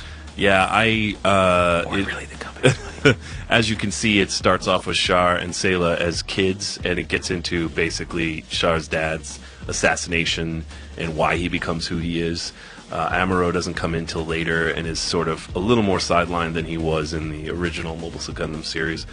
But yeah, I love it, and it is a continual frustration to me that one of the richest franchises in anime history is just sitting in Japan and not being utilized in the U.S. like I wish it would. Candy ass refusing to be broadcast in English. But there's a ton. They are continually making new Gundam series and like Gundam Unicorn. I mean, there's a ton. And they're all really good, or most of them are very good. But this one, to me, stands out. So, not yet one of my favorites, but one of my current favorites. Betting on the come. Yeah. So, next up, for me, is a more classic OVA, and that's Bubblegum Crisis. Anyone who was of age in the 80s and 90s, trying to find whatever anime you could. Again, this is one of those that was always in the video store. Waiting for someone to return it to Blockbuster, who selfishly had kept it longer than the 3-day rental period. But yeah, the Bubblegum Crisis ran from 1987 to 91. It's an 8-part OVA. And it actually was I didn't know this until I was researching this for the show. It was supposed to be 13 episodes, and after 8, the companies that were working on it together just couldn't agree on budget or whatever, so they were just like, forget it, it's done. So it just ended at 8. I didn't know that. And evidently that was a much more common thing in the 90s, and still is today. I mean, a lot of anime is made by production committees, so there's like 5 companies working together, and it takes forever for small legal points to be worked out, and sometimes that can result in this kind of thing. In the blow-up.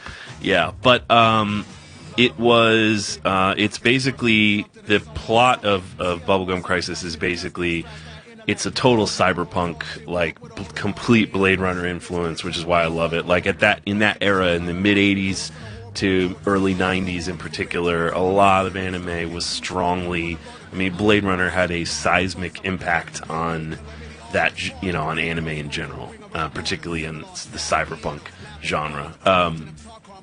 So Bubblegum Crisis is basically Tokyo in the future. There's been a giant earthquake that split the city in half, and there is basically one side are sort of have all the power and money and control, and the other side is sort of where all the downtrodden are. So they have the city, basically this corporation has bailed the city out and runs everything in the city, and they've created what they call boomers, who are basically sort of think replicants or Terminators, sort of cybernetic, robotic people who do all the tasks that people can't do. But now they've started to malfunction, and they are being used for evil. So the show concerns 4 women called the Night Sabers, who have these, it's like mech armor. They have these armored suits that allow them to battle the boomers, and they're sort of superheroes. Like, they have day jobs, and nobody knows what that at night they strap on these giant suits and go fight things. But it's just like, in terms of action, it's one of the most beautifully animated 80s OVAs I've seen, and it also has incredible designs. I think it was a pretty influential show in and of itself. It then got spun out into a 26-episode series, Bubblegum Crisis 2040, which was in the late 90s, which is okay, but I don't love. But I always... there are some just amazing chase sequences, and if you like mechs and robotic fighting and stuff, it's like I do. It's Who doesn't? It's sort of one of the seminal anime for me. So we're going to show a clip here, and I think it's from episode 6. And I don't really need to give you any context. It's just some badass shit you're about to see. That's some badass shit. We won't tell you what happens. So yeah, that was a boomer. So yeah, Bubblegum Crisis, now sort of relegated to the realm of classic, but not anywhere near as talked about as many other shows from its era, so I wanted to give it a little shine. Yeah, it's great. Love it. It still looks great. Yeah, it does. It looks really good. I think Animigo created a Kickstarter last year for a Bubblegum Crisis remastered Blu-ray box set, which you can now get, I think, even on Amazon. But it was a successful Kickstarter. So if you're interested in it, it's out there to get. Good for them. So my third choice for favorite OVA is Riding Bean, speaking of overlooked classics.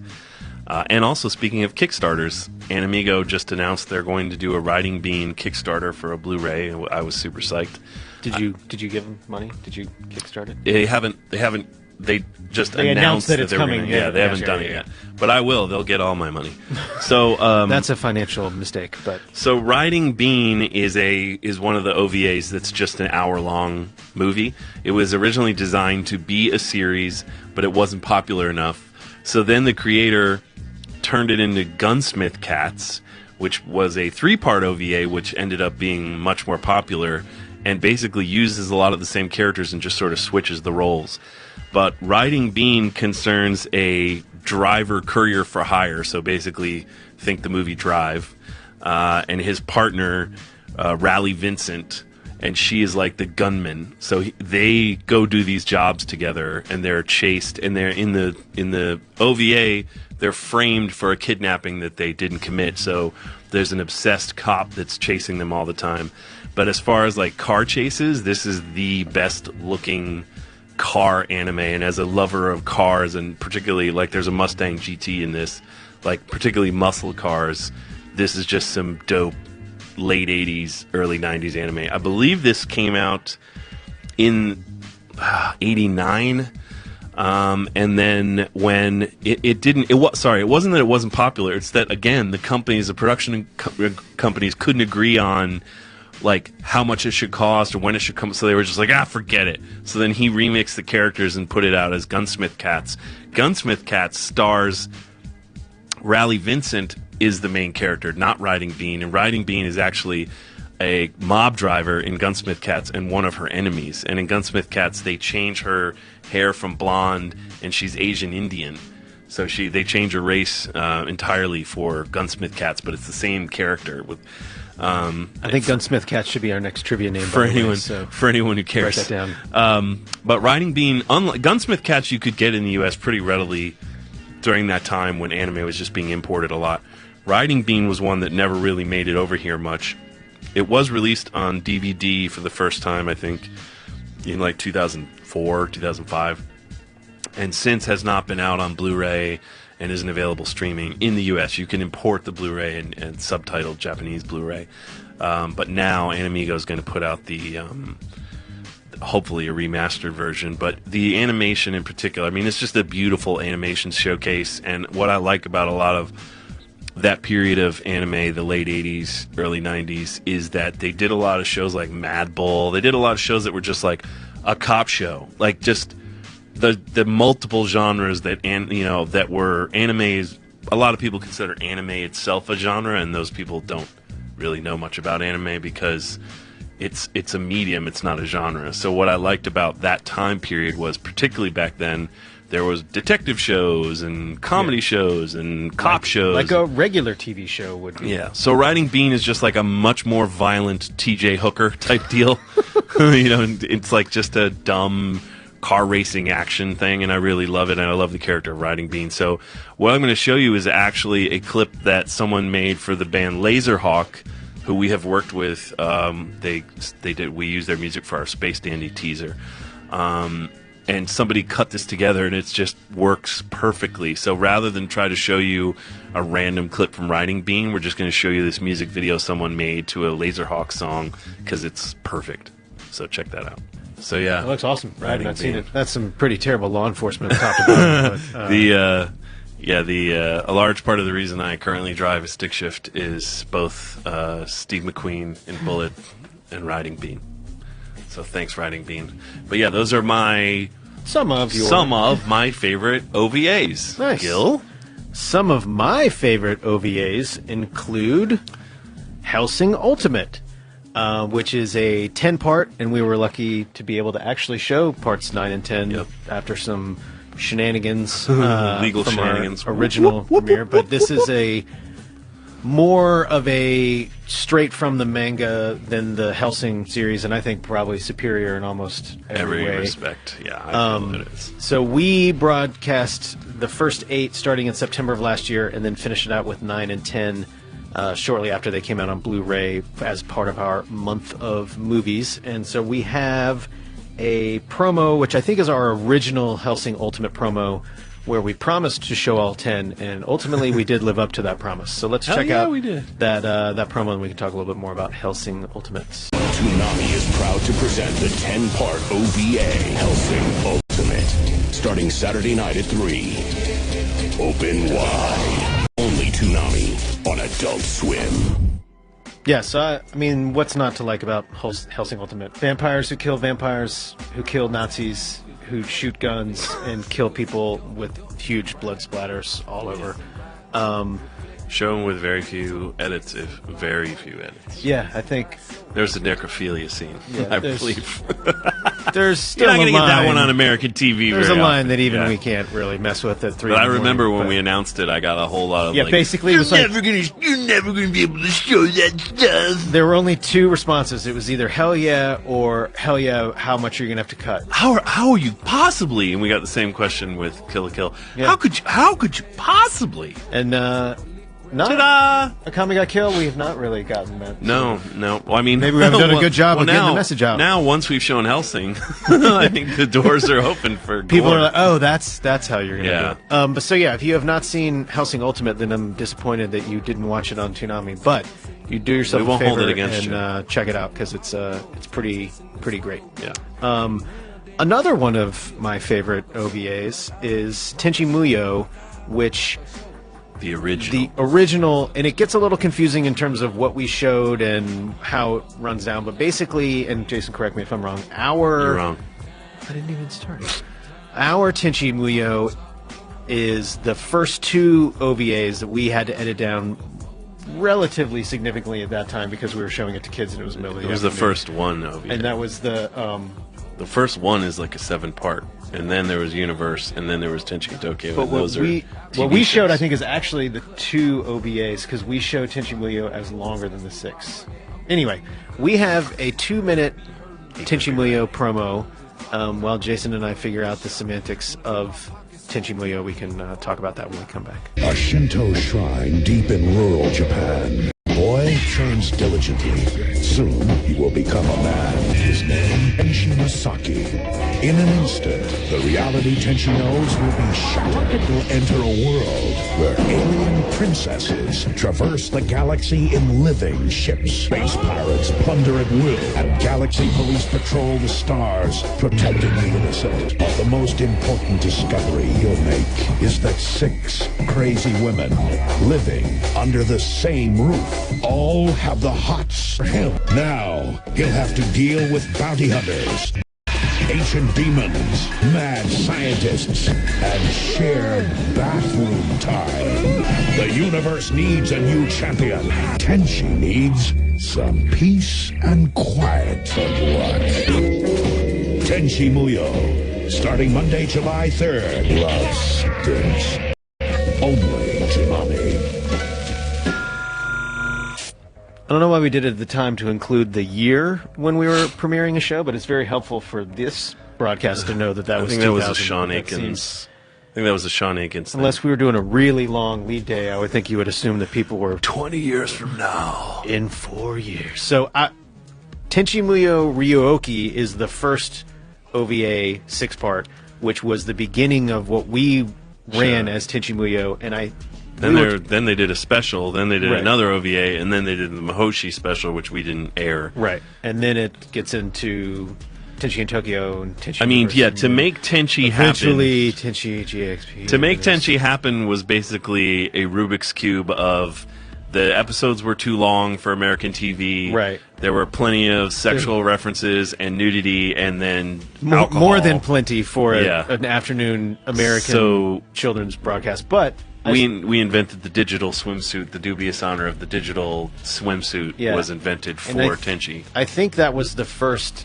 show that we were editing and pretty much also deciding what needed. No, we shouldn't be showing this. We which- took rough guidelines, but yeah, generally we knew that we couldn't show people getting drunk, so Yeah, everyone so drank it's bad tea. tea. and they re-recorded the lines for us. They had all the actors re-record the lines, and then we edited for time, which I actually don't feel bad about because we got to know the show really well and very carefully edited anything when we had to edit for time, which we weren't given a choice. And I think there's one episode that was like 40 minutes, so we just ran that as a double that Yeah. week. But when we had to edit like 2 minutes or something for Yeah, because time, it was almost 25 minutes per episode. which in even time, then was about which- 2 minutes too yeah, long. and normally 22 minutes is what a half hour is. But yeah, I think a lot of the stuff we edited was pretty much more of the just sort of pointless, more nudity stuff. But we kept anything major, and then once we got into the series, Tenchi Universe and Tenchi in Tokyo, there really wasn't much in those two we had to edit at all. It was really more and the the time OVAs. was more Yeah. set because that was what they were broadcasting time, even though it's Yeah. different commercial breaks and everything else. But anyway, Tenchi Muyo, I think, was... Yeah, why is it one of your favorites? I like... Why? It was... It's not like the drawing. No, I like the animation. This was probably the first show that I watched that was that combination we were talking about with the Kame ga Kill, where it's action and comedy and sort of and romance, and it's sort of past time and future time sort of merged together. That it's that sort of fantasy world. Yeah, of like there are technologies spaceships. that are merging and laser swords and also just call them lightsabers. That's what they are. Trademark, all rights reserved. No. Sabers, yeah. The craziest thing still to me to that is they made a cell phone called the Droid that they have to pay Lucas to license. Why would you name it Droid? That doesn't make any sense to me at all. Well, that's just dumb. Sidebar. Quick sidebar. But I think that was my first show anyway that I can remember, certainly top of mind, and as an OVA, that sort of world building of it's not a movie, it's not a mini series, it's not a series, it's just a different storytelling device, Yeah. and I liked it. How do you feel about Muyo? Classic. I loved it. I don't think it ever got better than that OVA. I do like Tenchi Universe a lot, though. Fun fact: Tenchi Universe, we actually got more complaints than we did for the OVA because of that episode where Ryoko goes gambling. Yeah. And there's a Jewish star in one of the gambling machines, Star David. And we didn't catch it, so we didn't blur it out. So we had some very rightfully angry phone calls about a small Japanese off-humor joke from another culture. Sure. But yeah, we actually got way more complaints from that show than from Tenchi. And then the ratings were like slowly declined across the series. Like, Yeah, I think people were really down for the OVAs. Right. And then they were kind of down for Tenchi Universe. And then by the time I got to Tenchi in Tokyo, which is honestly more of a slice of life show than anything else, I still like it. But then by that time, the ratings really wound down. And then it was like, well, the network was like, no more Tenchi.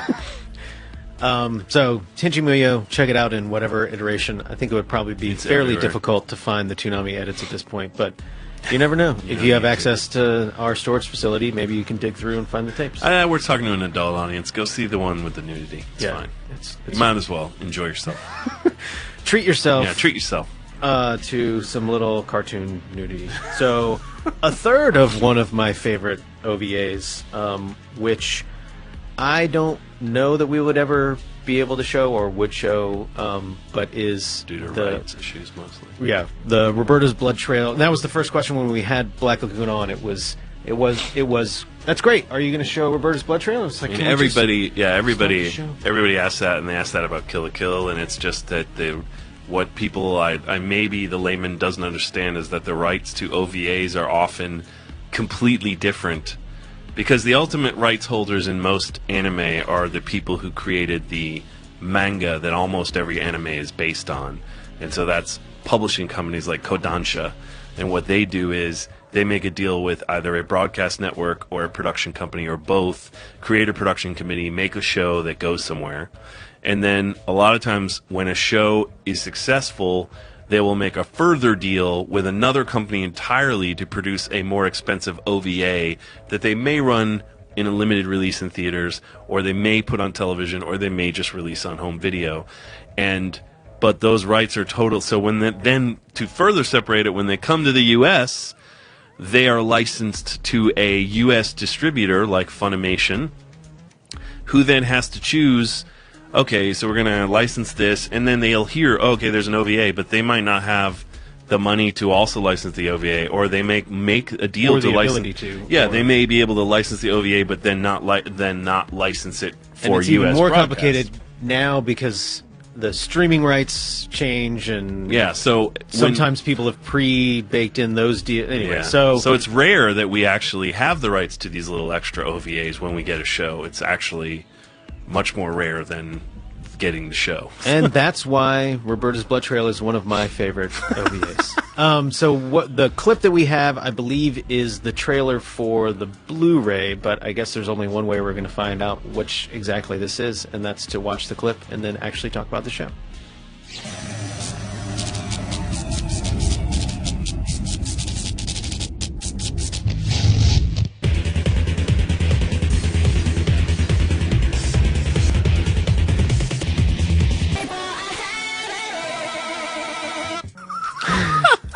Sweet ending.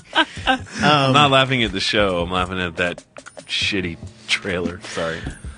Great job, whoever edited that. So this is the continuation from the Made to Kill episode in Black Lagoon of Roberta, the housekeeper of the Garcia family, and it builds slowly, starting off with sort of in Vietnam, her backstory, and it's a 5-part OVA. The first 2 or so, I mean, they're certainly crazy violent, but it's very, not slow, but builds dramatically, and in the end it just goes bananas. Bonkers. It goes bananas. I like Black Lagoon as a show a lot. I liked seeing more of the story. I think Roberta as a character is an interesting way to kill a lot of people with a housekeeper dressed up in a French maid outfit. The sort of Mary Poppins psychopathic murderer, I think, appeals to me on a sort of base level. Well, looking in the mirror every morning, I'm sure for you it does. Yeah. So, like we said, I don't know that we would ever be able to show it, but you never know. Think Maybe we certainly like it. It's not from a lack of wanting to. Yeah. It's one of my favorite OVAs, for Pete's sake. For pity's sake. But I think it's a good. If you haven't seen Black Lagoon, it's certainly not the place to start with that show. But if you have, I think it's a pretty great sort of way to go out with Black Lagoon. Are you pro Roberta's Blood Trail? Yeah, I don't like. Do you want to follow the trail? I don't like it as much as you or everyone else do. I think that the characters in Black Lagoon are more interesting than Roberta. I think Roberta's like a great costume design that what became popular, so they were like, give her a backstory, and that everyone thinks she's cool because she can kill people really well. But yeah, case closed. Turns out Jason does like it. I prefer Revy, but I do like Roberta's Blood Trail. It's cool. It's definitely. Yeah. I don't think I would want to watch 26 episodes of it, but I think as a 5-part OVA, yeah. it's one of my favorite OVAs. Yeah, it's beautifully animated. Yeah, like it's awesome to like watch. In terms of just the animation. DVD trailer has a hot jam under it too. Yeah, so those are some of our favorite OVAs. Let's take a look at our future crystal ball, because we are taping this ahead of time. We're still on vacation. 3 weeks, baby. So these are starting off with the Adult Swim Facebook choices. which we imagine are very good. Yeah, I would think so. I honestly don't. Actually, I wonder what Adult Swim Facebook fans are going to. They're going to be like, "What the hell's an OVA?" Yeah, it's going to be. I mean, some are going to know. King of the Hill, maybe. Maybe the Aqua Teen movie. Yeah, the Family Guy movies, Blue Harvest. It's going to be like those are the OVA equivalents. It should be good. But we feel certain that the Facebook, the Venture Toonami Brothers Facebook, specials, Facebook.com/Toonami, always your leading source in pre-flight material. Yeah, their top 5, your top 5. It'll be a bunch of Dragon Ball movies. Yeah, probably 3/5 Dragon Ball movies. I think Tenchi's going to be one of the top ones. That's my guess. I'm guessing. I'm betting. Don't let me down, people. I'm going to create 75 alternate Facebook accounts and put in Tenchi Muyo every time. Gil's usually has his pulse on the people's choice. I feel that the people's elbow will. I'm a give man us of the people, Tenchi Muyo. and I'm not ashamed to admit it.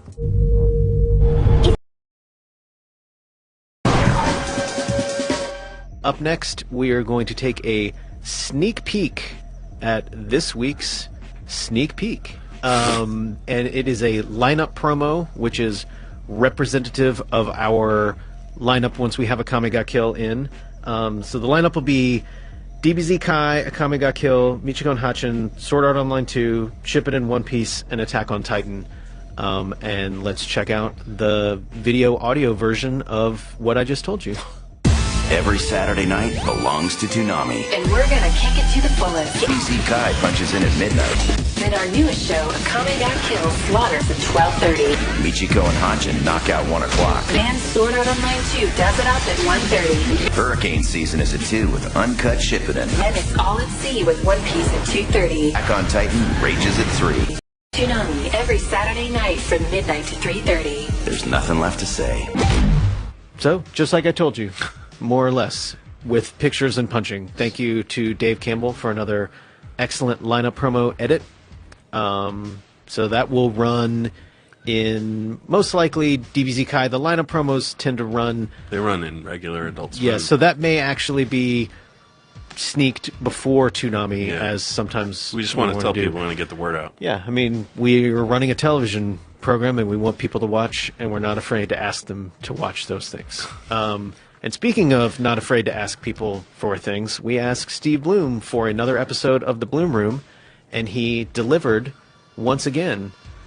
How do you think he feels about the name Bloom Room? I think he likes the name Bloom Room. At least he seems to like it. I mean, he keeps making them, so I guess it can't be a horrible experience. No, I think he enjoys doing the Bloom Room. Otherwise, he wouldn't do it because he's a busy man. I mean, I think he likes doing it. I just didn't know if he knew he was going to be doing 700-part series, would he change? I mean, the name, he always says, he's just a voice monkey. So I think if we asked him, like, what do you want to call it? He'd be like, I don't know, man. You guys tell me. You're the writers. Yes. So maybe for our 100th episode, we'll just change it up to be Voice Monkey. But for this week's episode, we are airing another Bloom Room, so check it out, Steve. Hey, Toonami. First day of Comic-Con 2015. I know that we've done a report on Preflight already, but this is my report, bitches. Bloom Room. Day 1, just a few people here. It's heating up.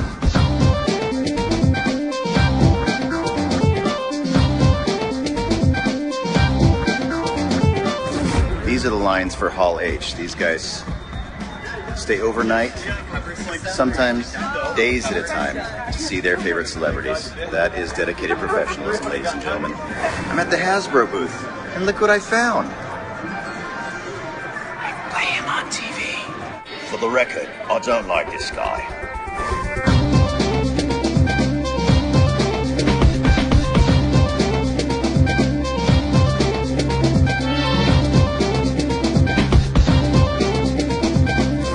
Walking the floor, preview night, with my old buddy from junior high school, Wayne. Say hi, Wayne. Hi, Wayne. Mr. Stephen.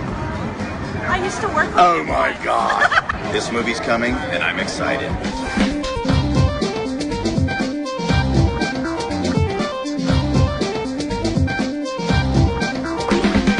Hey, Preflight, we're here on the Walk of Shame out to the Meatwad. Walk of Shame?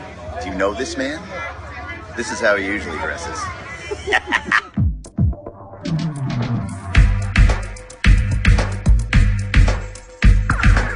Make way for the king. Make way for the king.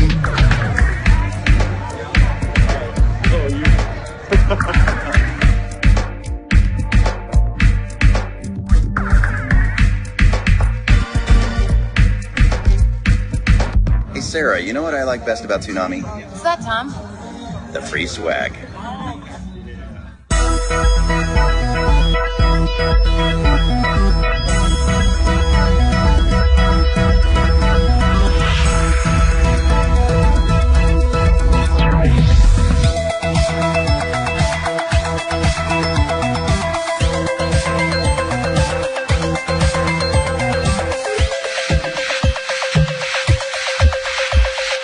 Comic-Con 2015, we're done. Bye-bye.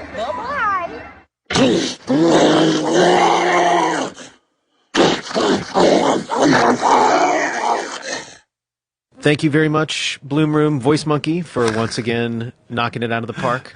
And that is pretty much our show for the day. So hopefully you've enjoyed us talking about Akame ga Kill so much that you want to watch Akame ga Kill this Saturday night at 12:30. Do it. Just give it a try. And what's it going to hurt? Yeah, I mean, you're else already you- watching what do you DBZ got? Kai at midnight. Why would you change the channel What do you and have go to somewhere lose? else? Just hang on, check it out, just see.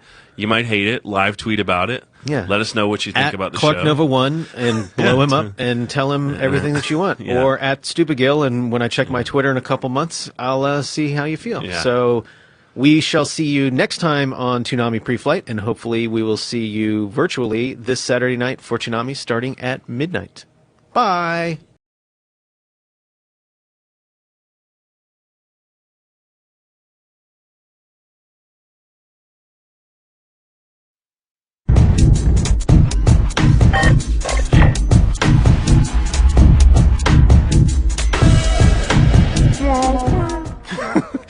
Welcome to, Jason was just singing our opening theme song. Welcome to our 23rd episode of Toonami Preflight. I am Gil Austin and joined by Jason DeMarco. And today we are going to talk our favorite 80s anime and in some of our favorite 80s anime. I think that's fair. 3 each-ish in an ongoing pursuit of just the top 3 of 80s animes. So then we decided that a good show to talk about would be G.I. Joe, a real American hero. Yo, Joe! So then we got a Dana piece. We got a sneak peek for our newest show coming, Akame ga Kill, which will premiere August 8th at 12:30. But first, let's talk some American heroes, specifically the Joes. G.I. Joe. G.I. Joe. The Hasbro toy vehicle show. So now, we're not talking about G.I. Joe, the Chan Tatum Man movies that were totally awful in every way and utter shit, directed by Stephen Sommers of the Mummy movie fame. Available on Blu-ray and DVD at stores now. We are talking old school G.I. Joe. 1985-ish. So, I mean, G.I. Joe started in the 60s? 60s, I believe. 50s, maybe? As large dolls, basically hyper detailed dolls, and then somewhere in the 80s, maybe very late 70s, but certainly by the early 80s, Hasbro launched a action figure line, probably inspired by Star Wars figures, but they had more articulation. And they G.I. Joe with the Kung Fu Grip. And they decided to. The Kung Fu Grip was actually the large dolls, but anyway, they decided to. It's totally true. Look it up. But they decided to create a cartoon because that was the thing you did in the 80s. You had to, where's our cartoon? I just picture some cigar chomping executive like, give me a cartoon. Where's the cartoon? Sell the toys. So they created a mini series. And interestingly, in researching this, I discovered something I didn't know. Just like Thundercats, it is a Japanese-produced show. It was Toei Animation. Just for the miniseries? No, for the entire first series, and then Deke took it over. But even then, Deke was obviously... My brother and I always laughed whenever that came on, because it was Dick. And I still Gil's sense of humor has not changed in his whole 30-whatever years on this planet. So Toei produced a 5-part miniseries that aired in syndication. So back in the day, when a cartoon was produced. It wasn't necessarily produced by a channel to air on a channel. It was just produced, and then syndication markets grabbed it, and so it would air on multiple channels at different times. So this was a 5-part miniseries. Different episode aired each day, and I don't know how you first saw it. I myself saw it. I was already sort of starting to buy the toys because I was like age 10 when they started making the toys. And I was prime, like, action figure. I already had my Star Wars figures. I was looking for something else. Started getting into the G.I. Joe toys. And this miniseries popped on, and I remember seeing a commercial for it literally like the day before, coming home from school, watching the whole thing all that week, and just being completely mesmerized and totally in love with, all of it. It was very kid-friendly. They all shot guns that were sort of lasers. Yeah, different colored lasers. I always, even as a kid, remember laughing at the Cobra jets that would explode, and that literally the parachute would come right out like, it's okay, he lived. They're just, blowing up a lot of machines. But so that 5-part series came out in 82, and it was so popular that they produced another one, I believe, in 83. And then that was so popular, they went back and produced a 55-episode series, which is the G.I. Joe series that many people identified with G.I. Joe, even though there were several series after that. That 50-whatever episode series and those miniseries formed the basis for both the Marvel comic, which I also bought. I was way into G.I. Joe at the time. I bought all the Marvel comics. But they formed the basis for sort of what a lot of the Joe mythology today. That was when Sergeant Slaughter was on board, all kinds of stuff. So each episode sort of focused on a different Joe or a different Cobra character because they were just like, again, the executive. We gotta move the toys. Get me a snow job episode. Where's my snow job episode? And even the PSAs had oh my God, did you see the new vehicle that Snow Job was driving while he was saving those kids? Totally. Fun fact, I still have Saboteur was my favorite Cobra member because here's the thing about Saboteur, Gil, if you didn't know. Lay it down for me. He's not actually a member of Cobra. He's a mercenary who operates on his own. He doesn't trust anybody. He's owned by no man. He just comes in, he blows shit up, he gets out. That's why I like Saboteur. He also had a badass He's chaotic outfit. Neutral, just like you are. Yeah, exactly. He's chaotic neutral like me. So I have a Saboteur. It's a recreation. It's not the original, but I have a replica Saboteur figure hanging on my wall to this very day. Not a lot. Between my brother and I, we had virtually, I would think, all of the G.I. Joe toys, and that's a big claim to make. We to a certain point, that's like we're in school again. I've got my brother and I. We've got all the Joe toys. To a certain point, I think that actually was Did true. You have the mail order Duke? We had the mail order Duke. We had the mail order Flint, Cobra Commander. We had the mail order Zartan, who you would take out in the sun. And I had Zartan. Change colors. And the Dreadnoughts, who are just Road Warrior guys. Then there was the period where we covered all of that in rubber cement and lit it on fire and threw it off the roof of our house. There was the period where there was a period. We had the base, and that we pretended that was the V base from the V miniseries, and we would play V with them as well. 80s childhoods. But not a tremendous amount of our G.I. Joe toys made it through the destruction period. We had the F-14 Tomcat, and my mom was really not pleased with the fact that we climbed up on the roof of our house, and then 2, that we threw this $45 toy off the roof and smashed it into a million pieces, crazy. lit on fire. I did the same thing. I think literally everyone, if you're of a certain age, under 48, I think you did this. If you're watching the show, you probably did these things. I did the same thing with the Wild Bill Dragonfly helicopter. Yeah. I had the Dragonfly helicopter. My brother and I sprayed it with hairspray, coated it in hairspray, lit it on fire, and threw it off the roof. And my mom got super pissed at us. And we also, why, as a parent, why would you not you're so like, many what are you doing, you moron? But the figures had a rubber band in the middle, and they could pivot, and you could take it off. Snap it. Yeah, you could take it off and make your own figures by just putting different bottoms on different sides. Because they would have the little hook, and you could just hook a new pelvis. Yeah, I put Baroness's bottom half with Flint's top half because I always thought Flint was a dork.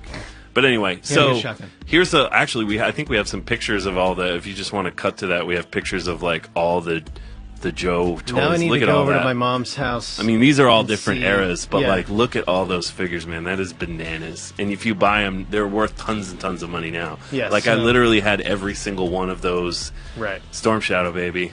Yeah, I was a big Snow Job fan. I was even then I was a friend of the Ginger Gill. And that's probably Gung-ho. the most hilarious, in my opinion, of the G.I. Joe PSA. Oh, the spots. Snow The Job Snow one. Job one, which So, is- so back to the cartoon. Actually, that's a good segue. Oh wait, we were talking about a cartoon. Itself. So I like that the cartoon's so tied into the toys that we just been talking about the toys for the last. Yeah, it worked, Mr. Chompin' Yeah. Cigar Man. You did your job. The Marvel comic, like the whole thing.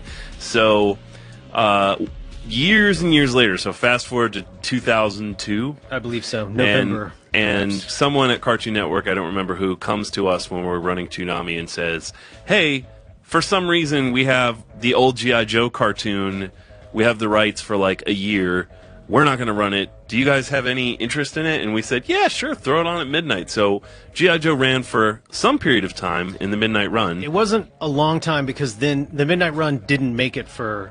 Like long those times corresponded to the midnight run stopping, and then Yeah. it moved to the Saturday night SVS Yeah. time and ran longer on Saturday. So I think we probably showed it for probably that whole year, because I think every time someone was like, "Are you sure you want to keep running the show?" We were like, "Hell yeah, Hell we yeah, want it's to keep G.I. running the Joe. show." Shut up. So yeah, that's So we have the Toonami. Well, actually, first we should show the greatest things ever, which are two clips you have selected. Yeah, so this is two more of the G.I. Joe PSAs, which are just Some wonderful man on the endlessly internet made. humorous. Yeah. And every time that we start watching them, I watch virtually all of them. The Snow Job one is a little too not safe for work for us to play here, but it's totally worth you checking out at work and actually playing it on your Well, let's desktop watch the computer. two So that we up have. first is Fire Alarm. Fire Alarm. So other than that, we don't want to ruin too much of Fire Alarm. Said you won't touch that button, bitch. Check it out.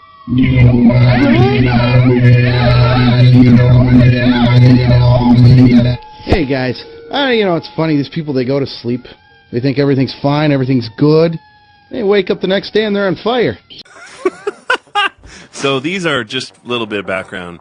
When they started doing the full-time G.I. Joe series, not the miniseries, but the actual full, 55 episode run, A Real American Hero, at the end of every episode was a little PSA about safety or whatever, totally pitched to kids, probably to make parents feel less bad.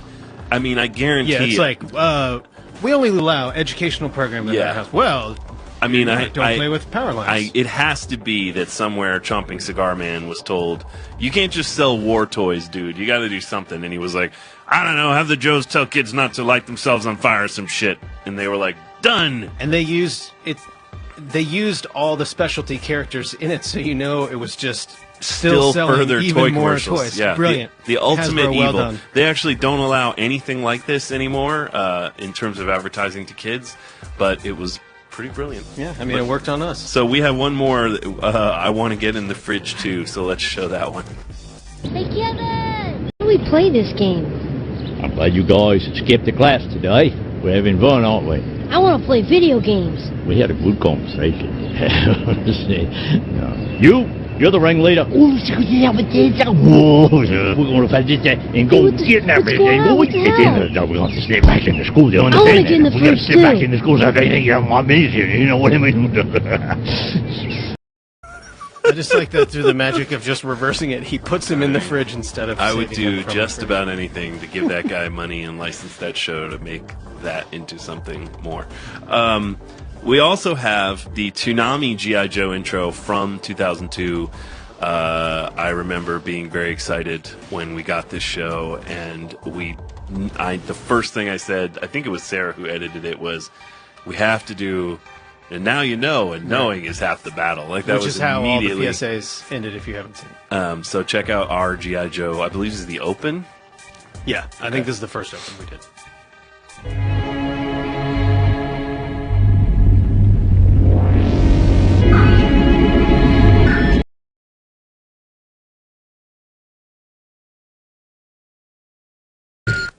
Yeah, the knowing is half the battle was in the promo, not the open. Don't blame me. Gil picked the open. I don't know. Don't blame me. Jason's the one who said it was in the open. That's true. But yeah, so G.I. Joe, pretty great. Probably better off just watching the PSAs at this point if you haven't watched G.I. Joe, but a very seminal television show. I mean, honestly, yeah, a show that, along with Thundercats, helped pave the way for, success of things like Toonami. Just, back in the day when action cartoons and the toys they sold sort of ruled the airwaves more.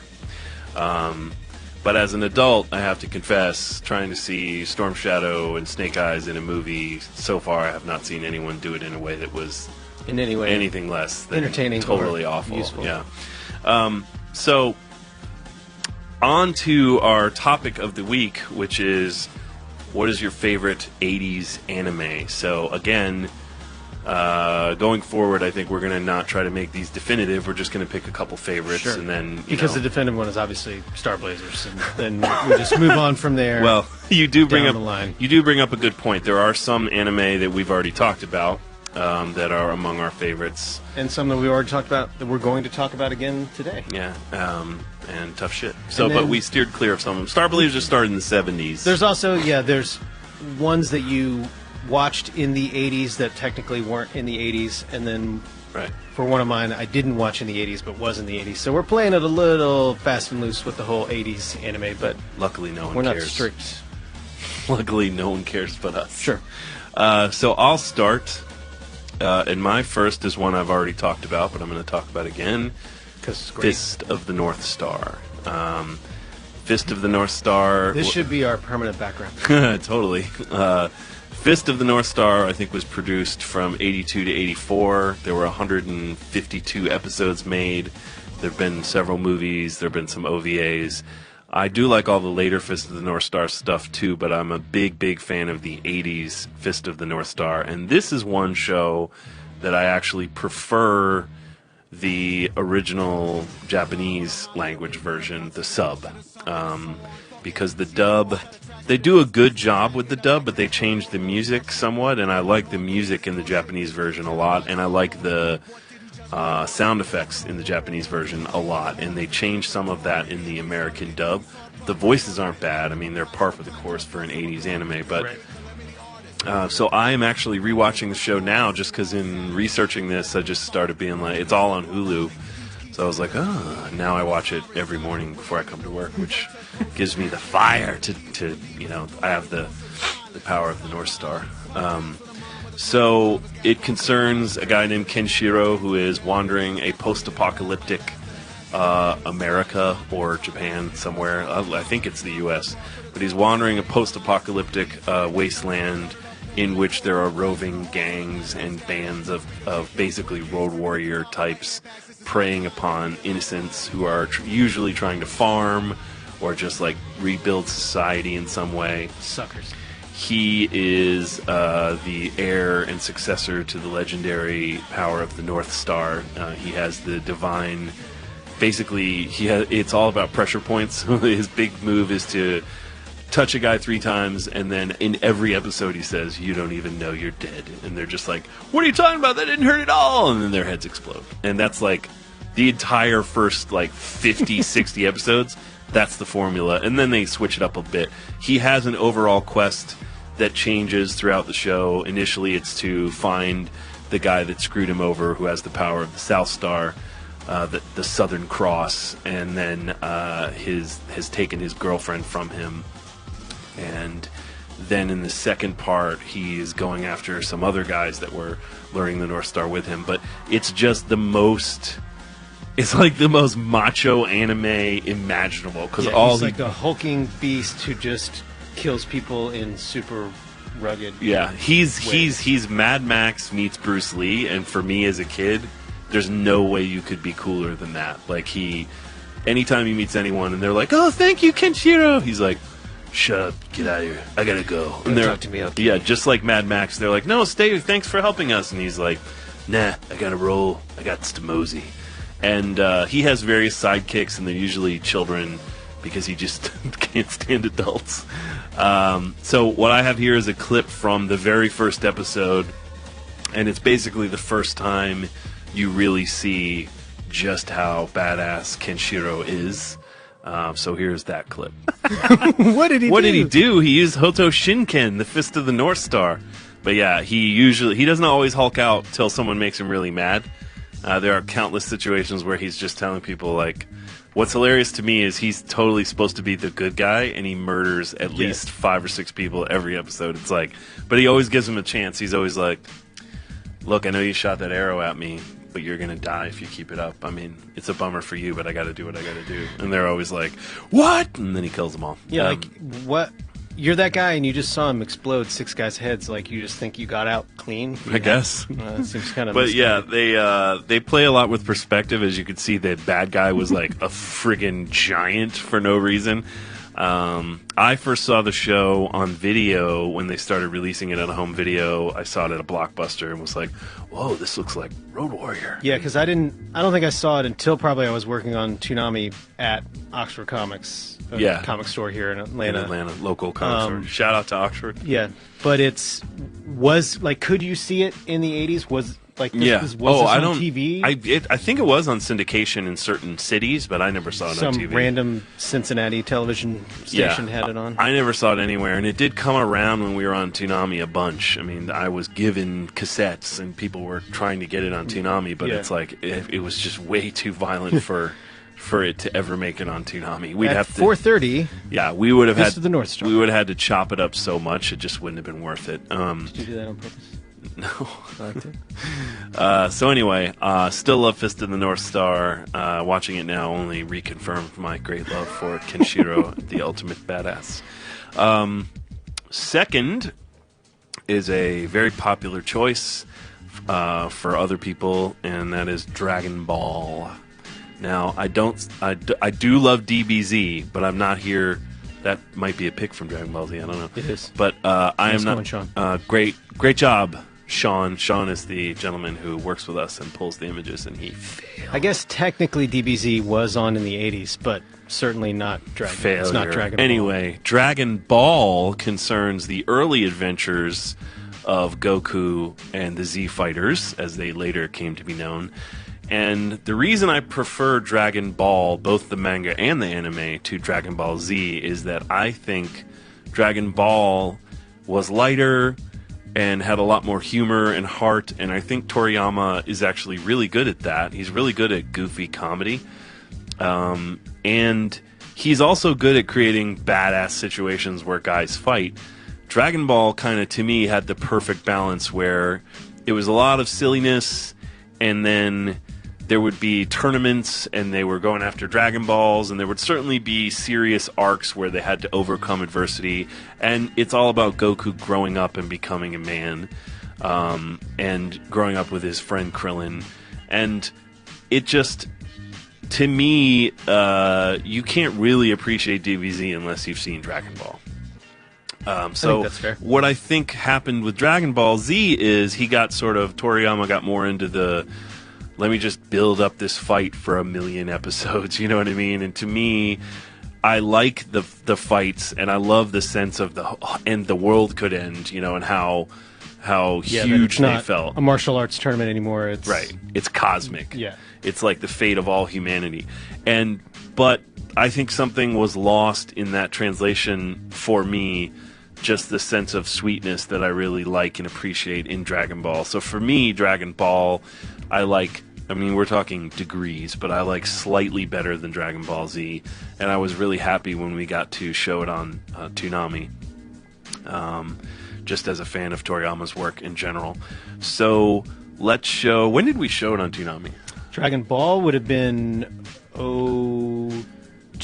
We started with Dragon Ball Z for a while. Which would have been 99. Yeah. It was like Dragon Ball Z for a while, and then they came to us and said, hey... 03 feels like it's what it would be. Okay. Let us know at facebook.com/Toonami what we do. actually... And we only ran Dragon Ball, really, because we were running out of... The dub had caught up, and we were tired of waiting and rerunning episodes of Dragon Ball Z. And they came to us and said, well, we've got Dragon Ball, and our network was like, yeah, put that on. At that time, anything with the name Dragons, yes, put it on TV. So here is our promo for Dragon Ball. You know their names. Now see the show that started it all. Earth's mightiest warriors. Only smaller. Dragon Ball. Weekdays at 5:30. They're so cute at that age. Only Toonami. Yeah, I love it. I mean, Bulma's much more of a character. Master Roshi is much more of a character. Right. And Master Roshi, you know, full confession, is my favorite Dragon Ball character of all of them. And Master Roshi being a gross pervert is an ongoing joke that I still find amusing. So yeah, Dragon Ball, I think it ran for 150 some odd episodes, so it's like its own thing. It ran forever. Yeah. And a long manga. A long manga, yeah. But I think, again, for me... And still not this image. Yeah. For me, slightly superior to Dragon Ball Z. People give me shit for that, but... I wouldn't give you yours. shit. I disagree with that, but I think everyone's entitled to their own opinion. I appreciate your granting me that right. For sure. So my final choice for favorite 80s anime is one I've also talked about before, but tough shit. It's Ranma Half. So I have always loved Ranma. I think I first saw Ranma again also on video. I think it did air on TV, but I don't know. There's so much like gender flipping and sort of sexual humor. Maybe it didn't ever air on American TV, but I first saw it on video. This show also has a lot of episodes. I think it ran for somewhere in the neighborhood of 80 to 100. I can't remember the exact number. I have them all. I just don't remember the exact number. But basically this concerns a young man, Ranma, who's on a sort of quest at the beginning of the show and falls into a spring which curses him, so that when he gets hit with cold water, he turns into a woman. When he gets hit with hot water, he turns back into a man. And so he goes to live with his father's friend's daughter, who he's betrothed to. And basically the series is him learning how to be a man and a woman, and also learning how to be a great martial artist. And, like, again, much like with Dragon Ball, the stakes are kind of low. It's like his big enemy is like the guy who runs the kendo club in his high school. It's very much about growing up and being a teen, and it's a lot about... there's a lot of stuff about sexuality. There's a lot of stuff about what it's like to be a woman versus what it's like to be a man. There's a lot of great comedy. At one point, his enemy gets cursed too, and turns into a little pig. And Ranma adopts him and brings him into the house, and they don't know that his enemy's in the house, but his enemy is a pig the whole time. So it's like they keep cutting to this pig, like and it's like it's just so ridiculous. Much like the humor in Inuyasha. Yeah. Not the fate of the universe on the line, but definitely a coming of age. Yeah. And a long-running anime and an incredibly popular, well-regarded anime for good reason. I saw it on video again, probably at Blockbuster again.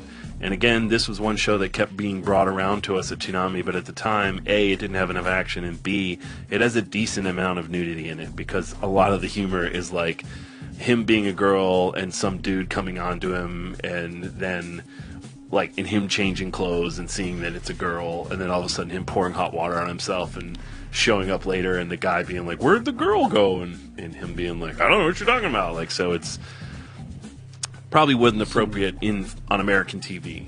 Tootsie-like moments with Enter the Dragon. So here is, because we never have been able to do anything for Ranma, here is a horrible commercial made by some person for the re-release of Ranma from several years ago. A dangerous training mission. An arrogant father and son. An ancient Chinese training ground. And a curse that changed their lives forever. From Rumiko Takahashi, the most popular female comic artist in the world and creator of Inuyasha and Maison Ikoku, a comedy that redefines a hot and cold relationship, the most recognized and acclaimed anime series on the market today. Wacky martial arts at its best. Create a complete Ranma one-half collection.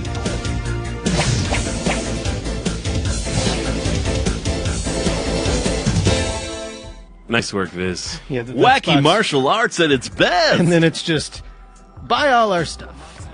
It is now out on Blu-ray, the entire series in 4 sets, which I happily own. It's been remastered and it looks beautiful. So if you ever had a slight interest in Ranma, now is a great time to check it out.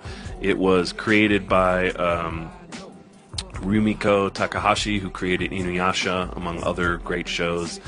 Probably the best known female anime and manga creator. She just, when asked about it, she said originally it was supposed to be about just a boy. She created the gender flipping curse because she didn't feel comfortable writing a boy because she knew how to write. She knew how to write women, so she wanted to make him half woman. And she was asked, like, is it a feminist thing? Or are you trying to? And she said, no, it's just a simple story, but I write for girls and young women, and that's who this show is, sort of where the point of view is coming from, which is interesting because it does have a lot of interesting male-female dynamics, and it's got good action. So, you know, if you like Inuyasha, I think Ranma is actually better. Some people would disagree, but it's a very similar thing where the two main characters are in love but fighting all the time, but it doesn't get kind of annoying sometimes like it can with Inuyasha. So, anyway, that's my 3 choices for favorite 80s anime. Gil? Nicely done. My first sort of 2 choices we've talked about before, but tough.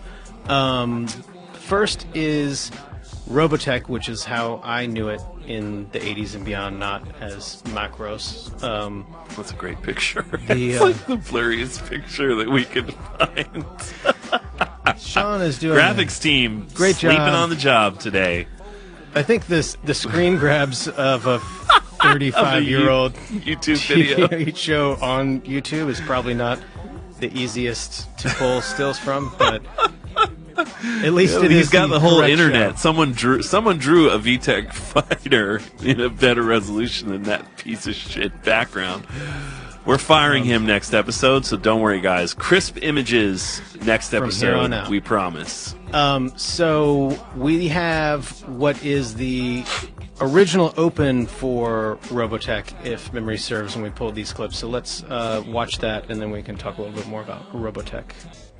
So that's the open from the actual show. We were trying to figure out if we showed the promo that we made the last time or the open or both, but we've talked about, I guess at this point it's clear that we've talked about Robotech too many times, so this will be the last Robotech conversation. We've officially run out of things to show.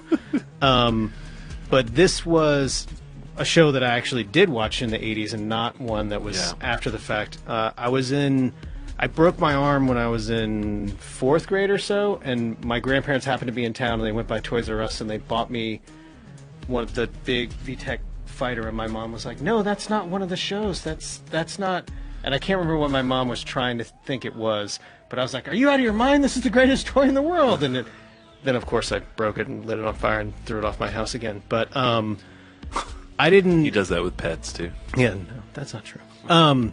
This was my probably first mech show, that's not like a Voltron show where it's actually like mechs. This was sort of changed the way that I viewed the possibility of the future and War Machines when I was a kid. I was transforming just like, fighter jets. Yeah, that it was pre-Transformers for me, and that this seemed like we could actually do this, and I don't understand why we're still lagging so far behind 30 years later. But very pathetic. Did you watch Robotech? Yeah. I watched it when it was while it was on TV. Yeah, when it was on in syndication, I watched the whole thing, and because it was actually, obviously we've discussed this before, but they cut up the 3 different series for the American Robotech and made it like different generations.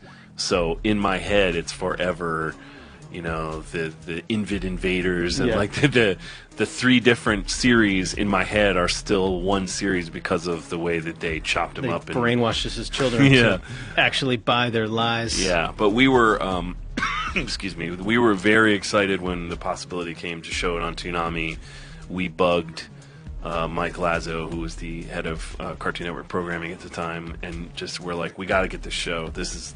you know, if this is available, and as I recall, it did pretty well. It didn't do. It wasn't a barn burner. Right. It was. I think as a kid, then or now, like seeing this, it definitely feels dated and doesn't have because so much of this show when we were kids was that mind blowing factor, and I think that's tough to do when a show looks obviously old. Yeah. when you're 11 or 9 or whatever it is. But Yeah, at the time, it good looked awesome. It was a good 15 years old almost by the time we showed it. At least. So, but was great to have on Toonami and an amazing show. And I would say worth the watch at this point if you haven't already seen it. Totally worth the watch. It holds up. I mean, it's dated like Fist of the North Star is, but that doesn't make it less awesome. So at a streaming unless you're a child site near you, if you're under 18, you probably it's are somewhere. Not The rights for allowed Robotech are still a total mess, but it's you can find it somewhere. Between it actually being Macross and actually being Robotech is probably tough to watch the full of either one of them, but go check it out. Pretty sweet 80s domination. Next up for me is another show that we talked about, but also very important in my childhood. The spot that we have here, we're honestly not sure what is. This is either just sort of our first intro teaser campaign or promo. The open for the first. It doesn't feel like the open. It feels simultaneously like a later Michael Cahill cut that, or maybe it's just that he used that "End It Now" so many different times. But we'll play this 60-second piece. Maybe you can tell us where it came from, and then we can talk a little bit about Voltron.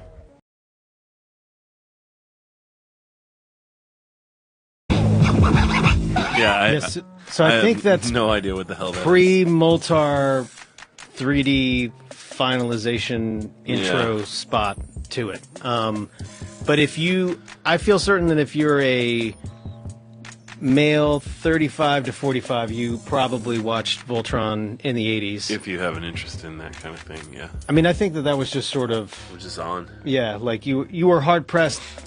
Back in the day, there were only 2 channels, and one of them was playing Voltron, so odds are you watched it. And then we ran it, so I think that I'd be curious to see what the sort of generation gap between people who have no interest in Voltron and then the early Toonami I mean, it's the watchers. People. Yeah, it was the people. Like what that the second Dragon Ball Z generation of second Dragon Ball Z came on. That was the show people remember Toonami for as a kid.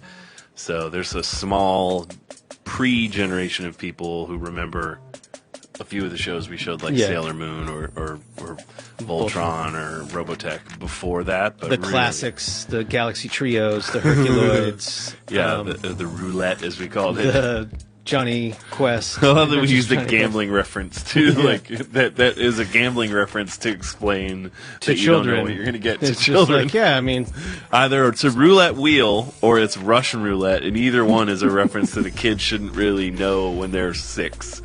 But they did, cool. thanks to us. But yeah, Voltron did well. We showed it for a long time. Yeah, I mean, surprisingly, even at that time, never really was the greatest looking show, even in the 80s. But we never did get Vehicle Voltron either, and we worked really hard to try to get it, and the rights are just... A lot of these old 80s anime, the rights were just so it's just archaic and messed up. 5 companies in Japan own it, and then one random dude in Dubuque owns the U.S. distribution rights. And no one seemed to be able to figure out how we could get Vehicle Voltron, even though we worked and worked and worked to try to get it. And I would be curious to see how much total time in each episode is just forming of Voltron. The reused animation. Yeah, quite common technique back then. The same thing. But anyway, love Voltron. If you don't, then I feel sorry for you, and you're messing up.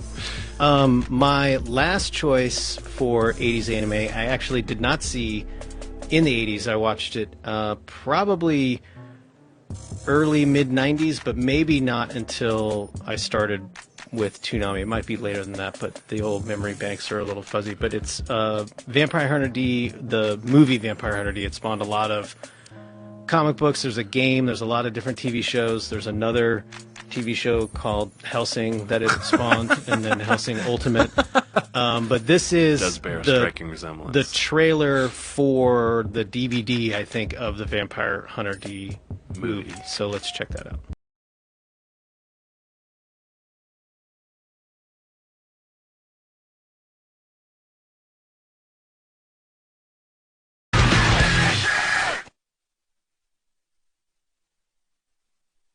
Yeah, designs by Yoshitaka Amano, who remains a legend. Yeah. Who I've had the pleasure of working with. Yeah, when you were an anime fan in the early 90s, late 80s. You went to the one rack at Blockbuster, or you went to the comic book store. And that movie was one of the movies like everyone who even slightly had an interest had seen. And it was like Demon City, Shinjuku, Wicked City, Vampire Hunter D. Those were the movies that like felt like, ooh, what's this? Like this is something different. They don't have this in the U.S. Yeah, like these violent characters and like the extreme horror, future, post-apocalyptic, sort of Western. Vampire killing vampire. We got to stop the vampire and vampire violence. It's just getting out of control. But yeah, like this is one of the first movies that felt like this. You're not watching something that could have been made in the U.S. Whereas, like as a kid, for Voltron and Star Blazers and even Robotech, it just felt like those were just really amazing cartoons. Action cartoons. Yeah. And this was probably the first that felt like it was an anime coming from another world. Felt barn.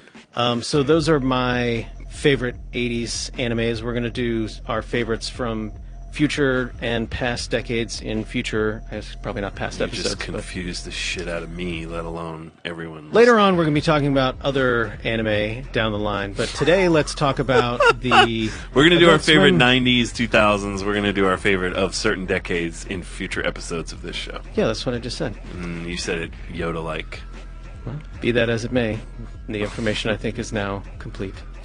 So we again are pre-taping these episodes. We're on the beach right now. Do not know tootsies in the sand. What you have claimed as your favorite 80s anime. I'll be curious to see, same as us, like if there are things that people watched in the 80s or that have seen later on. But either way, we'll start off with the Adult Swim Facebook favorites, the top 5 of 80s anime. And I'm sure that they were great choices. And King of the Hill coming in at number 3. And then let's also take a look at the Toonami Facebook top 5. Which is at our 80s anime. Facebook page, which is facebook.com/Toonami, and your favorite top 5 80s anime choices. I'm just guessing, but I bet these are better choices. I would think so too. Traditionally, at least more in line with actually caring about what the question is and not necessarily about... Although we appreciate anyone who comments as long as you're not being a dick. There's no bad Facebook posts. That's what they always say. I wouldn't go that far. So that's our Adult Swim and Toonami Facebook faves for your favorite 80s anime. We also, right now, have a sneak peek of the new Toonami show coming on August 8th at 12:30. Replacing Kill la Kill is Akame ga Kill. We like to replace kills with kills. This is our first Sentai show, and we're pretty excited about it. So here is our promo for Akame ga Kill. Check it out. Akame ga Kill premieres Saturday at 12:30 on Adult Swim. So Akame ga Kill, that spot will run inside Toonami this coming Saturday night, most likely in the 12:15 DBZ break. New episodes will be coming at 12:30 the following week, August 8th. So we're excited about Dub Akame ga premiere. Kill, dub premiere. Yep. World dub premiere, never been dubbed into any other languages. We should start using that more, I think. World dub premiere. The next episode we'll be talking about Akame ga Kill. Yeah, we'll get into a little more detail about it later. We'll get into the choice nugs of Akame ga Kill and take a little bit more of a deep dive. But that is our sneak peek for this coming week. And now we have a Dana Swanson piece, a retrospective of sorts of her time at Comic-Con. At Dana is a Girl, and the voice of Sarah, if you're not familiar. So this is her journey in and around San Diego Comic-Con and her time there. So check it out, and hopefully you enjoy it. Hello, it's Dana, and here's what my Comic-Con was like. I've been going to Comic-Con since 2006. This was my 6th year going. Like many years, I didn't really get to go to panels and hang and sit in long lines. I worked, and that's totally cool. Here's why. It's con segment time. This is a really personal wrap-up. You're not going to learn any cool news here. Cops are coming. So I worked during the day and got to chill at night because it's basically like one big family reunion. Conan was everywhere. I couldn't escape him. Like everywhere. Like haunting me in the bathrooms. The first day I got there was kind of orienting myself. I forgot some important stuff like toothpaste and things to block me from the sun. If you didn't know, I'm really pale. Working Comic-Con, it takes a lot of resourcefulness and drive and energy, knowledge of the area, and also willingness to change plans at the drop of a hat. Sometimes you have to make do with what you have, and right now I've got to record VO while we're about to shoot a bunch of stuff. You also get a really big appreciation for water when you go, because San Diego is full of water. There's boats. You could be a boat and probably get a badge. You may not get a ton of time to walk the floor or see a panel or a show. Wednesday night was my favorite because it's preview night, and it's a little more sparse on the floor. You can walk around and actually see stuff. I also got to roll with Team DeMarco. Hey. Bella, can you show it? Never looked better. I'm fine. Someone was not too happy about this knockoff Toonami thing. Why no? What's wrong with that? What isn't wrong with that? So what's it like? The floor, it's lights and stuff and games and more stuff and mountains of stuff and Stuff Mountain and climbing the mountain and seeing the stuff and look at all the tchotchkes and what's a chair cape? It's overwhelming. Lots of marketing, lots of game demos and stuff. When you work, you do get time to see how everybody else is experiencing Comic-Con, either because you are interviewing them or because you can just see it everywhere. There's people that wait in line for Hall H overnight, and I commend you. I don't know how you do it. I don't know what kind of camping supplies you bring. I don't know what kind of snacks you figured out. I don't know what kind of line mutinies prevented from happening, but you can do it. It's a sacred art. I get to see people I don't get to see all year. And they all converge on San Diego. It's so strange. I went to a cat cafe. That was not really necessarily part of Comic-Con, but it might as well have been.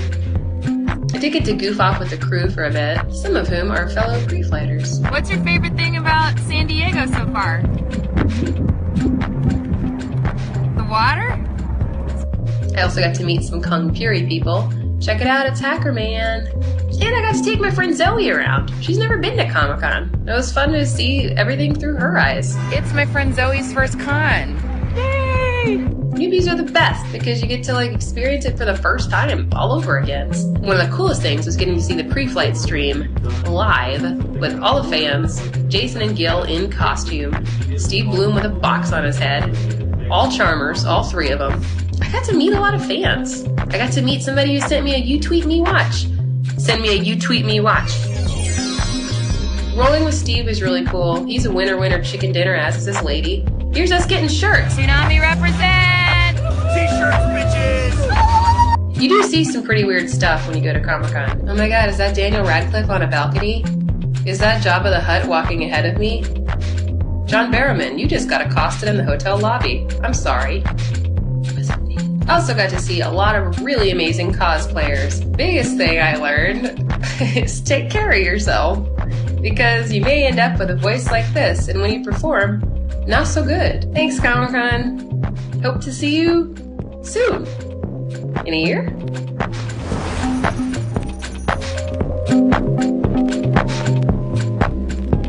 So thank you very much, Dana. San Diego Comic-Con. I think she had an enjoyable time. It seemed like she worked a whole lot. The case. So yeah, I'm proud of her for doing her job, working, doing a cosplay thing. She did her job. She did her job. She did part of my job. She did her job again on another thing. She did a cosplay piece that we ran at our live pre-flight from San Diego Comic-Con, and now a look back at it. So she is a content producer. Despite the fact that Jason and I are now currently on vacation, Dana Swanson should be the one who is on vacation.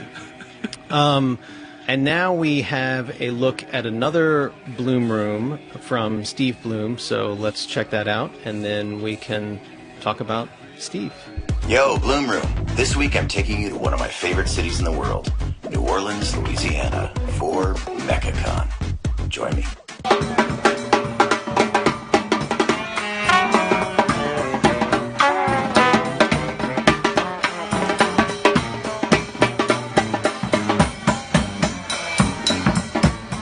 the real fog blues.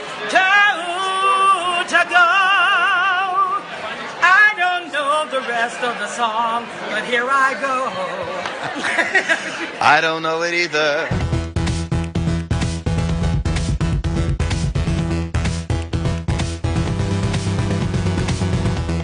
You can say my voice is awful, or my songs are too cliche, but don't take my boo-boo-be-doo away. I wouldn't. Thank you. Toonami, this is my friend Joey. See you, Space Cowboy.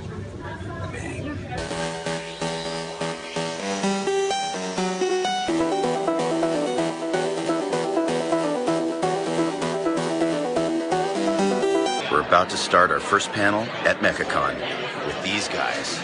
Say hi, guys. Hi, guys. Hi, guys. Say hi, everybody.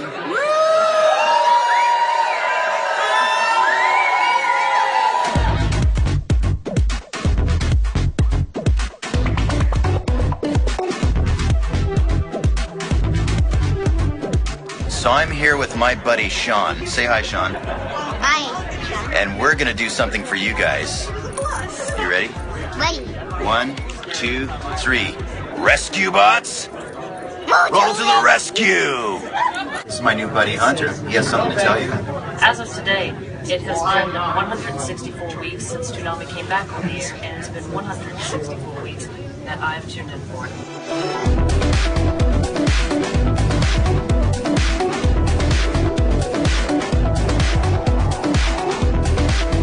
Only Toonami on Adult Swim. All right, so that was the Bloom Room. Thanks to Steve, as always, for lending his time and sending us fun footage for us to cut together. He's a really busy man, and I always appreciate that he takes the time to talk to us and talk to you guys pretty much every week. If you knew his actual schedule, you would be amazed that he has the time. We got to hang with Steve at Comic-Con and had a real blast both on the panel and just hanging out with him in that madness. He's a good dude. For sure. So that's all the show we have for you tonight, today, whenever you're watching. Maybe it's tonight, maybe your pants are off. I don't know. We're not here to judge or tell you what time it is. No judges. Maybe you're eating a TV dinner, whatever. But thank you for watching episode 23 of Toonami Preflight. So hopefully we'll see you watching Toonami this coming Saturday night from midnight to 3:30 a.m. and we will talk to you next time. Goodbye.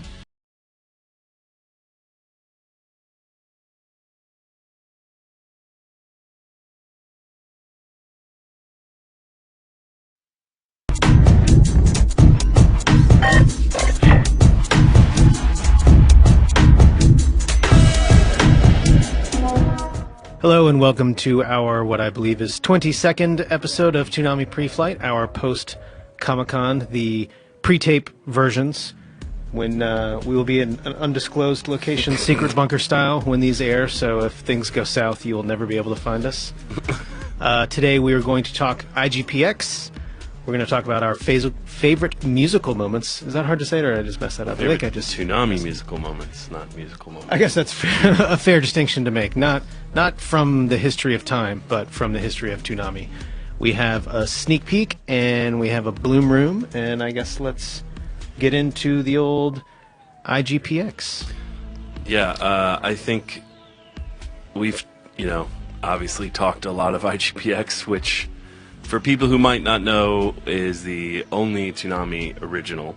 It was a co-production with Production IG and Bandai, and it premiered, I believe, in 2005. November 2005 is what I have written down. Okay, sure. If I wrote that down correctly, it's correct. I'll take it. And then the micro series was... a year before that. 03. Yeah. So IGPX grew out of the IGPX micro series, which was... something we produced with Production IG on a whim and was our total immersion event that year. Basically, it was just getting too expensive to do CGI, and we still wanted to do something, and an opportunity came up with our friends at Production IG, and so we basically took one 20-minute pilot and cut it up into pieces and aired it over the course of a week as a total immersion event, and people really liked it. So then we went back to Production IG and Cartoon Network and we formed a production committee and made our first Toonami original, which premiered, as Gil said, in 2005, I guess.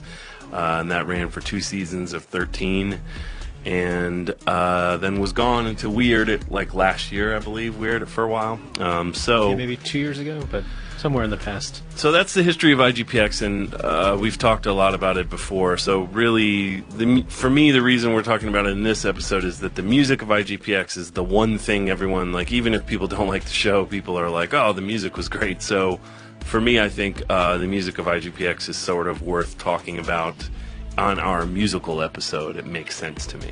I agree. So we were trying to do a lot of things differently with IGPX, some more successful than others. But one of the things that was successful was that I had a very firm feeling that somewhat Hongo-san disagreed with me about, but not too much. What's that guy know? Hongo-san, the director, he kind of wanted orchestral music and classic Japanese anime type of screaming guitar music, that kind of thing, and I hate that. It's just something that I feel is a very tired cliche. Even to this day, if you watch an action cartoon or even an anime, they will go often with orchestral or they'll go with guitars, like wow, wow. That means action. It's like guitars. And I listened to plenty of guitar-based music, but I felt like, man, it would be nice to have a show that used a different kind of music, just because, dear God, everyone's using this one kind of music. So at the time, we had a relationship, a very good one with, and we still do, with the label. And then it all went to shit. Yeah, with the label Ninja Tune, a UK-based electronic music label. They also had hip-hop. They have a lot of different types of artists, jazz. And we formed a partnership with them for the show. So basically, I got the rights to use a whole bunch of Ninja Tune music in the show. So the way the show was created was a little weird. Basically, we had this whole Ninja Tune library, and we gave it to Production IG. They then used it if they wanted to, and if not, they had sort of orchestral stings that were pre-existing library music that they just bought, or like guitar music. They had a theme song made by like a pop group for the show, and they had an ending credit song made, of course, because that's like, still tradition to this day for anime. I hated both of those, so we cut those out immediately and made our. We knew we were going to make an American Open, and that would need to be different from the Japanese Open. That was sort of something everybody understood. So we would get the episodes in from them that would be rough mixes, and they would use the music they wanted. And at first, they kind of tried to use a lot of the Ninja Tune music, I think, because to make us happy. And then as they went on, they used less and less, or they just used the same stings.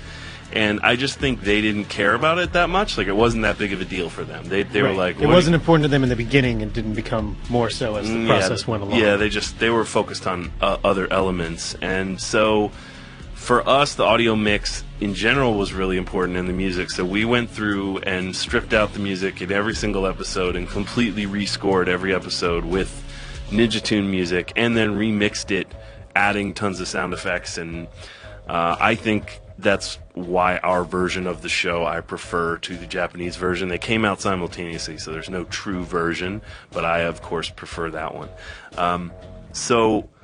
Other than the Ninja Tune music, there's only one song that's not Ninja Tune that we had to license specifically, and it's because I was hearing that song when I saw a particular scene, and come hell or high water, I wanted to score that scene to this song. So that song is by an artist named Ulrich Schnaus, and he, fantastic name, and he is sort of he makes kind of shoegaze music, but with keyboards, and then he moved into guitars. He's got 4 or 5 albums. So there's a song from his album, A Strangely Isolated Place, and when hearing the song, I just envisioned it soundtracking the scene where Takashi and Liz, at the end of the series... Spoiler alert. That's Gil's favorite phrase. At the end of the series, where they finally kiss, which, again, was a bit of a contentious thing in IGPX, because Hongo didn't necessarily think they should kiss, because, again, not most anime, but a lot of anime, the love is unrequited between two characters. there's a lot of like crushing with no resolution, and it's not as much of a. I mean, it's sort of to do with Japanese culture too, and just the ingrained politeness. You're not necessarily going to see the same American approach to romance in general. So he was sort of like, oh no, they're not going to kiss or anything like that, and I was like, yes, they are. We're going to build a relationship between them that will culminate at the end, and that's how it's going to go. And then eventually he saw my point of view and agreed, and he was happy with it. So I always envisioned this scene of them kissing for like a year to this song, and it took us a long time to get the rights. So I'm going to show this scene so you guys can see what I'm talking about, and then we'll come back and talk a little more. Ta-da! And then she just kills Takashi, and it all fades to black. Yeah, it was just a sweet, goofy scene, the way they did it, very teenager, and it just felt like that music, it could use like a sort of John Hughes type 80s feel to me, so I liked that song. And that's the only fun fact, in our version, that's the only Ninja Tune song, or that isn't a song Toonami owned, because obviously the ending credits are a Tommy Guerrero song. Right. For the Japanese version, how many Ninja Tune tracks do you think they ended up using? They maybe used 10 different ones, 15 different ones. And how many do you think total are in the U.S.? 100 or 200. I mean, like a ton. I mean, we used, there's probably 20 songs per episode in a 22-minute episode. I mean, in some of them, so it's at least 15 songs on average. Sarah Hardy, our editor, and I would go through and rescore everything, and we were always laughing at the end when we had to list all the songs. We'd always say, like, good lord. And we did create, like, some songs became a character's theme. Like River has a theme song, which is a particular song. Andre has a theme song that's a particular song. Takashi has a victory song and a sad song. Team Satomi has a victory song. We ended up creating themes that sort of came back. So it ended up being sort of like a score. Like an actual score process. Yeah, because it was all instrumental music. And my strong feeling, I don't dislike library music, but my strong feeling is that musicians who have to make music for a living and put out albums and tour, put more, their music is going to be inherently a little bit more compelling than a guy who's literally making a song to get some money to score a commercial. And making 50 of those. Right. And again, there is good needle drop. It's just not, to me, I wanted to use music from artists who had albums and careers as musicians. We used a lot of Ammon Tobin, probably the most used artist. We used a lot of Hex Static, and we used a lot of DJ Food. When we put this show out, DJ Food had a new album out. It had been their first in a long time, or Cold Cut, excuse me. Cold Cut is a spin-off of DJ Food. They share members. So Cold Cut had a new album at the time, and at the time they had a hit single, Everything Is Under Control, which we used in, I think, the finale of a particular episode. I think it was 12 or 13. And between seasons, just to sort of keep things, remind people that the show was coming back and then was on, Sarah cut a music video to the Cold Cut song, Everything Is Under Control. And I think it's one of Sarah's best editing jobs she's ever done. But she basically just used all the footage we had at the time and cut together this awesome music video. And it was at the time like the longest music video we've put on. But it just felt like it really worked, and Cold Cut really loved it, and it was totally something that kind of made everybody happy. And I don't think anyone necessarily cared when it aired. Like, this is before social media, so I have no idea if anyone gave a shit when we aired it, but we liked it. If you gave a shit, let us know on our Facebook page, facebook.com/Toonami. And if not, then... don't watch. Don't.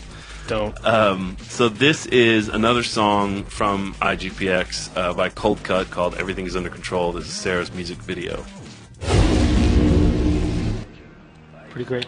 So it's sort of an encapsulation of season 1, really. I didn't see any season 2 footage in there. So Gil, as a person who was working at Toonami and helping us put out IGPX but didn't actually produce the show, what's your... any thoughts about the music or anything other than it's awesome? Yeah, I mean, I just remember at the time being like, Jesus Christ, how long is you going to spend in the Avid humping every single episode? And then when you saw it, you're like, oh, that was pretty well time spent. But at the time, it seemed like a totally bananas, Quixote-esque. We have promos to make!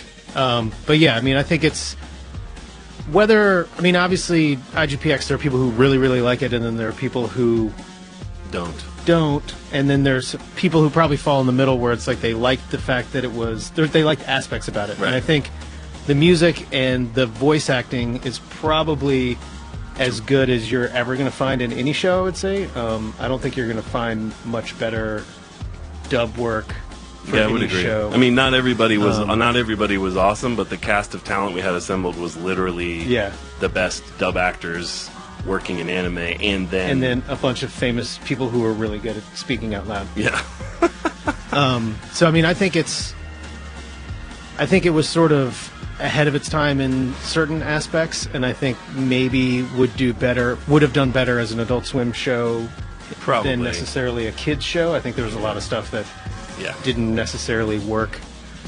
Agreed. In the kids' mind in hindsight, but we put all kinds of totally inappropriate stuff on for kids all the time, so that's not really hard to know where that line lies. There's a very sweet spot that I think we're finding, but I definitely prefer the Toonami version to the Japanese version. So, well, good job. If you're interested if you haven't seen IGPX, if you're interested in seeing it, Discotek is re-releasing the entire series, both the Toonami version and the original Japanese version, and I think the English-produced Japanese version, which is the pre-edit that we did on it. Yeah, so every episode it was 3 different versions. Yeah, it was the true Japanese, the Japanese English version, and we basically had to burn the other 2 versions so they didn't accidentally get turned in and get on air. And then there were duplicates of the Toonami version. So like back when we had tapes and it was taking it up, there was like an entire wall that was just IGPX, and it was like 100 tapes. It's like, this is at the first season, 13 episode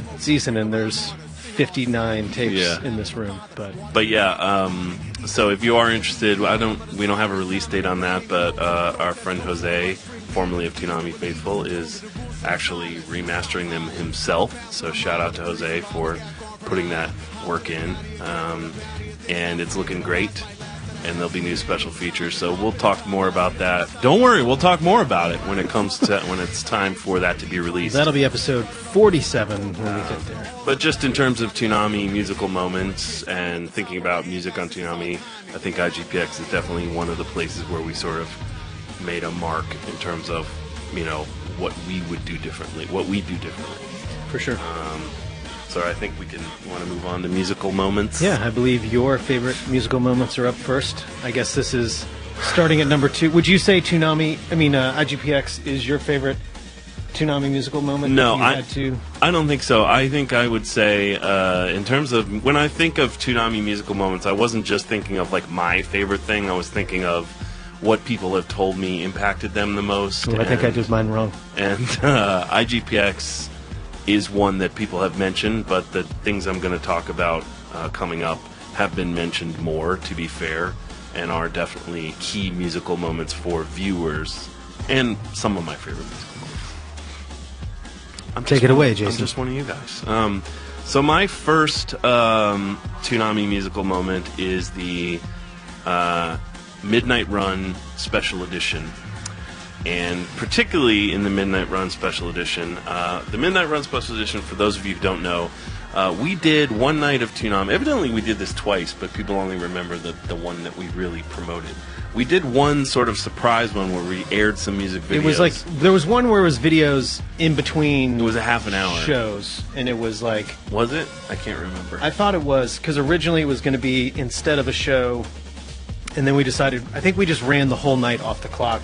Yeah. And it was basically 4 music videos or 5 music videos. In between, in and around everything. That could be totally wrong, but that's my memory of it. But then that did okay, and programming at the time, the programming department allowed us to, we pitched them, what if we did a whole hour of music videos just to see?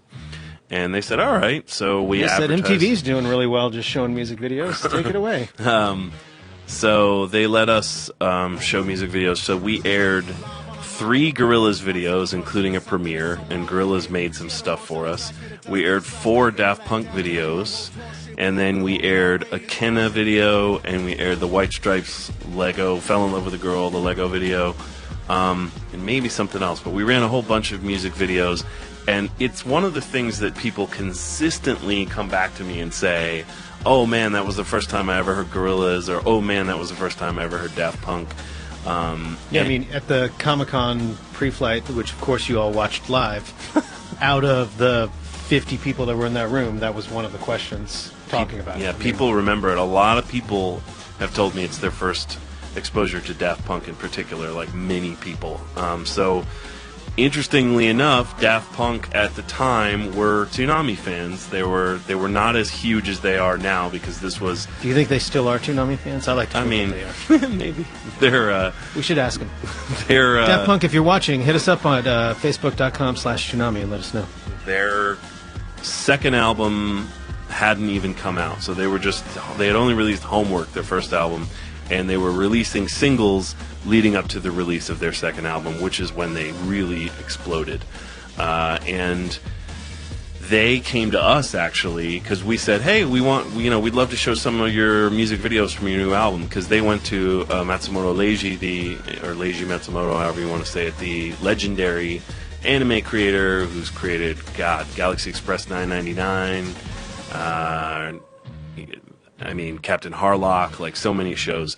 They went to him and basically made a whole movie scored to their album, and they cut up each song into music videos, and they had released 3, and we came to them and said, hey, could we show those 3? And they said, well, we love Toonami, we'd like to make some stuff for you, and if you want, you can world premiere the 4th one. And which is just bananas now. And we said, sure, yeah, that's awesome, because they loved anime. They're huge anime fans, and probably still are, but they definitely were then. So they made, I'm going to show a couple of the things they made. They made actual commercials for Toonami through their record label. They made them and just sent them to us. And here's the first one. Greetings, we are Daft Punk. Check out our new animated music videos on Toonami.com. So that was actually them. So that was actually a little spot where we agreed to put all their videos on Toonami.com, and they just created like a spot to drive people to that. And then I think we also have the intro to the Midnight Run, or the promo for the Midnight Run Special Edition. So here's the promo we made. Been a long time since we brought the noise. Thought we'd drop some beats and the summer of a bang. Friday, August 31st at midnight, we're breaking off a full hour of animated music videos in a Midnight Run Special Edition. The first 3 Daft Punk videos and the world premiere of the 4th. Plus all 3 Gorillaz videos, including Clint Eastwood, and Toonami videos you've never seen before. Ain't nothing changed. I feel like we were bringing the noise fairly consistently. We brought the noise. Seems a bit misleading. I think Dennis wrote that, so you can take that up with him. I'm going to make a note of that. But fire. So yeah, as you could see from that spot, the craziest thing of all of this is the song we world premiered the video for, was Harder, Better, Faster, Stronger. And even in the spot, it was like, we're premiering the 4th one. Which to this day is probably their best known song, although and Get Lucky for is the huge too. Ben 10 premiere campaign.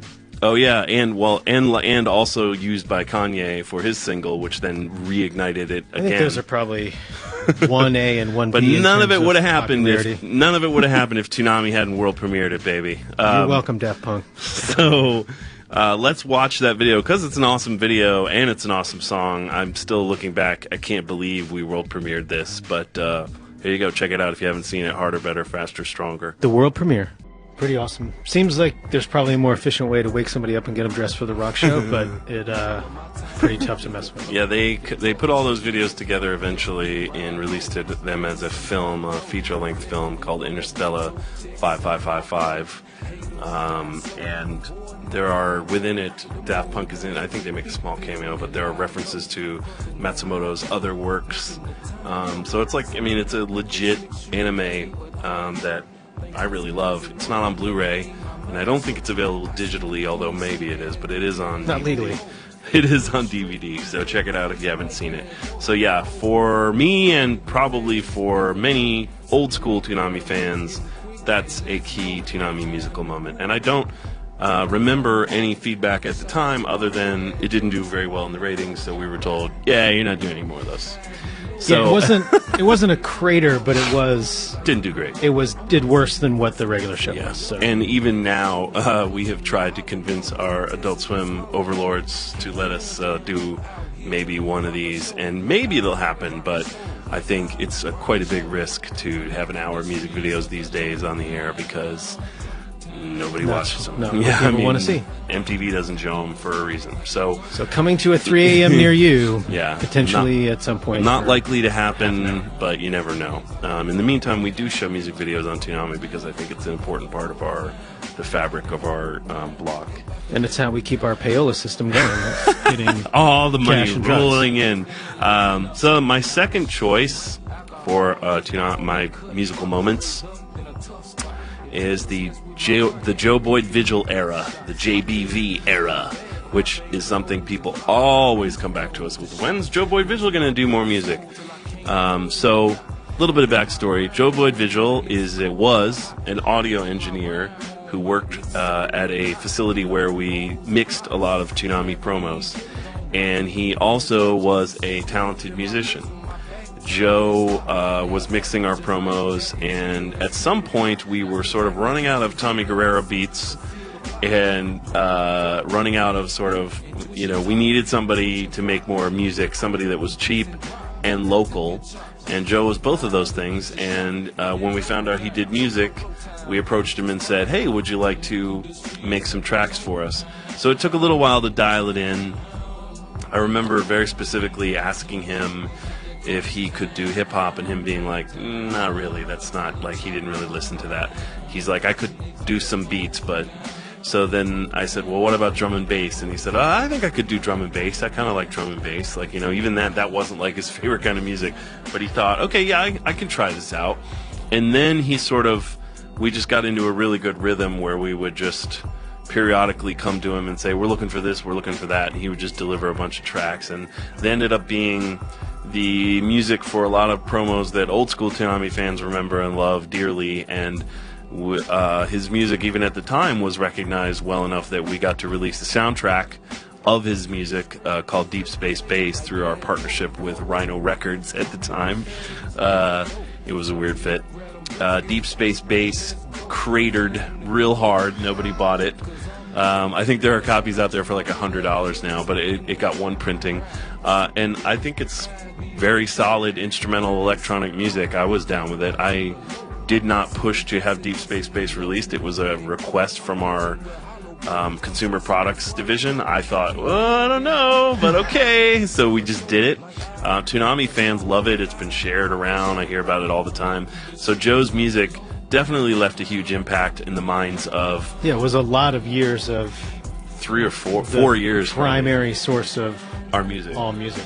And he was great in terms of... He was probably one of the best at bringing in drum and bass and interpolating that into our repertoire of music. And he was also making music for spots as opposed to us retrofitting longer musical pieces to be able to work into spots. He was making 30-second and 60-second musical cuts with the idea of like, okay, now we need to have... Here's where we have the bridge, and then we need to end on a flurry. So it was coming from the mind of a person who worked on audio promos engineer and mixing those spots. Knew exactly what we needed for everything. So Joe has since left Atlanta and parted ways with Toonami and has gone on to greener pastures. But his work continues to be remembered. So we're talking about him like he's dead. Joe was a great man. So I'm going to just play one quick promo. I don't think this is the first thing he did for us, but it's definitely the first thing that we all felt like, whoa, we're on to something new here, and was something that people still talk about now. So this is the promo for our first Dragon Ball Z marathon, DBZ 20XL, which I named and is the dumbest, makes no sense. But Sean loved it so much we made T-shirts. Like, there was a huge marketing push, and it makes sense. It's just 20 DBZ episodes. I don't know why XL makes it. But anyway, this is the promo. Extra large. This is the promo for DBZ 20XL with one of Joe's signature songs that really sort of makes the promo. Some things never change. Toonami thinks change is good. In keeping with this philosophy, we're giving you a little present and shaking things up a bit. Don't get nervous. You're gonna love it. How about a full week of Dragon Ball Z? 4 episodes a day, 5 days in a row. That's at least, well... Flash, welcome. Flash. You do the math. We just figure it's a whole lot of Dragon Ball. ABC 20XL, starting Monday. You're worth it. Flash. I mean, even say what you will, the 3D and those graphics really hold up after 15. I mean, plus but years. if you think about that, so think about you're 6 years old and you're seeing something that abstract. Like, that music's pretty abstract, and that edit is more abstract than most promos now, and faster moving than a lot of promos. Yeah, I mean, that now, was 20 years later. like the 98-99 Cahill experimental. Yeah, that was edited by Michael Cahill, who now runs the Adult Swim Bumps team. Using Shout out to the Cahill. Flash audio from the whatever that Johnny Quest Flash giveaway in the Caribbean that Sean went and shot was, where it's just like total, just Dada-esque. Yeah. Children's pretty awesome, and left obviously a big impression. So shout out to Joe. Thank you for your work. We've used your music a bunch. People still ask We're us. sorry that you're dead. People still ask us to use it now, which, you know, we try not to go back to the well. Occasionally we bring one out, but normally we don't, because we like to just keep looking forward. But glad we Keep our feet on the ground and keep reaching for the stars. Or something. So let's move on to my final choice, which is a sad song. It's a sad times. I'm having very hard time. So when Toonami was canceled in 2008, Gil and I, knew it was coming, sort of. Not far, we didn't know when, but we knew the writing was definitely on the wall. Like, there was a guy walking around with a bell going, the end is nigh. No, there was a guy sort of scraping our names off the door. So they kept measuring us for coffins. Yeah, we knew it was coming, we just didn't know when. So we, on the sly, we didn't tell anyone, but we spoke to the head of we had a CG department at the time. We spoke to the head of our CG department and said, listen, we need to have something ready if and when Toonami's canceled. And this was, again, before social media. Tremendous shock to them, doing the math, realizing that we probably would no longer have a CG team. But they, you know, this is before social media, where, you know, nowadays almost every network gives whatever they're canceling an effort, and, you know, they let it like wrap itself up so fans don't bug them for the next 20 years. Adult Swim doesn't always do that, but most of the time networks do that when they can and when they can afford to. But back then, before you got direct fan feedback, people just yank shit off the air and just be like, oh well, it's done, which is, you know, it happened all the time. So we just wanted our fans who had stuck with us for 11 years at that point to not just wake up one day and not have us be there. So we spoke to the CG department. Gil, I think you wrote the first draft, and then I took a crack at it, and we were happy with it.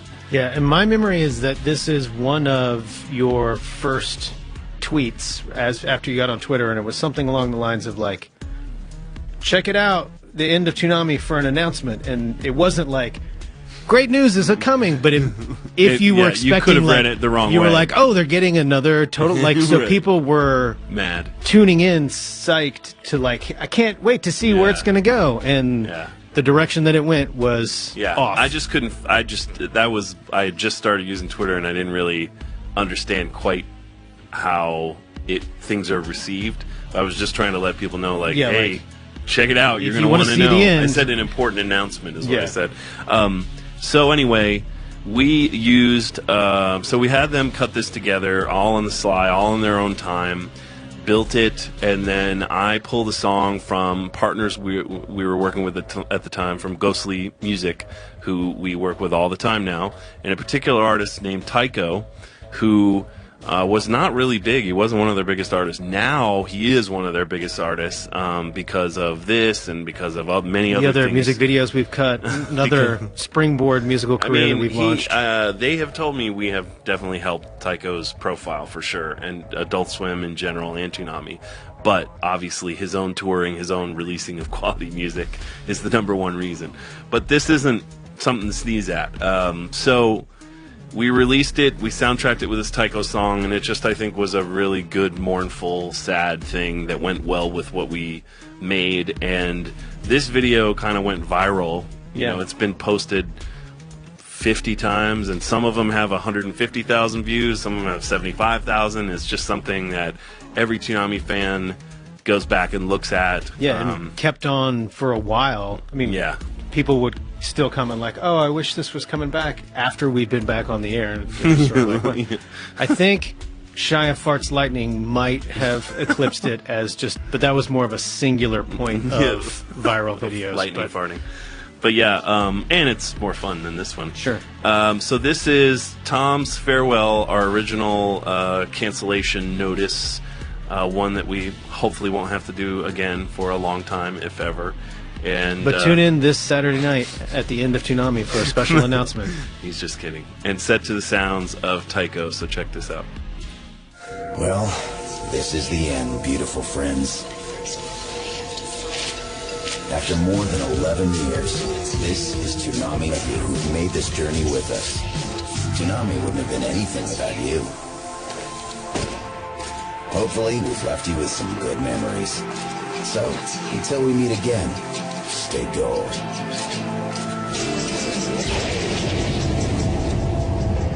Bang. So many people thought that when he jumped off the edge there that he was just dead. That it was like, so many of the comments were like, what? Mm-hmm. And then we originally had him exploding in the background and then just gently fading to black. But we needed to make that a 20-second piece, so we let him live for a little while.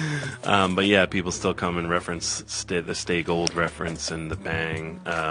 But people remember it, I think, largely also because of the music. So for me, that's something people always talk about.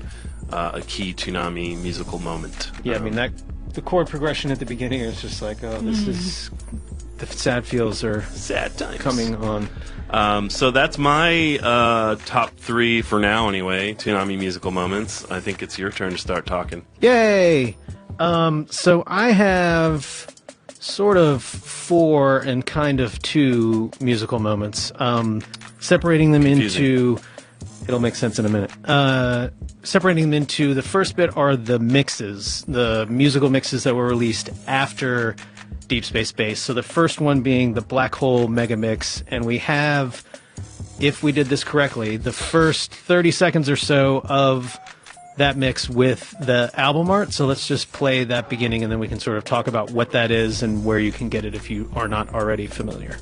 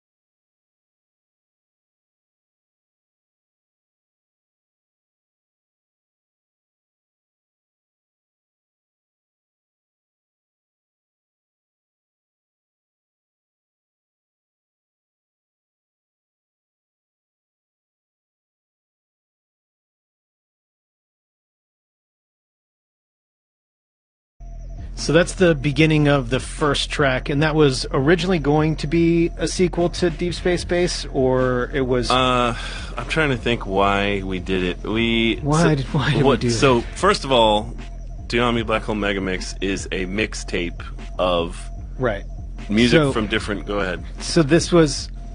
I'll tell you why I like it, and then Jason can explain what it actually is, because he was the one who was behind both of these. But I like the fact that it was a mixtape drop from a children's television network, and not really anyone else would do that or have fans who would care about that. Yeah. And I think that there is a big difference between people who are willing to go out and physically buy a CD and people who enjoy the music and enjoy having it be part of their lives. And I think hearing this mix, and then we can talk about the subsequent mix later on that was part of the Tumblr promotion, I think it's just, there's not too many just gifts you give fans as in terms of television, and I think that the idea of doing this and the way that it was rolled out, and this lives on Digital Arsenal, and we'll put the links up on our Facebook page after this broadcast so you can check it out if you have not. But this is a 21 one-ish track mixtape of beats current at that time. Now they're obviously old, and also older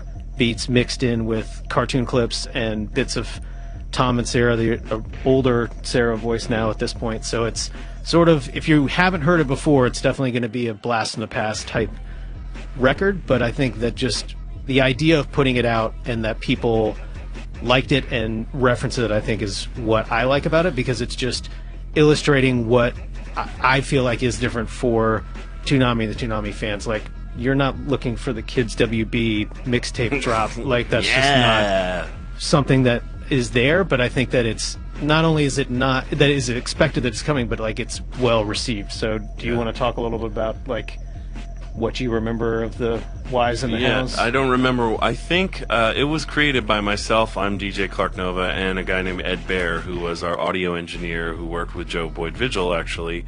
And I can't remember how it was, like the genesis of why we did it. I think we did it.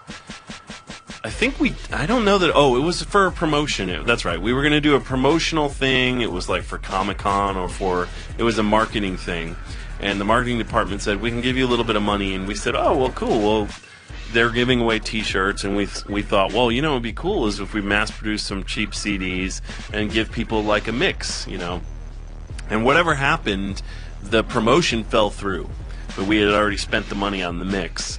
So I'll never forget, we had a meeting with a bunch of Cartoon Network executives, and Sean made me produce 15 CDs of the Black Hole Mega Mix, and we gave them to all the executives, which is like, we might as well have, no offense to any of these executives, we might as well have thrown it in the trash, because they were all like, oh, cool, yeah, hey, this is great. And, you know, I knew that it was like, why are we doing this? So we had nowhere to put it, even though, you know, we had taken like months to make this thing. We had outtakes from Peter Cullen, from Steve Bloom, from Sarah, from promos, from shows, all kinds of stuff mixed in with all the, you know, that first song was the P Brothers that you played, and the P Brothers they're great. Look them up if you haven't heard of them. We use their music all the time for years. And so I had been great about archiving our promos even back then. This is a long time ago. Yeah, which to this day is the only way we find out most of the things we've aired. That and YouTube are our sources. Are really 100% of the, did we do this? But I reached out to them and said, hey, if I just decided to leak it. I was like, I'm just going to, you know, I didn't tell anybody in our legal department, and I just was like, I'm going to leak this.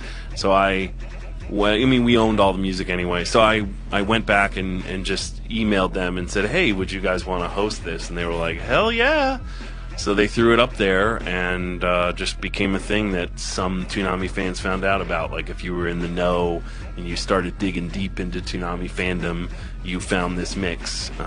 So that's kind of how it was created and how it got to where it is. And I still have people hit me up and say, man, DJ Clark Nova, I love your music. And I always have to be like, yeah, I just mixed it. I'm just the DJ. That's why the name DJ's in there. I didn't make any of those beats. Like, people think I literally made that music. Like, I've seen people tell me my favorite musician is DJ Clark Nova, and I'm like, well, I appreciate that, but thank you very much. I am not a musician. So anyway, yeah, that's how it happened. So that's the first of the mixes that I was going to talk about. The Supernova Mega Mix was in our second iteration of Toonami, and for Christmas present, a holiday gift for allegedly reaching a certain threshold of Tumblr followers, which at the time I think we were 7,000. No, it was less than that. It was like 5,000. It was 5,000. It was going to be 5,000, and then I think we were like, yeah, whatever.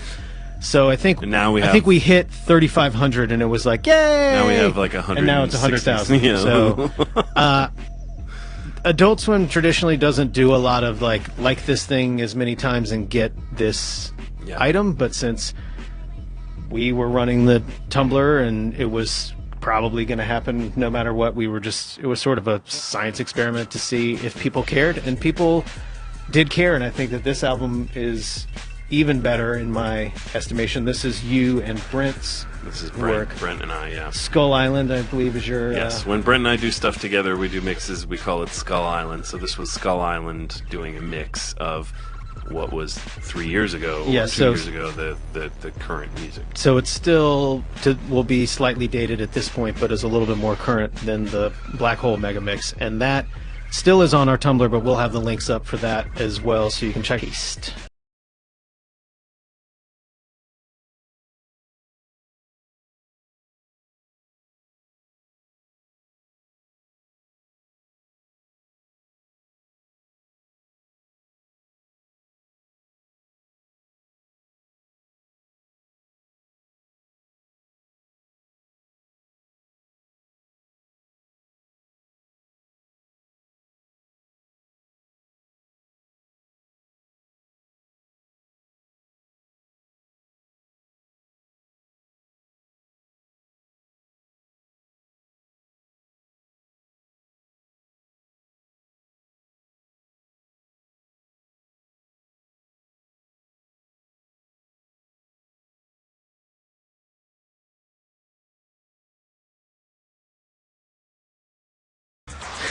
So yeah, we were just talking about the fact that the Ichi Megamix tied into IGPX episode might have been a bit remiss not to at least play a little bit of that. But so I think the Toonami mixtape is something that I feel is something that not a lot of other television networks / blocks would do, which is what I like about it, and the fact that music is so important both to the creation of Toonami and the maintenance as well as to what people enjoy about it. I mean, we're constantly getting what was the track on that bump from April in 2001 for that show that I don't honestly remember what it like. So it's the impact that it's had is certainly evident as the years have gone on. So I think giving people these musical mixes, I think, is something cool. So maybe Jason will strap Brent down to the mix machine again and start lashing him for another Skull Island mix in the not so distant future. Maybe this Christmas, maybe next Christmas, when we have enough music and I can get Brent to. It's a lot of work, so we have to make the time for us to be able to do it. And then usually we want it to happen around Christmas, so we gotta plan for everybody to be gone and still make sure it gets released and all that. So the mixes was my overall favorite moment, the fact that they exist, and then those two ones specifically. So secondly are the remixes. First up, both of these tracks are from Chris DeVoe remixing existing music. So the first one is from the promoting the month of Miyazaki in general. This is the fact that we were doing the month of Miyazaki and that these promos were coming, and I just think that this is a cool and interesting way to promote these movies that have their own very distinct themes, but having it be a Toonami spin. Then the answer to the question still is, are we going to do another month of Miyazaki? And the answer is no, but enjoy this promo for the month of Miyazaki that we did previously and its subsequent remix. Man against nature, spirits against humans, man against man, and the most fantastic visuals around. Spirited Away, Princess Mononoke, Castle in the Sky, Nausicaa of the Valley of the Wind. Toonami is proud to present 4 of the greatest animated movies ever made. Month of Miyazaki, starting March 18th at 7:30. Don't sleep on it. Only Toonami on Cartoon Network. For the good of the planet is what we were doing. Yeah. So we definitely had a lot of fun, and that was definitely a seminal moment in Toonami's history, and unfortunately one not to be repeated, but not out of a lack of our desire to do so, but out of the man and the business. The man. And the lawyers and the whatnots. Fun fact, Chris DeVoe lost his job over doing those remixes. He did. Chris DeVoe is the musician who did all those. He is one of my best friends, and has been making music for Toonami pretty much over the whole life of Toonami, including now.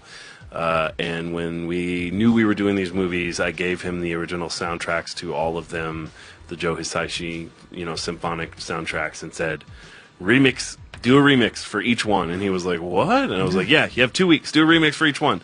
So he called in sick to his job to do them, and then they fired him because they were like, you're not sick, you're fired. So thanks, Chris. Sorry we paid him well, so he wasn't too upset about it. It's just a funny little side story. Thanks, Chris. You lost your job. It's hilarious. But yeah, so I think that those are the sort of beginning of the two remixes. The second, this is from the Clone Wars microseries spots, and is one of a series of Star Wars remixes that we've done over the years before we got a politely worded cease and desist letter from John Williams and the John Williams estate to please stop touching John Well, no, Williams. it wasn't a cease and desist. It was just like, okay, you can't do that anymore. Like the rights were restructured. Star Wars used to own all those rights entirely, like 20th Century Fox or whatever, and they were restructured. So he got a lot of them back, and then it was like made clear, like, okay, you can't do anything with Star Wars music anymore unless you clear it through John Williams. So this is pre that, and this is the West promo for the Volume 1, I believe, of the Clone Wars microseries run all in a string that we ran on Toonami. Clone Wars have begun as Master and Apprentice struggle with the dark side. More and more systems join Count Dooku's army, leaving the Jedi Knights caught between the Separatist forces and a republic that is slowly becoming an empire. Toonami presents the Emmy-winning microseries all in one shot. Star Wars, Clone Wars, Volumes 1 and 2, Saturday from 7 to 10 p.m. Impressive, most impressive. Only Toonami. Jason DeMarco as Obi-Wan May the ADR. force be with you. There's too loud under there. Yeah, they're great, Sam Gerard. Over the years, Jason has revoiced many I'm a promo gifted lines, mimic. I'm a gifted mimic. when we can't get the splits and the mix doesn't work out. But yeah, that was actually for all of the Clone Wars microseries. But I like that track a lot. So also Chris DeVoe. Also Chris DeVoe. Fun fact about that one. Also lost his job again. We had to get that remix of that's the March of the Empire. We had to get that Chris DeVoe remix approved by Lucas himself, and we presented two remixes to Lucas at the time. We presented a version of Duel of the Fates from Phantom Menace remixed by Brian Burton, aka Danger Mouse, and we simultaneously presented March of the Empire mixed by Chris DeVoe, and he chose personally Chris's track and evidently said it was great. Eat your heart out, Danger Mouse. What's that kid done? So these episodes, if you have not already been aware, we are pre-taping ahead of time. So we don't know what Facebook has told us, but we're going to intro now so you can see what you did. Yeah. And up first will Don't be let our vacation stop your The machine rolls on. Don't please continue to comment, because we're going to put your comments up here. We're just not going to know what the hell they are until a couple weeks later. And we may or may not still talk shit about them. So the up first is the Adult Swim Facebook favorite picks. These are the top 5 of your favorite Toonami musical moments. I'm guessing a lot of mine are on there. I'm betting that there's at least one King of the Hill remix, all right, or something. I'm saying 4 out of 5 are legit. I think that's. We're going to take bets. The over under is 4, and I'm taking the under on legitimate 4 musical choices. But up next is our Toonami Facebook page, which is facebook.com/Toonami, and I think that the Toonami Facebookers have traditionally proven themselves to be more legitimate. I am thinking that this is a solid 5 out of 5. Great choices. And I'm betting that there is obviously we think it's going to be Toonami Midnight Run, probably a Daft Punk breakout, maybe a Gorillaz breakout. I think the Toonami Midnight Run will definitely be there. So we think there's maybe 2 other musical moments. So maybe it'll be one of the remixes, and then there's going to be a wild card. Or there could be maybe the Gundam promo. Fair point. So nice job, Facebook. Thank you in advance. In the future, we're looking back in the past and seeing ourselves in time as a flat circle. And speaking of things we haven't seen, our sneak peek for today is a new music video from Sarah, and she has not made it as we are currently speaking, but it will be ready for this episode's broadcast. So it's great. We will have seen this by the time it gets to here. We just won't have seen it at this point. So check out another great spot by Sarah, voiced by Steve, most likely. Stop talking and let's just show it. Let's check it out. I've said it before, and it's time to say it again. Life can be pretty tough sometimes. But one thing that can make it better is a friend. Whether it's a shoulder to cry on or someone to watch your back, a real friend will always be there for you. But being a true friend is just as important. Lending a hand when they need it, or not judging someone for who they are. Friend is a powerful weapon. So if you're feeling down, reach out for a friend. And you're feeling good, to give someone else a boost. Because we're all in this together. We might as well be friends. That was pretty great. I thought you did a really good job. So next up is the Bloom Room, which we have seen. Which is Steve Bloom went to Montreal Comic Con, and that's my terrible Canuck accent. That was a very good Pepe Le Pew accent. I thought yeah. So Steve filmed himself there and had some adventures, and I think it's pretty funny. So check it out. Let's see what Steve was doing at Montreal Comic Con. Here's Bloom Room. So just arrived in Montreal for the Montreal Comic Con. As I'm getting off the plane, the captain looks at my shirt and says, "I love Cartoon Network. We're everywhere, bitches." I'm here in Montreal, first night, walking around about 9:30 in the evening and exploring the city, all by myself. Definitely not in America. First order of business, Canadian beer. To you guys. I'm across the street from the Palais, where it all begins tomorrow. See you then.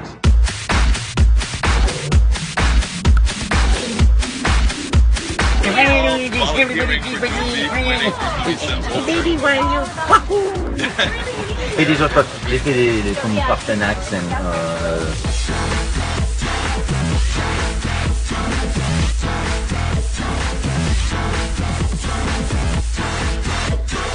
So I'm here at Montreal Comic Con with my friend Tyler, a new aspiring voice actor, and this is something he came up with. Check it out.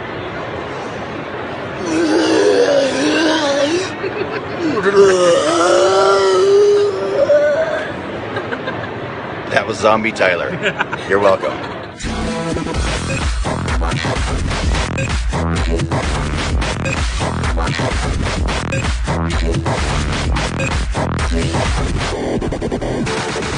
Hello, I'm here at Montreal Comic Con. I'm here to shout out to Toonami, not the thing that destroyed Japan, but the show, Toonami. Hello.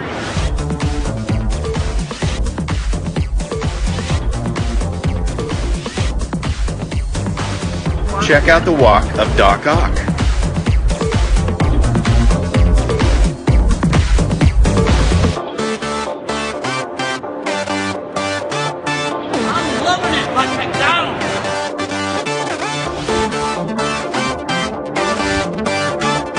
Toonami!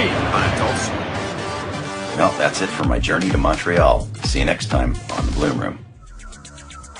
The Doc Ock was pretty sweet. Yeah. Dr. Evil doing tsunami jokes feels like that's a bit out of place in bridge too modern far society. And Deadpool being Deadpool, yeah, Deadpooling. stealing the McDonald's tagline seems a little off me too. But great thanks cosplay. so much for but great cosplay. Steve Bloom in another episode of Bloom Room, north of the border, the 52nd parallel, 48th parallel, one of those parallels. But that's our episode for today. Hopefully you enjoyed it, and we will see you next time on Toonami Preflight. And be sure to watch Toonami this Saturday night from midnight to 3:30 a.m. And download those mixes. Or stream them. Bye. Bye.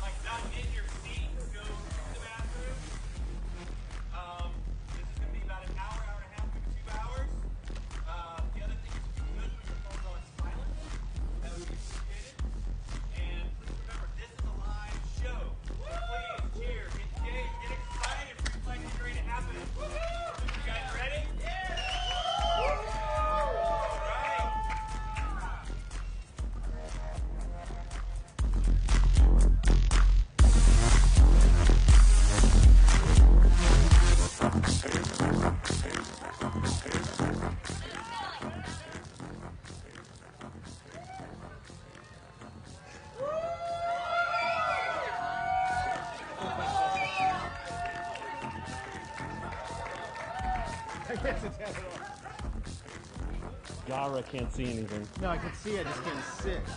There we go. Gara's peanut doesn't let him sit.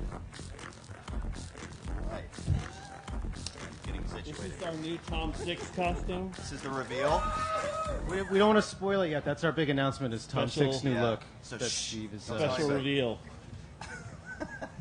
So welcome to our 21st yet first live from San Diego Comic-Con pre-flight. I have no idea where the camera is in here. Do you remember? Nope.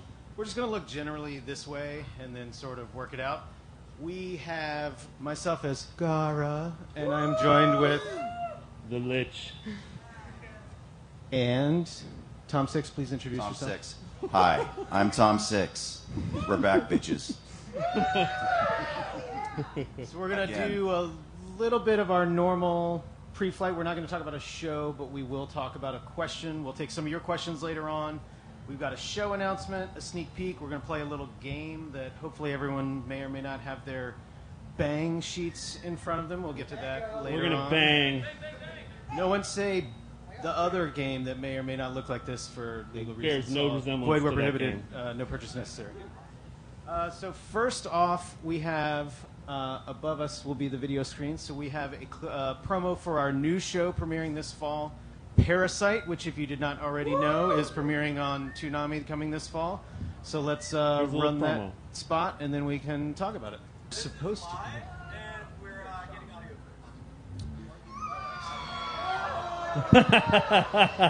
I know the video's playing. So you may not have heard, but this is our first live Toonami Preflight, so there may or may not be a few hiccups that we're going to do. So I guess let's play the clip again whenever you guys are ready for a Parasite promo that you will actually both has see music. and hear.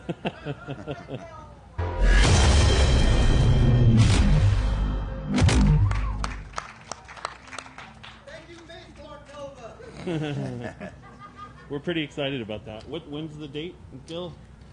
Can we announce the date? I can't remember if we can announce the date. It's coming this fall. We'll be more specific in future times. But there's really, if you do the math and look at the schedule, there's only really one time this fall that it could possibly air. So if you want to know, you're going to have to do a little bit of math to figure it out. But it should be pretty easy. But yeah, so we are super excited for Parasite that was announced both several different times during... on a food truck. On an ice cream truck and... on our Tumblr and across the world. So we are excited about Parasite.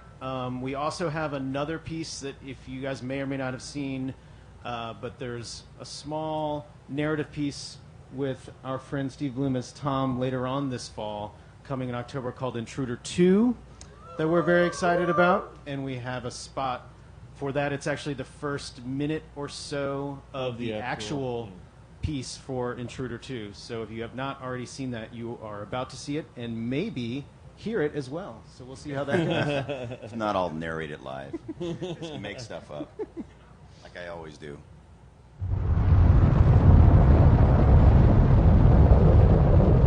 So the fox can't be on the same side as the chicken, but the chicken can't be on the same side as the cabbage? Correct, but you can row back and forth. Okay, so you put the cabbage...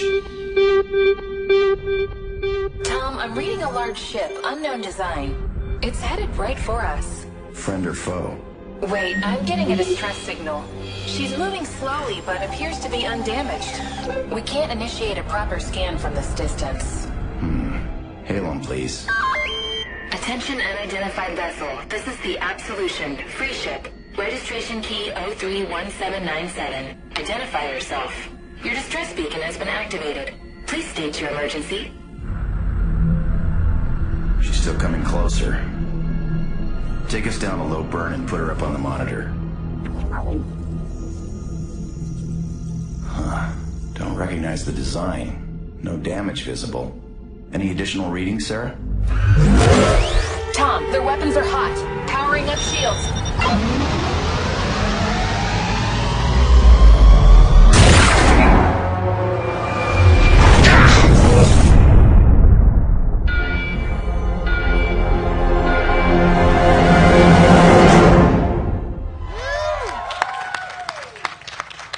Dun dun.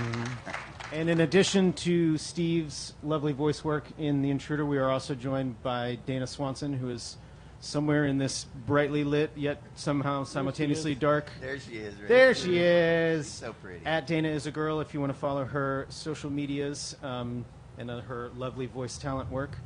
That will premiere most likely in the October-ish range. We're still keeping it a little loose, but as we get closer to the time, we will let you know. Bad things are going to happen to Tom. So I'm not afraid. Come on. Steve, what do you think the worst thing could happen is? You could recast me. I can live with that. I'm not afraid, except of recasting. Yeah. So but I know too much about you. I don't think you can at this point. Steve knows where all the bodies are buried. Yes. So, so since we were lucky enough to be joined by Steve, we wanted to have our question of the week for this week be your favorite voice actor. And in the interest of fairness, we decided to have Steve's section be broken out apart so that we wouldn't just spend the entire time talking about Steve and not allow anyone else to get any voice credit. So we have a couple of what some of our favorite scenes, and then also some of. Did you make the reel that we're going to show that you're really badly? Yeah. Yeah. So yeah. The really nice looking stuff we did. The other stuff is all Steve. So, yes. But it all sounds amazing. Hand sewn like a bad cosplay. And we can, I guess, start with the first clip, which, if memory serves, is a very feels-centric scene from one Cowboy Bebop. Emotional. Emotion. Steve Bloom, ladies and gentlemen. That generated some feels. So, when you, do you want to talk a little bit about, what you, did you know what you were getting in Cowboy Bebop? I had no idea. I didn't even watch it ahead of time, and I relied very heavily on my director, who is here in the house, Mary Elizabeth McGlynn. They were there. For all of the context for the show, and as we were doing it, she was basically teaching me how to act on the job. I had done a lot of anime before that, but this was where I really had to dig in, and she really coached me through the process. And, well done, Mary Elizabeth. Yeah, and then all these years later, here we are, and people are still loving it as much as they did back then. It's amazing. It shifted my whole career. It really, everything. I'm here because of that. You guys, yeah, I mean, it was brought me on because of that show, right? We thought maybe we would take a chance on you after we saw your work on Cowboy Bebop. We'd see if maybe you showed a little bit of chops, but we thought we'd push you a little bit more with. And now back to and coming up next. Yeah, he's great with life and death, but can he advertise for Go-Gurt? But he can do anything. But yeah, was that and you doing Roger Smith were the two? Oh yeah. Because that was right around the same time. That didn't suck either. Yeah. You had a good run. Is Spike still the #1 anime character people talk to you about? Or is he, can you guys understand the Lich at all? Is this?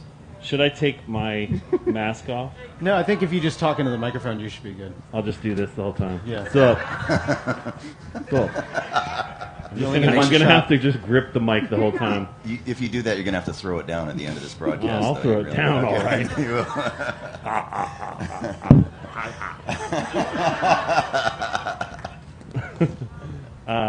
What's next, Gil? What's the next... So we've got another clip from a more recent and on a rival network. Not really a rival for us. We don't really care about Cartoon Network, but it's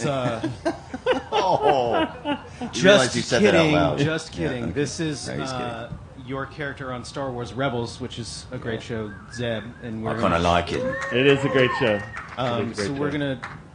We're a little sad that Star Wars is no longer with us. So sometimes that comes out as anger, but it's really nothing more than just sadness.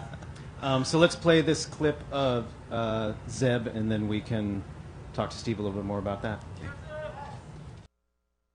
Give it a shot. So Star Wars, is that a thing? Do people like Star Wars? I don't know. I have a feeling it's going to have a future. Yeah, I think it's going to be okay. How do you guys do the records for that show? Or is that like an ensemble read where you're all together? Naked. I mean, obviously, you're a voiceover professional. What's the point of having the job if I'm not wearing pants? If you have to wear pants, just forget it. You're doing it wrong. I know. No, we fortunately for that show, they do everything they can to get us in the room together at the same time, and it's an amazing cast. We've all become really close friends. We'll probably be tweeting each other throughout the weekend, and I'm the only one here representing this time. Last year we did a big press junket and for the push, and this year they're concentrating a little more on the movie. But it's There's fun. a movie? Oh! I think I've heard Is that about spoiler? that movie, yeah. Sorry. Yeah, but it's amazing. It's just amazing to be part of that franchise. I've been working on the games for many years. I've done many characters, and I'm 1/3 of all the stormtroopers. Is that in your contract? That's kind of in my. Well, they didn't realize that, but yeah. 33% of all stormtroopers must be Steve Bloom. Yes, exactly. Yeah, that is part of my contract now. So, and I get to play stormtroopers on this show again, which is really fun. But Dave Filoni is at the helm, and they've got a lot of the same people working on this that worked on it back then, and sessions that would normally take 2 hours take 4 to 5 hours because of the nerd battles happening behind the glass. You know, it's amazing. Just the passion in this show is just getting bigger and bigger and bigger. Another thing that, you know, who knew? Now, did you have to audition, or did they know they wanted you for that role, or did you try for other characters before they settled on you in that role? Well, I did auditions. I do my auditions for my home studio, and I think I auditioned for a few things, but Zeb was the one I concentrated on most. And I went through the callback process.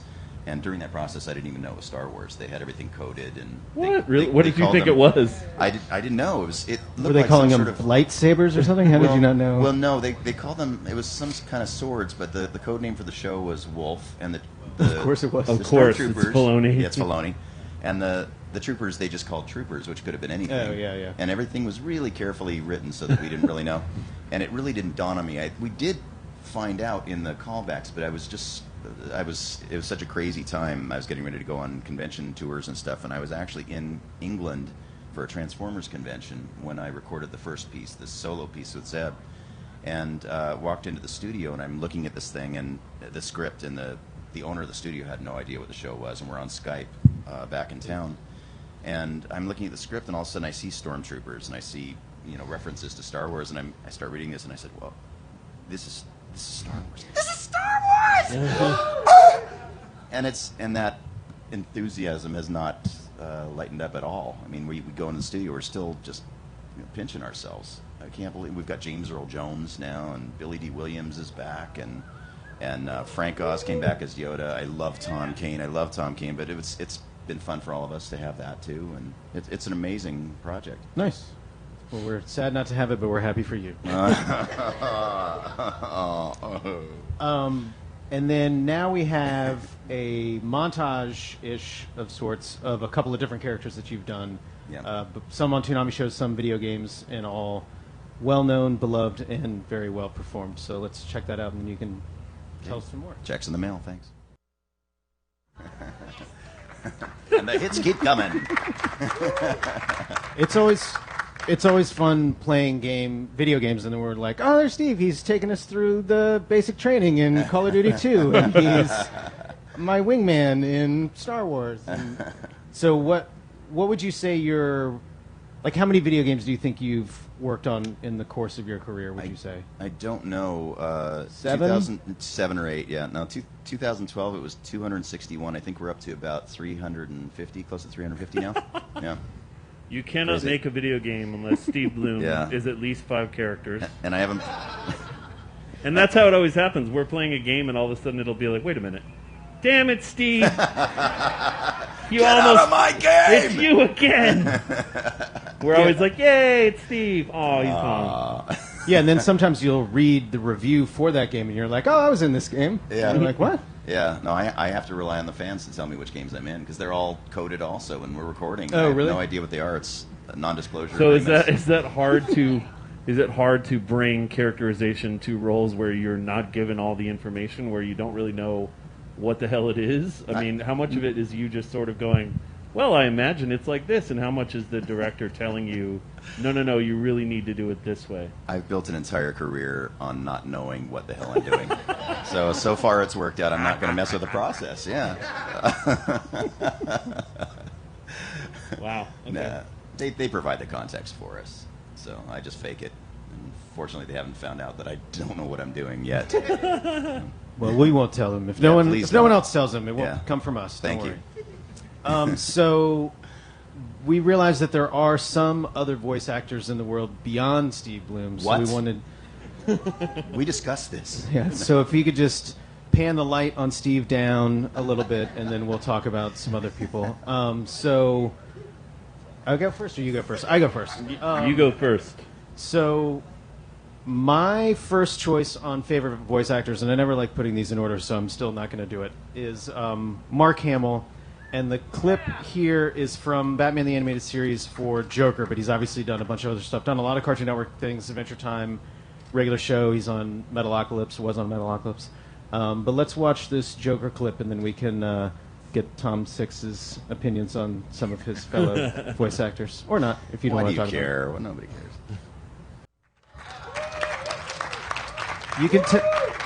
You can tell that Steve is a seasoned con professional. He has his phone with the reverse camera so he can see above him what's playing. And I'm just going, what is playing above me? Have you ever done any... Have you worked with Mark Hamill before? I get to work with Mark all the time. We do a lot of work on the regular show. Oh, right. Yeah. And I'm so lucky to get to work with him. Not only is he a great on-camera actor, but he's an incredible professional in the studio as a voice actor, and extremely versatile too. And he's one of these guys. He's fascinating. Because Mark is he's a brain. He'll come in with a newspaper or some article that he's reading, and he'll have the glasses down on the end of his nose, and he's just reading his thing, and he won't even be paying attention to the script or what's going on in the room. And all of a sudden, the director will say, "Mark, you're up," and he'll go up to the microphone and he'll go, "All right, so what's my motivation here?" And he'll ask for some context. They'll give him that. He'll nail the line first take. It'll be pristine, the most amazing performance you've ever seen. Go, "Okay, did you get what you need? Okay, great." Sits back down. He's wonderful to work. It's like watching a master class when you're in the room with him. And he's a great guy too. A really, really nice man. Well, I hope he's saying kind things about you right now. Oh, never. No, he hates my guts. Yeah. No, it's weird. I love Mark. So second on my list is Laura Bailey, who most recently voiced Maka on Soul Eater, most recently for us, Maka on Soul Eater, and has done a lot of other video games and stuff. So we have, this is from, if memory serves, we did these clips a while ago. I probably should have watched them again before we came out here, but this is from the premiere episode of Soul Eater, and let's check it out. Cool. And that was the first and last episode of Soul Eater. They got the thing, they got the witch's soul, and he turned into the Death Scythe, and they all lived happily ever after. And then last on my list is Troy Baker, who Yay, Troy. you, I feel certain, already are aware of, having been in every single video game since the beginning of time, and particularly in the last year or so. This clip is going to probably make my eye makeup run because I'm going to cry. This is from The Last of Us and his role as Joel in a particularly touching moment when he's not killing infected. Wow. Wow. Now it's time to sneak downstairs and kill every single last one of those guys. Oh my God, yeah, and special shout out to Ashley Johnson. Yeah, yeah. Oh So my She's incredible. God. She's incredible. They're so good. Those guys are so good. Those kids. Yeah. So those are my choices. I'm not sure if the Lich can either see or read his choices. I so don't this need might to be, see. This might be an interesting. No, I'm just going to have to. It's just going to be weird, but here we go. So my choices, Gil, I thought you had excellent choices, by the way. Oh, thank you very much. And Yes. Steve, you are excellent. Thank so you. We're starting Thank you. strong.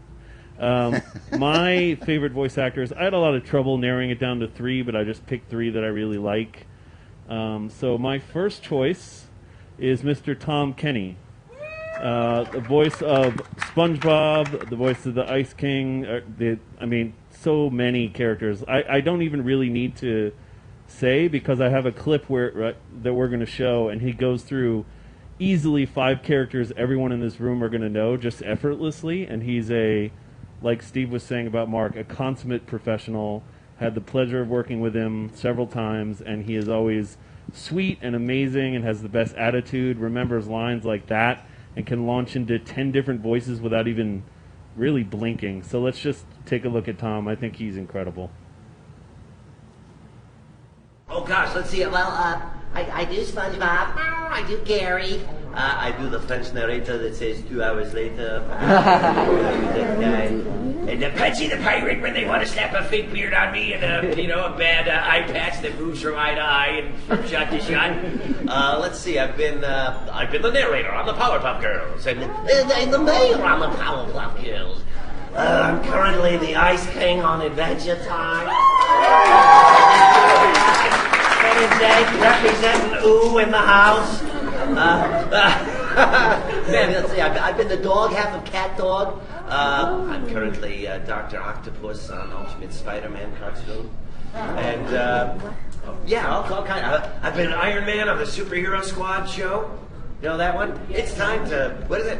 Hero up. Hero up, yeah. It's time to hero up. And I've been Captain America on that show. And there's a Murdoch on that show. So, my IMDb is scary. Yes, it is. Your IMDb is like 17 pages long, you know? Which is kind of a cool reaction to get from somebody who does, you know. It's like you're the most famous, non-famous guy in the world. You're the most well-known obscure guy ever, which is cool.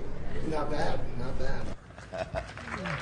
So yeah, Tom Kinney, the most famous obscure guy ever, and he even has a good solid comedy career, just working on Mr. Show, working on a couple other sort of things before he struck liquid gold as SpongeBob. Actual gold. But just a great dude and great to work with, and just a true chameleon. You know what I mean? Yeah. You tell me, Steve. You do lots of different sorts of voices. Yeah. How hard is it for you to really stretch yourself outside of your normal speaking voice, and then someone says, "Oh, that's your character for the next 50 episodes"? Yeah. I don't have a problem with that at all. Actually. It's not a problem. Tom was one of those guys who can just morph in and out of those things, and I worked with him on the Superhero Squad show. And watching him create these characters, he would do 20-minute monologues if you let him, and ad-libbing, and from the stand-up stuff that he was just a miracle to behold, and I'm a huge fan of his. Yeah, that's one thing about Tom. He literally will not shut up ever. No. And I love it. You're like, yeah, keep talking. You're the best. Oh, my God, you're never going to stop. Oh, it's so great. Do that other voice. Do it again. Do it another voice. Oh, he doesn't care. He's going to keep going. And also really nice guy. Oh, the sweetest just a man. Great guy. Yeah. So my second choice is another actor I've had the pleasure of working with, Hynden Walsh. She is Princess Bubblegum. And she was Amy on IGPX. She was Starfire on the original Teen Titans. And she just brings a real humanity to her characters that I think is kind of rare in cartoons. She really feels to me like the character. She really embodies the character. So here's a little some YouTube person, thankfully, put together a bunch of clips of her finest work. So we'll just check that out.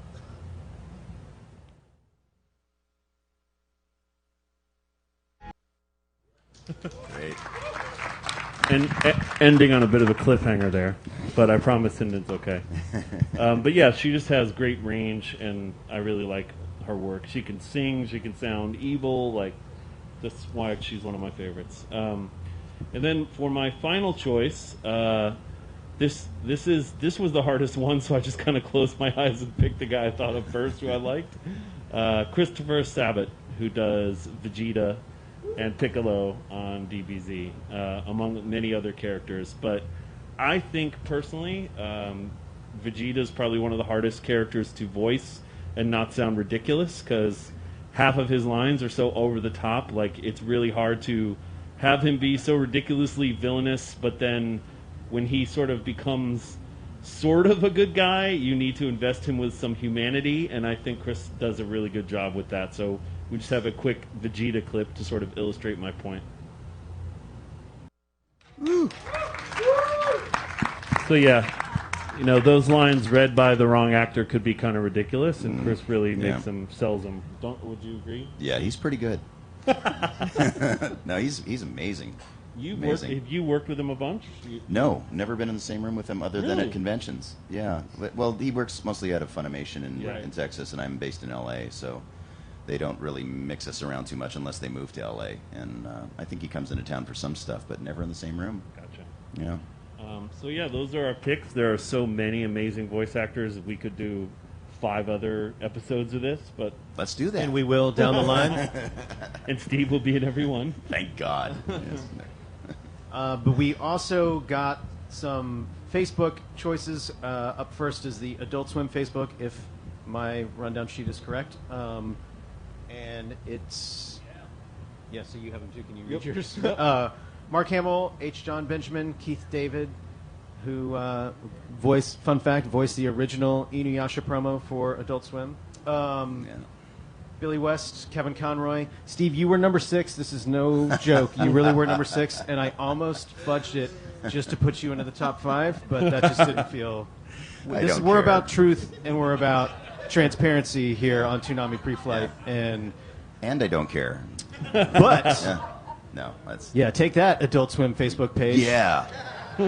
Steve doesn't care. I don't. But good news for you, at facebook.com/Toonami, the Toonami Facebook votes are in. Are they up? Yeah, there they are. Number 1 with a bullet, baby, Steve Bloom. Steve Bloom, baby. Mark Hamill, Greg, and I always say Ayers. I always say this wrong. Ayers? Ayers. Okay. Greg Ayers. I guess I didn't say it wrong. No, that's good. Sean Schemmel and Erica Mendez. So all the rare top 10 that really is no beef on Toonami Preflight Facebook. Kind of hard to complain about any of those. So except Steve Bloom. Other than Steve not being in the top 5, you did pretty well this time, Facebook. Well, I had to pick one of those 2 things to send a check to. That's the one where it cleared, so. Yeah. You harnessed the power of social media and realized Absolutely, baby. Toonami was where the big money was at.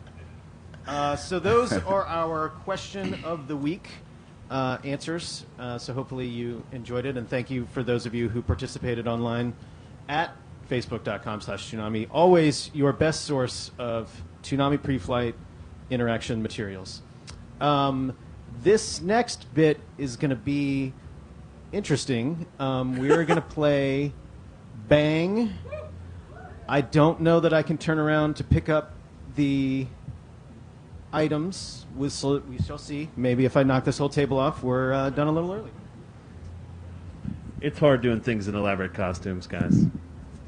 There we go. So we're going old school on this one. We have spared no expense in buying the first ever wheel that spins around that has balls in it. It's not named Bingo.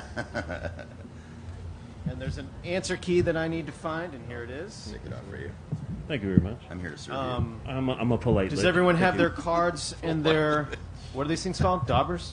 Daubers, yeah. Daubers. Bam. I'm not well versed in the world of Bang being a new game. So there are 2 different cards. I believe we're starting with the Goldenrod game, and then we will be moving on to the Stone game after that. Goldenrod. One is slightly more yellow, which may be very difficult to read in a yellowish, bluish, green environment. If you are playing along at home, we appreciate you printing it out on your dot matrix printer, and we apologize for all the black background that has now caused you to go out and buy a new toner cartridge.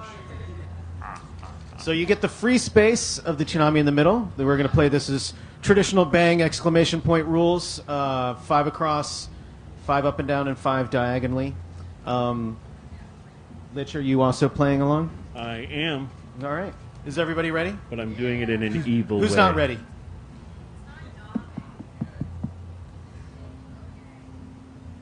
Maybe activate your daubers and agitate them. I'm sorry, but looking at the Lich King with a dauber in his hand is mesmerizing.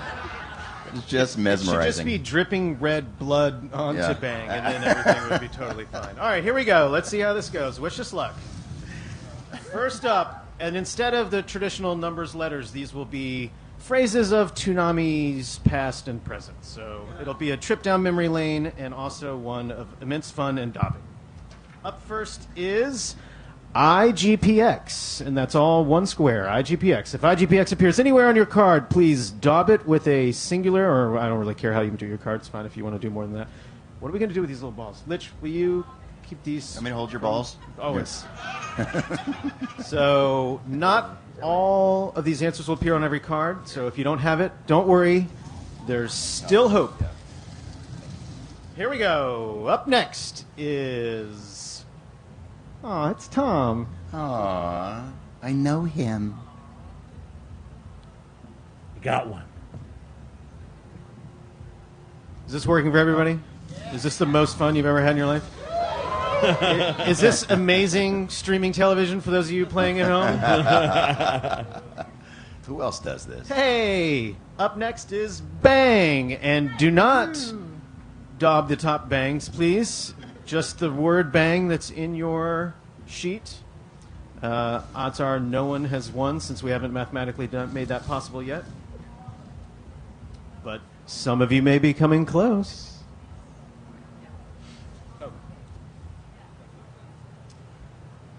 Next is this is a trip down memory lane here, and one that sadly we'll never be able to replicate. Month of Miyazaki. Oh, tremendous amount of fun, and yes, never say never, but I'd be very surprised if that actually happens again. In the current legal landscape, there is zero chance.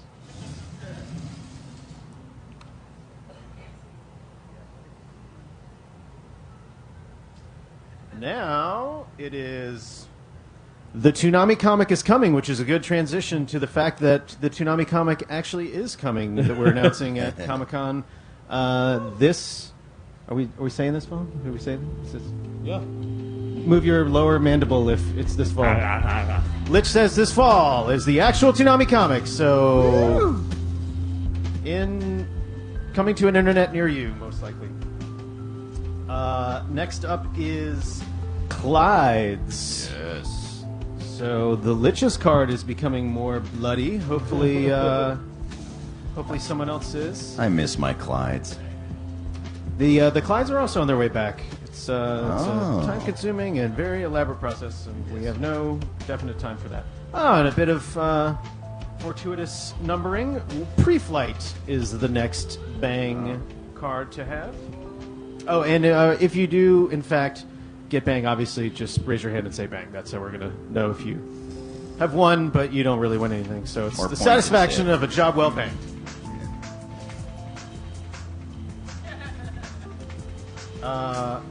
An often asked question, both in person and also online, what song was on that bump?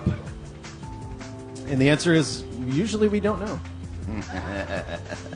But we're getting better about writing things down. If you check out our Tumblr page, and I always do this, toonami.tumblr.com, one of our editors, Dave Campbell, is very good about uploading the music. So hopefully that question will no longer be as annoying as it was when I was running the Tumblr page, and I was like, I don't know, I'll do that on Monday.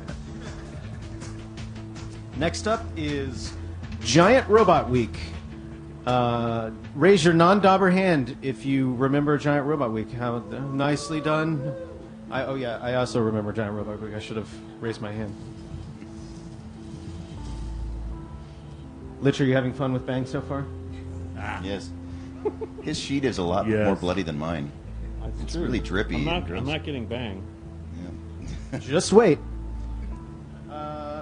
This is the next up is Reruns, a twice in a bit of irony made interstitial over the course of Toonami in the relatively sad fact of syndicated television.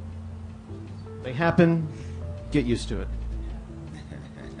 This is actually a little bit of a spoiler for our Q&A and is one of, if not the most often asked question in a question and answer period. So if this was your question for question and answer later on, we will give you the answer now. Will Toonami be its own network? And the answer is no. But we are very happy being on Adult Swim. We what? Do we have a Bang winner?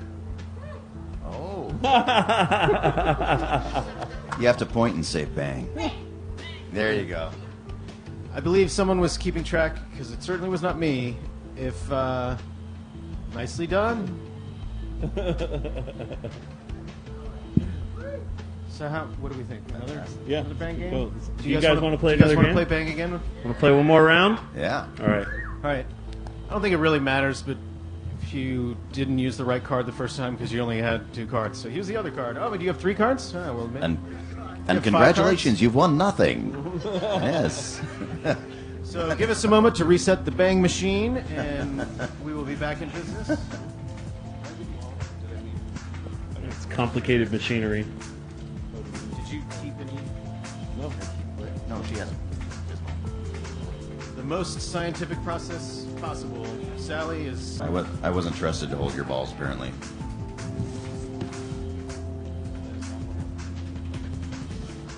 All right, is everyone ready for the second round of Bang?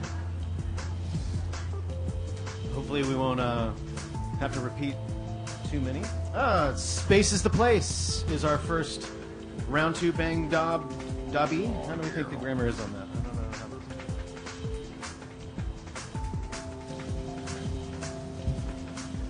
This is like the most soothing atmosphere to ever play a bingo-inspired Bang game of all time. I feel like we should be doing guided meditation and not playing Bang. Everyone focus on your Bang.